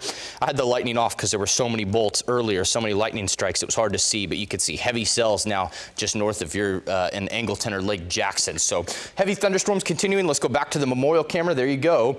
And you can see water really overflowing in that intersection there. I believe you could see that, and look at the bayou right at the bottom. So very heavy rainfall there. Here goes this truck moving on in towards the picture there. Again, this is what happens when you see such quick rainfall that fast. That's why they had to prompt and go ahead and issue the flash flood emergency, because it was an immediate threat to life and property due to the sheer amount and how quickly it came down. Remember, almost 80% of fatalities in flood-related accidents happen in automobiles. So please be careful. Certainly if you're in Fort Bend, Brazoria counties, we're going to stay live and keep you updated in those counties as the storms move south. Matagorda over towards Palacios, Victoria, you're next. Also watching Galveston closely as rain continues to come down. All right, we'll have more updates on Galveston to come. For right now, I'll toss it back to the anchors. All right, Colin, thanks a lot. And I know another spot that's gotten hit pretty well is the Huffman-Crosby area. Yes, and our county officials, local officials, constables' offices, they are all out in those high rescue vehicles that so many of the departments have invested in. Deborah Wrigley is with the Precinct 3 Harris County Constable's Office, and I believe in a rescue vehicle watching what they're up to today. Deborah, what are you seeing? Well, we are in the back of the Deuce and a Half, as it's called. It's covered. It's a high water rescue vehicle. We're on 1960 right now. This is in the Lake Houston area. We're in Huffman, and you can see the rain has returned. It's been terrible. And what you're seeing along here, this is pretty tame. We have been through neighborhoods that are marooned. You can't get into them except through trucks like this. And with this right over here is Deputy Arano. Now, you said you've been on about 3 of these ones so far today. Probably less than people might expect. But tell me some of the situations that you encountered. We have encountered several high waters to where water has reached above our chest. We've gotten several pets and their families out of their homes. It's been real difficult, but we're getting them out, and we're going to continue helping out the community. And you said some people, there are homes flooded out here. Yes, ma'am. There's some in Newport, areas like that. And you said, despite that, the people aren't leaving. Yes, ma'am. They're not leaving. Even though they could have a foot of water in their homes, they're deciding to stay. We do have some that do want to leave, but some that rather stay at their homes. And there was one family, they didn't have water in their homes. If we can look over there, look there, Willie. You see, it's like a river. These drainage ditches have become a river. We've hit higher ground. So that's all going downstream. We went through one, I think, Lakeside Park Village. That was one area. And parents, if you have kids out there, do not let them swim in this. This is sewage water. And there are also snakes in it as well. We're hitting some more of this. But when you encounter people who don't want to leave their flooded homes, do you say anything to them? We ask them if they have a change of mind, please give us a call. We will come back out and rescue them and get them out to safety. And so is this your first flood that you've worked? Yes, ma'am. And so describe that experience to me. It's amazing, something I never encountered. I never thought I would be out here doing that, the actual flood, but it feels good. It feels great to be able to help. Is your own home okay, or do you live in the area? No, I don't live in this area, but our area is good at this time. Okay. Yes. Okay. And so they're still looking for more people to pick up. Like I said, not a whole lot of demand. In the last run we were just on, nobody was home, but their pets were inside. The good news, people have been bringing their pets in kennels with them so they can be rescued. That's, pardon me, that's one requirement. So as we continue our journey, we'll be back to you.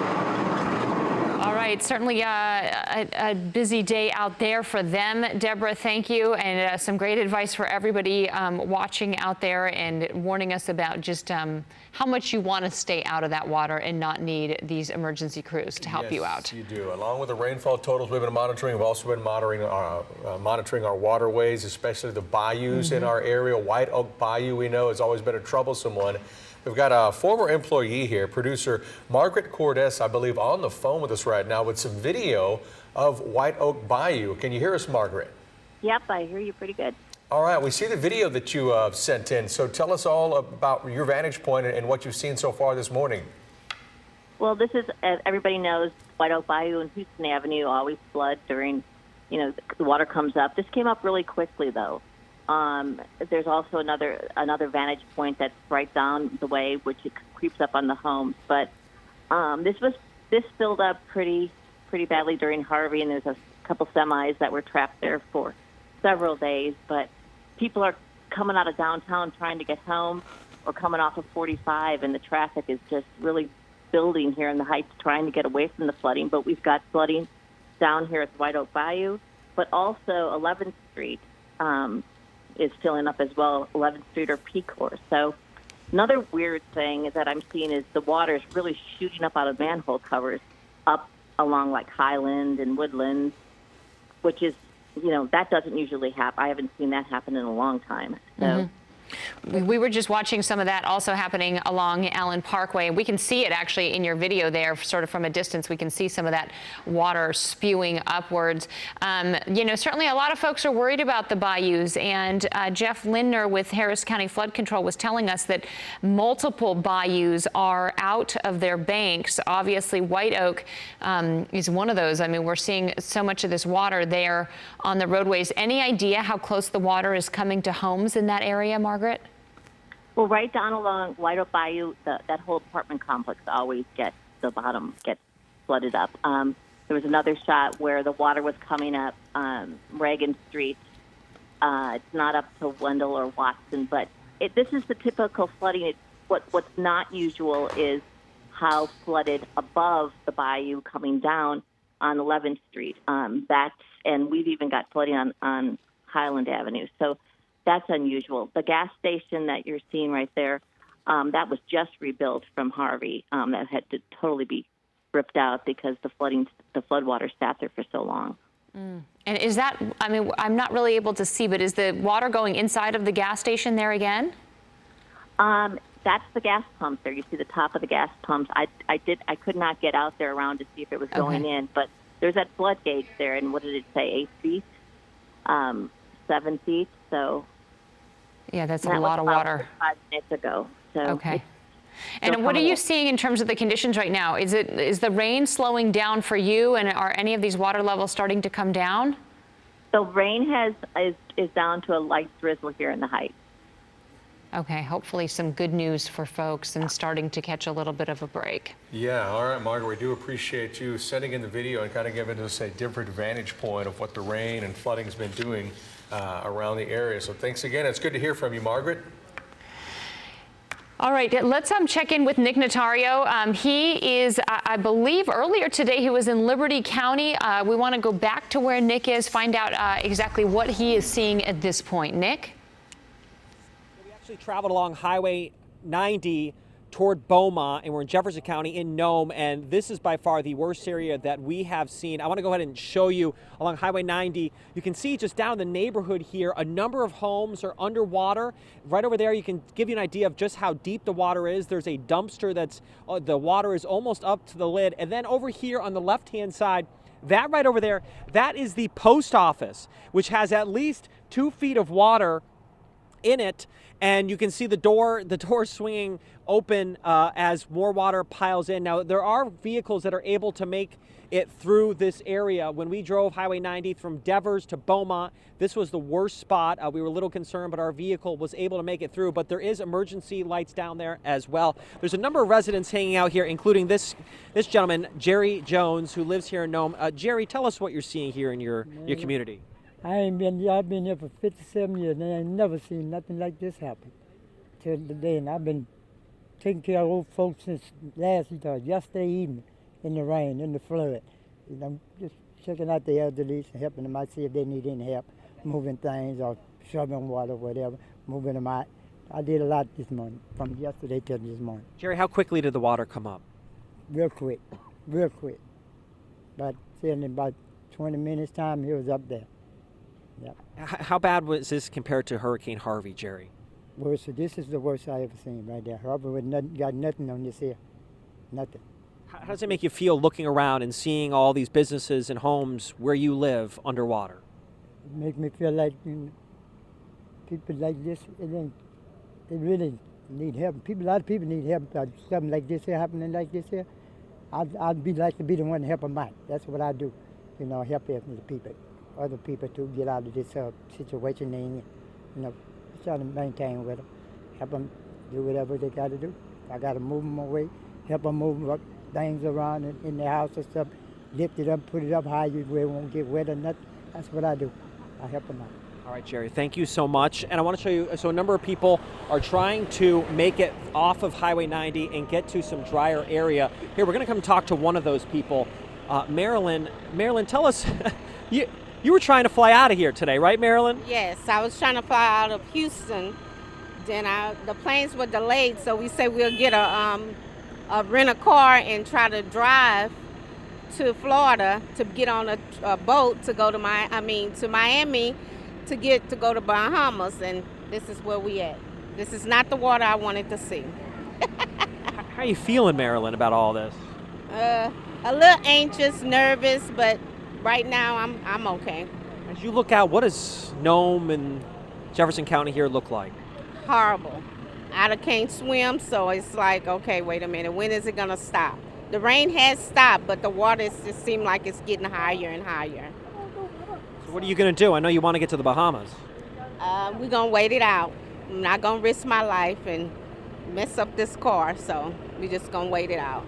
All right, thank you very much, Marilyn. And I want to tell everyone that if you live in Jefferson County, I did speak to the judge not too long ago, and he told me that this was one area that they're concerned about, also China. Hampshire is another location. They said that they have a number of people out there doing water rescues. We have not seen any here in Nome, but he did say they have a number of responders out here helping people in these unincorporated areas. That is their major concern. He did not have a number as far as how many homes have been flooded, the extent of the damage, but he did say it was significant in some of these areas that are outside of Beaumont and in the unincorporated parts of Jefferson County. Guys? Yeah, I mean, our hearts are really going out to the people who are getting water in the homes. And based on where you're standing, I mean, you had said really right behind you, it seems that water must be in some of the homes right there in that neighborhood. Oh, not must be. I mean, you can tell. You can see it. The water, I mean, just looking out, I can see it in every home and business along Highway 90 right here. So it's definitely impacting a lot of people here in Jefferson County, especially here in Nome. All right, well, we feel for everybody out there, and man, Marilyn said it just perfectly, Nick. This is not the kind of water she wanted to see on her upcoming vacation, so we feel for her as well. Thanks a lot for the live reporting there, Nick. All right, let's check in with Bree Berry standing by. Bree, you are keeping us up to date on all the roadways, and boy, this is not a good one right here, is it? Yeah, this is one that's rough. I've been monitoring this for a little bit because I saw cars really trying to make it, and this one we showed you maybe about 30-40 minutes ago, if it was even that long. Both cars in both directions were all trying to get to either to the left side or over to the right side and just merge into one lane. But as you can see at this point, both directions on I-10 Katy, this is at the West Loop, completely stopped because the water here from this overpass not passable at all. So now you can see right here, these cars are actually all trying to turn around and get out in the other direction. A lot of cars stuck. This congestion goes all the way back. Sorry, the TransStar camera is moving right now, but you just got a picture of all this in the different direction that's actually zooming in, I think, to show you some of that water. We've got water coming off onto the feeder, over onto the highway. You've got all of that water there, and it's just causing a serious mess. This congestion all the way back. Cars completely stopped, and I think they were stopped for a good 20 minutes, and then they decided, all right, let's try to get out of this mess. And at this point now, it looks like a parking lot. I mean, some cars are turned around, some are stuck. Let's go to the next camera while this one tries to get situated, but we got a good picture of all of the mess that was going on in that direction. This is 45 north in Mount Houston. Alona and Eric, you were just talking about this not too long ago, because over on the feeder roads here, we had a high water vehicle that had went into that area where we're seeing a lot of cars floating, several.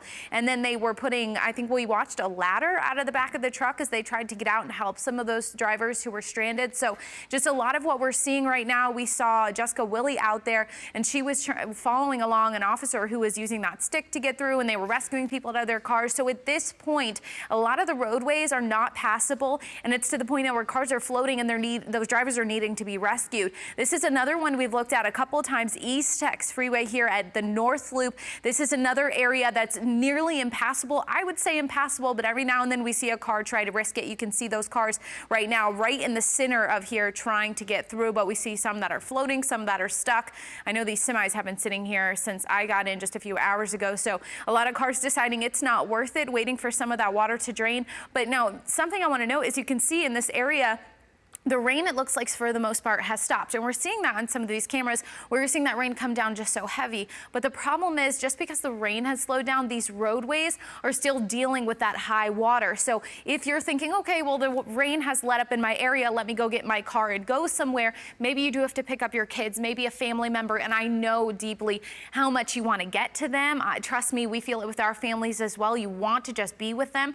But wherever they're at is the safest place. You may not be able to get all the way to them, then you're stranding yourself in your vehicle. And then once you get to them, what if you can't get back? So the best thing to do right now is to stay in place. Even if that rain has let up, don't risk it just yet, because I'm showing you these roadways. We're seeing still a lot of high water. A lot of these cars think they can make it, and then out of nowhere, their cars get flooded, they get stranded, and now they need emergency help. But those emergency responders are dealing with so many people at this point that it's hard to get to everybody at the same time. So you just want to be patient, wait it out. This water will recede at some point. We just have to sit and wait it out. But like I said, wherever you are, if you are at home, if you're a loved one, maybe your kids are at school, they're going to be safest by staying there. So you can see some of this headache we're seeing on the roadways right now. We are seeing some cars get through here on the East Tex, but for the most part, it is a standstill. And that's just really what we're looking at all across this area. If we continue to look at any of these Houston TransStar cameras, this is sort of the picture that we're seeing right now. A lot of those cars floating, a lot of people getting stuck and just leaving their car and then trying to walk on these roadways. And that's what I'm actually seeing. I've seen some people get out of their vehicle and just start walking on the freeway, and that's not safe at all. So you really want to stay at home if you have that option. Now, some of the other places, I showed you this earlier, nothing has changed. I had these pop up. I know it's not giving you the best look of exactly what roadways, but I'm just trying to get a point across that all across, whether you're seeing the highest amount of rain, whether it's sort of let up in your area, we are seeing all over traffic just completely stopped, really no option to get around. And that's one of the biggest issues that we're monitoring. We're still looking at Metro Houston, all of those services suspended, as we're seeing those buses not able to get around, many who have just had to stop on their route and just stay exactly where they are. So if that was something that you were hoping for, maybe you normally take the bus or the rail, just know that right now, for safety, they have suspended those services. And of course, as soon as we see any of those back open, we'll be able to alert you. I-10 still closed. They have eastbound, westbound. This is at Winnie, where we're seeing some of those hardest hit, FM 365 to Highway 73. So those are some of the issues that we're looking at. Just going back to some of these cameras, you can really just understand what these roadways look like. So the best advice is just turn around, don't drown. It's not worth it. We're listening to so many times where they're saying you think you can make it out there and then you're not able to get where you need to be. So if we want to go back to maybe one of the other cameras there, if we could pull up 45 and we can show some of those issues where we're seeing the cars floating out on the feeder. If we're able to pull that camera up, then we can kind of show you just another look, because I'm seeing this all over, especially on the east side. That's a lot of places where the roadways really impassable, and that's the issue we're getting to. And then trying to get on the freeway, but then trying to get on these feeders at the side roads, a lot of cars are finding that it's even harder to get around on the feeder, and this is just the problems that we're running into. So the best thing is stay in place right now, and as soon as some of these roadways are clear and able to be safely driven on, we will let you guys know. So back to you guys. All right, Bree, yeah, the roads not looking good at all. No telling when all that water is going to drain at some point. Yeah, so for everybody that's trying to get around, you're going to have a very tough time, including our own executive producer, David Rodriguez, joining us from this spot. Yeah, it looks like everybody's headed to Whataburger this afternoon. David, you're on the North Freeway in Cross Timbers, is that correct? That's correct. Yeah, 45 and Cross Timbers. This is what it looks like out here on the feeder road. Water as far as you can see. There's nobody in that truck right there that's submerged. A couple of people out here have gone to check them out. But yeah, this Whataburger is just completely surrounded by water. There's employees and some customers just hanging out. They got nowhere else to go.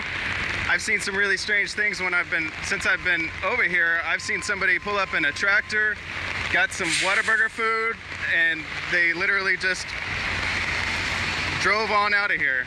It really takes a tractor to get anywhere.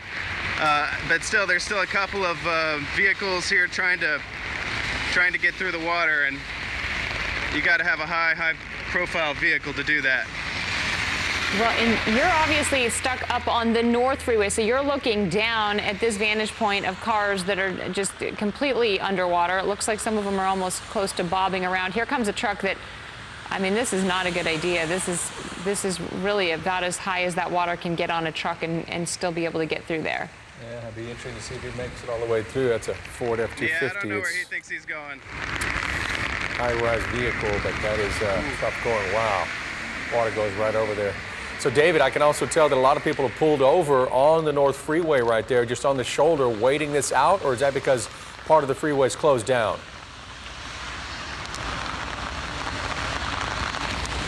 So there are signs up ahead that says I-45 is closed at North Main due to high water. I wouldn't doubt it, but a lot of people are not going that far to find out. In fact, from Westmount Houston, actually from the Beltway to Cross Timbers, it's nothing but a line of cars stacked too deep of people just waiting. They're pulled over. That's why it's it's a little bit. There's barriers here and stuff, but there's like people out here. There's just nowhere else to go. Yeah, so, I mean, you just have to sit there and wait it out with everybody else at this point. I mean, we see some vehicles are continuing on in the main lanes of traffic there, but, if you're trying to get into town, you're not going to be able to get there. So you're going to have to just sit there and wait with everybody else.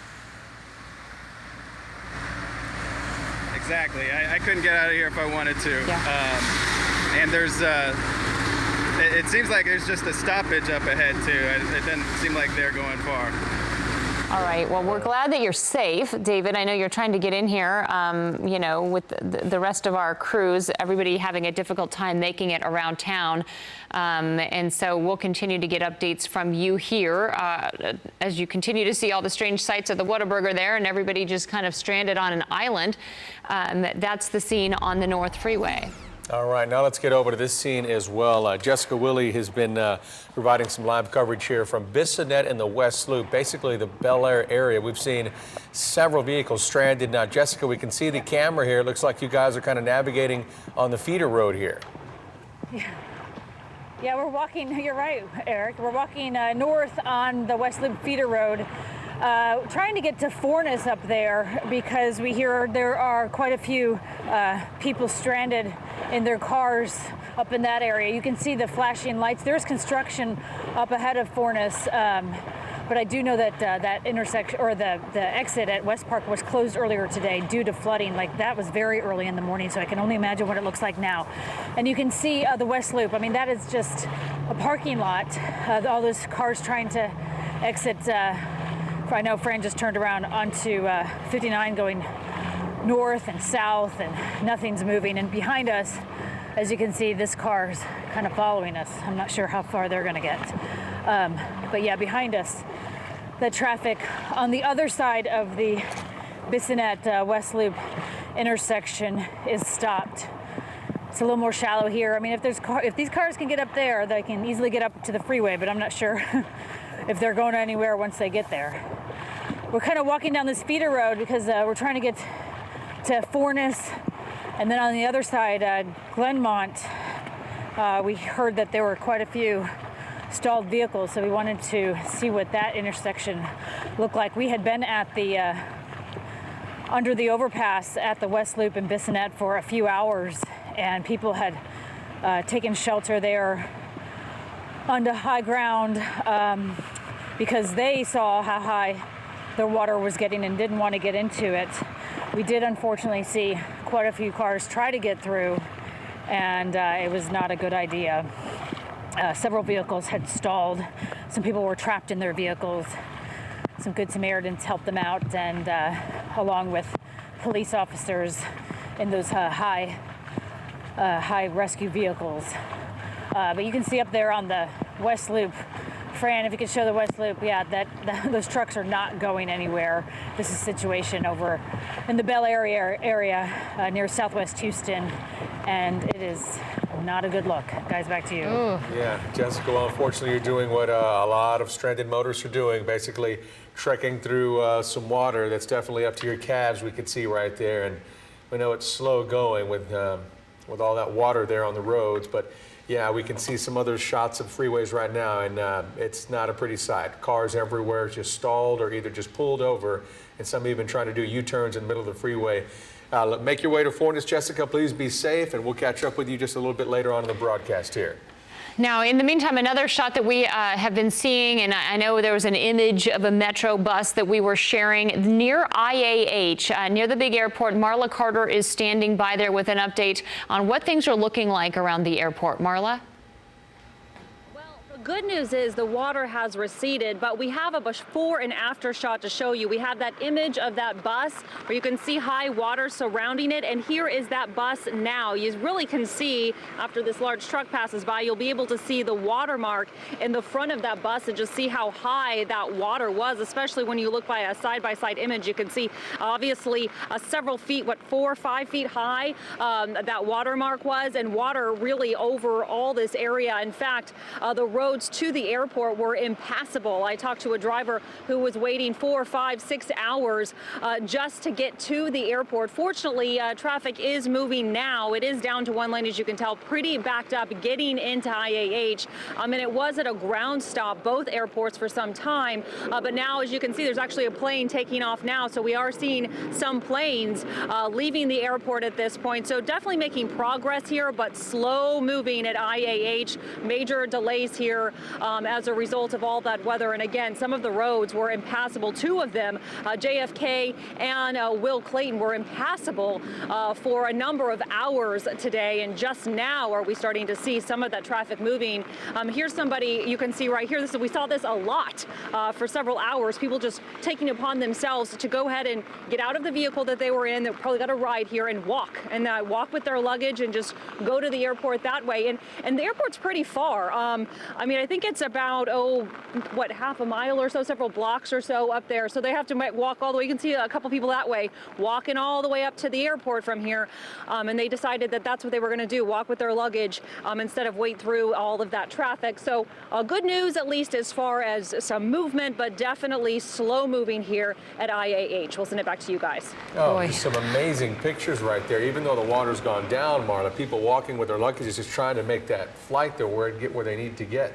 All right, thank you for the live report there. All right, want to mention that Lakewood Church, Mattress Mac, some of the different places that had opened up shelters. If you are in need of a place to go tonight, they have opened their doors to you, and the county was also working on 13 other shelters that will be opening as needed. We have those on our website. In the meantime, one area that's really seeing a lot of water, there's been these rescues taking place is Huffman. Crosby Huffman area. We saw Deborah Wrigley there in that high water rescue vehicle earlier with Precinct 3. Right. Deborah, we know you guys were navigating different areas. What have you found now? Well, we're on Plum Grove Road, and this area is known as East River Estates. And if you look behind here, you see this truck. This is what we were on. You see how tall the tires are, how big the clearance is. This truck had to stop where it is because the water down that road, take a look down there. You can see the light poles. It's probably 4 feet more deep. And there was a family is asking for a rescue. This truck cannot make it down there. So the truck is going to leave. There will be a boat that comes to get people out.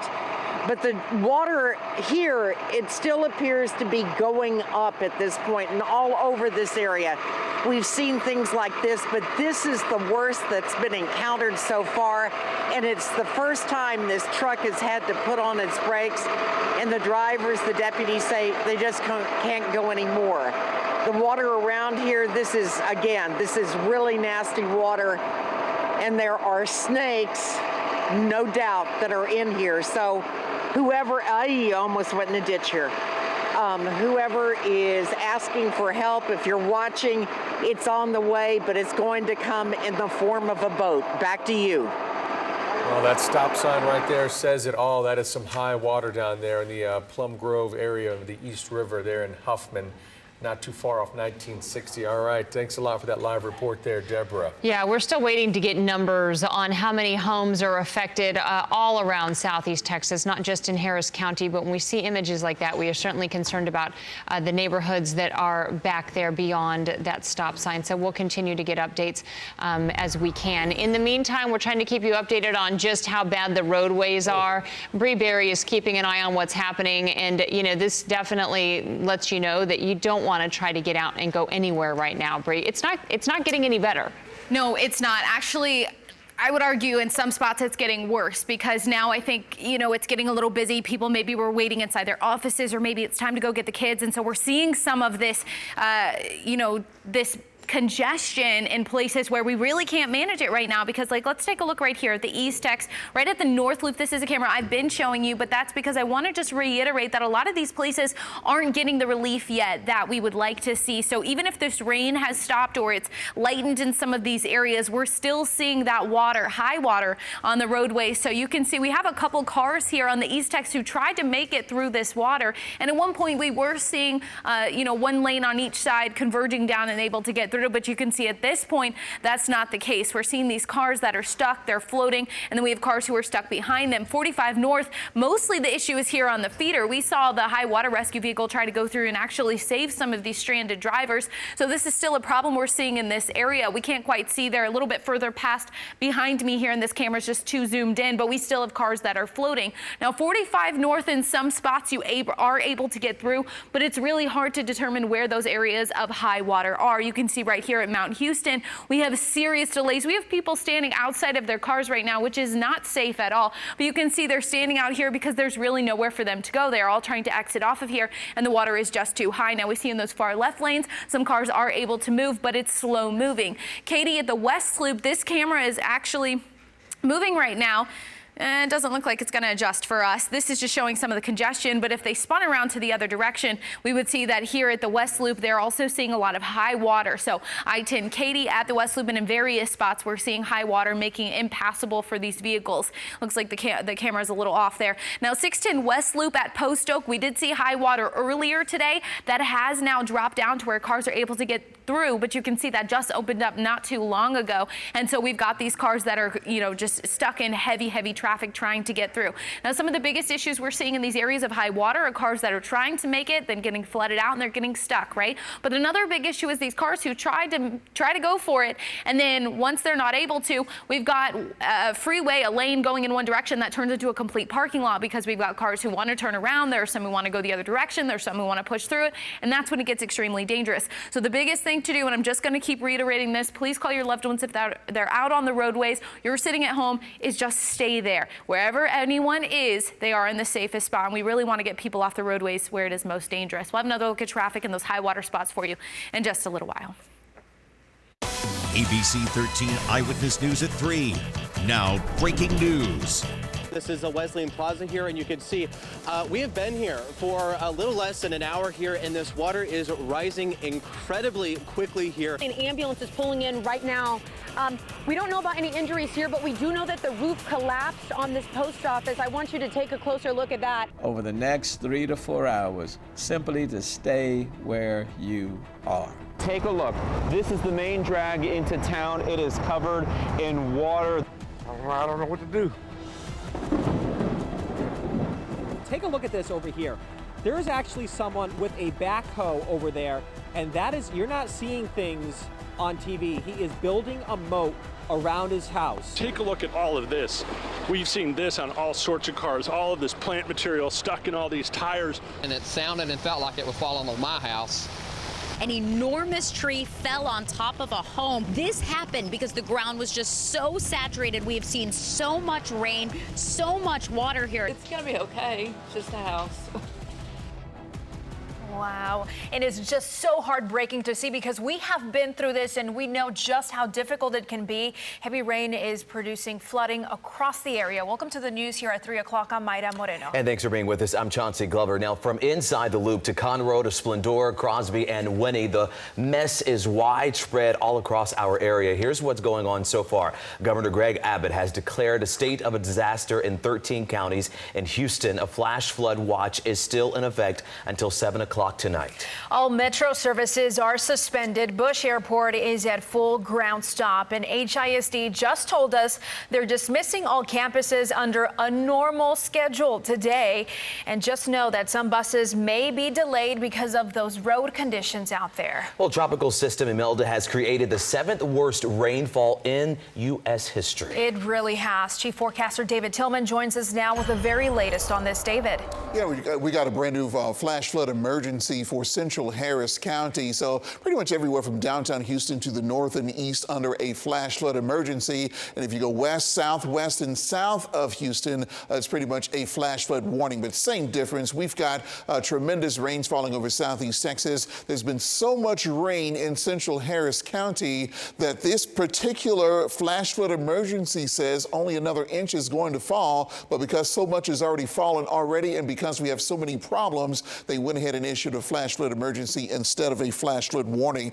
This flash flood emergency right here goes until 4:45. This is a huge flash flood emergency from Conroe to the east of Liberty and south, covering most of Chambers County as well. You get down into Galveston County and over into Fort Bend County and over towards Wharton County, and we're looking at a flash flood warning that is in effect right now. So in close to the city of Houston, again, rainfall rates have come down, but we still are seeing some pockets of moderate to heavy rain. And because there's nowhere for this water to go, because there's so much standing water around, even this amount of rain is enough to cause some additional problems out there in Houston. So travel is still not recommended over most of Houston and Harris County because the flash flood emergency is in effect. We've got some really heavy rain out in parts of Colorado County with lightning there. That extends into parts of Wharton County at this time. Fort Bend County getting some really heavy rain as well. There's Wharton right there. There's Fairchild. A little bit farther to the east is where we have Missouri City. Looks like the heaviest of rain is to the south of you, but it's really pouring in Rocheron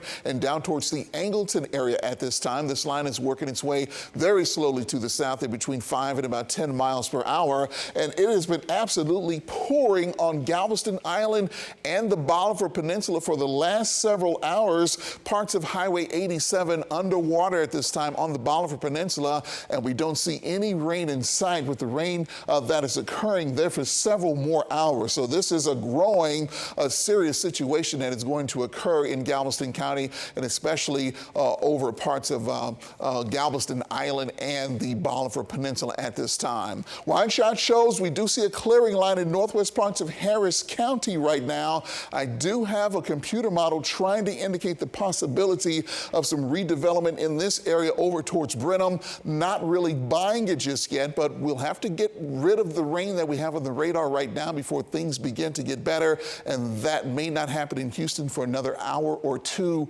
at least, guys. We've got a long afternoon and evening ahead of us. Certainly so, David. Thank you. And we have ABC 13 reporter Jessica Willey live this afternoon in Bel Air. And Jessica, I know you have been there for quite some time now, seeing some rescues underway, even an elderly woman. What are you seeing at this hour? So we moved down from where we were earlier. We're now at Forness and the West Loop, and it's pretty much the same as what we were seeing at Bissonnette and the West Loop. This water is a little lower, so people are able to cross east-west on Forness, but as you can see, some drivers are having difficulty. That Mercedes, that very nice Mercedes, obviously getting some help from a tow truck driver having to pull out. We also have another stalled vehicle that was right around the corner down here. A lot of course, the lower clearance ones, the cars, some of these trucks are getting through in this area, but creating wakes and not making a lot of people happy. We have a lot of people hanging out at this gas station over here, this Shell gas station on the corner of Forness and the West Loop, waiting for this water to recede. It's much worse at the Bissonnette West Loop intersection. We were trying to get to Glenmont and the West Loop because we heard that was another problem area. I know that the west part exit along the West Loop was closed even early today, so it had already taken on water, and then plus a lot more of this rain has been coming down, just creating some big problems here over in the Bel Air, Southwest Houston area. Guys, back to you. Yeah, it's pretty crazy. Jessica, do you know if these folks were headed home from work or where they were going? I know you mentioned that some people have been at the gas station there just waiting it off. Yeah, so, you know, we've talked to a mom who had her children in her car, and they got stuck at the intersection just to the south of us. Another mom is here with her kids, you know, after having picked them up after school, trying to get home. I think a lot of people have tried to leave early or get their kids from school and then just found themselves not able to get home. You know, people having to go greater distances. We just talked to one woman who said she needed to get up to the Cypress area, and that was going to be a long haul, and it looked like she was going to have to hang out here for a while before traffic is moving. Because I can tell you, I know we don't have a good shot of it, but on the freeway here, the West Loop at the 59 interchange, it is a mess. It is at a standstill. You can kind of see down here the feeder road southbound, and vehicles aren't going anywhere, and if you can see beyond that, you can see those red lights, those tail lights up there on the West Loop, and that just does not look good to be in right now. Does not look like that stuff's moving up there. Yeah, I guess that's the situation, is folks are trying to get to a safe place. They end up on the highway, then they feel, let's get off the highway so we won't get stuck. And then they end up in this situation. All right, Jessica, be safe out there. Thank you so much. We want to take you to nearby West University now. Yeah, police there posted this photo as a warning to drivers. Do not go into high water. And we say this time and time again.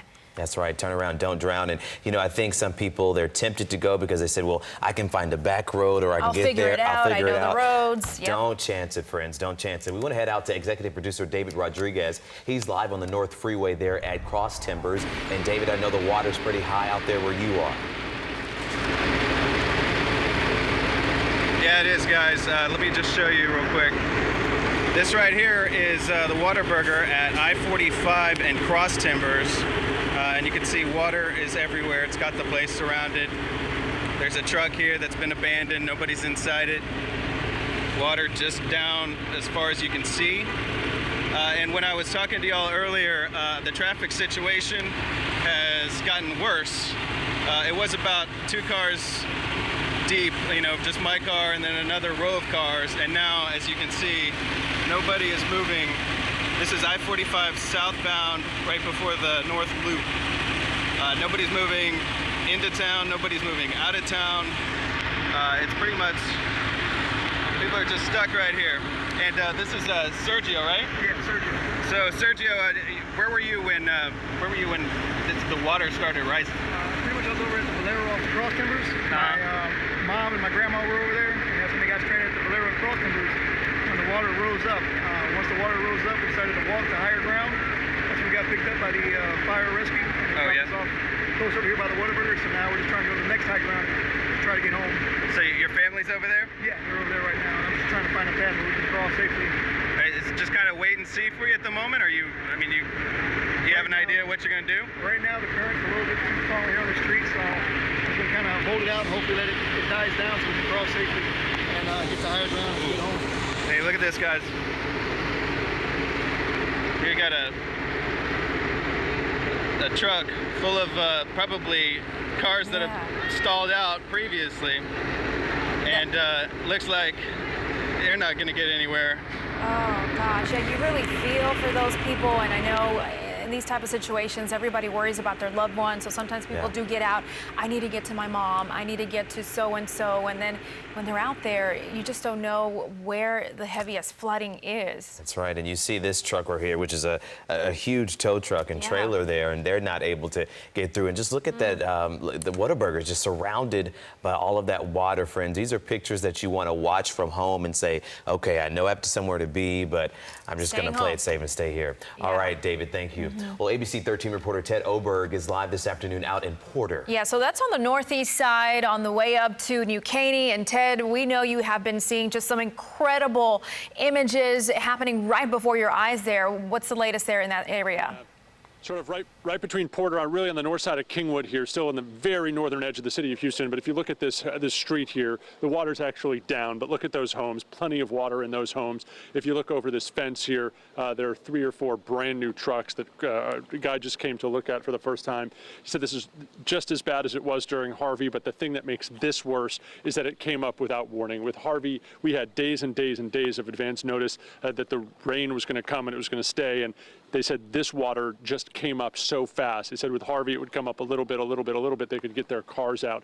But with this stuff, they just had no way to get their cars out, nor to get anything out of their homes. The water came up that fast. What we're seeing now is a lot of the people who live sort of on the high part of this street going down to check on some of their friends who live down here at the other end of this street. Part of the reason, Chauncey and Myra, that we came down here is because we came to meet a family who flooded out during Harvey. We'd covered her recovery several times. She's had problems getting her house rebuilt. It was finally back there, and thankfully we think that she's been able to keep that house, but her family's second home is down here at the end of the street, right on the edge of Peach Creek here in the northern edge of Kingwood, and they have feet of water inside this home. Believe me, these neighborhoods are tired of rebuilding. This is an arduous process. It is painful for everyone back here to watch what is happening to this neighborhood now time and time and time again. When you think about this, walking down a street thigh deep in water, it's just not the way that this should be, and everyone here said it just was taking too long. Hey man, can we talk to you for just a quick second? Here, paddle over this way if you could. The current sort of, when you get out in the open here, right? Don't go too far down, but we're live on Channel 13. I just wanted to ask, do you live down this way, or you have friends down this way? My family. Your family lives here, and tell me, oh, don't tip over. That would be awful. So what do you make of all this?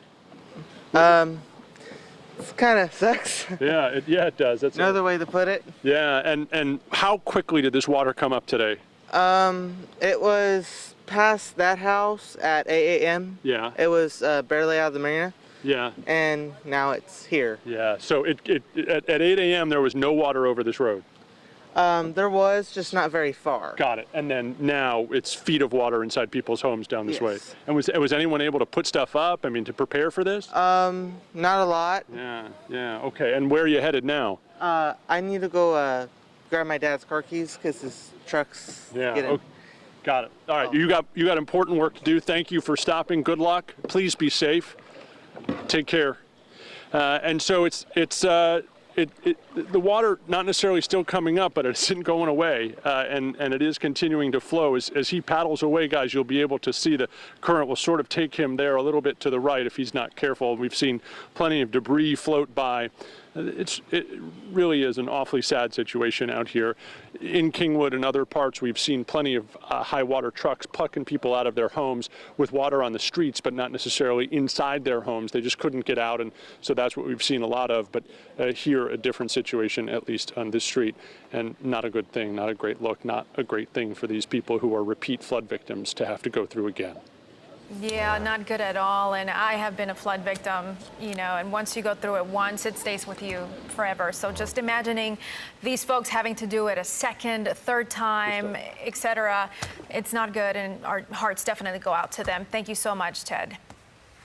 All right, and certainly so we've been seeing flooded areas all across our area, flooded roads. We're going to head over to Bree Berry now, who is tracking. So what are the worst spots right now that you're seeing out there, Bree? Well, Chauncey, I have a couple of them right now to show you. I-45 north in Mount Houston. This one has been a trouble spot for hours now, and we're not seeing any relief. If I step just over to the side, I know this ABC 13 logo right here is in front of it, but we actually have a couple different cars that are floating here on the feeder, and this is why these cars are stuck getting off of 45 north, and there are some cars passing in the left lane, but you can see we have this huge buildup and a lot of people standing outside of their car. This same group has been here for hours. They're waiting until it is possible to get through here on the feeder. So again, we have cars who are floating here on 45 north. 45 north has a lot of areas that are impassable, and we are seeing some of those high water rescues in that area. East Tex Freeway at the North Loop, this has been standstill for over an hour right now in both directions. The water just not passable under this overpass. Really high. You can see some cars that are flashing lights over here. They did try to make it, and then they started floating, and they had to actually be rescued out of that vehicle. So again, East Tex Freeway right now at the North Loop, not passable at all. Here at the Sixton West Loop, Old Katy Road, this is another area that we're seeing a lot of high water. A lot of these roadways completely closed in both directions. This camera actually here had spun around to the feeder road, and we saw cars that were parked in parking lots. It looked like it was an office building, and all of those cars were completely flooded. water up to the windows in those vehicles, and that's just in the parking lot. So we're seeing a lot of those issues. Now, I did want to show you this Southwest Freeway here at Lancashire. Traffic was completely stopped when the last time that I showed you, but now traffic is moving. So some of that water has receded enough to be able to let people through. So this is one area that we're seeing some relief, and it's getting a little bit better. Of course, we're seeing a lot of stalled cars on the roadways. We're seeing a lot of cars that have been stranded. And so you just need to know if it opens up in your area, just be aware that it may not still be completely safe to just hit the speed at the normal way that you would drive. So I know everyone is frustrated. If you have a loved one who is maybe on the road, give them a call and let them know if your roadway opens up. Still be cautious, still be paying attention to everything around you, because some people might have left their cars, some people might have stranded them, and so you might think a car is moving and it's not, and that could cause an accident. And we're waiting for, a lot of people to be rescued from their vehicles, and then dealing with an accident, you might be stuck on the roadway for quite a while. So still seeing a lot of the same issues we've been seeing. I've been showing this for quite a while. I know this is not very clear of exactly what roads, but it just gives you an idea that all around Houston, we're seeing a lot of stopped vehicles, and that's a big problem. Traffic not moving. Metro Houston, still those services are suspended. They are doing that for safety. We've seen some of those buses that are completely covered in water. I know that we had Marla there at the airport who was showing us that one that we showed a picture on ABC13.com not too long ago. That bus had water so high, and so they are suspending those services. I-10 is still closed east and westbound lanes at Winnie, the FM 365 to Highway 73. That was closed because of high water, so we're still dealing with that in that area as well. Again, just getting another look out on the roadways here, seeing a lot of those similar issues. The biggest thing is to get off the roadways, stay where you are. And like I've been reiterating, just because the rain has stopped in your area or it's lighter does not mean that the roadways are clear. It's going to take quite a while for that water to get off of the road so that they are safe to drive on. We'll have another check on traffic for you and let you know some of those high water areas so you can be safe in just a little while. Yeah, but you're right. People are just frustrated. They're thinking maybe I can go out, but best thing you can do right now is stay home. We're going to keep you updated with everything that we are getting so far here in the newsroom. But I do want to mention that if by chance you have images or maybe you have videos or whatnot that you want us to see safely, of course, you can use the hashtag ABC13 Eyewitness News. And we, of course, start checking all of that, and we can use it, and we would appreciate that. All right, want to check on the forecast with David Tilbin. He's standing by. And David, we were talking about this storm, and last night kind of worried, and I know based on the damage that we've seen, it's hard to say it, but you can say we've dodged a bullet here a little bit. Well, in a way, I guess you could say that. I mean, it's hard to say you dodged a bullet when you have flash flood emergencies in effect for parts of the area. But you're right. Last night, 10 o'clock, we were certainly thinking that the extreme rains, the 20-plus inches of rain that fell over Beaumont, could very well have fallen over Houston in southeast Texas. However, we still got 5, 10, 12 inches of rain across the area, and it came down so fast that we're seeing all of these problems on the roads, and we're having all of these rescues that have to happen. And a lot of people are stranded at this time because of all the water that's standing out there. Meteorologist Colin Myers trying to help us differentiate the flash flood warnings from the flash flood emergencies. And it's basically central and northern parts of Harris County under a flash flood emergency inside of the red line here. And then this huge flash flood emergency basically goes from Conroe to the east, all covering most of Liberty County, and then down into parts of Chambers County at this time. And then you go farther to the south, and the rest of the polygons that we're seeing are basically a flash flood warning. So flash flood warnings are in effect for parts of Fort Bend and Wharton counties, Galveston County, down into southern parts of Harris County, Brazoria County, and then up and down the Bolivar Peninsula as well. So any way it goes, if the rain is coming down heavy in your particular location, you're going to have some problems out there. Now, it appears that the rainfall rates have really slowed up quite a bit over most of the city of Houston, but because there's nowhere for this water to drain, because the drainage system has been overwhelmed, this is still going to cause a problem, the rain that we're seeing fall right now. Now, the back edge of this is just to the north of Jersey Village right now, and it's working its way slowly to the south. It looks like we might have another hour or two before it moves to the south of downtown Houston, so it's going to continue to cause a problem directly over the city, at least for another hour or two. Farther to the east, light to moderate moderate rain with a couple of pockets of heavy rain over parts of Liberty County. Same situation there. Anytime you get 12 to 25 inches of rain, even a moderate rain will continue to cause problems, and that's what we are seeing there. Farther south along the coast, we're getting all kinds of reports of problems there along Highway 87 on the Bolivar Peninsula. That road is underwater in some places, causing issues there. And we are also seeing flooding on Galveston Island because for hours and hours and hours, we've had these training thunderstorms moving up the island. Now the main line of storms from the north is intersecting with that over Galveston Island, and it appears that it's going to be at least 2 to 3 more hours before all of that moves out of there. So the problems that you're having in Galveston will only grow as we head into the evening hours. Probably not a good evening to be driving around and about in Galveston coming up. Farther to the west there's Fairchilds, East Bernard, and parts of Fort Bend County, down into northern parts of Brazoria County from Angleton on to the north. We've got some heavy rain there, lightning as well. Those heavy thunderstorms extend out to just to the south of the Columbus area. Those appear to be moving to the south. And then we've got some new development there in southern parts of Wharton County, which is actually moving to the north to meet this line. Anytime we see a situation like that, when those two systems come together, rainfall rates are going to increase. That typically slows the line down just a little bit as well. So you're going to continue to get pounded with heavy rain there in Wharton County. That will eventually make it down into Matagorda County. Of course, that's a place that saw the tremendous rains just a couple of days ago. We've got some extremely heavy rain there just to the south and southeast of the Angleton area. So Freeport and Lake Jackson and places like that absolutely getting hit hard with this really heavy rain. Here is Future Track now. It's the latest round of Future Track is showing that the activity that's near the island is going to fizzle by 6. I don't believe that's true. I think the rain is going to continue to be heavy there. It's also showing the redevelopment of some heavy thunderstorms to the northwest of Houston in places that haven't seen a lot of rain. Believe it or not, northwest parts of Harris County has seen less than a half an inch of rain, whereas you get into the central part of Harris County and we've seen more than 6 inches of rain. Future Track says that by the time we get to 10 o'clock, that line will begin to move on to the south, and we're expecting a quiet overnight period. As we get into tomorrow, there will be some scattered heavy downpours here or there, so some isolated issues could come about coming up tomorrow, but the widespread flooding concerns that we're seeing out there right now should not repeat itself. Maybe just an advisory or two here and there where those individual heavy storms do develop as we get into tomorrow. So we've got another, guys, here in southeast Texas for this evening, another 3 or 4 hours or so of dealing with this activity, and then we'll finally begin to see this move out into the Gulf of Mexico and weekend as we begin to approach 9 and 10 o'clock tonight. So it's going to be a long rest of the afternoon and early evening for us. All right, David, thank you.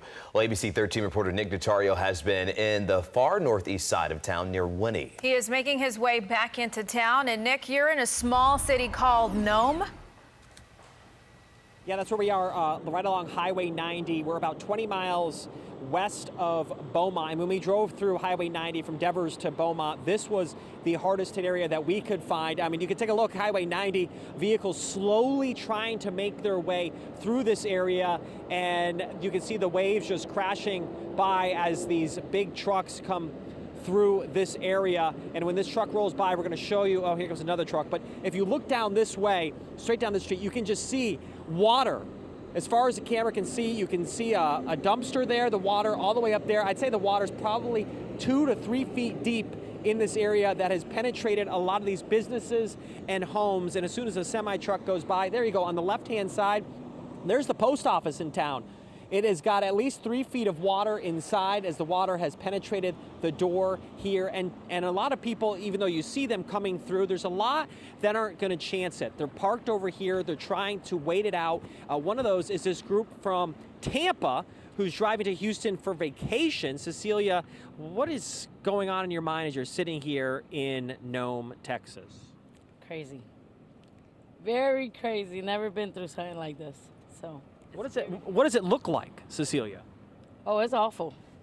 Very awful. Yes, it's a scary moment right now. So you're driving to Houston for vacation. Are you wishing you maybe had chose another destination at this point? Yes, sir. Another day, too. We didn't know it was going to be a tornado or nothing like that, so we headed out this way. So what's the plan? I know you're sitting here. You see some other cars that are going for it, and you guys are staying put, right? Yes, we staying put for now. He don't want to move. Why not? He's scared the car's going to shut off, and we're going to stay stuck in that water. Are there vehicles that you've seen stuck in the water here? Oh, yes, plenty of them when we were coming. There's still plenty up the street.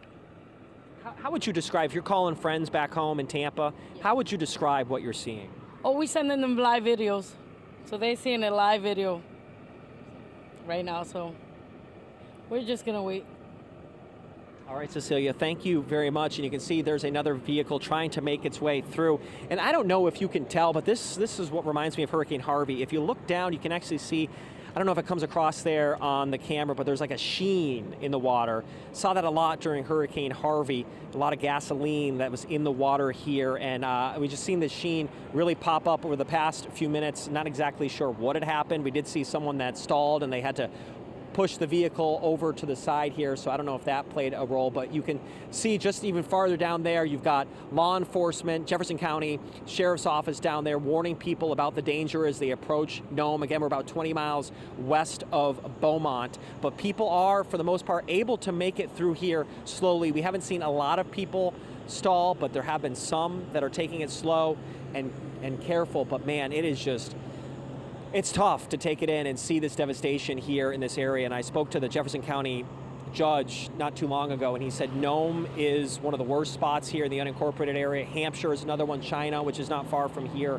And they are working to get rescuers and responders out here because there are a lot of people stuck in homes in these unincorporated parts of Jefferson County. Yeah, that is really just tough to swallow there, Nick, as we're seeing all these images and all these folks that will be dealing with this for weeks, maybe months to come. Now we want to show you another video, and right here you can see this. People had to rescue horses at the Cypress Trails Equestrian Center, which is along Cypress Creek. So this is roughly between Spring and Kingwood. That's right. ABC 13 reporter Maya Shea now is live in the Acres Home area. And I know, Maya, you've just been in different areas. And what's it looking like out there? People were telling us on social media that it was bad out there at Acres Homes. Yeah, the folks here at Acres Homes are frankly surprised we were able to get here. Take a look at this area. These are all parents trying to make it to Wesley Elementary School, trying to kind of get through and see if they can pick up their kids. Again, we've been talking about school was on today. It's rough going for 200,000 kids. We have here this gentleman, sir. You brought your sister. This is your mama's house? Yes. And there's water in it. It's water all in the house. I'm telling you, it won't stop raining. It's started getting deeper. It's about a foot in there now. So hopefully we get through this here and the rain stops, slows down or something. It flooded a little bit during Harvey, but you didn't think it would come back like this? Nothing like this. Nothing like this here.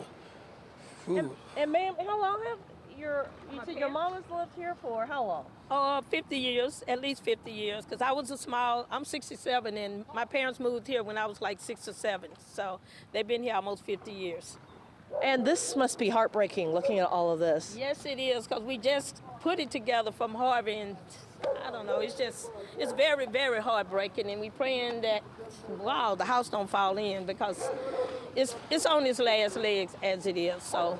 Like I say, we just taking one day and trying to wait till the water go down where we can get it out and see where we go from there. Yeah, it's so tough for many people in this neighborhood who've really lived here for generations. And if we can't walk over here, you can see, did you just pick up your child from school?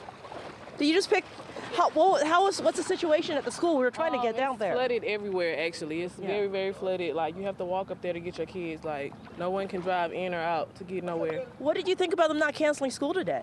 I think it was really outrageous and crazy that they didn't cancel school. Like, this is ridiculous. Like, we had to walk from all the way down there to get our kids. Well, at least this baby right here is okay. You doing okay, sweetheart? You okay? Yeah, just a little wet, but Mama's got you. Yes, thank you. All right, thank you, folks. And she's not alone. I mean, if you think about it, that's one school out of all of HISD, and we're getting reports from various schools. And then you to get there, you basically have to wade through these floodwaters. And you can take us. We just literally are walking down the street, and some houses will have water in it. You can see there's water in that house clearly. It's just going in there, but another, and the one right next to it, the water's in there, and we really don't know sort of where the ditch is. So we're sort of not venturing too close. You don't want me to like drop down and fall in a ditch. And some of these houses, like this one is high up. Hey guys, so this one has been lifted, so this one looks okay, while the one right next to it, not so much. We're gonna try to make it back over to the school, see what the situation is over there, and bring that to you. For now, we're live in Acres Homes. Now back to you guys. Yeah, tough. That little girl not feeling too good, but luckily her mom was able to get to her. Maya, thanks a lot. And as we start our next half hour, I want to show you some video as well from earlier when our Ted Oberg caught up with drivers stuck here in Conroe. Yeah, this was along the frontage road of Highway 59, about 3/4 of a mile from the nearest creek. How long have you guys been sitting here? At least 45 minutes. 45 minutes, that's it? That FedEx truck up there, 3.5 hours. Oh, boy. Yeah, and that man that he was talking to went to rescue one of his employees who got stuck in Kingwood. Yeah, tough going everywhere. And speaking of Kingwood, ABC 13 reporter Pooja Lodi has been live there all day. And Pooja, you have been watching some rescues happening, is that correct? Absolutely. We are in the Elm Grove area of Kingwood. I just want to give you a look at just how high the water is out here. You can see it is almost to the top of these mailboxes. We are on a high rescue vehicle right now with the Houston Police Department. And actually, a couple of officers just got you, Mr. Kellogg, out of your home. They helped you up here. Tell me what this has been like for you, sir. Well, I'm getting a cramp. I can understand that. I know it's been a stressful day. It's been, this is the first time it's been this bad. May the 7th, we flooded. And I had water in the house then, but it wasn't that deep. Now I had about a foot in the house. Oh my goodness. I am so sorry to hear that. And I know, how long have you been waiting for somebody to pick you up back here? I've been waiting since about 9 o'clock. Wow. Yeah. So you knew this was going to get bad when you saw all of that rain? Yeah, it was really getting bad around 8 o'clock. Mm-hmm. My brother called me and seeing how I was doing, I said, well, I'm getting water in the house. Sure. So it's been pretty rough. Absolutely. And if you could tell people a little bit about this area, because I know one of the things that we experienced is it's hard to get back in here. Yes, I mean, there really aren't a lot of ways in or out of this neighborhood, which means there's people stuck. Yeah, there's really about 2 ways to get back in here. You got Bassingham, which is up in front of us, and then Rustic Elm, which comes off, Sycamore Springs, which comes off of West Lake Houston. Mm-hmm. After that, there's really no other way in except the back way, but I don't think the back way is even passable now either. Sure, you know. Sure. Now, did you flood during Harvey? Because I know a lot of Kingwood did, but this neighborhood did not. Ma'am. This didn't flood until May 7th. There was a developer who was doing something over here in the back. He rerouted a creek, and that made everything flood, and he filled up a container pond. Mm-hmm. Just totally filled it up. Mm-hmm. And that made everything really bad then. Sure. And now, with this, I'm going like, man, again, and I wasn't able to get my homeowner's insurance, so I already did this once out of pocket. I don't think I'll be able to do it again. Well, I am so sorry to hear that. And as many of you who have been watching know, Mr. Kellogg here is not the only person dealing with this situation. Oh, no, I have neighbors all down where I was, down at the very end, probably where y'all came through. Right. That's the deepest. These people have been through this twice. I've been through it twice. These are faring pretty good, but it's just, I don't know. I really feel for those who live here. You can see many people outside of their homes. Again, we are seeing water inside people's homes. And another thing I do want to point out, because you see that woman back there with a shovel, we have seen a lot of people out here trying to move debris out of drains, trying to move things out into the road, trying to help each other to make this whole situation more bearable, really. Exactly. It's been, as far as I know, I went to a meeting in May when I had my house flooded, and with Tony Busby, who's running for mayor now. Yes. He told us that this area has been neglected for a good while, for at least 2 years. And so there's the big problem. Right, and I know a lot of people, again, do feel this way. If you look at just how large this neighborhood is and how high up the water is going, I mean, you can almost see it reaching up to the mailboxes at this point. It really looks like something. Houses back here were flooded in May the 7th. Oh, God. Now they're all flooded again, and you can see they're even almost waist-deep water. That house there didn't get it in May, but he's got it now. They're all up closer now. It's unbelievable. And I didn't know anything. I knew that there was a tropical depression, but I didn't know anything this severe was coming in on it.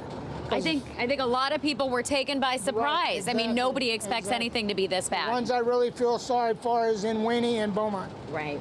And that's really bad. Well, I have to tell you, it is admirable, sir, to hear you giving your condolences to other people when you just had to be rescued from your own home. Yeah, it's just my nature, and I try to help as much as I can because I know people tried to help me as much as they could. I had my neighbors ask me several times, "Are you okay?"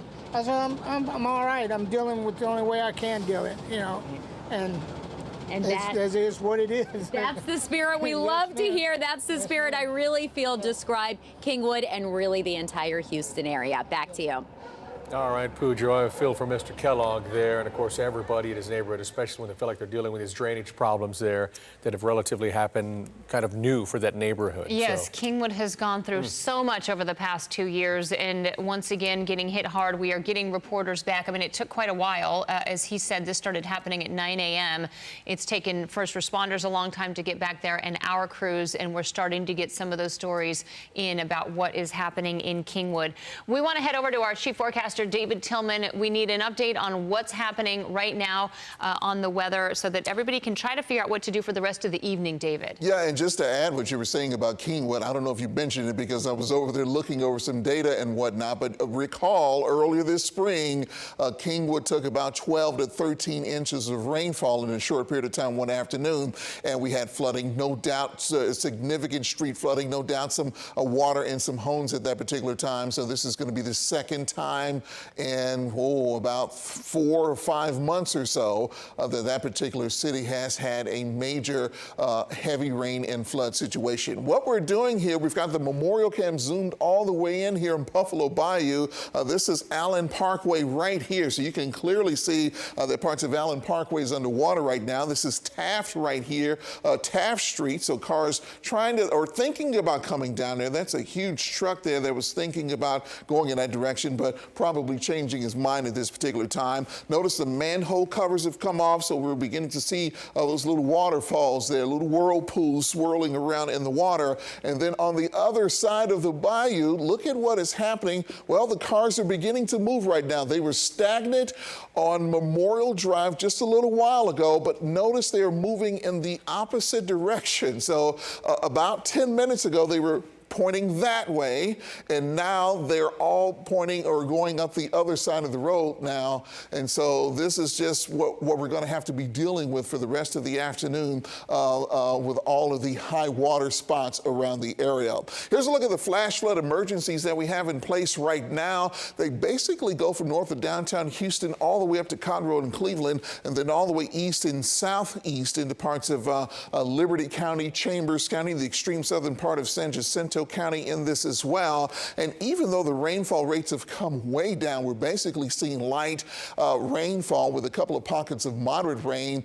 There's been a tremendous rainstorm there today with as much as 15 to 20 inches of rain in parts of this flash flood emergency area. And so that's the reason why the emergency is in place. We zoom out just a bit. The rest of these are flash flood warnings that we have in place from Houston, downtown Houston to the south towards the coast. Flash flood warnings all the way to the west out to the Wharton area.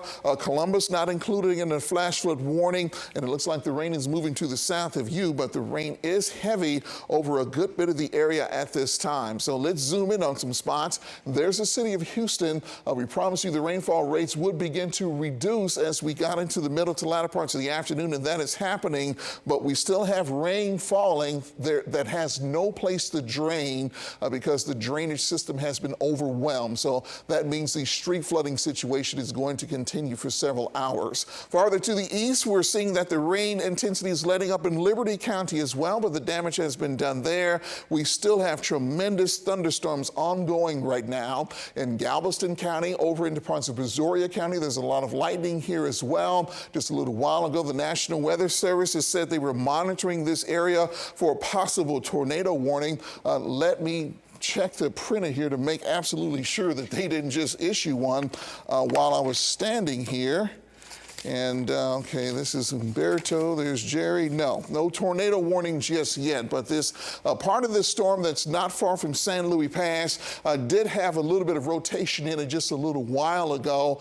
No tornado warning, but it's something we're monitoring very closely. Heavy rain is now pulling out of Angleton into Lake Jackson at this time, moving very slowly. So you can best bet that at least 2 to 4 inches is going to happen with this particular line. And there's a look at the velocity that I did put in there was following the possibility of a little rotation there. It appears to have gone away. Okay, back farther to the west, heavy thunderstorms right now. A lot of lightning to the south at Fairchilds.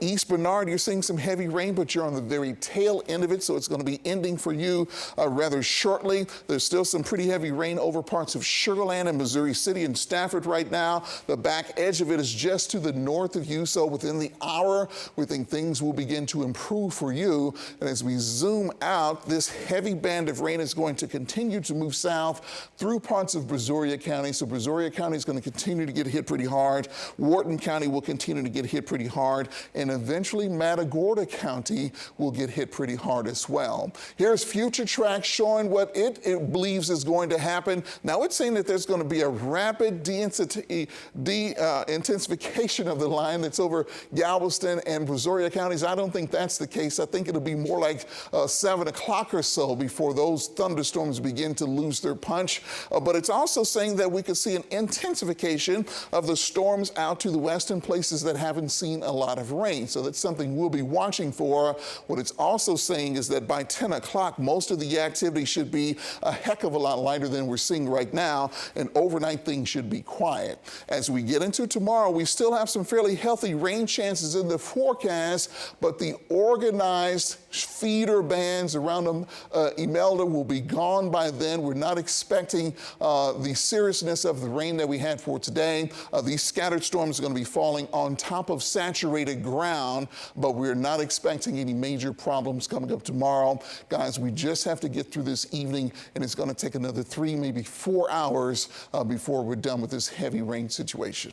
Yeah, we're hoping just get to that point where everything starts subsiding, the rain and flooding. David, thanks a lot. We've also got another executive producer here, David Rodriguez. He's in the situation. I tell you what, let's go to Shelley Childers instead. She is with Constable Rosen right now of I-10 and Taylor. And I'm sure Constable Rosen there has got a good grasp on what he and his department have been dealing with all morning long. Shelley. Yeah, Eric, Constable Rosen has actually been out with his high water rescue vehicle. This is a look at it right here. We're going to speak with a man and his family who were just recently rescued. Sir, I didn't even have a chance to get your name yet. Cedric. What was it? My name is Cedric. Okay, sir. And talk to me about what happened earlier today. We were flooded. We kind of were swarmed in with the water. Water rushed up high and put us under, flooded us out. And the rescue team came and saved us out. And us and the family, me and the family. And how many people are with your family? my wife, my sister-in-law, the kids here, and me. The 3 kids total? 3 kids okay. total. And this all happened at your home? No, ma'am. This happened off of 40th and a half in airline, by airline. Were you guys in a vehicle? We was in a vehicle, and they come and rescued us out of the vehicle. And they rescued, and some people took us in their home. That's on the van up here. They took us in the home and helped us out the water. And then the rescue team came in and helped us and saved us from everything. Talking about what it was like as you, I guess, I'm assuming your car stalled out and then you guys were trapped in the car? Oh, I had to pack the kids on my shoulders and with all the strength I had.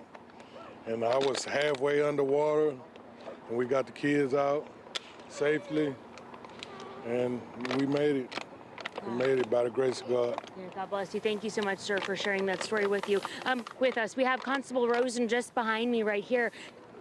Talk to me about the number of rescues you guys have made so far and what areas of town. You know, we were in the Heights area, and then we went to the Independent Heights, Acres Home area, because we know those are sometimes underserved neighborhoods, and we want to make sure that those are never overlooked.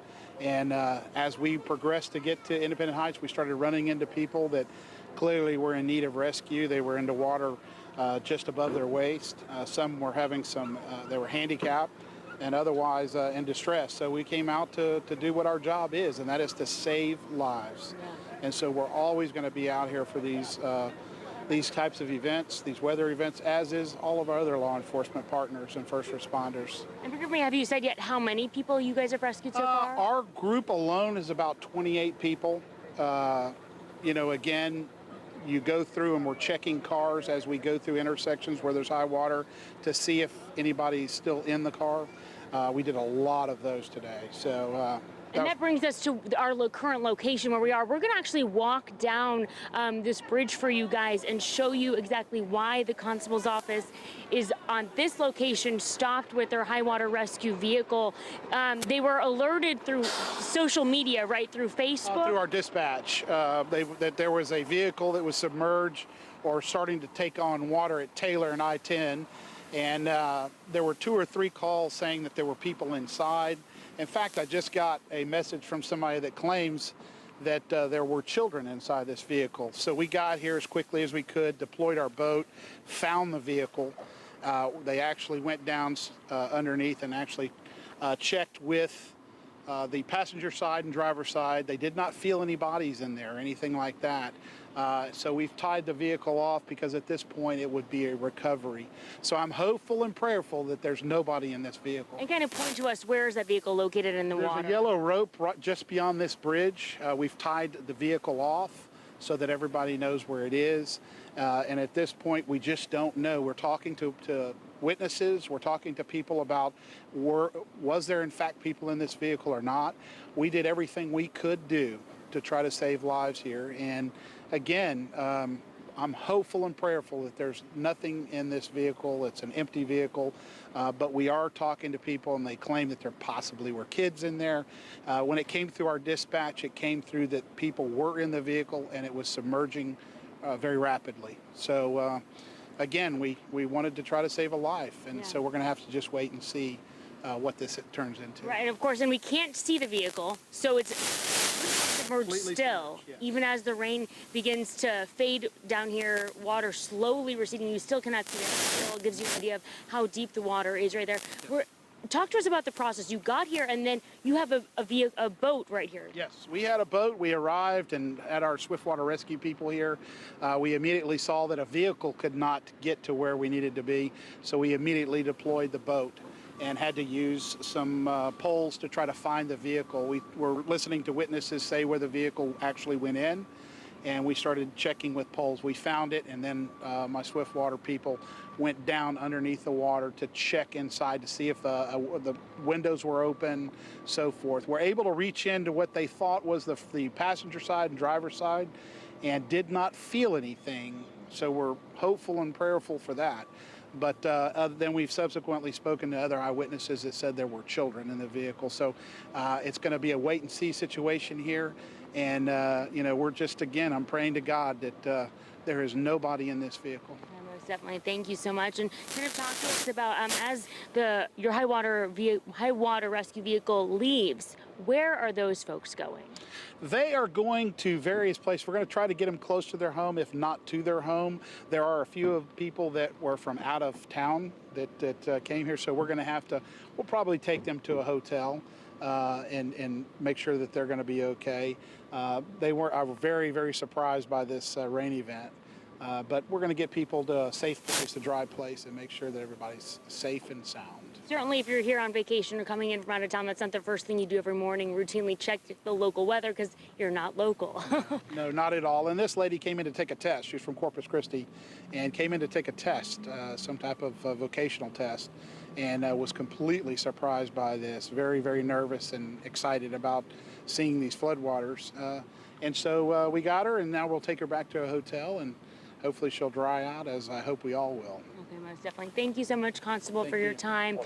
So again, we are live from Taylor, the underpass at I-10 above us, just right there. And you can just see how high the floodwater is at this underpass. The clearance they're saying 15 feet, and the water certainly more than halfway up there. The vehicle submerged there, completely submerged. You can't even see the rooftop there. They were originally brought out here, as the constable mentioned, for a potential rescue operation. Then it turned into a potential recovery, and at this point they don't know what they're dealing with, and they're just gonna have to wait until this water recedes.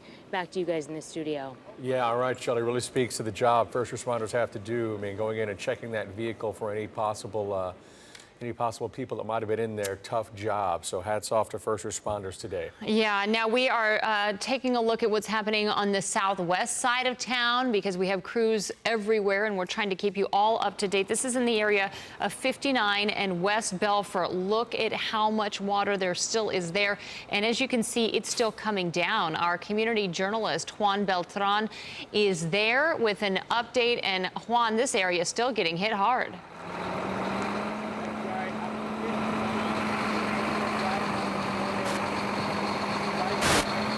Looks like we might have a problem with Juan's audio, but look at this semi right here. Looks like he is definitely stuck. That truck's so heavy, as soon as he hit that grass, well, that front axle just sunk down into the water.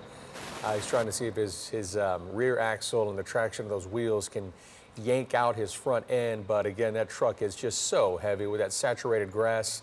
Doesn't look like he is going to make it out, but just a microcosm of today, people trying to turn around, make a different way to go back another direction, and sometimes it works, sometimes it doesn't, just because the amount of water that is on roadways and, of course, surrounding areas right now. Yeah, when we take a look at the flooded out cars in this image, you can see that this water has not receded yet. Perhaps it was higher earlier, but it's still right up to the windows of that car. We don't even know if that car is potentially floating out there, but just a huge amount of water. Again, this is on the southwest side, 59 and West Belfort.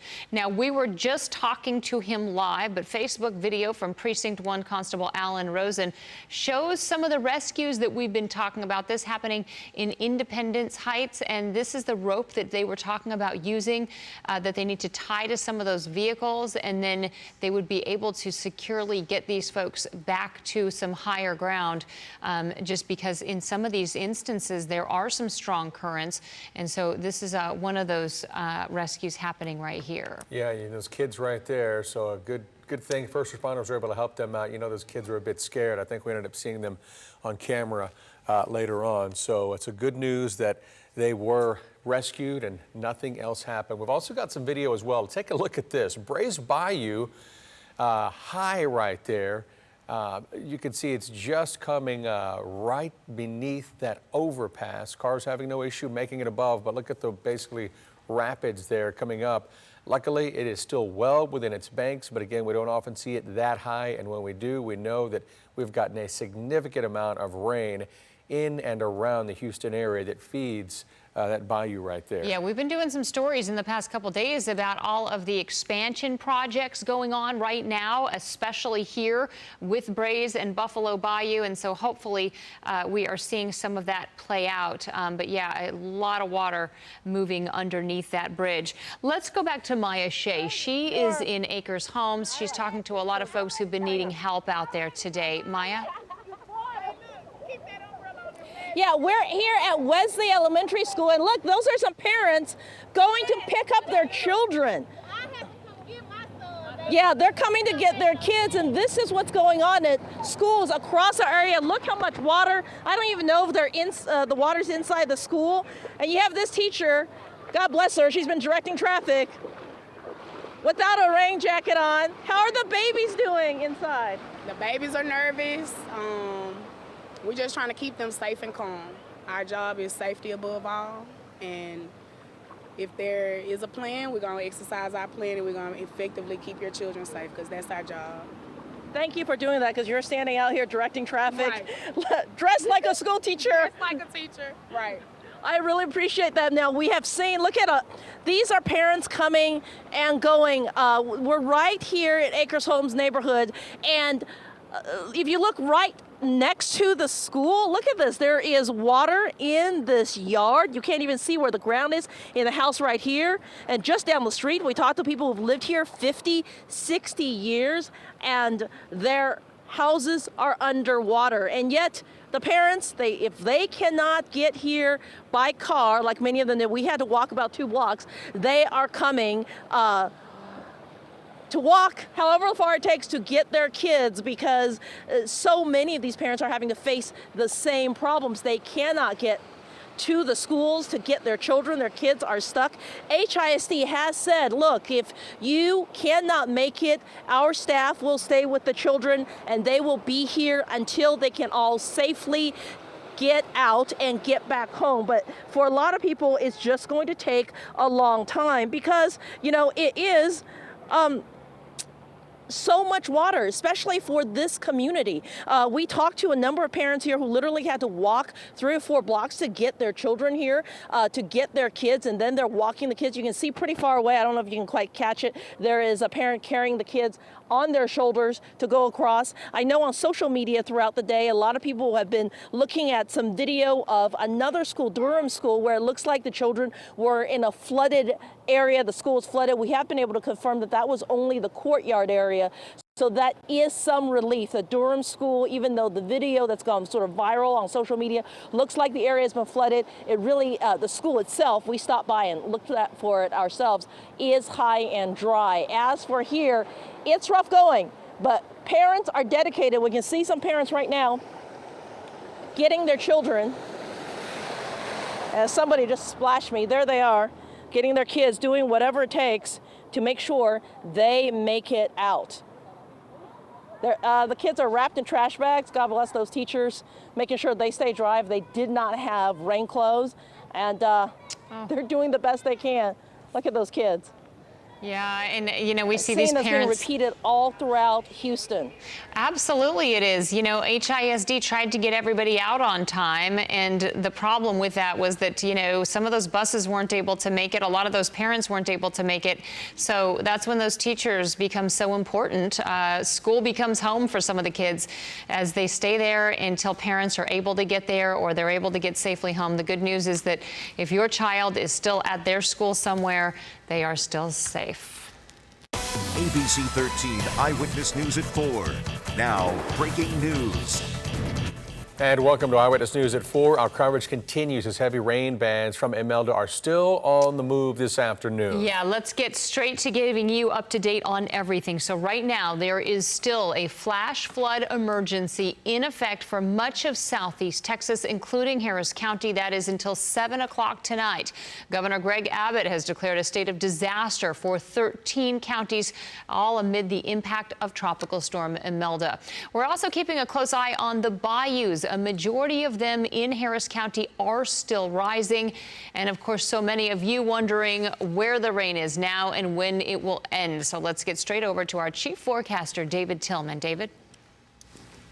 Yeah, and what we have is an extension of the flash flood watch until tomorrow morning, so probably a good idea, even though the rain event is beginning to weaken just a little bit out there and will probably be mostly completely over by 7 or 8 o'clock tonight. There's still going to be areas that will have a long time to run off all the water that they've accumulated for today, and so until tomorrow morning, there's a flash flood watch in effect. It does cover the area from College Station to Brenham and over to including including the Interstate 45 corridor, including Houston, and then it extends actually all the way over into parts of Louisiana. Haven't seen a lot of activity around here in College Station and Brenham. However, I do have a computer model that is trying to indicate that we might see the activity begin to pick up a little bit. There's a swollen Buffalo Bayou there, and they've had to turn some people back there on Memorial Drive because of all the water that's on Memorial Drive right now, Allen Parkway, impassable in spots, and we're seeing this over a good bit of the area right now. Later on, we'll take a look at some of these stages out there. Here's the flash flood emergency that's in effect. It's basically the north side of Houston into parts of Montgomery County, east into Liberty County, south into Chambers County. If you look inside of that box, so the rain intensities have come way down, but because we've seen anywhere from about 6 to more than 20 inches of rain inside these flash flood emergencies, there's a serious situation that is ongoing at this time, and they are keeping the emergencies in place right now. Farther to the south, we have flash flood warnings that are in effect. It covers the rest of Houston down to Galveston, on to the west towards Angleton and Wharton right now. Heaviest rain appears to be moving through parts of Brazoria County and Galveston County, and some of that is back into parts of Wharton County as well. You clearly see the heaviest activity moving south of Houston. We're still seeing some light rain around town.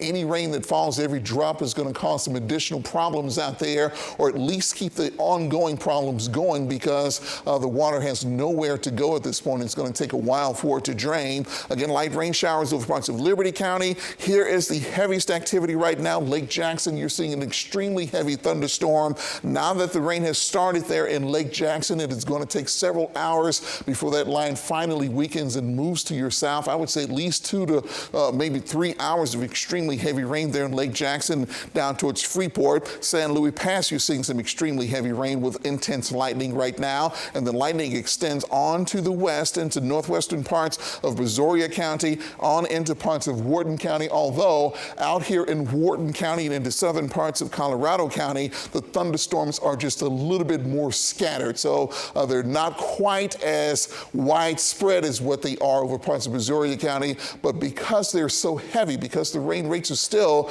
anywhere from 1 to 3 inches an hour, they can still overwhelm the drainage systems out there and cause some additional problems. Quick look at Pinpoint Future Track shows that as we go through the rest of the evening, we'll begin to see some of this activity begin to weaken. We might see some redevelopment out to the west of Houston, but certainly by 10 o'clock tonight, we're going to be in a big weakening trend, and things will be a lot better by then. Between now and then, guys, we have these heavy downpours to the south of Houston and a lot of water standing here or there that's making it very inconvenient for people to get home from school and to get home from work.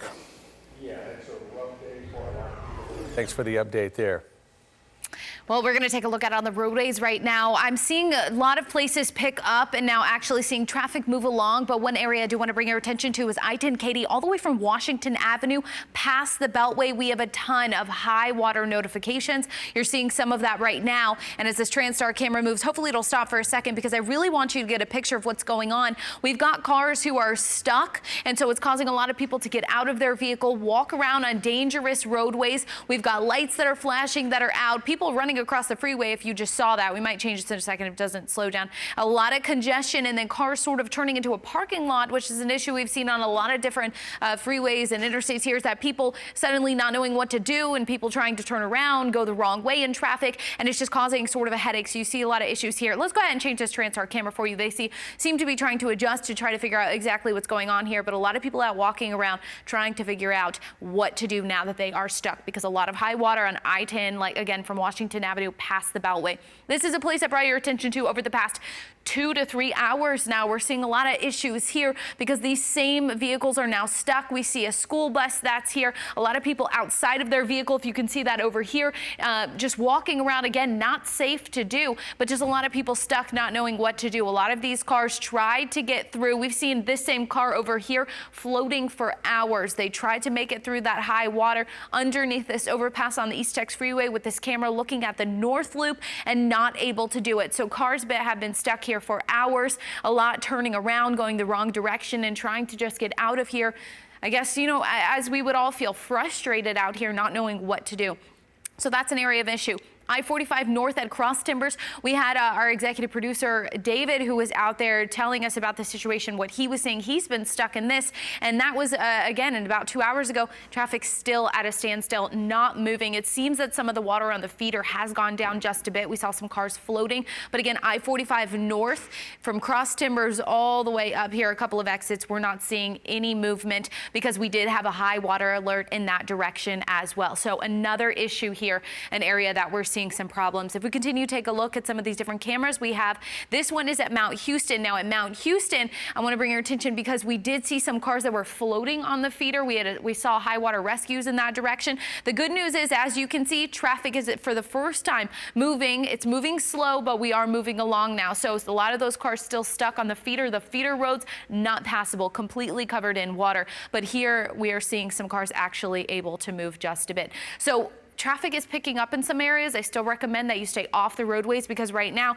it's a lot of hit and miss. A lot of places we're seeing that water recede, and other places it's not moving. So we're trying to compile all that data for you, trying to take a look at all these TransStar cameras around Houston to pick out what spots might be safe to pass if you're on the roadways, and trying to find a detour and what areas are not. But for the most part, if you can stay home, that is the best thing to do. And especially once you get out on these roadways, have a loved one who's maybe at home watching the news, have the app downloaded. Be safe, but if you're still, try to figure out what the situation is, because the worst thing to do besides getting in your car and getting on the roadway if you're already there is to then try to drive the wrong direction, try to drive on the shoulder, something that might be dangerous, and especially those people who their car gets stuck and then they have to get out and try to walk on the freeways, these interstates. It's just not safe right now. So the best thing is to just stay home, but we're going to keep an eye on these roadways for you and let you know as soon as it is safe to pass in the areas of high water that we want to remind you about. So we'll have another check on that in just a little bit. Yeah, still so much going on, especially as we hit peak rush hour. Bree, thanks for the update there.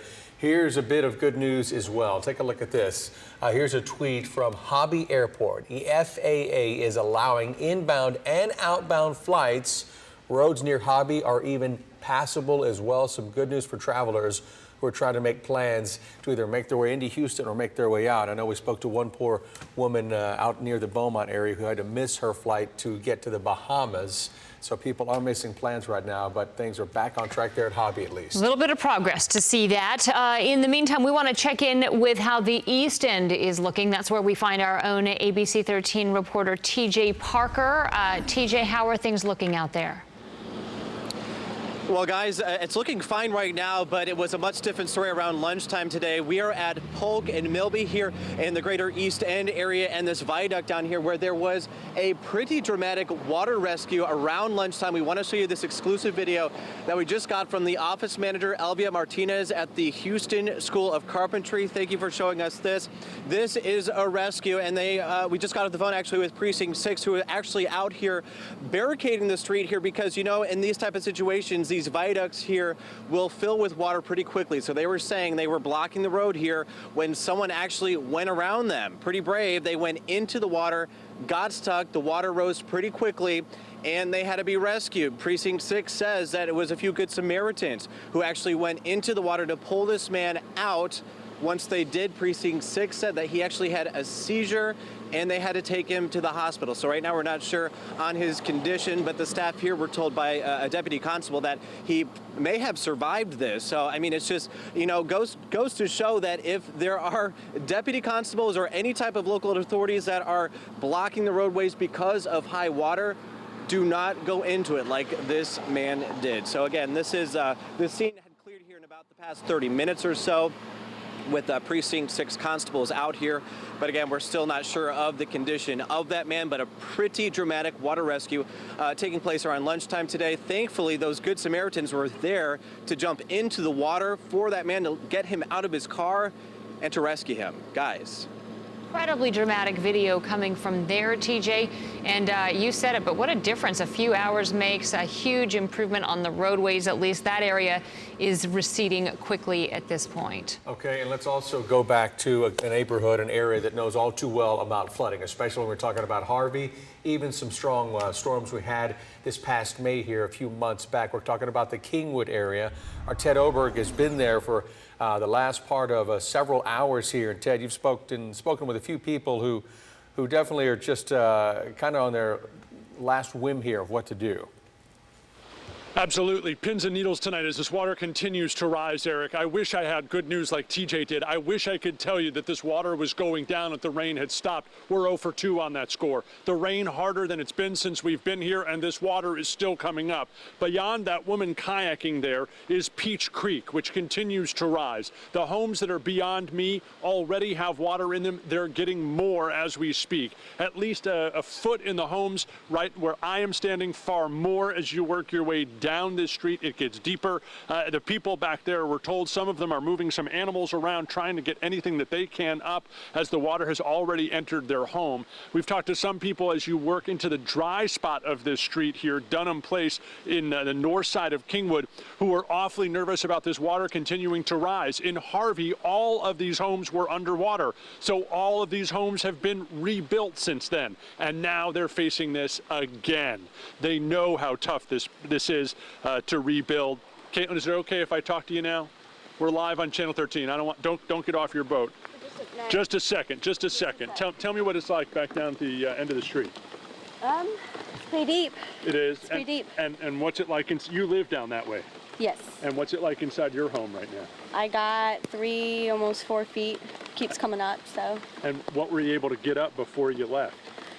I managed to get my couches and everything elevated, but my floor's buckled, so it kind of made everything just tumble over. You said you were trying to get in the first time and you couldn't get in. The floor had buckled so much you couldn't open the door. Yeah, I did. It's awfully scary to sort of watch this and know that it does. The water is still coming up. I know. Trying to get my parents out right now. Well, what's taking them so long? Why won't they come?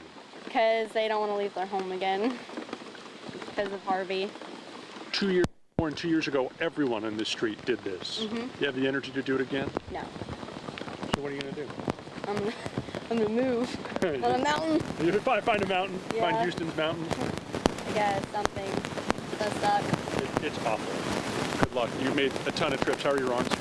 They're tiring. I know. I've watched. I get my dad's key to move his truck over here. Yeah. Good luck. Good luck. I hope you're going to be okay. It is tough. I think anyone who's been through this and anyone who's watched a neighbor or loved one go through it knows how hard it is. Caitlin, certainly not any stranger to this, and unfortunately way too many of our neighbors, Eric and Alona, aren't strangers to what this street is going through, and now we're going to have to lift our city out of this muck yet again. It's just a lot to bear and a lot to think about, that here we are in our second or third night of this storm, depending on where you live, and it's not over yet.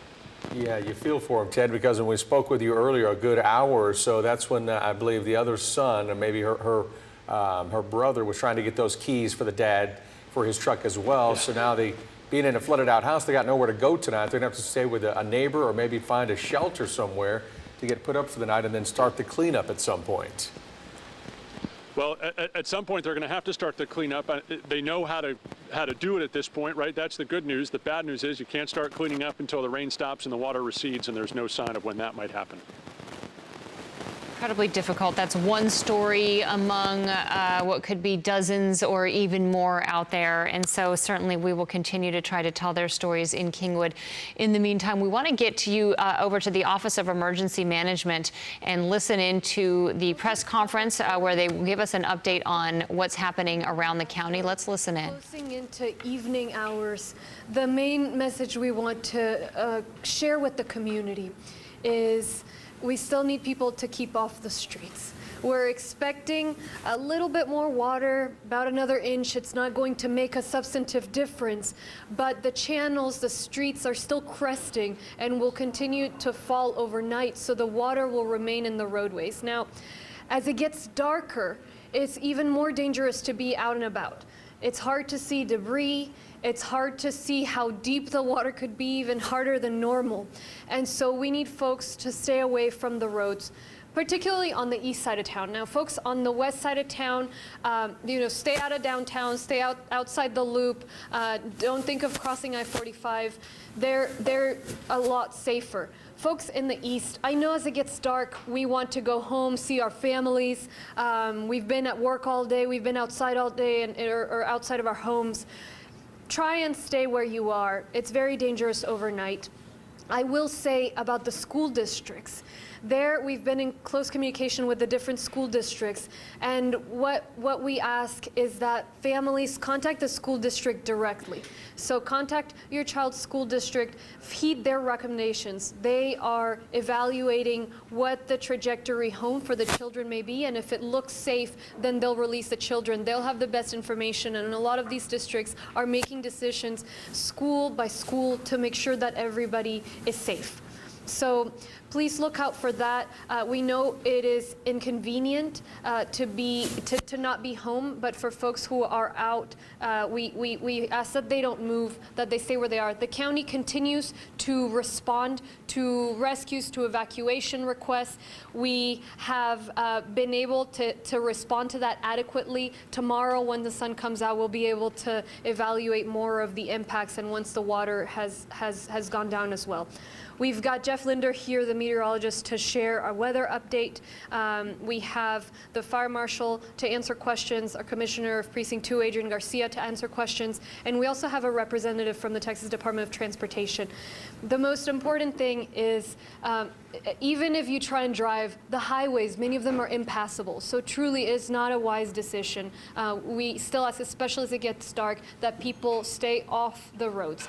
I'll have Jeff give the weather update, and then I will repeat my remarks in Spanish and we'll answer questions. Thank you. Thank you, Judge. We have seen the rainfall shift down to the coast over the last couple of hours, so the heaviest rain now is down in the Galveston, Brazoria County areas, closer to the Gulf of Mexico. We still have some light rain continuing across Harris County and other areas, and the forecast for tonight is for a continued chance of rain, but likely only in the 1 to 1.5 inches. So we could see some additional rainfall. We do not expect rainfall to be heavy enough to create additional flooding problems, but we do have water still passing through the drainage systems, and so flooding could be continuing well into the night. Talk a little bit about the watershed situations we have. The first two, the east and west forks of the San Jacinto River. Major flooding is expected on both of those rivers starting this evening and continuing to crest tomorrow sometime in the mid-afternoon hours on Friday for both the east and the west fork. On the west fork, falling back within banks by midday Saturday, so this will be a very rapid rise and a very rapid fall, which is a little bit different than what most folks are used to on the west fork of the San Jacinto River, which is a longer flood wave for that portion of the river. On the east fork of the San Jacinto River, falling back within banks on Sunday, so we will continue to have issues out there through the weekend. Halls Bayou, we have significant problems along Halls Bayou right now, all the way from I-45, all the way downstream to below Tidwell, including the 59 Jensen area. We do know we have structure flooding along Halls Bayou. The bayou is starting to reach crest, but it is going to take it several hours to go down. A lot of areas out there, homes with water in them, and streets are going to continue to be inundated well into tonight. Greens Bayou, we have flooding along the channel from Highway 59 all the way down to the Houston Ship Channel, Mount Houston, Tidwell, Lay Road, all of those locations are experiencing flooding. That bayou is also going to be cresting this evening and then falling overnight, but we expect high water to continue out there into the early morning hours of Friday. Hunting Bayou, we have flooding along the entire channel from the Cashmere Gardens area all the way down to I-10. Close to some of the homes, especially around the I-10 area, if not into some of the homes. That channel will also be cresting and starting to fall this evening, and we should see the water back within its banks late tonight. Cedar Bayou, the eastern part of Harris County, this is probably one of the hardest hit watersheds with respect to the amount of rain that has fallen. This bayou is going to continue to rise into the overnight hours, especially on the lower end down there, FM 1942, I-10, Highway 146 in the Baytown area. Those areas we're going to have to continue to watch very closely as we go into tonight, because that water is going to continue to rise. Starting to fall tomorrow, probably we'll continue to see flooding along Cedar Bayou even into the weekend. Lastly, White Oak and Braze Bayous, our White Oak and Buffalo Bayou, sorry. We do have overbank conditions on White Oak Bayou near downtown where it meets up with Buffalo Bayou. This White Oak Bayou has overtopped I-10 and I-45 on the north side of downtown. Both of those freeways have deep inundation right now, and that water is not going to go down until White Oak Bayou begins to recede. The good news is the bayou has crested and it is starting to fall. So hopefully by 8 or 9 o'clock tonight, we can get that water down off of those freeways. I'm going to talk briefly about Brays Bayou and Clear Creek. I know there's lots of concern about Brays Bayou. It is okay. It is within its banks. We do not anticipate flooding on Brays Bayou. We do not anticipate flooding on Clear Creek or Sims Bayou down in the southern part of the county. We were worried a little bit earlier about that, but that rain has moved through, and I do not anticipate any flooding there. I do not anticipate any flooding in the western part of the county, Cypress Creek, Cypress, Tomball, Katy, any of those areas. Addicks and Barker reservoirs, both of the reservoirs, these floodgates on those reservoirs are closed. They will continue to be closed. No releases will be made. There is not a significant amount of water in the pools of those reservoirs, so there is no threat for flooding from the pools of those reservoirs behind the dams. And lastly, from the San Jacinto River Authority, Lake Conroe is not releasing water. They do not anticipate any releases from Lake Conroe through the remainder of this event. Thank you, Jeff. I'll repeat my remarks in Spanish. Ahora que se... All right, you've been listening to a live press conference there from the Harris County Office of Emergency Management there. Some key information coming there from Jeff Lidner, who really forecasts a lot of their models there and keeps, obviously, as you heard, an eye on the waterways. But one of the headlines there, 13 counties right now under a disaster declaration. Yeah, he also reminded us that the San Jacinto not only is seeing major flooding, but will continue to rise, is not expected to crest until tonight, along with several other bayous in our area that will continue to rise for the next couple of hours, if not into the weekend.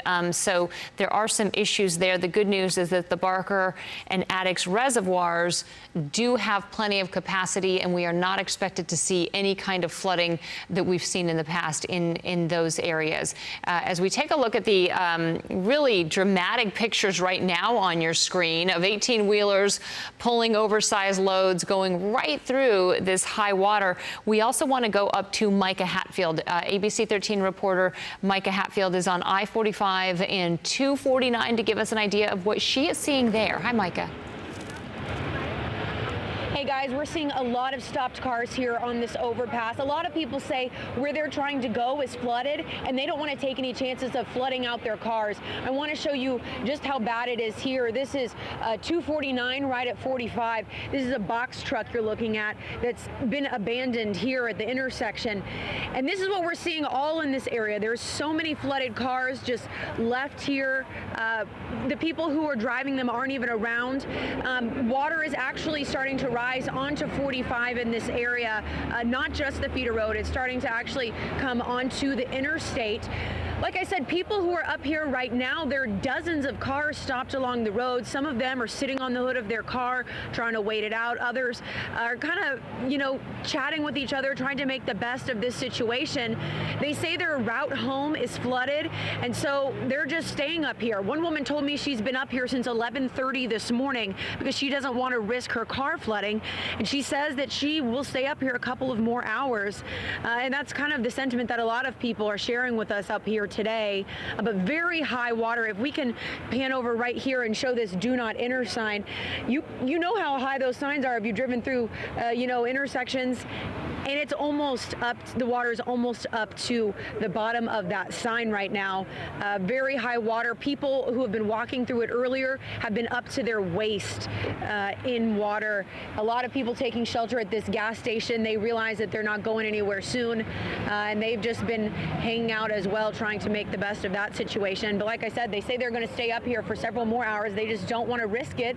They don't know all the roads that are flooded and where along their route home that they might encounter that. Yeah, it's been a rough day for a lot of people, Micah. You either got flooded out or you can't even get home right now. And boy, what a story a lot of people have. Thanks, Micah. They've been up there, she said, what, 11 a.m. now to 4:30? We're talking 5+ hours here. Yes, and that scene is playing out all across our area. There are hundreds, if not thousands, of people stuck in their vehicles all over the city. Let's go back to the Office of Emergency Management. They are now taking questions, so we want to listen into that. Off and on during these rescues, which we would expect. But as far as any major concerns or anything that's been required major transport, we have not heard of anything. Now, again, I just want to make sure we're clear. We are talking about the unincorporated area of Harris County. So I don't want to speak for the city of Houston. You know, there may be some things that have come in with the city of Houston. And is there an updated number on rescues and evacuations? No, so the numbers remained about the same. We talked earlier, 1,200, 1,500. And again, those numbers, as they're drifting in, we still have people out making rescues. So we know it's going to take a while to get that in. What I will say is I want to thank residents because we're asking people, if you're in a safe location, stay, and we believe we're seeing that occur. Our biggest concern is if you know your area is going to flood, or if it's already flooded, or if you are afraid you're not going to be able to get home, stay where you're at. Our biggest concern is to keep vehicles off the roadways so that first responders can continue being able to move through the passageways. We've had some areas where the vehicles were lined up, and even trying to maneuver our boats through there has been difficult. So please continue to adhere to that. Thank you. You said the best advice is for people to stay home and not be on the roadways, but how will rescue efforts change or be adjusted throughout the evening with all things considered, knowing that the water is there and there's debris? So, great question. You ask how will our efforts change throughout the night as we go into the nighttime. We've been having planning meetings. Again, we continue to have that communication with our local partners, response partners. We will continue the rescues. What I will say is that. Now, will there be some areas that we have to pull back because some boats don't have the specific lights on them, or again, we want to be careful not running into certain things. So what we're doing now is, again, we're putting out the messaging. We've got various responders driving through neighborhoods, making sure everything's safe, making sure it's cleared out. So our response will continue, but as you know, many of those responses may change at night to a more critical need. So again, we want to reiterate there's a difference between rescue and evacuation. So evacuation is, hey, we just need to get you out of here because the water is rising. So we've been trying to adhere to that early on in this afternoon when it's daylight, during the daytime hours, and getting the messages out to those areas. Anything else? ¿Algo más? Jeff had mentioned water overtaking I-10, I-45 with downtown. Maybe the textile representative could run through some of the major highway closures. Sure. Go ahead, Dana. Currently, we have about 93 closures. That's throughout the Houston district. Right now, 45. There at North Main, we have some issues. 69 East Tech, it's at 610. We also have some major issues, mostly in the north part of our district and also near the downtown area. So we're asking folks just to stay off the road right now. All the roads, we're seeing that they're all jammed. And folks are trying to get on the road, and they're really jammed right now. There's a lot of traffic, and most of the roads, most of our roads, there's some high water on the frontage roads or on the main lanes. And those 93 closures, are those all on the highways? Those are all state roads. Included in that are going to be the exit ramps, entrance ramps, and the frontage roads in addition to the main lanes. I just wanted to ask about the dams again. Make sure there's been no changes in your plans as far as any releases. No, to be clear, there's no planned releases of the Addicks and Barker reservoirs or Lake Conroe. We're not seeing that or predicting that at all. So to conclude, we need folks to stay off the road. If you're uncomfortable at work or somewhere else where you were stuck, you'll be a lot more uncomfortable on the side of the road. It's very dangerous, and as it gets dark, it'll be harder for folks to get to you. So we know, everybody knows to do that, to stay off the roads. Folks have been heeding that advice. As the chief said, the fire marshal, we have been able to see the results of folks following that advice by having fewer rescues than we could have expected, and so we need folks to continue to help us with that. But we will be watching out for you. We're ready to respond and to help out. Folks have a full team here activated at level 1. All the partners are working. We're in constant communication with the state and with our partners, and we're ready to be there for the community. Thank you so much.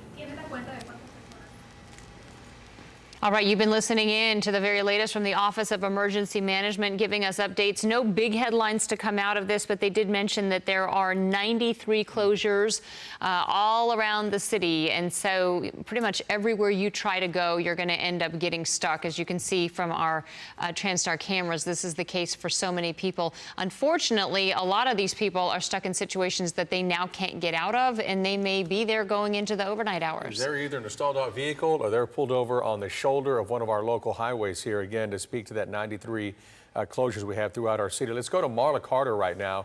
She's on the East Tex Freeway heading southbound in a high water rescue vehicle. Can you hear us, Marla? I can hear you. That's right, Eric. We are heading southbound on the East Tex. We are just south of Hopper, heading toward Little York, and you can see all the high water here on the feeder. In fact, over to your right, you can see all that traffic that we've been talking about, and really backed up as a lot of people really can't get anywhere. And we've been traveling along with the Harris County Sheriff's Office. We're in their high water rescue vehicle right now. We've seen a number of cars stranded, people submerged, people lined along the roadway here. Obviously, this area, the northeastern part of the county, was really badly hit. You can see all of these cars trying to get on higher ground, and that car, obviously, that truck right there, looked like it took on maybe some water as well and had to pull off the road. Here's another vehicle. You can see we just passed by, obviously was in high water, and right now we're going into some neighborhoods where people have said they need to be rescued. That's why we're headed in this area. But just look at that wrong way sign. You can get an idea just how high the water still is in this area. And again, heading southbound on the 59 feeder toward Little York. But look at this. Look at all of these people parked over here at the Chevron. All these cars obviously trying to get onto higher ground from all of the flooding that happened here. And really, it honestly looks like we are going through a lake. We're going through a river, but really we are driving underneath the freeway. It is really unbelievable when you look at all the water that we're seeing here. And again, we are with the Harris County Sheriff's Office as they are taking us through this area as they're going to rescue some families. In fact, they said they just rescued a family of 10 people shortly before we met up with them. So they've definitely been busy, as all of our first responders have today, as you can imagine, guys. But just look at this. You can see those cars back there driving up underneath the freeway. You see the people lined up on the side of the freeway with umbrellas looking down. I mean, this is something we are not used to seeing here, but really people have abandoned their vehicles, gotten out of their vehicles. And if you are able to get by, if you are lucky enough to have a truck and the water wasn't too high, that's wonderful. But a lot of people obviously stopping where they could, getting out of their vehicle now. You can see them all at this Walgreens, at various shopping centers, and standing even along the freeway. That's how bad it is. It's really unbelievable to look at some of these images, guys. Yeah, it really is, Marla. And of course, you guys are getting such a great vantage point of all the people that are either in a stalled out vehicle or just basically trying to wait this storm out and not chance it with their vehicle. Have you been able to speak with anybody and kind of ask them what they were trying to do today? We're trying to get to work. Some people feel like, hey, I got to get into work. I don't want to miss some of the reasons why people, were out on the roadways today. Well, right before we were here, we were at the airport, and a lot of people were trying to get to their flights. A lot of people were, of course, not anticipating it would rise this quickly, and a lot of people really just had to pull over, or they started thinking, okay, this route's flooding, I'll go a different way, and they really found themselves stuck. So once they got out and they tried to find an alternate route, that route started to flood, and I think that's what happened with a lot of people, and eventually they just kind of said, okay, I'm going to pull over, I'm going to get to higher ground, and I'm going to play it as safe as I possibly can. And that's really what we've heard a lot of people doing, is that it just came so fast, and they were not expecting this. And so that's kind of what we've seen so far. And again, now we're having a lot of rescues, as we've are seeing as well. And I know the Sheriff's Office has been involved in a number of rescues and bringing out their rescue vehicle again. But look at the McDonald's. I mean, it's just unbelievable. It's good a lot of people were at least able to get their cars off the road. A lot of times we'll see the feeder roads filled with cars. So that's the good news right here. Again, now we're on the feeder again. So glad to see that at least some of those cars aren't stalled on the road. But I know it's got to be devastating for so many people. It really is. And, I asked you that question. I can identify. I mean, I had to make it into work today. And so I got out on the road on the East Tex Freeway coming from that North Beltway about around 11:30 noon today, and it definitely took almost 2 hours to get into work, and there was some navigating and a couple of spots that I drove through in high water. Luckily, I'm in a pickup, but either way, you can identify with some people that just, they've got to be somewhere, and it's not really because they want to be, but they feel the need to. Yes, I mean, it's just unreal when we see some of those images. Now, we do want everybody to know, down on the island, on the coast, they've been getting hit so hard, not just today, but for several days now. We have not forgotten about you. We wanted to show you some live pictures along Galveston Island and just try to get some updates about what's happening down there as well. Let's get over to Chief Forecaster David Tillman. I know that you're keeping an eye on the island. They got a lot more rain today. Yeah, and we're going to continue to move this camera around and find some more interchanges, intersections where there's more water. But on this particular side street here, we just saw a pickup truck trying to navigate this thing, and at every single corner he got to, there was standing water out there. Now, he was able to get through, but I have a pretty good reason to believe that since more than 5 inches of rain has fallen there today, and because the rain continues to come down, that there are some roads down there in Galveston completely underwater. We're going to find them and show them to you as we head through this evening coming up. Right now in Galveston, 76 degrees. There's the rainfall total since early this morning, 5.68 inches of rain, and it continues to come down there. There's a look over the city of Houston right now. We're seeing the rain clouds are still over us. We still have light to moderate rain coming down, but the really heavy rain has now pushed onto the south. At least we did get our temperatures on the cool side today, staying in the 70s most of the day. Want to check a couple of places here. This is the Buffalo Bayou at Shepherd. The current stage is at 29.62 feet. It's about to go into major flood stage, which should crest sometime this evening at about 33 feet. So major flood stage coming for the Buffalo Bayou at Shepherd very briefly, and then it's going to fall rather quickly. Look at how fast it rose, all the way from around 3 feet all the way to 29 feet. That happened, looked like over the course of just a few hours there. So an extremely fast rise on the Buffalo Bayou this afternoon when that rain moved in. Same thing along the Greens Bayou.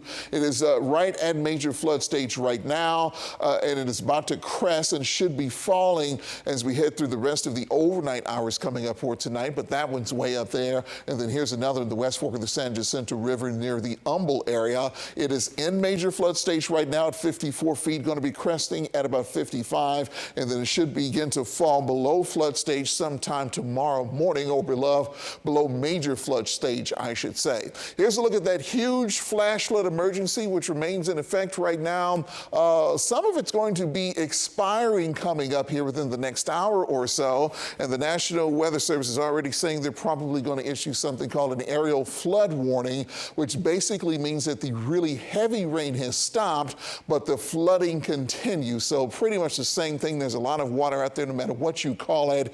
It's a very, very dangerous evening on the way for us. The heaviest of the rain is now pulled well to the south into parts of Brazoria County, Galveston County getting pounded with extremely heavy rain right now, and the scattered heavy activity extends on to the west. Over Houston, light to at times moderate rain. Northwest Harris County not seeing much activity right now. Here's where the rain is really coming down. Lake Jackson seeing extremely heavy rain. Still raining heavily in Angleton, but the heaviest of the rain is now pulled to the south of you. It, of course, is all over the Freeport area at this particular time as well, and it's heading towards the Sargent area that, of course, picked up over 20 inches of rain a couple of days ago. We zoom all the way into Galveston, and yes, we do have heavy rain over the island right now. Flash flood warning remains in effect there until 6:15. Not a good evening to be out in Galveston, and it looks like the rain in Galveston is going to last at least the next couple of hours or so. So the street flooding that you're seeing right now will only get worse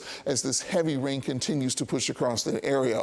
We've got a very heavy thunderstorm with a lot of lightning with it around the El Campo area that stretches in the southern parts of Colorado County. It appears that this particular thunderstorm is somewhat stationary, so we could eventually have some problems in western parts of Wharton County due to this thunderstorm, which is nearly stationary right now, not moving very much at all. All of this activity right now, at least, is just to the north of Bay City. Let's hope it begins to weaken before it makes it down to Bay City.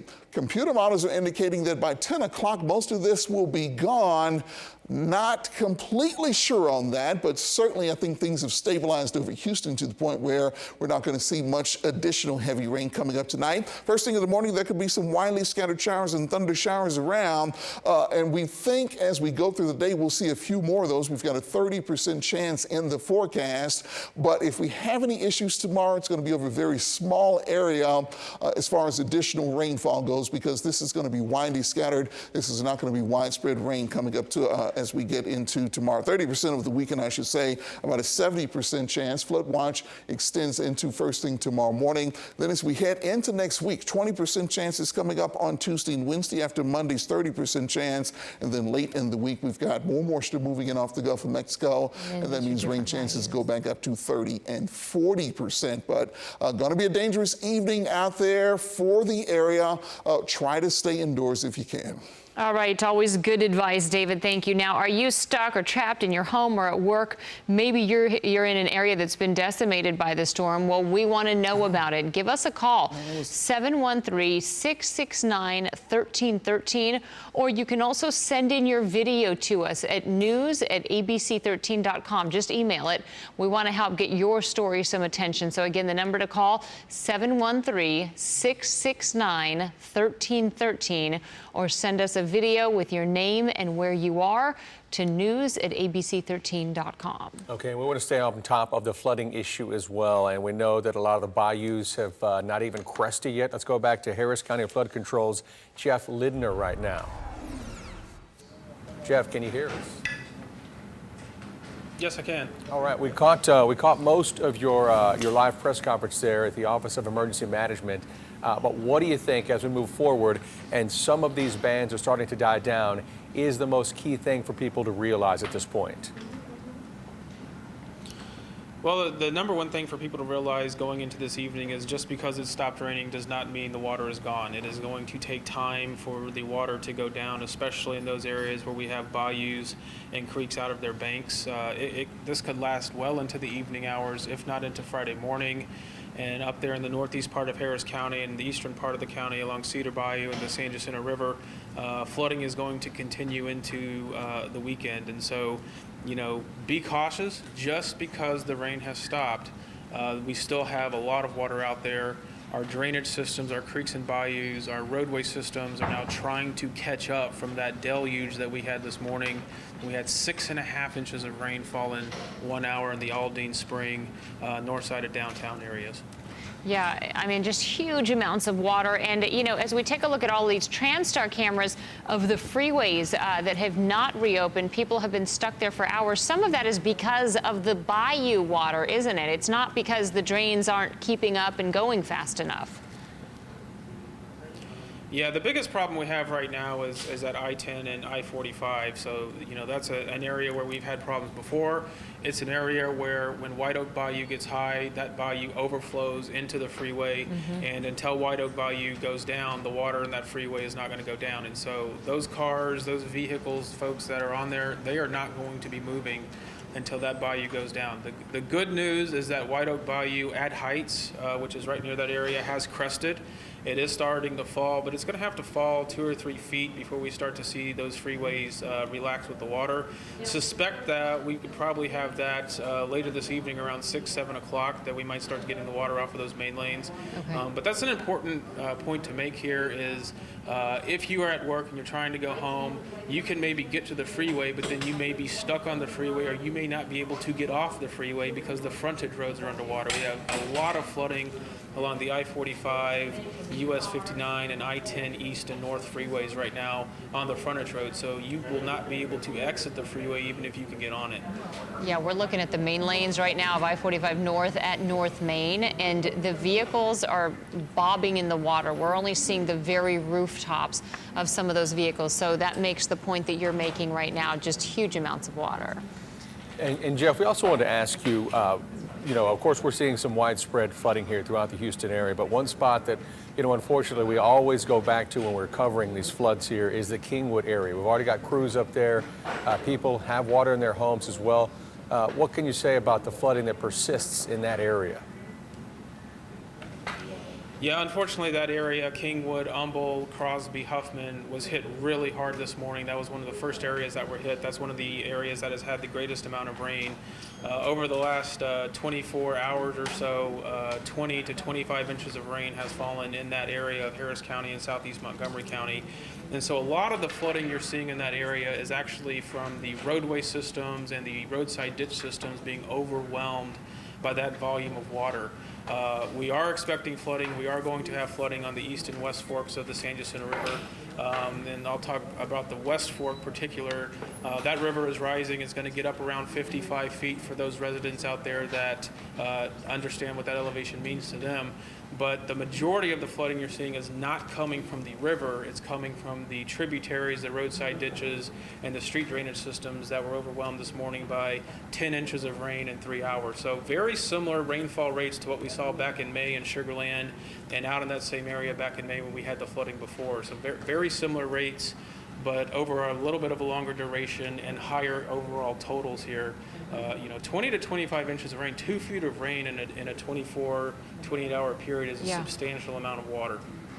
Yeah, extremely hard to keep up with no matter what sort of system you have. A little bit of good news that you continue to pass along, and we want to continue to reiterate, is for folks anywhere near the Addicks and Barker reservoirs. There is plenty of space in those reservoirs. At this point, there is no threat of any releases that need to happen. I know everybody's on edge in that part of town as well. Yeah, that's absolutely right. There will be no releases from Addicks and Barker into Buffalo Bayou. The floodgates are closed.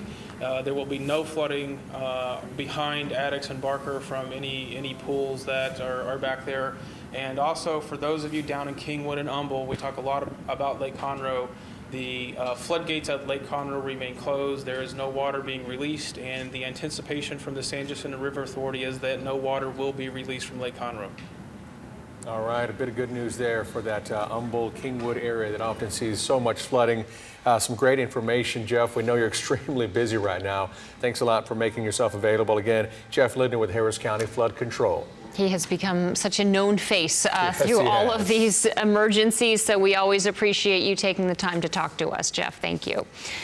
As we continue to try to help you get around town, for those of you who are already stuck out there in it and potentially streaming us live because so many people are, we want to get over to our traffic expert, Bree Berry, to find out what the latest is everywhere. Bree, this situation is not getting any better on I-45 North. Yeah, this is a tough place to look at. I just tweeted this photo out and said, this is really hard for me to even look at, telling you guys all the different roadways that are flooded and where we have high water, because you never want to see this. You never want to see any of these images and then know that the stress and anxiety a lot of these people are going through. So we do have these cars here where, Alona, I think you mentioned it, we're seeing, just some of the tops of these vehicles.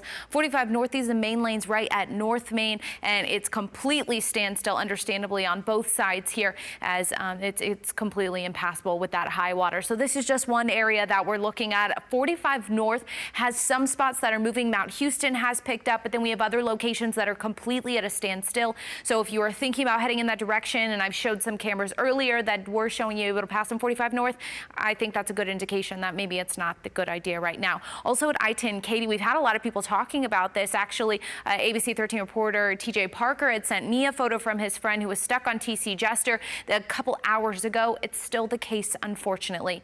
So you can see we've got some vehicles here that are stuck, but we do have first responders out there who have been trying to take some of these cars that are just stuck in this line, and they were trying to kind of get them to loop back and come through here off this exit in the opposite direction. It seems that water at this point might be too high to do that safely, but we do have a first responder who has been out here monitoring all of these vehicles. So we know that at least this group here seems to be okay because they do have those first responders out there checking on them. But here at TC Jester for hours now, it has been completely standstill. So if you have a loved one who's maybe stuck on Katy, give them a call and let them know it's just not safe to pass right now, and they're only waiting until it is clear to be able to get them to move along again right now. So that's another area of issue.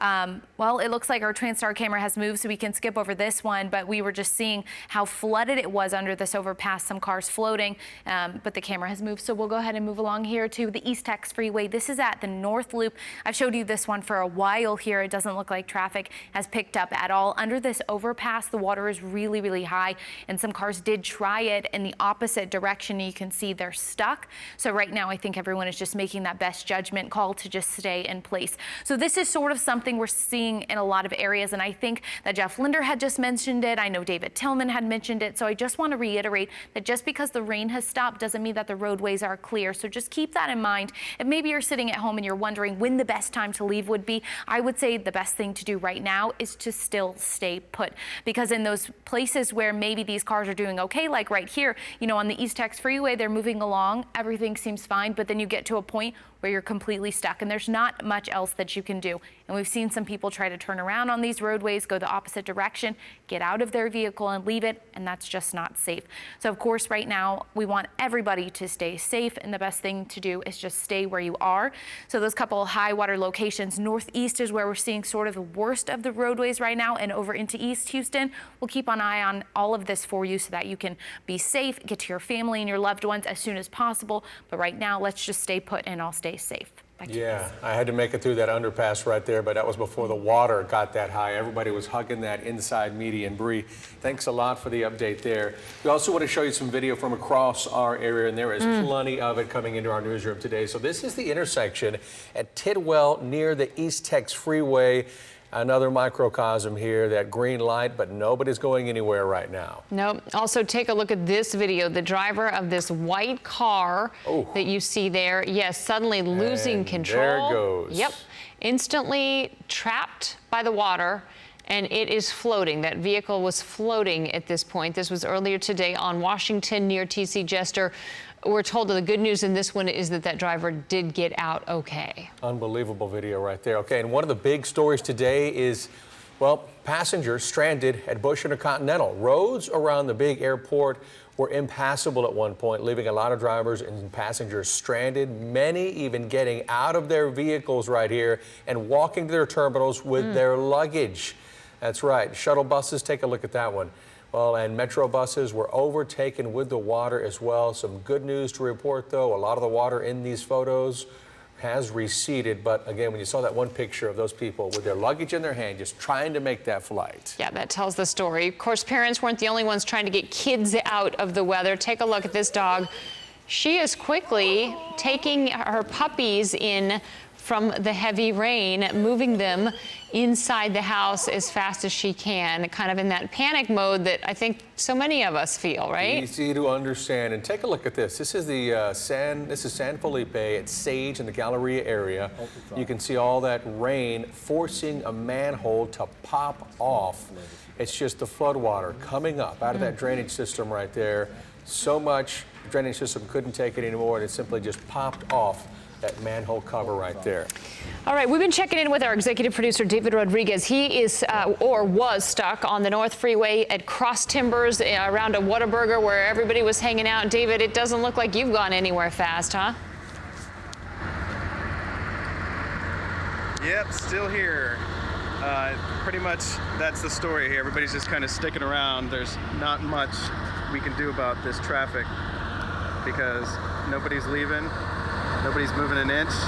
This is at I-45, just before the North Loop, headed southbound, but the northbound lanes are pretty much the same way. Let me give you a look at this Whataburger,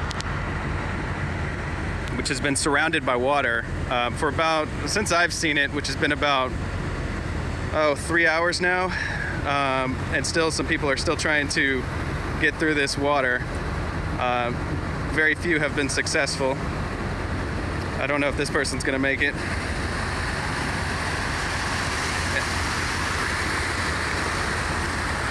Nobody's in that car right there, by the way. But they're trying to make it over to a ramp that's kind of out of view right now, but only some really, really tall, high-profile vehicles have actually made it.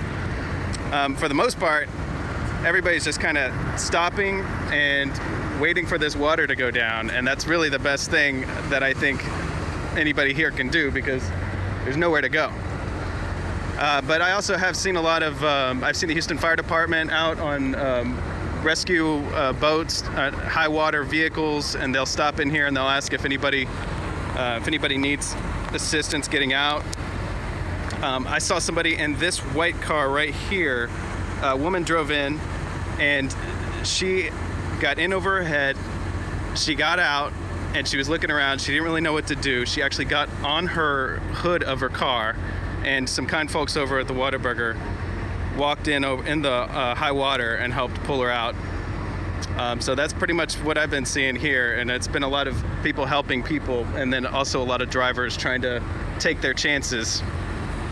Oh, I mean, that's a very fast way to ruin a nice new Tahoe that we just saw go through there, David. We understand the frustration. You know, people, like you said, they've been stuck there for hours. On the right side of your screen that we were just showing you, that's the TransStar shot of exactly where you are, and then we can see the mainland. So here's this TransStar shot we were talking about. I mean, you can see everybody is stuck for miles, and no one is getting through. And so, you know, it does get very frustrating when you're stuck on a little Whataburger island that you can't get off of. But at the same time, that's hood-deep water there. All right, well, if you got to be stuck somewhere, I guess a Whataburger is the place to be stuck at, right? Yeah. A double meat with cheese could make you feel just a little bit better today, despite everything that's going on. Or David Rodriguez, our executive producer, trying to make it into work, but he's one of thousands of Houstonians right now on the side of a highway.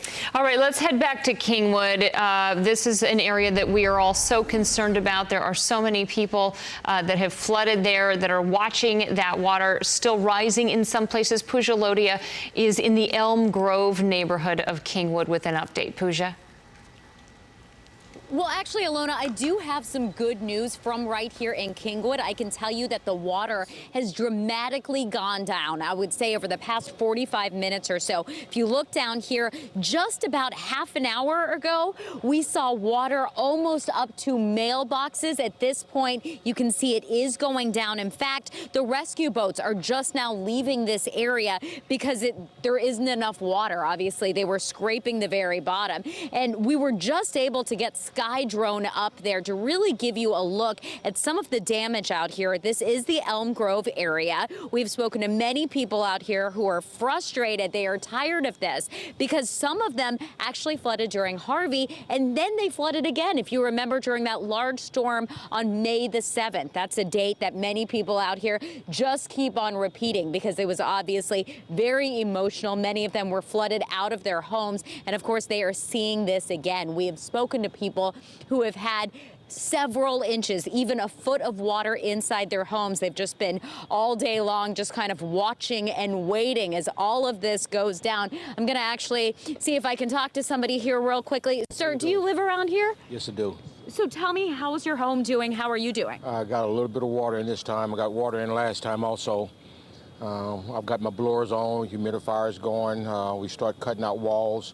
Now I'm just getting ready to get my boots on and start walking back here. There's several families back here that's got, you know, several feet of water in their home. So we're going to go in and start trying to help get people out and see what we can do to. Well, I have to tell you, you sound incredibly calm. You sound like somebody who has been through this before. I went through Harvey, did a lot of water rescues and refurbished, tear outs, the whole works, reconstruction. Our May flood did the same thing. I'm very active in our community here in the Elm Grove and Kingwood area. I'm on a page called Flooding Kingwood with Kindness. You can go there and follow me there. We do a lot of community work.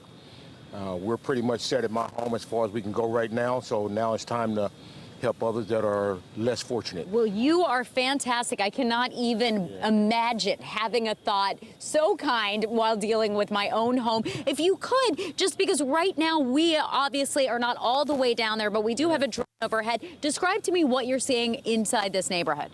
Well, so far we're getting, like I said, a lot of water. Homes down this area are up to, you know, a couple of feet of water, debris floating. We're finding pets, you know. Our wildlife is at stake here too. It's just a lot going on.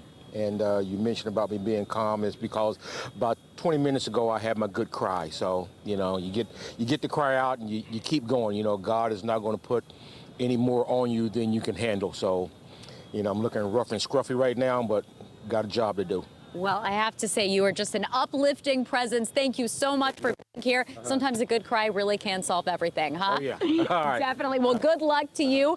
Good luck with your home. We are, of course, seeing a lot of kindness out here. People out here know that they are not the only ones dealing with this. I mean, they look out, they see their neighbors, they see other people around them dealing with this terrible situation. At this point, they're just hoping the water continues to drain. Back to you. Oh, you feel for a lot of people like that gentleman that are in his same shoes right now, Pooja. Thank you. Yep. All right, let's get over to our chief forecaster, David Tillman, for an update on the weather and the radar. David? Yeah, I just want to show you a couple of things here. The flood emergency, flash flood emergency that was in effect from basically North Houston to the north and to the east has now expired. They expired, one of them expired at 5 o'clock, the other one at 4:45. But there's still so much flooding going on, even though the rain intensity has gone way down, that the National Weather Service has put that same area under an aerial flood warning. So that basically goes all the way from Conroe over towards Cleveland to the east. It encompasses just about all of Liberty County, all of Chambers County,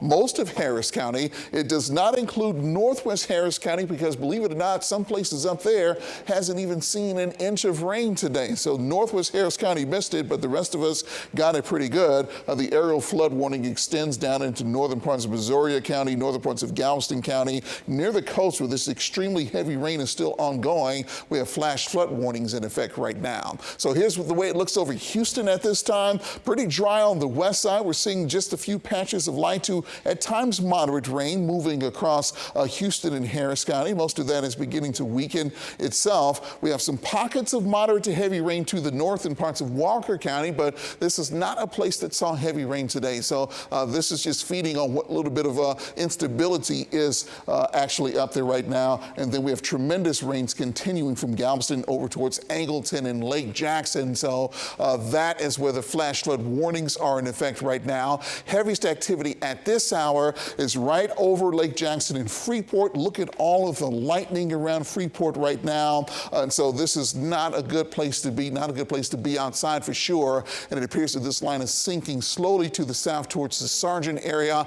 And here is the flash flood warning that is in effect for Galveston that goes until 6:15 p.m. We have pockets of moderate to heavy rain over the island. The intensity has gone down just a little bit from what it was earlier today, but it's still raining hard enough to keep some of the roadways underwater there in Galveston. Again, the worst of the weather is over towards Lake Jackson. And here's a quick look at what the radar is saying has fallen over the island today. The official amount was just over 5 inches, but so the radar is saying that in other parts of the island, we've seen just today anywhere from 7 to as much as 8 inches of rain. So we've seen quite a bit of rain over the island today. Farther out to the west, we have heavy thunderstorms with a lot of lightning just to the north of El Campo and south of Garwood. These appear to be nearly stationary at this time, so that's some heavy rain that we'll need to watch right there.